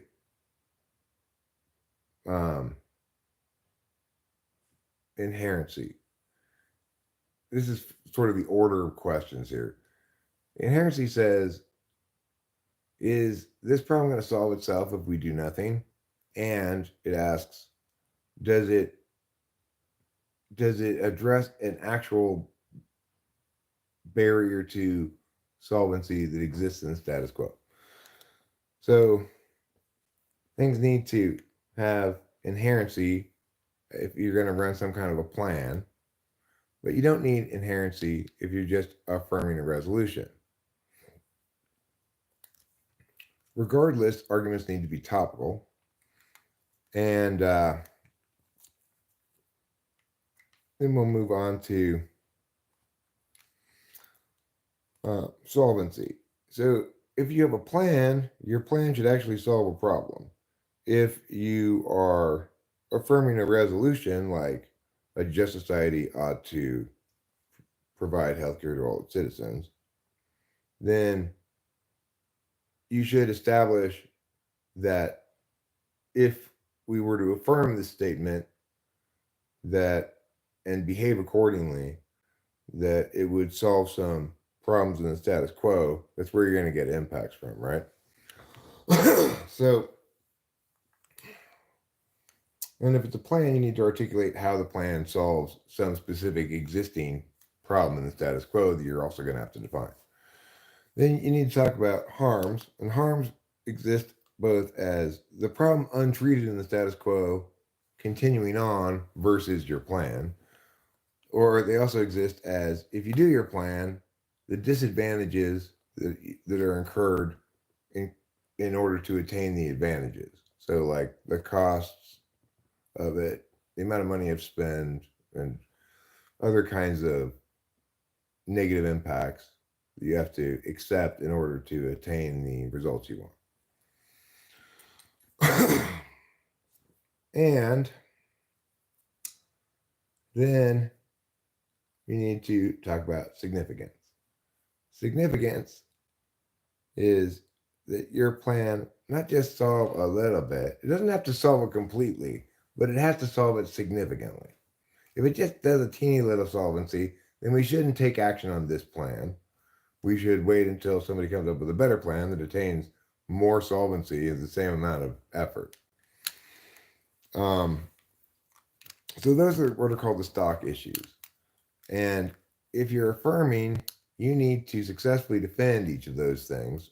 Each of those things, if you're running a plan. Some of those things, if you're defending or if you're affirming a resolution. But that's a good frame of reference to keep in mind. It's just, and it's easy to remember because it shits.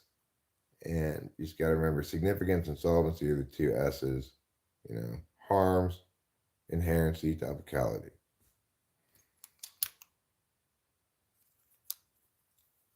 Accordingly, if you're negating, you can negate in multiple ways, whereas you must affirm in all ways, or at least you must affirm against all negationary arguments.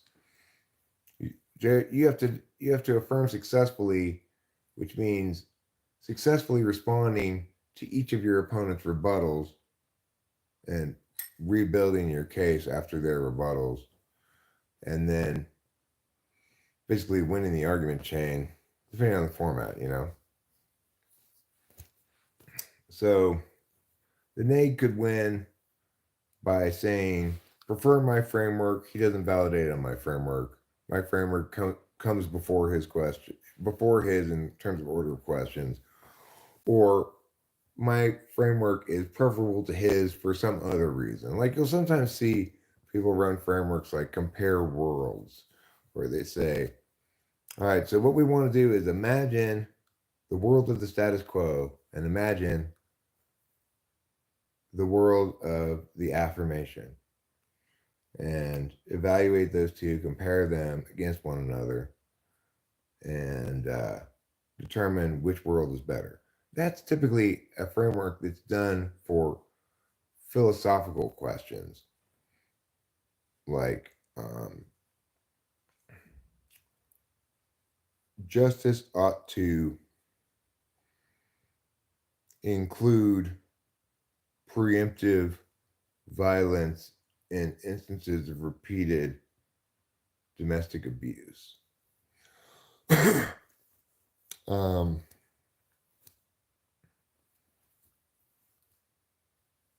so basically, we ought to expand self-defense on a temporal frame, provided certain facts of the crime.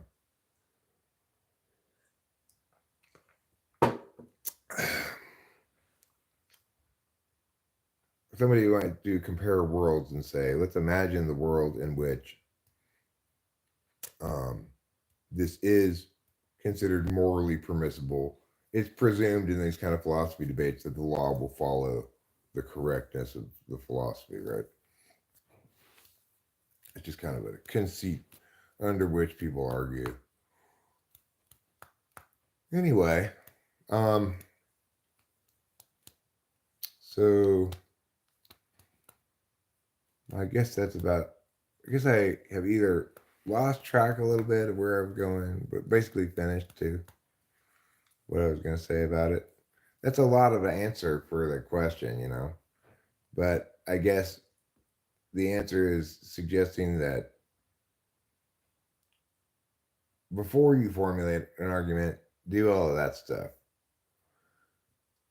When you formulate the argument, it's straightforward enough. It's claim, warrant, impact. For example, You should drink, you should drink orange juice for your health, is the claim. The warrant is orange juice has vitamin C, and vitamin C prevents colds. And the impact is um, better quality of life, better upholding quality of life, better upholding sanctity of life, better upholding social responsibility, like you're less likely to get somebody else sick, those kinds of things, right? So, so that's the elements of the argument. Number one, the claim you should drink orange juice for your health. Number two, the warrant. Orange juice has vitamin C in it, and vitamin C prevents colds. And number three, the impact better health, better quality of life, and better upholding the sanctity of life. Because some percentage of colds will be fatal, no matter how mild the cold, if somebody has enough pre existing conditions. Like 99 with pneumonia, meow, meow.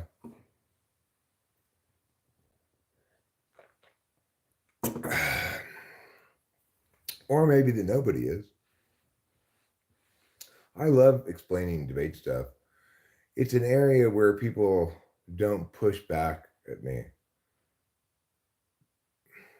I think they can, when I explain these things, they can tell that I know what I'm talking about.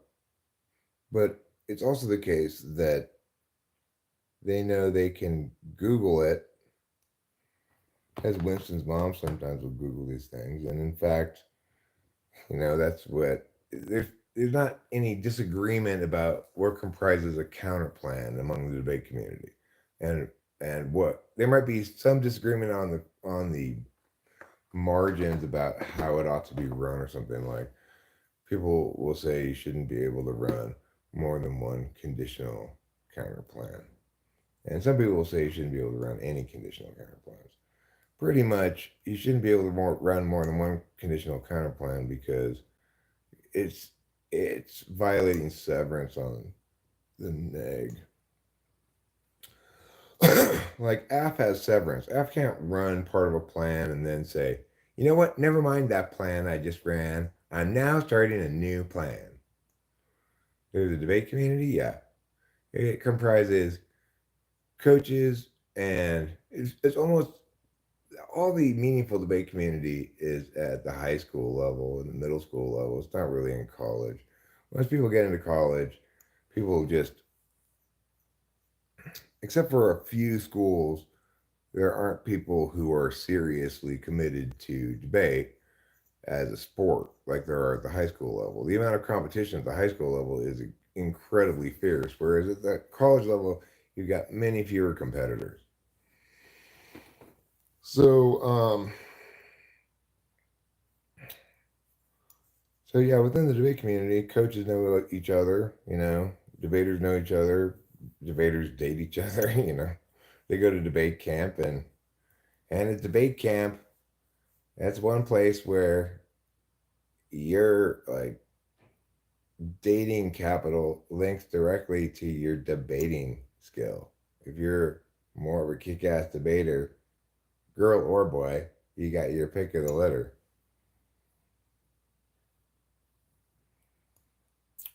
That's what I hear anyway. Yeah, show media. That's the only kind of debating I do. The thing is, I don't debate because even the purported debates that I've had with people were not debates at all because I didn't adhere to the rules I just articulated. I didn't make sure that we agreed upon a resolution and who was affirming and who was negating. So, unless you have that minimum, you cannot even begin to have a meaningful discussion with anybody. How do we evaluate whether any gods actually exist? Because I'm very much on the fence about this topic. Well, I mean, we don't because if we're calling them gods, then the mechanism by which you could engage those is faith. That means necessarily you can't be able to prove a God or establish that one exists defensively because that invalidates the need for faith.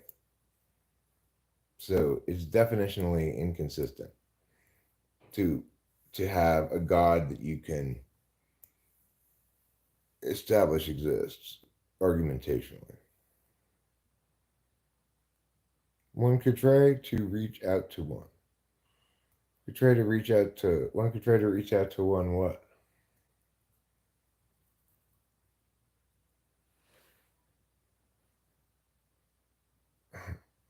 Those people don't want anything to do with me. You know? There's no benefit to them. And unless they're really good at what they do,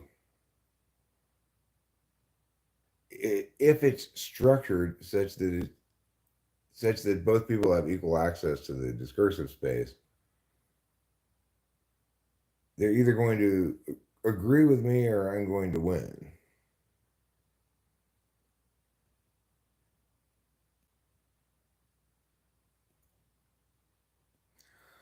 I mean, I have on a couple of occasions in the past attempted to reach out to some of the bigger channels like that, but I haven't got any response. I don't really know how to approach it. It's like there's no good way for me to approach it that's merit based. It would have to be, I'd have to super schmooze. Maybe I could say, like, I've been a debate coach for years and I am so impressed with the way you argue, blah, blah, blah, blah. Maybe that could get me in.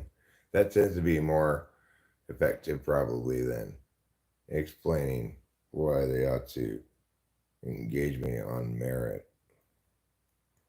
Is my belief justified true knowledge? No. First of all, I don't. The only things that I believe really, like, I mean, I guess it depends on what you mean by believe.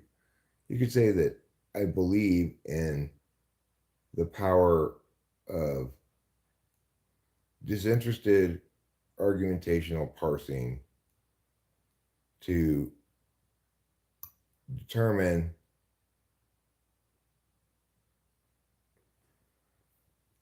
determine what we should agree about, what we should do as a public. I believe that there is nothing else that can play that role. Because the thing to remember is that we use the word belief in a couple different ways. If I say I believe in this, it means in that instance, I affirm that using this mechanism, this discursive mechanism, and being disinterested and fair in adjudicating the argument chains will produce the best course of action if the winning arguments win the sway people's votes. If people's voting is swayed by who wins the argument chain, because it is the case that there are a limited number of instances of argumentation that are going to occur about a prospective public policy matter, and that it's not going to be debated in the way that a flow debate round is. So you can't really check the flow because not everybody who gets up to talk about it is going to be responsive to something somebody else said. So it's a tricky business, but the point is that it would be nice if we treated argumentation with the rigor of accounting. Like the government's pretty half-assed with accounting, but it's way more half-assed with intellectual accounting. So there should be only people who are you know, extremely correct who are wielding power. We should maximize the extent to which the democratic process empowers those who are most correct, disempowers those who are most provocative, but also does not empower, you know, moderateness or compromise. We don't want competing interests all partly satisfied. We want the correct public policy to be undertaken, regardless of whether it's popular. We want what's best for the country to be done, regardless of whether the general populace thinks it's a good idea. Um, we don't want to disempower the democratic processes. We don't want to prevent people from voting, but we probably ought to change how we talk about it. We probably ought to start saying, stop having all these get out of the vote drives and start telling people, if you're not interested in talking about politics from an actual policy perspective, um, like, well, how should we change federal tax code in minor ways? How would we ideally change it in major ways? What, and you get answers ranging from massively increase tax revenue to, starve the beast and eliminate tax revenue entirely.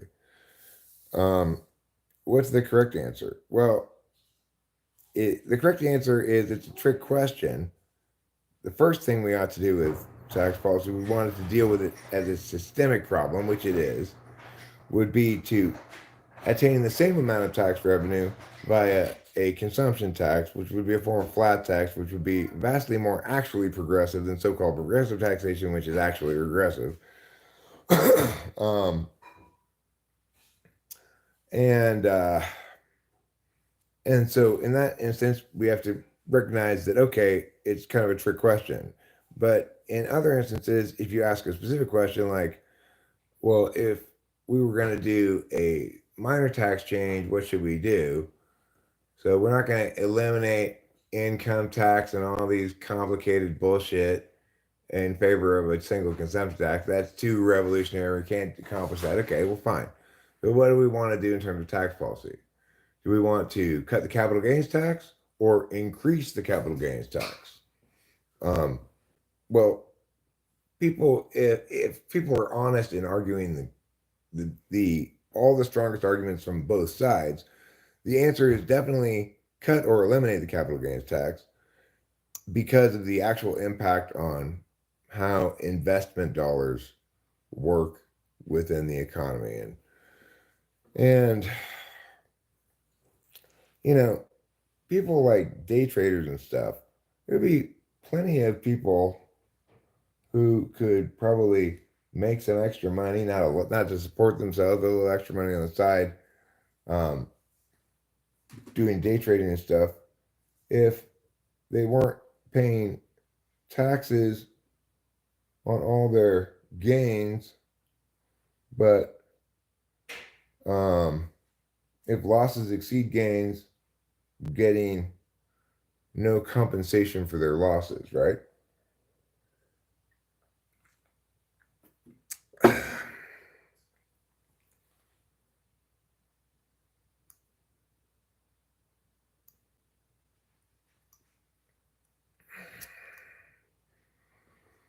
Well, okay. I guess I better pull a couple more bong rips. And then I'm going to wrap this up.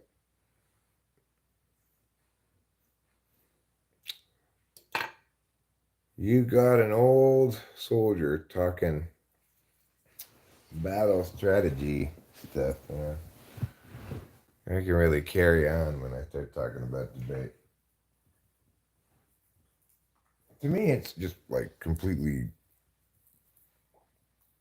it's both fascinating and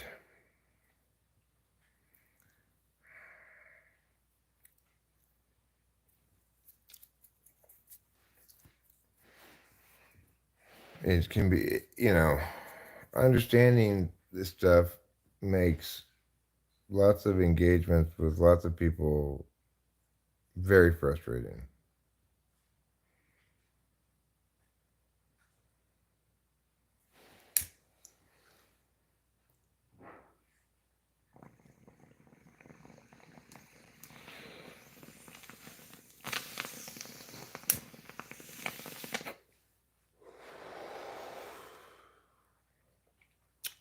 Well,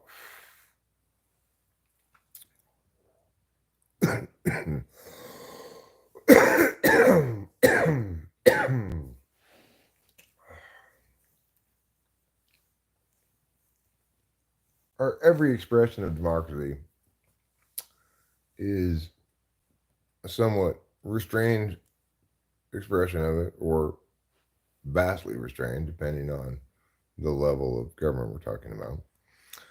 Um, Not just for practicality. So, California has a proposition system, and a lot of these propositions end up getting thrown out by the courts and or uh, end up just being terrible policies and stuff like that. When you have passionate interest groups who are caring intensely about one thing only, um, putting potential laws up to vote by the people, you're really setting yourself up for a mess. You know, special interest groups are going to generate propositions that benefit their industry and put money into those propositions to convince the populace to vote for them. And then the same good people who are just trying to prevent this greedy interest group from capitalizing on the democratic process to their personal benefit um, have to come up with resources somehow to fight these ridiculous propositions. That's the reality of real straight ahead democracy, right? Um, we want a much more deliberative process when it comes to passing laws than voting on it as a population. We need a parliamentary procedure to constrain the the ability of the general public's both, some is not just being dumb, right? It's like people don't really have the time to research these things. Not everybody has, for not everybody does it come quickly.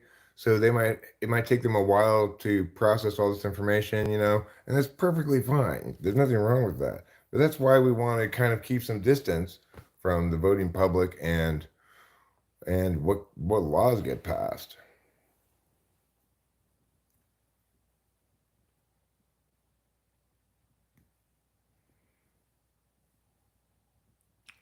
So, you know,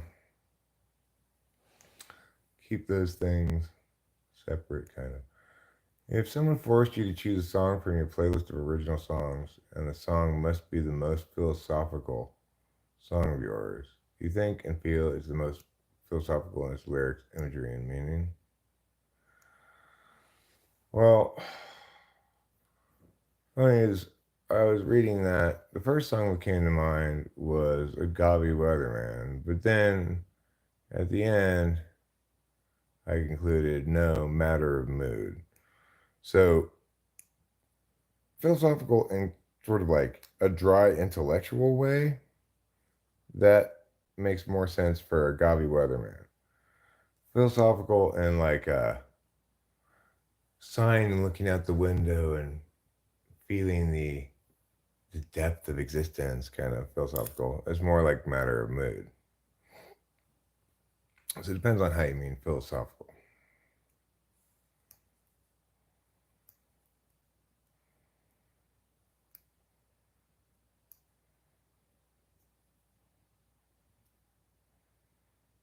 Well, there hasn't been much noise around here tonight.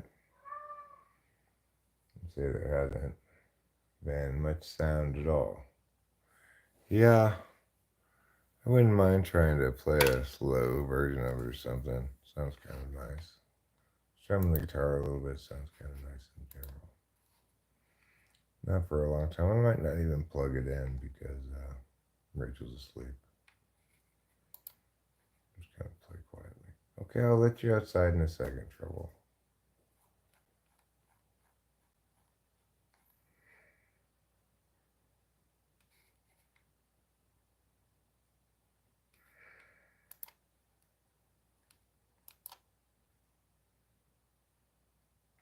Okay. View full screen.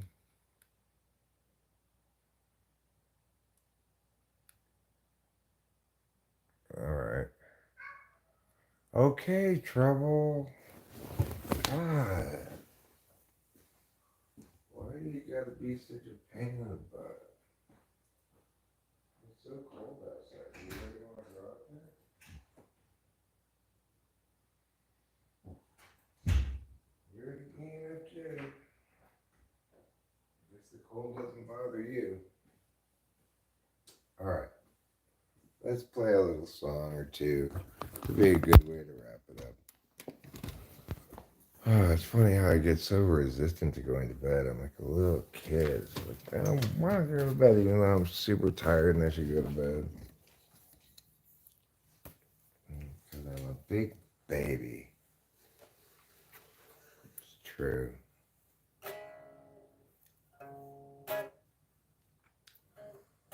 Too much noise.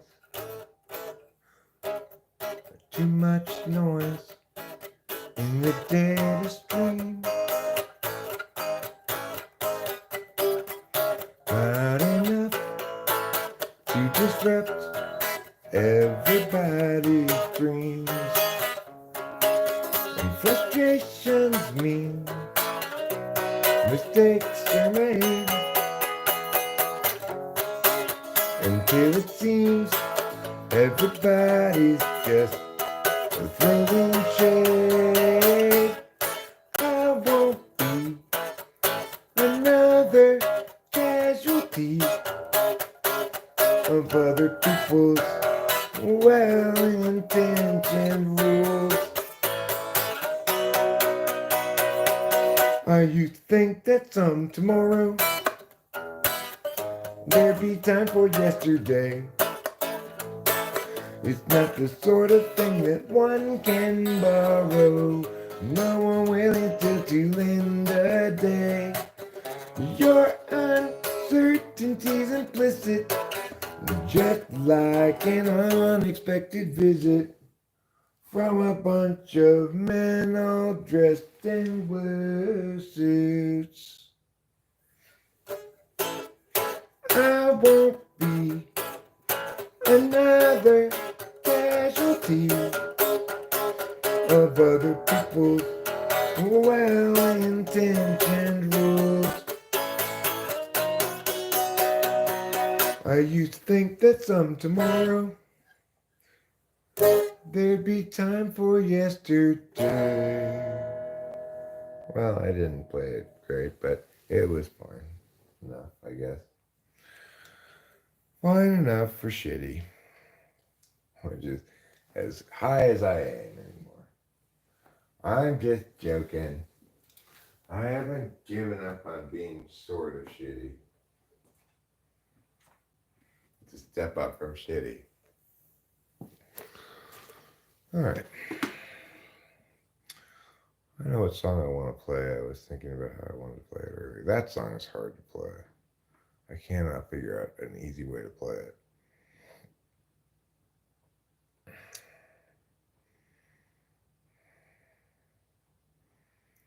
Where is it?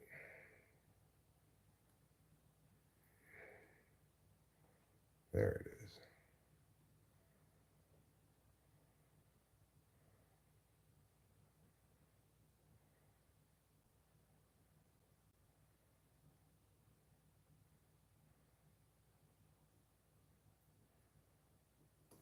Okay, here we go.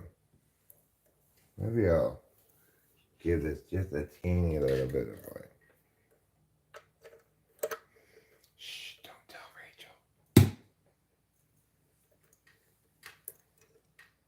This will be our little secret.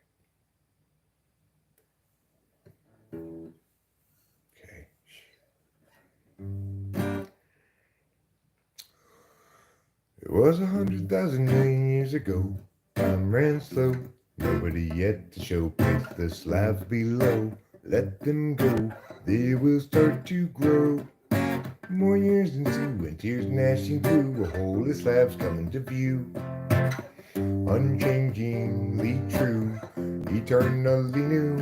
But when the slope up is in charge today, options are show other ways. Take a chance now, once quick to check, but don't get caught standing on deck. The slope presents a fork, it's not easy stopping short, too far along to turn around. Perhaps the better course was headed ever north. Now there's a fitter force, enemy ground, enemy ground.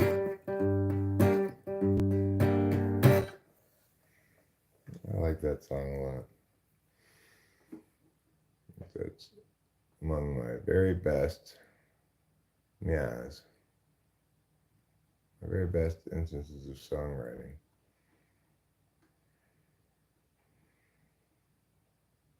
It makes me feel happy to play it. It's a little bit hard to play though, too. What's an easy song to play? Well, like Matter of Mood's easy to play. And that one's as easy to play as Squeezy to J. Let It Happen by Tame Impala. I don't know that song. I do know one Tame Impala song. Borderland? Because they keep on pushing my love over the borderland. Oh, wait, that's not that song.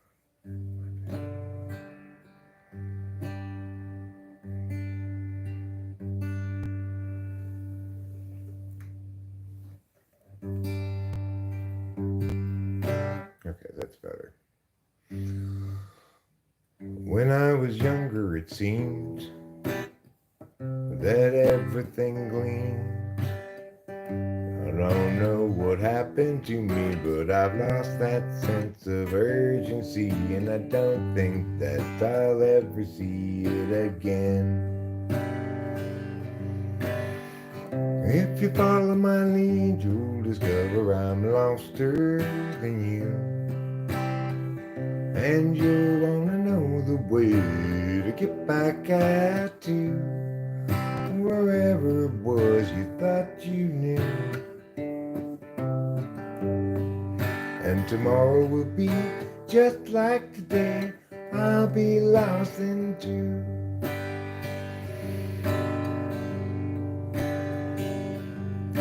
It's a matter of mood as much as a matter of will. And the things I do and the work I can't do still seem a part of me, though departedly. And I wonder if I'll ever see them again. Boom-pa-dee-da, da-da-da-da-da, boom-pa-dee-da, da-da-da. Boom-pa-dee-da, ba-da-da-da-da, boom-pa-dee-da, da-da-da. Well, thanks, Full Metal Chad. That's nice to hear. Let's see, what else would be fun and easy to play? It would be fun to play, but not so easy to play. It's fine. It's not that hard to play. All right, I'm going to turn this chair around like it's supposed to be, because this is actually a chair that's made for playing the guitar. But only if you sit on it the right way. If you sit on it the wrong way, then you might as well just have a regular chair. Well, a stool, anyway. All right, here we go.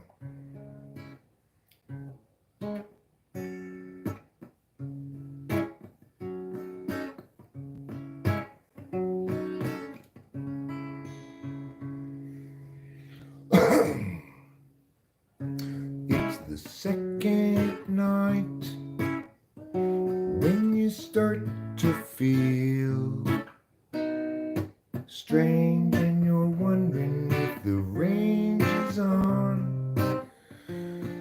Sending sparks that soar in the kitchen sky. An actual night. Is there no top to the dark up above the shelves? Where she stores the chai above the sleeping forms of vivid mind figurines of Western lonely types. They lie beneath a million running suns. They're rugged and they're done with the actual night. It's the second night when you start to feel strange and you're wondering if the range is on. Sending sparks to soar in the kitchen sky. An actual night. Is there no top to the dark up above the shelves? Where she stores the chai above the sleeping forms of vivid mind figurines of Western lonely types. They lie beneath a million running suns. They're rugged and they're done with the actual night.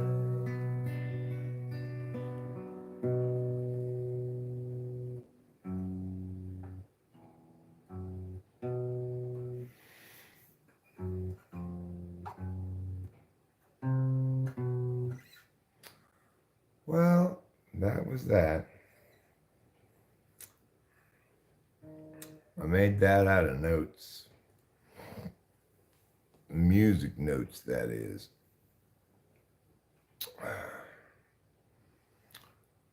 Let's see.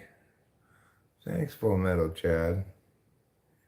You're a swell feller from around the way. Let's see.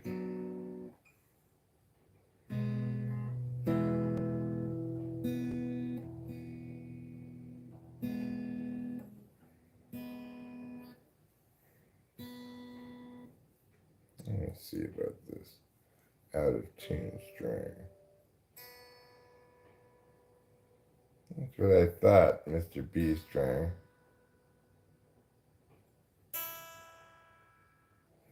Okay. That's better. You scoundrel. Okay, let's see. What am I going to play now? Okay, I'll play this. Gerald has a thought. Gerald has a lot. Gerald has a plot to get the margarine tater tots. He's got a good idea for a name-changing business. Thinking now about what to call Christmas when they hire his there to change that name.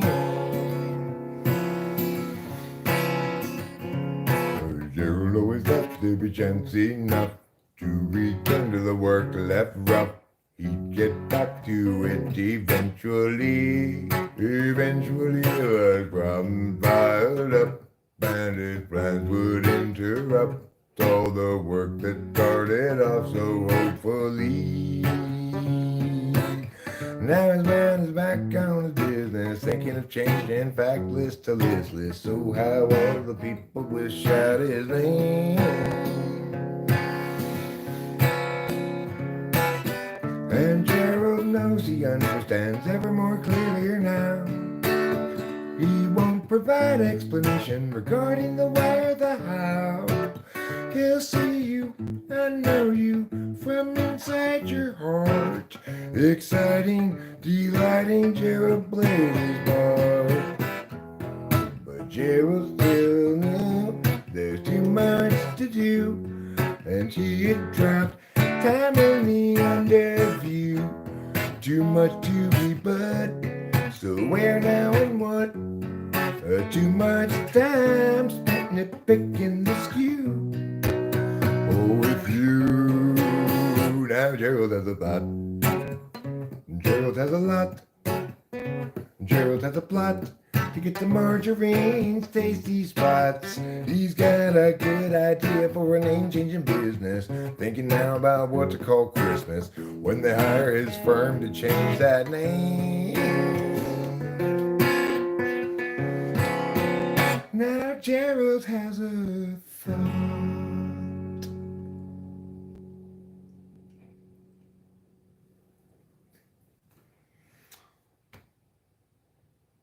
That was about as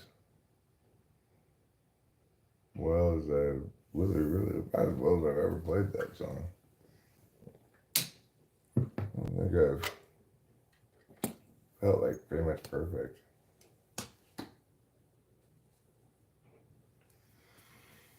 It was a good pace.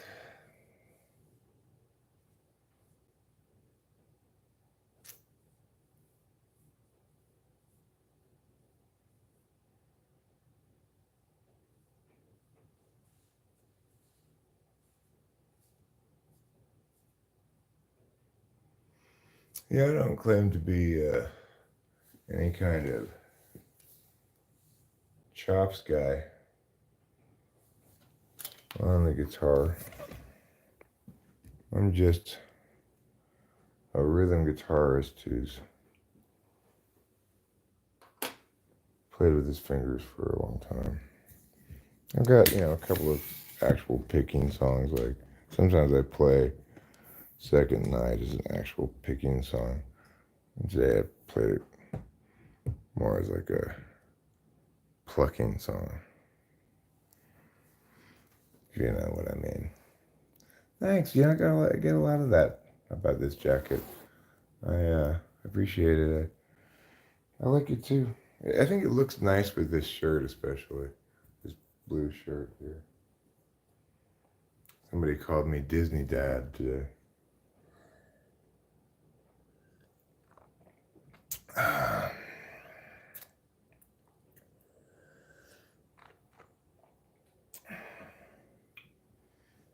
kind of think like everybody who's developed their own style of, or just like their own song, like in other words, where they didn't learn to play the guitar by learning how to play a bunch of other people's stuff faithfully, like I never really did. So it was a real deficit for a long time, but it was a deficit that I largely overcame eventually. Although I still have this plenty of the same deficit, but it's just a much smaller scale. Like it's very difficult for me to play things exactly the same way each time, except for a few songs that I've played a million times, and even then, I'm unlikely to be particularly faithful to a single even arrangement of it. Like I've got two different arrangements of Gregory that I just pick one of them depending on my mood in the moment, and Rachel just has to pick up on it, which she does. But it's not really on purpose. It's just an EDOM,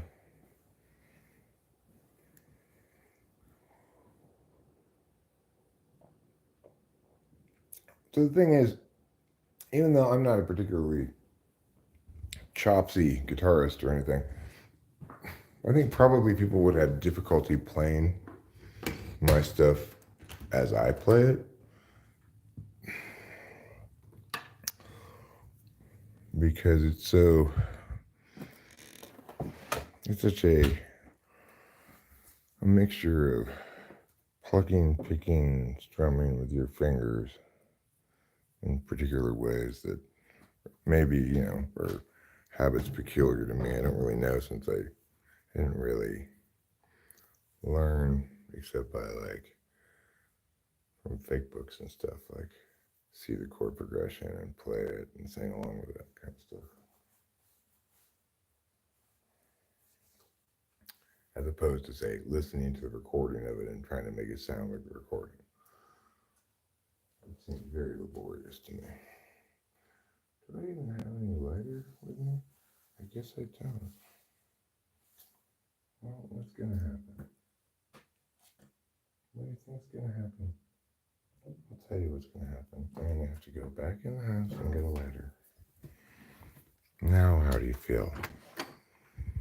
This is your fault, you know. I can't believe you made me do this.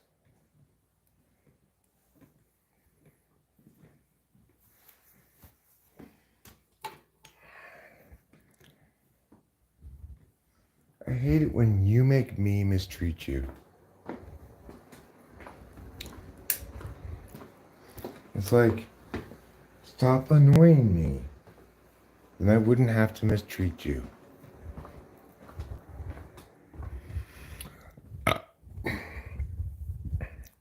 I'm just joking. I'd still have to mistreat you. See, the thing is, it's like I was fucking incredibly exhausted earlier today. And now, it's like the time when I should be going to bed.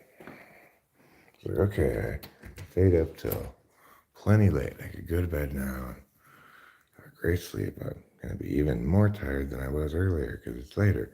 But that's just not how tiredness works, unfortunately. It's not. Tiredness is more like, is like poo and not pee, you know? If you have a poo in your butt, you don't poo it out. It'll go back up inside, but it hasn't gone away. Unlike pee, which is much more sensible. You just have to keep having to go pee worse and worse until finally you go pee, you know? There's no, it doesn't go back inside, you know?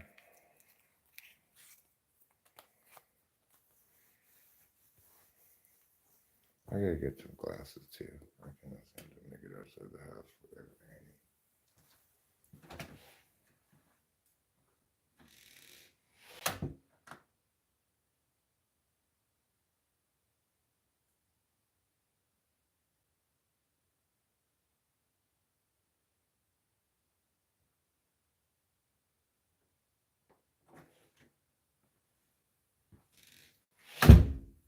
Oh, for fuck's sake, tell me about it, dude. I know.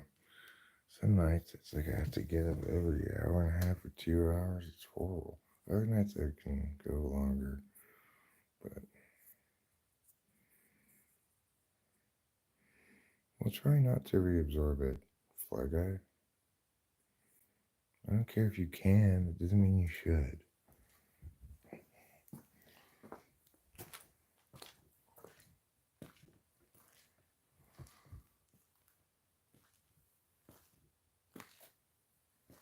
Stop retaining my poo, oh yeah, baby.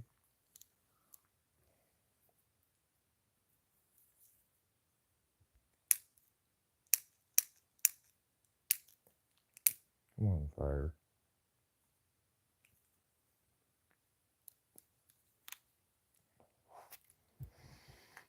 There. Isn't that better now? Okay. Now what we're going to do is we're going to go where we can see the beauty of the moon. Would you like to gaze at the beauty of the moon? What? You would? All right, well, now it's your time to shine, moon. Wow, that's a lot of moon.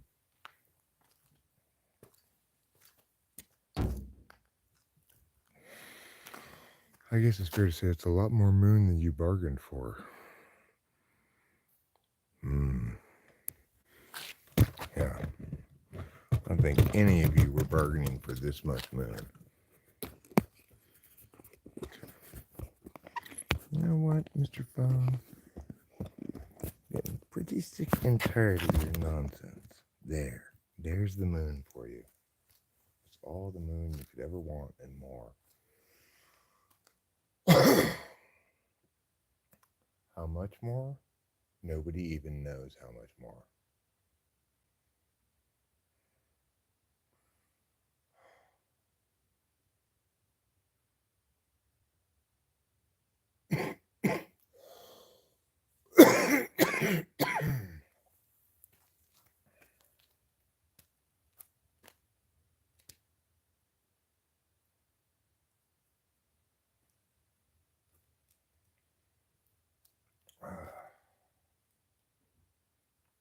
Well,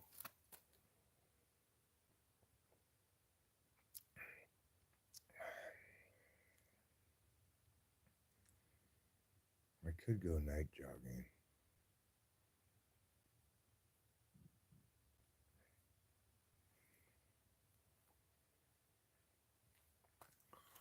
But could go night jogging and should go night jogging are different things entirely.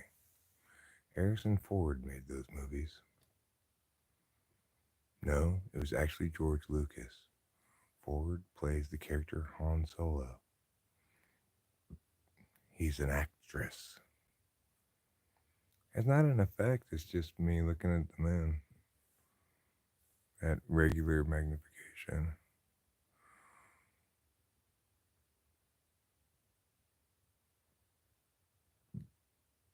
The reason the movie was successful was designed to mimic the 1950s. What movie?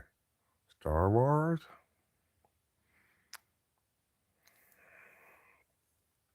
How did Star Wars represent the 50s?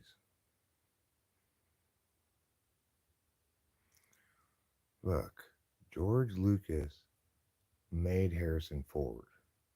Harrison Ford made Han Solo, and Han Solo made Luke Skywalker.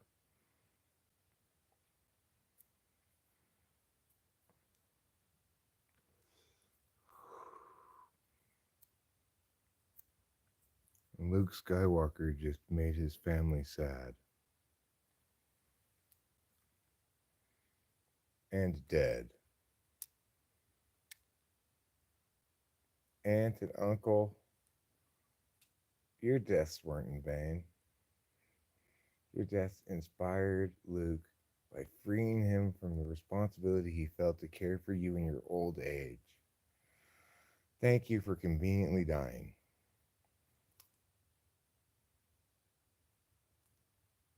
Aunt Mia and Uncle Mia. I can't remember their names.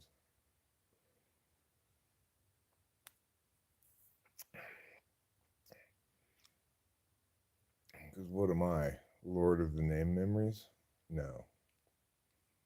I'm a lot of things, but that's not one of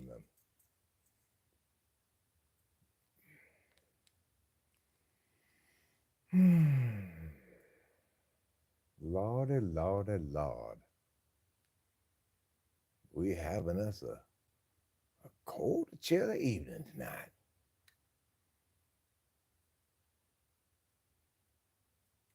Why, it reminds me of a story I heard back when I was a boy.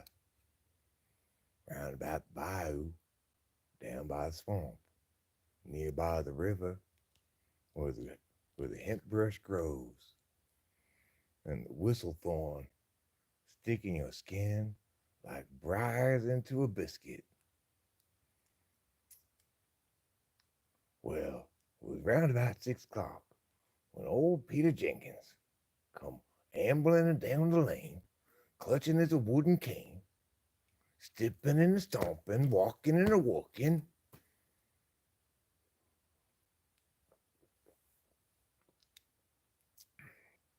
Oh yes, and what else happened in the story?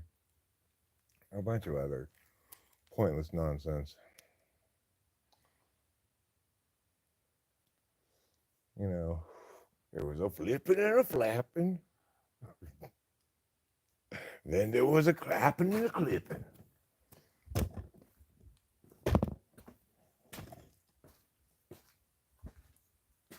That's it. You've had enough moon.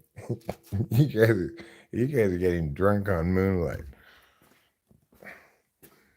It's like Moe's around here. Hey, if you guys are gonna get high off those fumes, you gotta pay for them.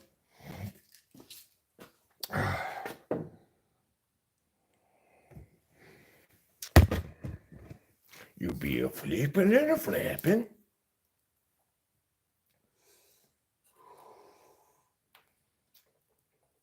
Well, for too long, round about that time, needless to say, meanwhile, these are storytelling words. Words that provide continuity and framing to your narrative adventure.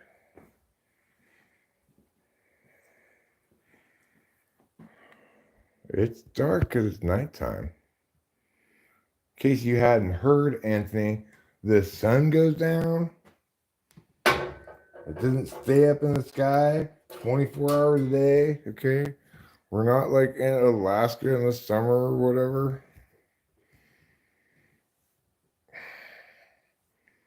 Anthony, always flying off the handle with his wild conspiracy theories.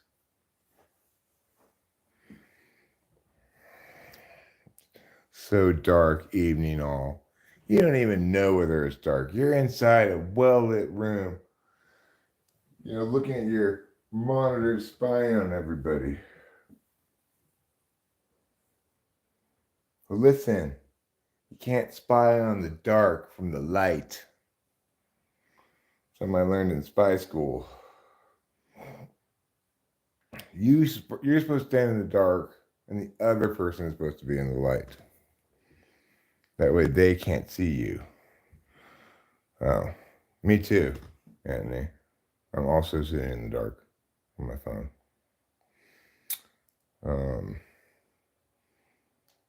Oh wait, you guys can see, huh? My bad. Oh, you're in the woods looking for your next meal. It's a horrible ceiling fan, Kelly.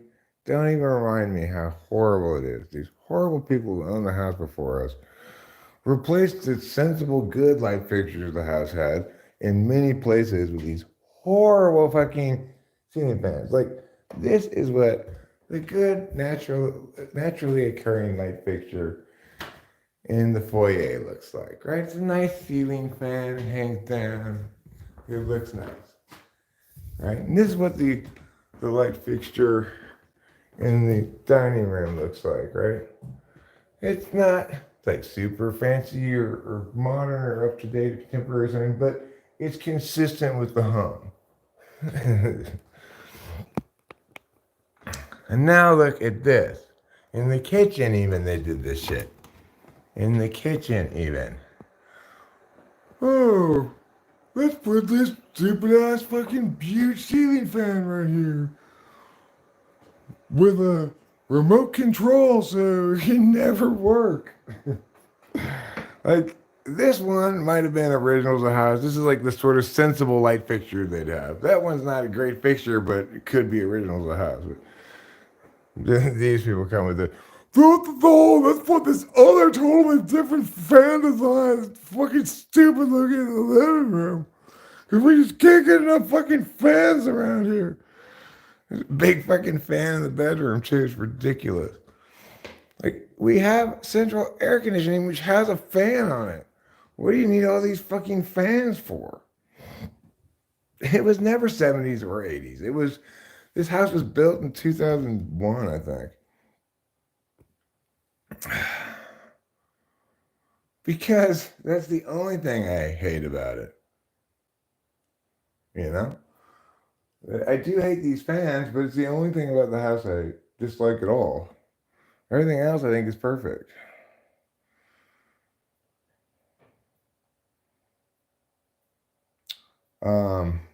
It was Razzle-Palaton. I know, Alan. I know. We had these people who had no intuition at all owned this house before us. The people before that who actually built the house, they didn't have this dumbass fixture in there. No way in hell. Because they had a smart, intelligent approach to things. Okay, Kelly, then tell me this. Why are they all different fans? Could they not just pick one fan design? I thought every room needed a different horrible fan.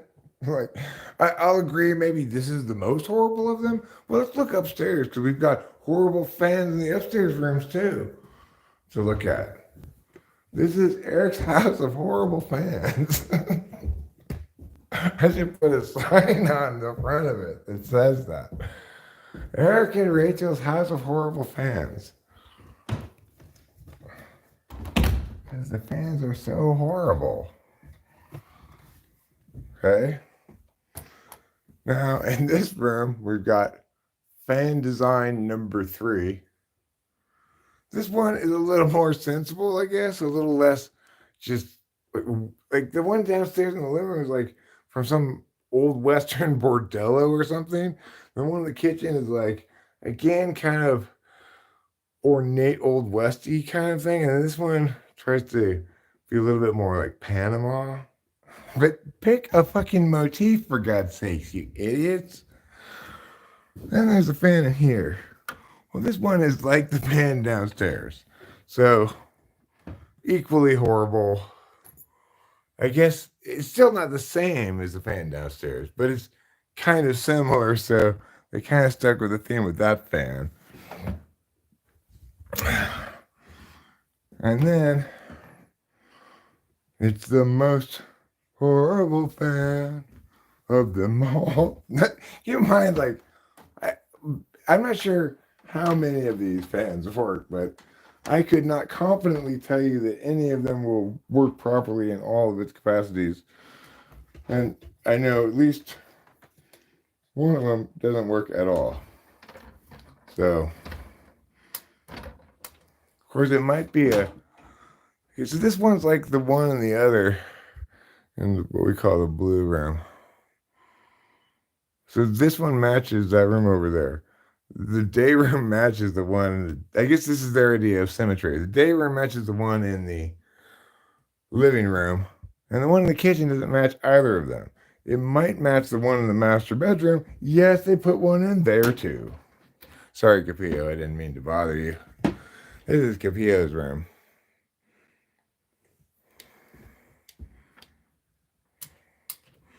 So obviously, I'm not a fan of the fans, right? I'm just not ever going to be a fan of these fans. I'm an anti-fan of these fans. This fan is lovely. I love this fan. This fan's great. This fan is original to the house. These things are nice, right? Original to the house. Those monstrosities are these horrible anti-polar people who lived here before us. They also put like dumbass, insane screen door things. It's like everything they did was worse than what it was before. We're writing some fan fiction in there. Thanks, Alan. Okay, kitty. God. Okay, you're out of food. How much fucking food a day do you eat, dude? It's like, what do you do with it all? You're not outside getting a lot of exercise. I'm gonna get you more food. Don't worry. I'm just getting you a new plate. Your old plate is starting to look like a oily tortilla. Which, coincidentally, was my stage name when I worked in the Mexican cinema.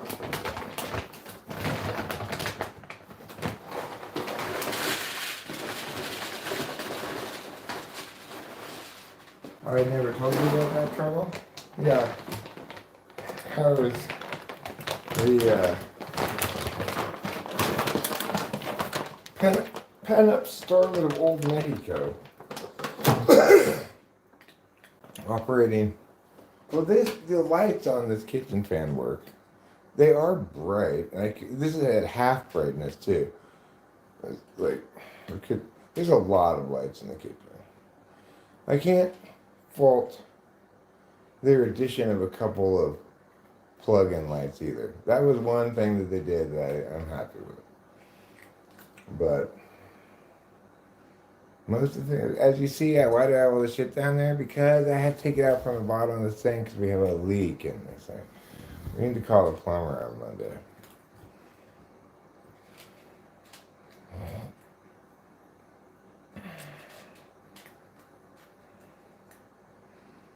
So trouble, just keep on eating, bro. You eat all the food that's fit to eat.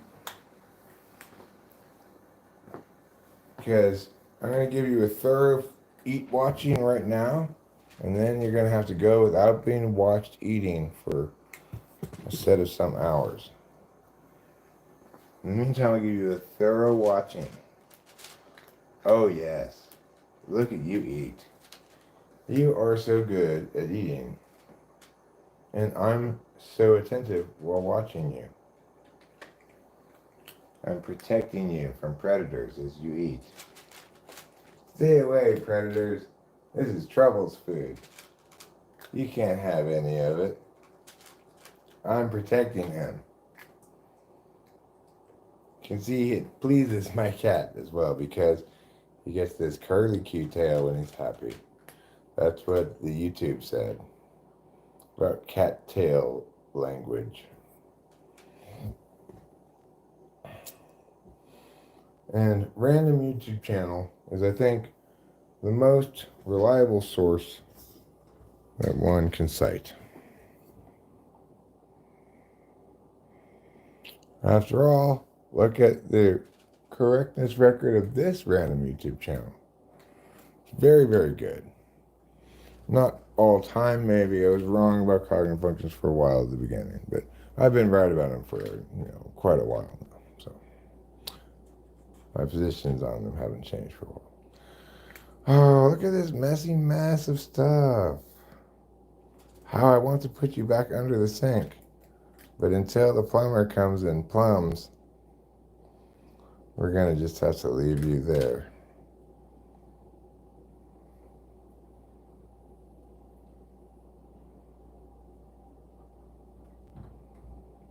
Okay, let's see what's dangerous and unbelievably meow. Sounds exciting. Let's find out. Listen, ooh, ah, ooh, would you like to know a secret? Would you like to put on secret? It's strong enough for a man, but made for a very sensual lady. Are water dreams technically wet dreams? Only if you, I guess, go pee. Otherwise, it wouldn't be a water dream. It would be like shampoo and conditioner dream.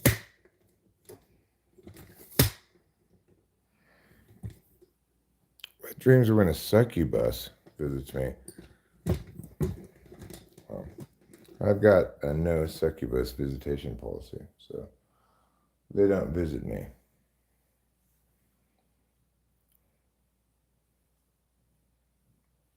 Turkey has tryptophan. Happy Thanksgiving. Do you want to build a snowman? Listen, meow, meow, meow. Do you want to build a snowman? Yeah, you got to take down your dream catchers. Otherwise, you're missing out on the nightmares. Probably the most important messages your dreams have for you come in the form of nightmares. If you have a dream catcher, you could have emergency messages coming in like, don't go to Disneyland tomorrow, you're going to die. But you're not going to get it because of your dream catcher. People don't think about the hidden risks of their dream catchers. Well, sometimes you need the bad news. You can't just avoid bad news all the time forever. Can't be a 7 forever. Just I'm not paying attention. Then you're gonna end up like Eric.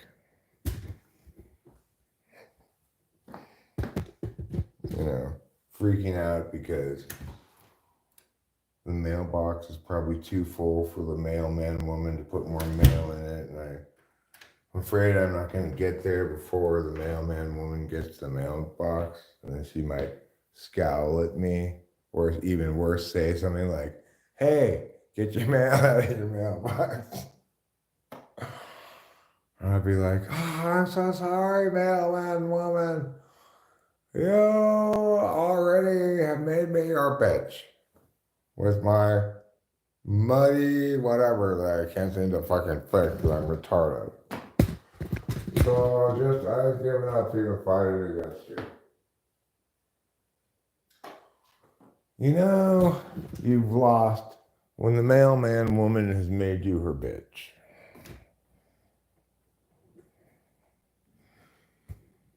The tree growing crowd has arrived. Oh, yeah, I am a huge fan of growing trees. Be they pear tree, peach tree, apple tree, pine tree, banana tree. No, bananas don't grow on a tree. Trick question. They grow on a bush.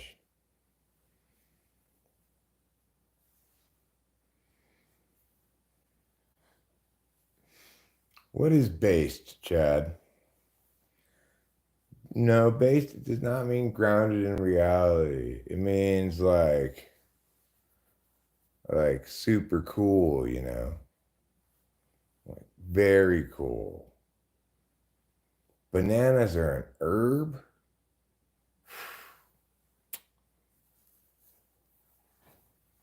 You know what else is not what it seems? Papayas are a berry. Don't you just see it now? Oh, now I get it. Papayas. No wonder you're a berry. That's why they're so gross because you can't have a mushy berry that big and have it be good. When you realize it's just a big, mushy, stinky berry, then you're not gonna want to eat it anymore. It's not even a fruit. Talk about putting on pretensions, putting on airs, not with an H, you know. AIRS. Tubers grow their seed underground. Well, good for tubers. Tubers are super braggy about it, though. That's the thing. Yeah, they do grow their seed underground. But they're always like, oh, we grow our seeds underground. That's why I just stick them in the microwave and say, oh, yeah? Well, cook in the microwave then, tuber. And they scream their whistly sound. They harvest bananas, they have to dig them out. What is your favorite flavor of ice cream? I'm going to go with coffee ice cream. COFFEE coffee.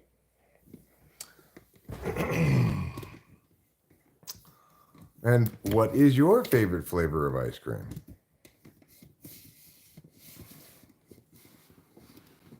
Is it vanilla? That's always a popular choice. Perhaps for you, it's Ricky Road. That one's got marshmallows and other little shit in it. Green bell peppers? No, it doesn't have green bell peppers in it. Pickle flavored ice cream? No, that's gross. Pickles and cream don't go together. I'm sorry. But even if you're a very adventurous eater, pickles and cream do not go together. Just keep your cream off my pickle, and we'll all get along fine. Butterscotch for the win. Oh, Anthony. Everybody knows you can't choose Neapolitan. That's cheating. That's choosing 3 flavors of ice cream. I can't believe you thought you'd be able to get away with that, rookie fake out move of yours. No. Neapolitan does not count as a single flavor of ice cream. This isn't my first rodeo. I wasn't born yesterday.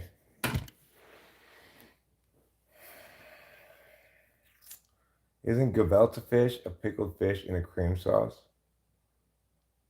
I I don't think it's in a cream sauce. And I do think it would be the absolute worst flavor of ice cream in history if they were to make ice cream out of gefilte fish. Ah, that would be quite an adventure. How do you know your favorite? Do you just arbitrarily assign something as a favorite? I know my favorite flavor of ice cream because it's the flavor of ice cream I get most often when I get ice cream, almost every time I get coffee. I can tell what I like better in terms of food stuff, not in terms of You know, they're like, well, there's certain things I can tell more than others. What my favorite is like. If you ask me what my favorite song is, well, that's a really kind of an impossible question to answer. But with ice cream, yeah, I'd say that would be um, true. Whatever you choose most often, you would be your favorite. No, I've never kissed a man. Trump's hanging with Kid Rock and Elon Musk at the fight.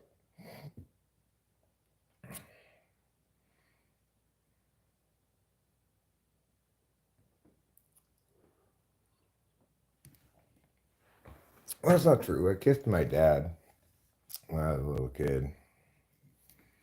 Sure, I probably kissed my grandpa or something. So I have kissed a man. Hi, Zoe Nicole.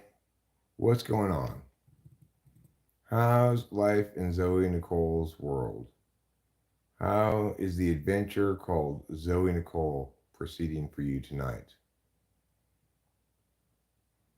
I guess my favorite flavor of ice cream is chocolate. I get vanilla when I'm feeling daring.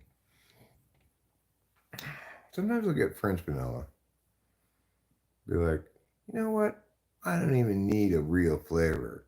I'm going to just go with the default absence of flavor, vanilla. Even though actually vanilla is a flavor. You just have plain ice cream, it wouldn't be vanilla.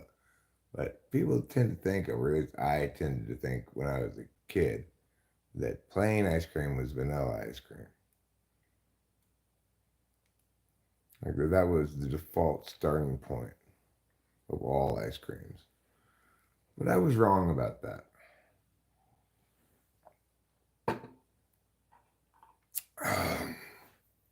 It's kind of like how did vanilla become the default flavor of ice cream? Vanilla, chocolate, and strawberry. We do have A to Z. We have Anthony to Zoe.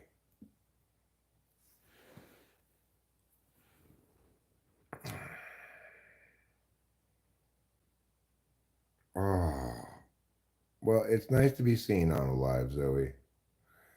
Is it better to have loved and lost someone, or is it better to have never loved someone to begin with?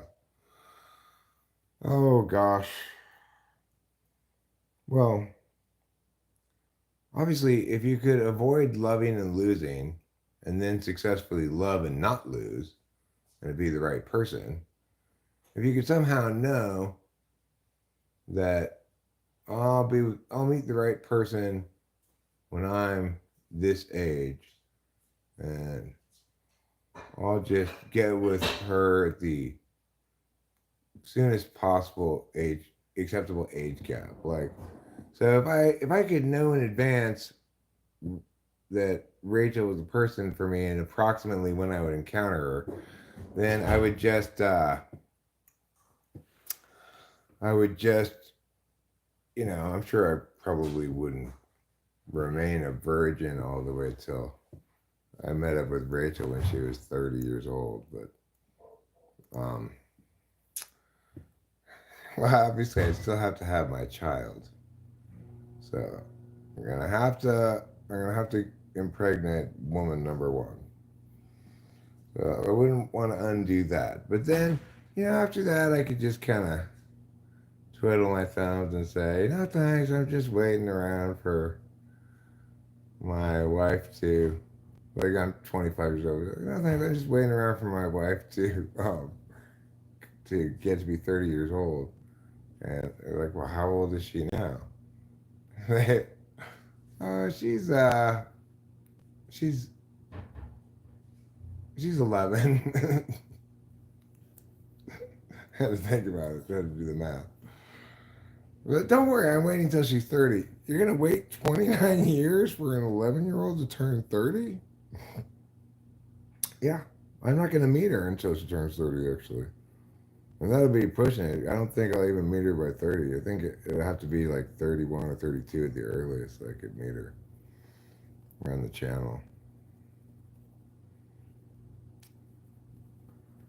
Everybody says Kierkegaard or Spinoza. You choose. Never loved is better. Yeah, you have to be really dedicated to your grooming craft, huh? I want to make sure I'm not under any suspicion for having groomed her. So I'm going to wait till she's 30 years old. That would be.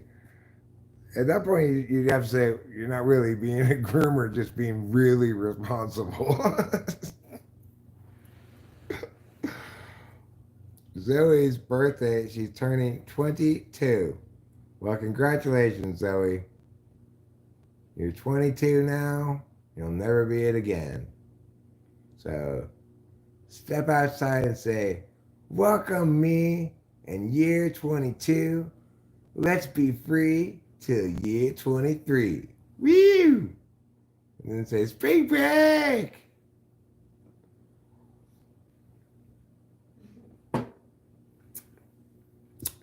What Paul says about Peter tells us more about Paul than about Peter.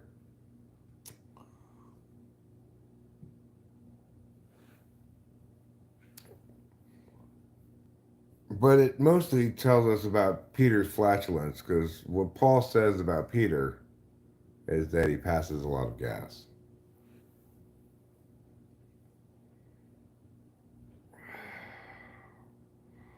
(47) = 4 plus 7 = 11.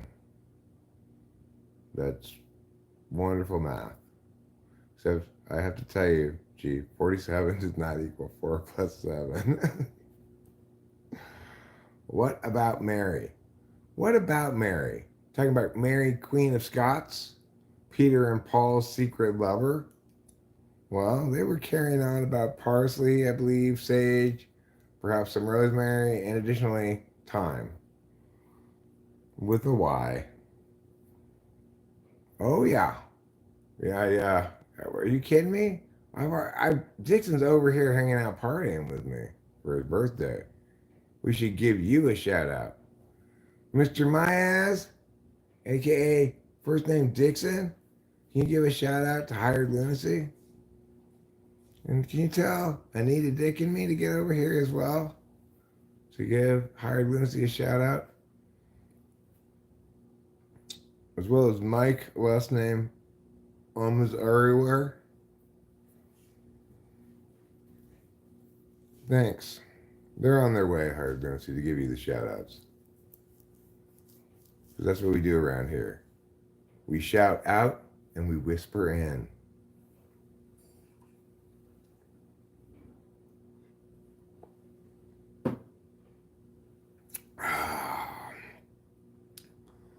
Okay. Well, I am winding down. We're going to be wrapping this up shortly. If there are any important topics that you'd like to engage a discussion about, let me know now or forever hold your peas. Well, my lids are getting heavy. Like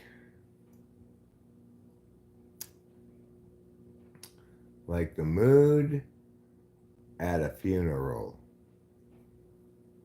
Emo versus goth. I'll take, I'm going to hybridize it. I'm going to go Gemo or Emoth. How can all dozen of us get rich quick? All right. The rest of you guys get rich and then cut me in 1/12 of it. Just, because I gave it my go ahead.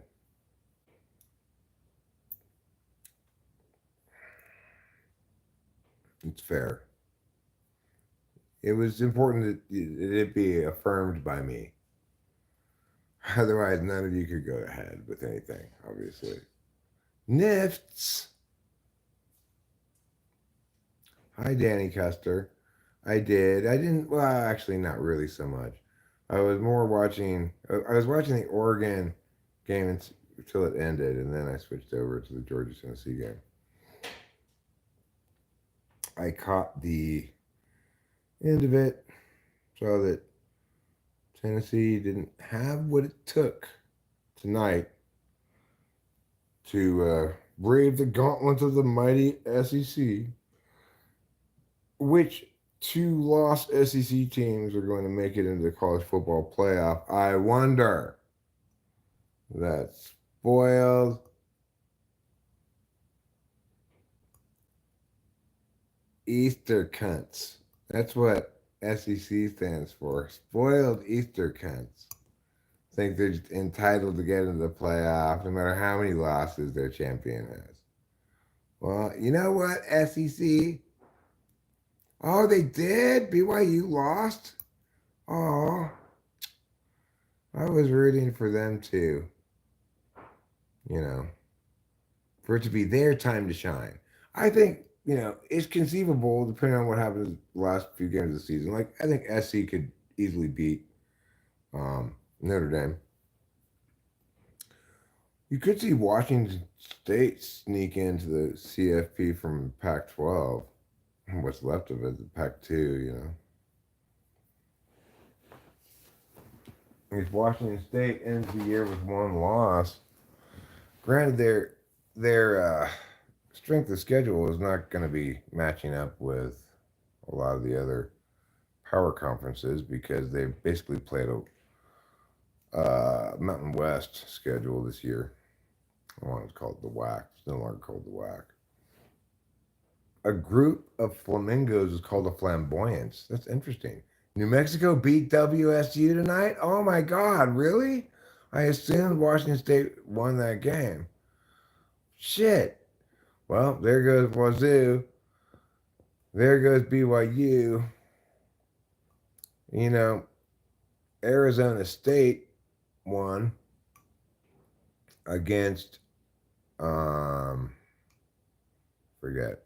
Who did Arizona State play?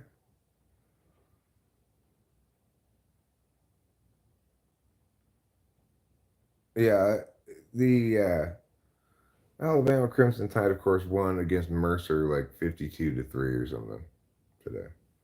Why Alabama felt the urge to schedule Mercer in November escapes me. Oregon escaped. Speaking of escapes, Oregon escaped Wisconsin with a narrow victory predicated on the strength of their defense, atypically. Although this is a bit more of a schizophrenic Oregon team than I think we're used to seeing.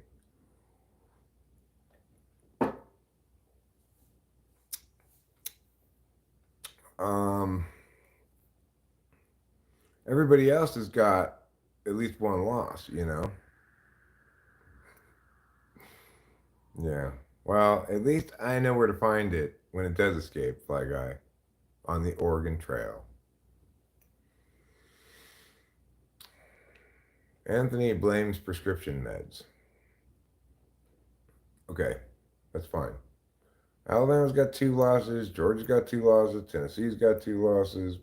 Penn State has one loss. Ohio State has one loss. Again? I'm always dying to call her up.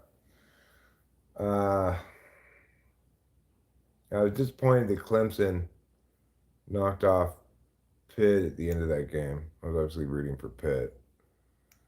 Kansas State lost, right? Who beat? Oh, that's who Arizona State beat Kansas State, I think. Do people get this way from about sports from gambling? I don't gamble on sports. I was just raised by a very college football family. My dad had season tickets to USC football games, and you know, college football. We didn't watch professional football nearly as much around the house as we watched college football. It was one of the things that I shared an interest in with my dad, and you know, I probably wouldn't have gotten into sports if I wasn't like drenched in USC football since birth. You should have seen all the USC football shit my dad had. USC stuff in general around the house. College football is awesome. It's my favorite football. USC won today against Nebraska, And our former backup quarterback, now starting quarterback, he looked so much more decisive than Miller Moss has. And Miller Moss has been spotty all year. But I blame some of that on fucking Lincoln Riley's play calling. Yeah, not the NFL. The NFL is not my favorite football at all. College football is my favorite football. NFL football is something I can watch if it's a good game, or I'll watch the playoffs. Once it gets in the playoffs, the NFL becomes pretty exciting when they go to two a day, two a weekends. I mean, 2 days a weekend when they start having like I don't know, maybe it's the first round of the playoffs. They have Saturday games and Sunday games. That's pretty exciting weekend of professional football.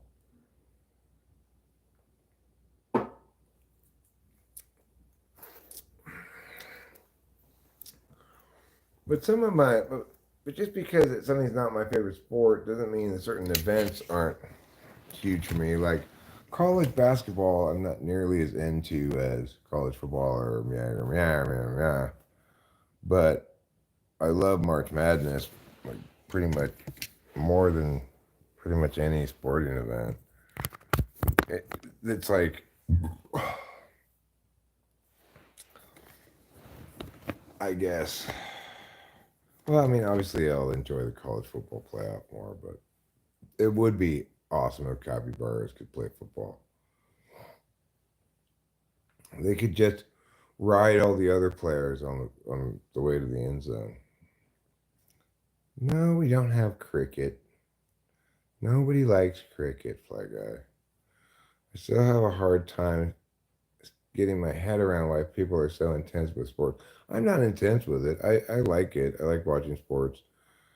I get excited when exciting stuff happens, and I don't get mad when my team loses. For not in any meaningful sense. I'll be like, oh God, here we go. What is wrong with you? Why are we sucking so bad this year? I'll be like that, but it won't stick with me. It's not gonna like bring me down for long. And I like a lot of neutral sporting things where it's if it's a really great game and an important game, it doesn't really matter what sport it is. If it's a close competitive affair and of some great significance, then especially if the crowd's like if it's all filled up, the stadium's all filled up and stuff, it's gonna be pretty exciting, even if you don't have a horse in the race. Okay, I am done. I am exhausted as schmabosted. And that's just how it's got to be. I have to go. It's not very different from America's sports, is it? Nope, Fly Guy. It's pretty similar, except just way worse. Thanks everybody for being here. I love you all. And don't forget to eat plenty of cheese.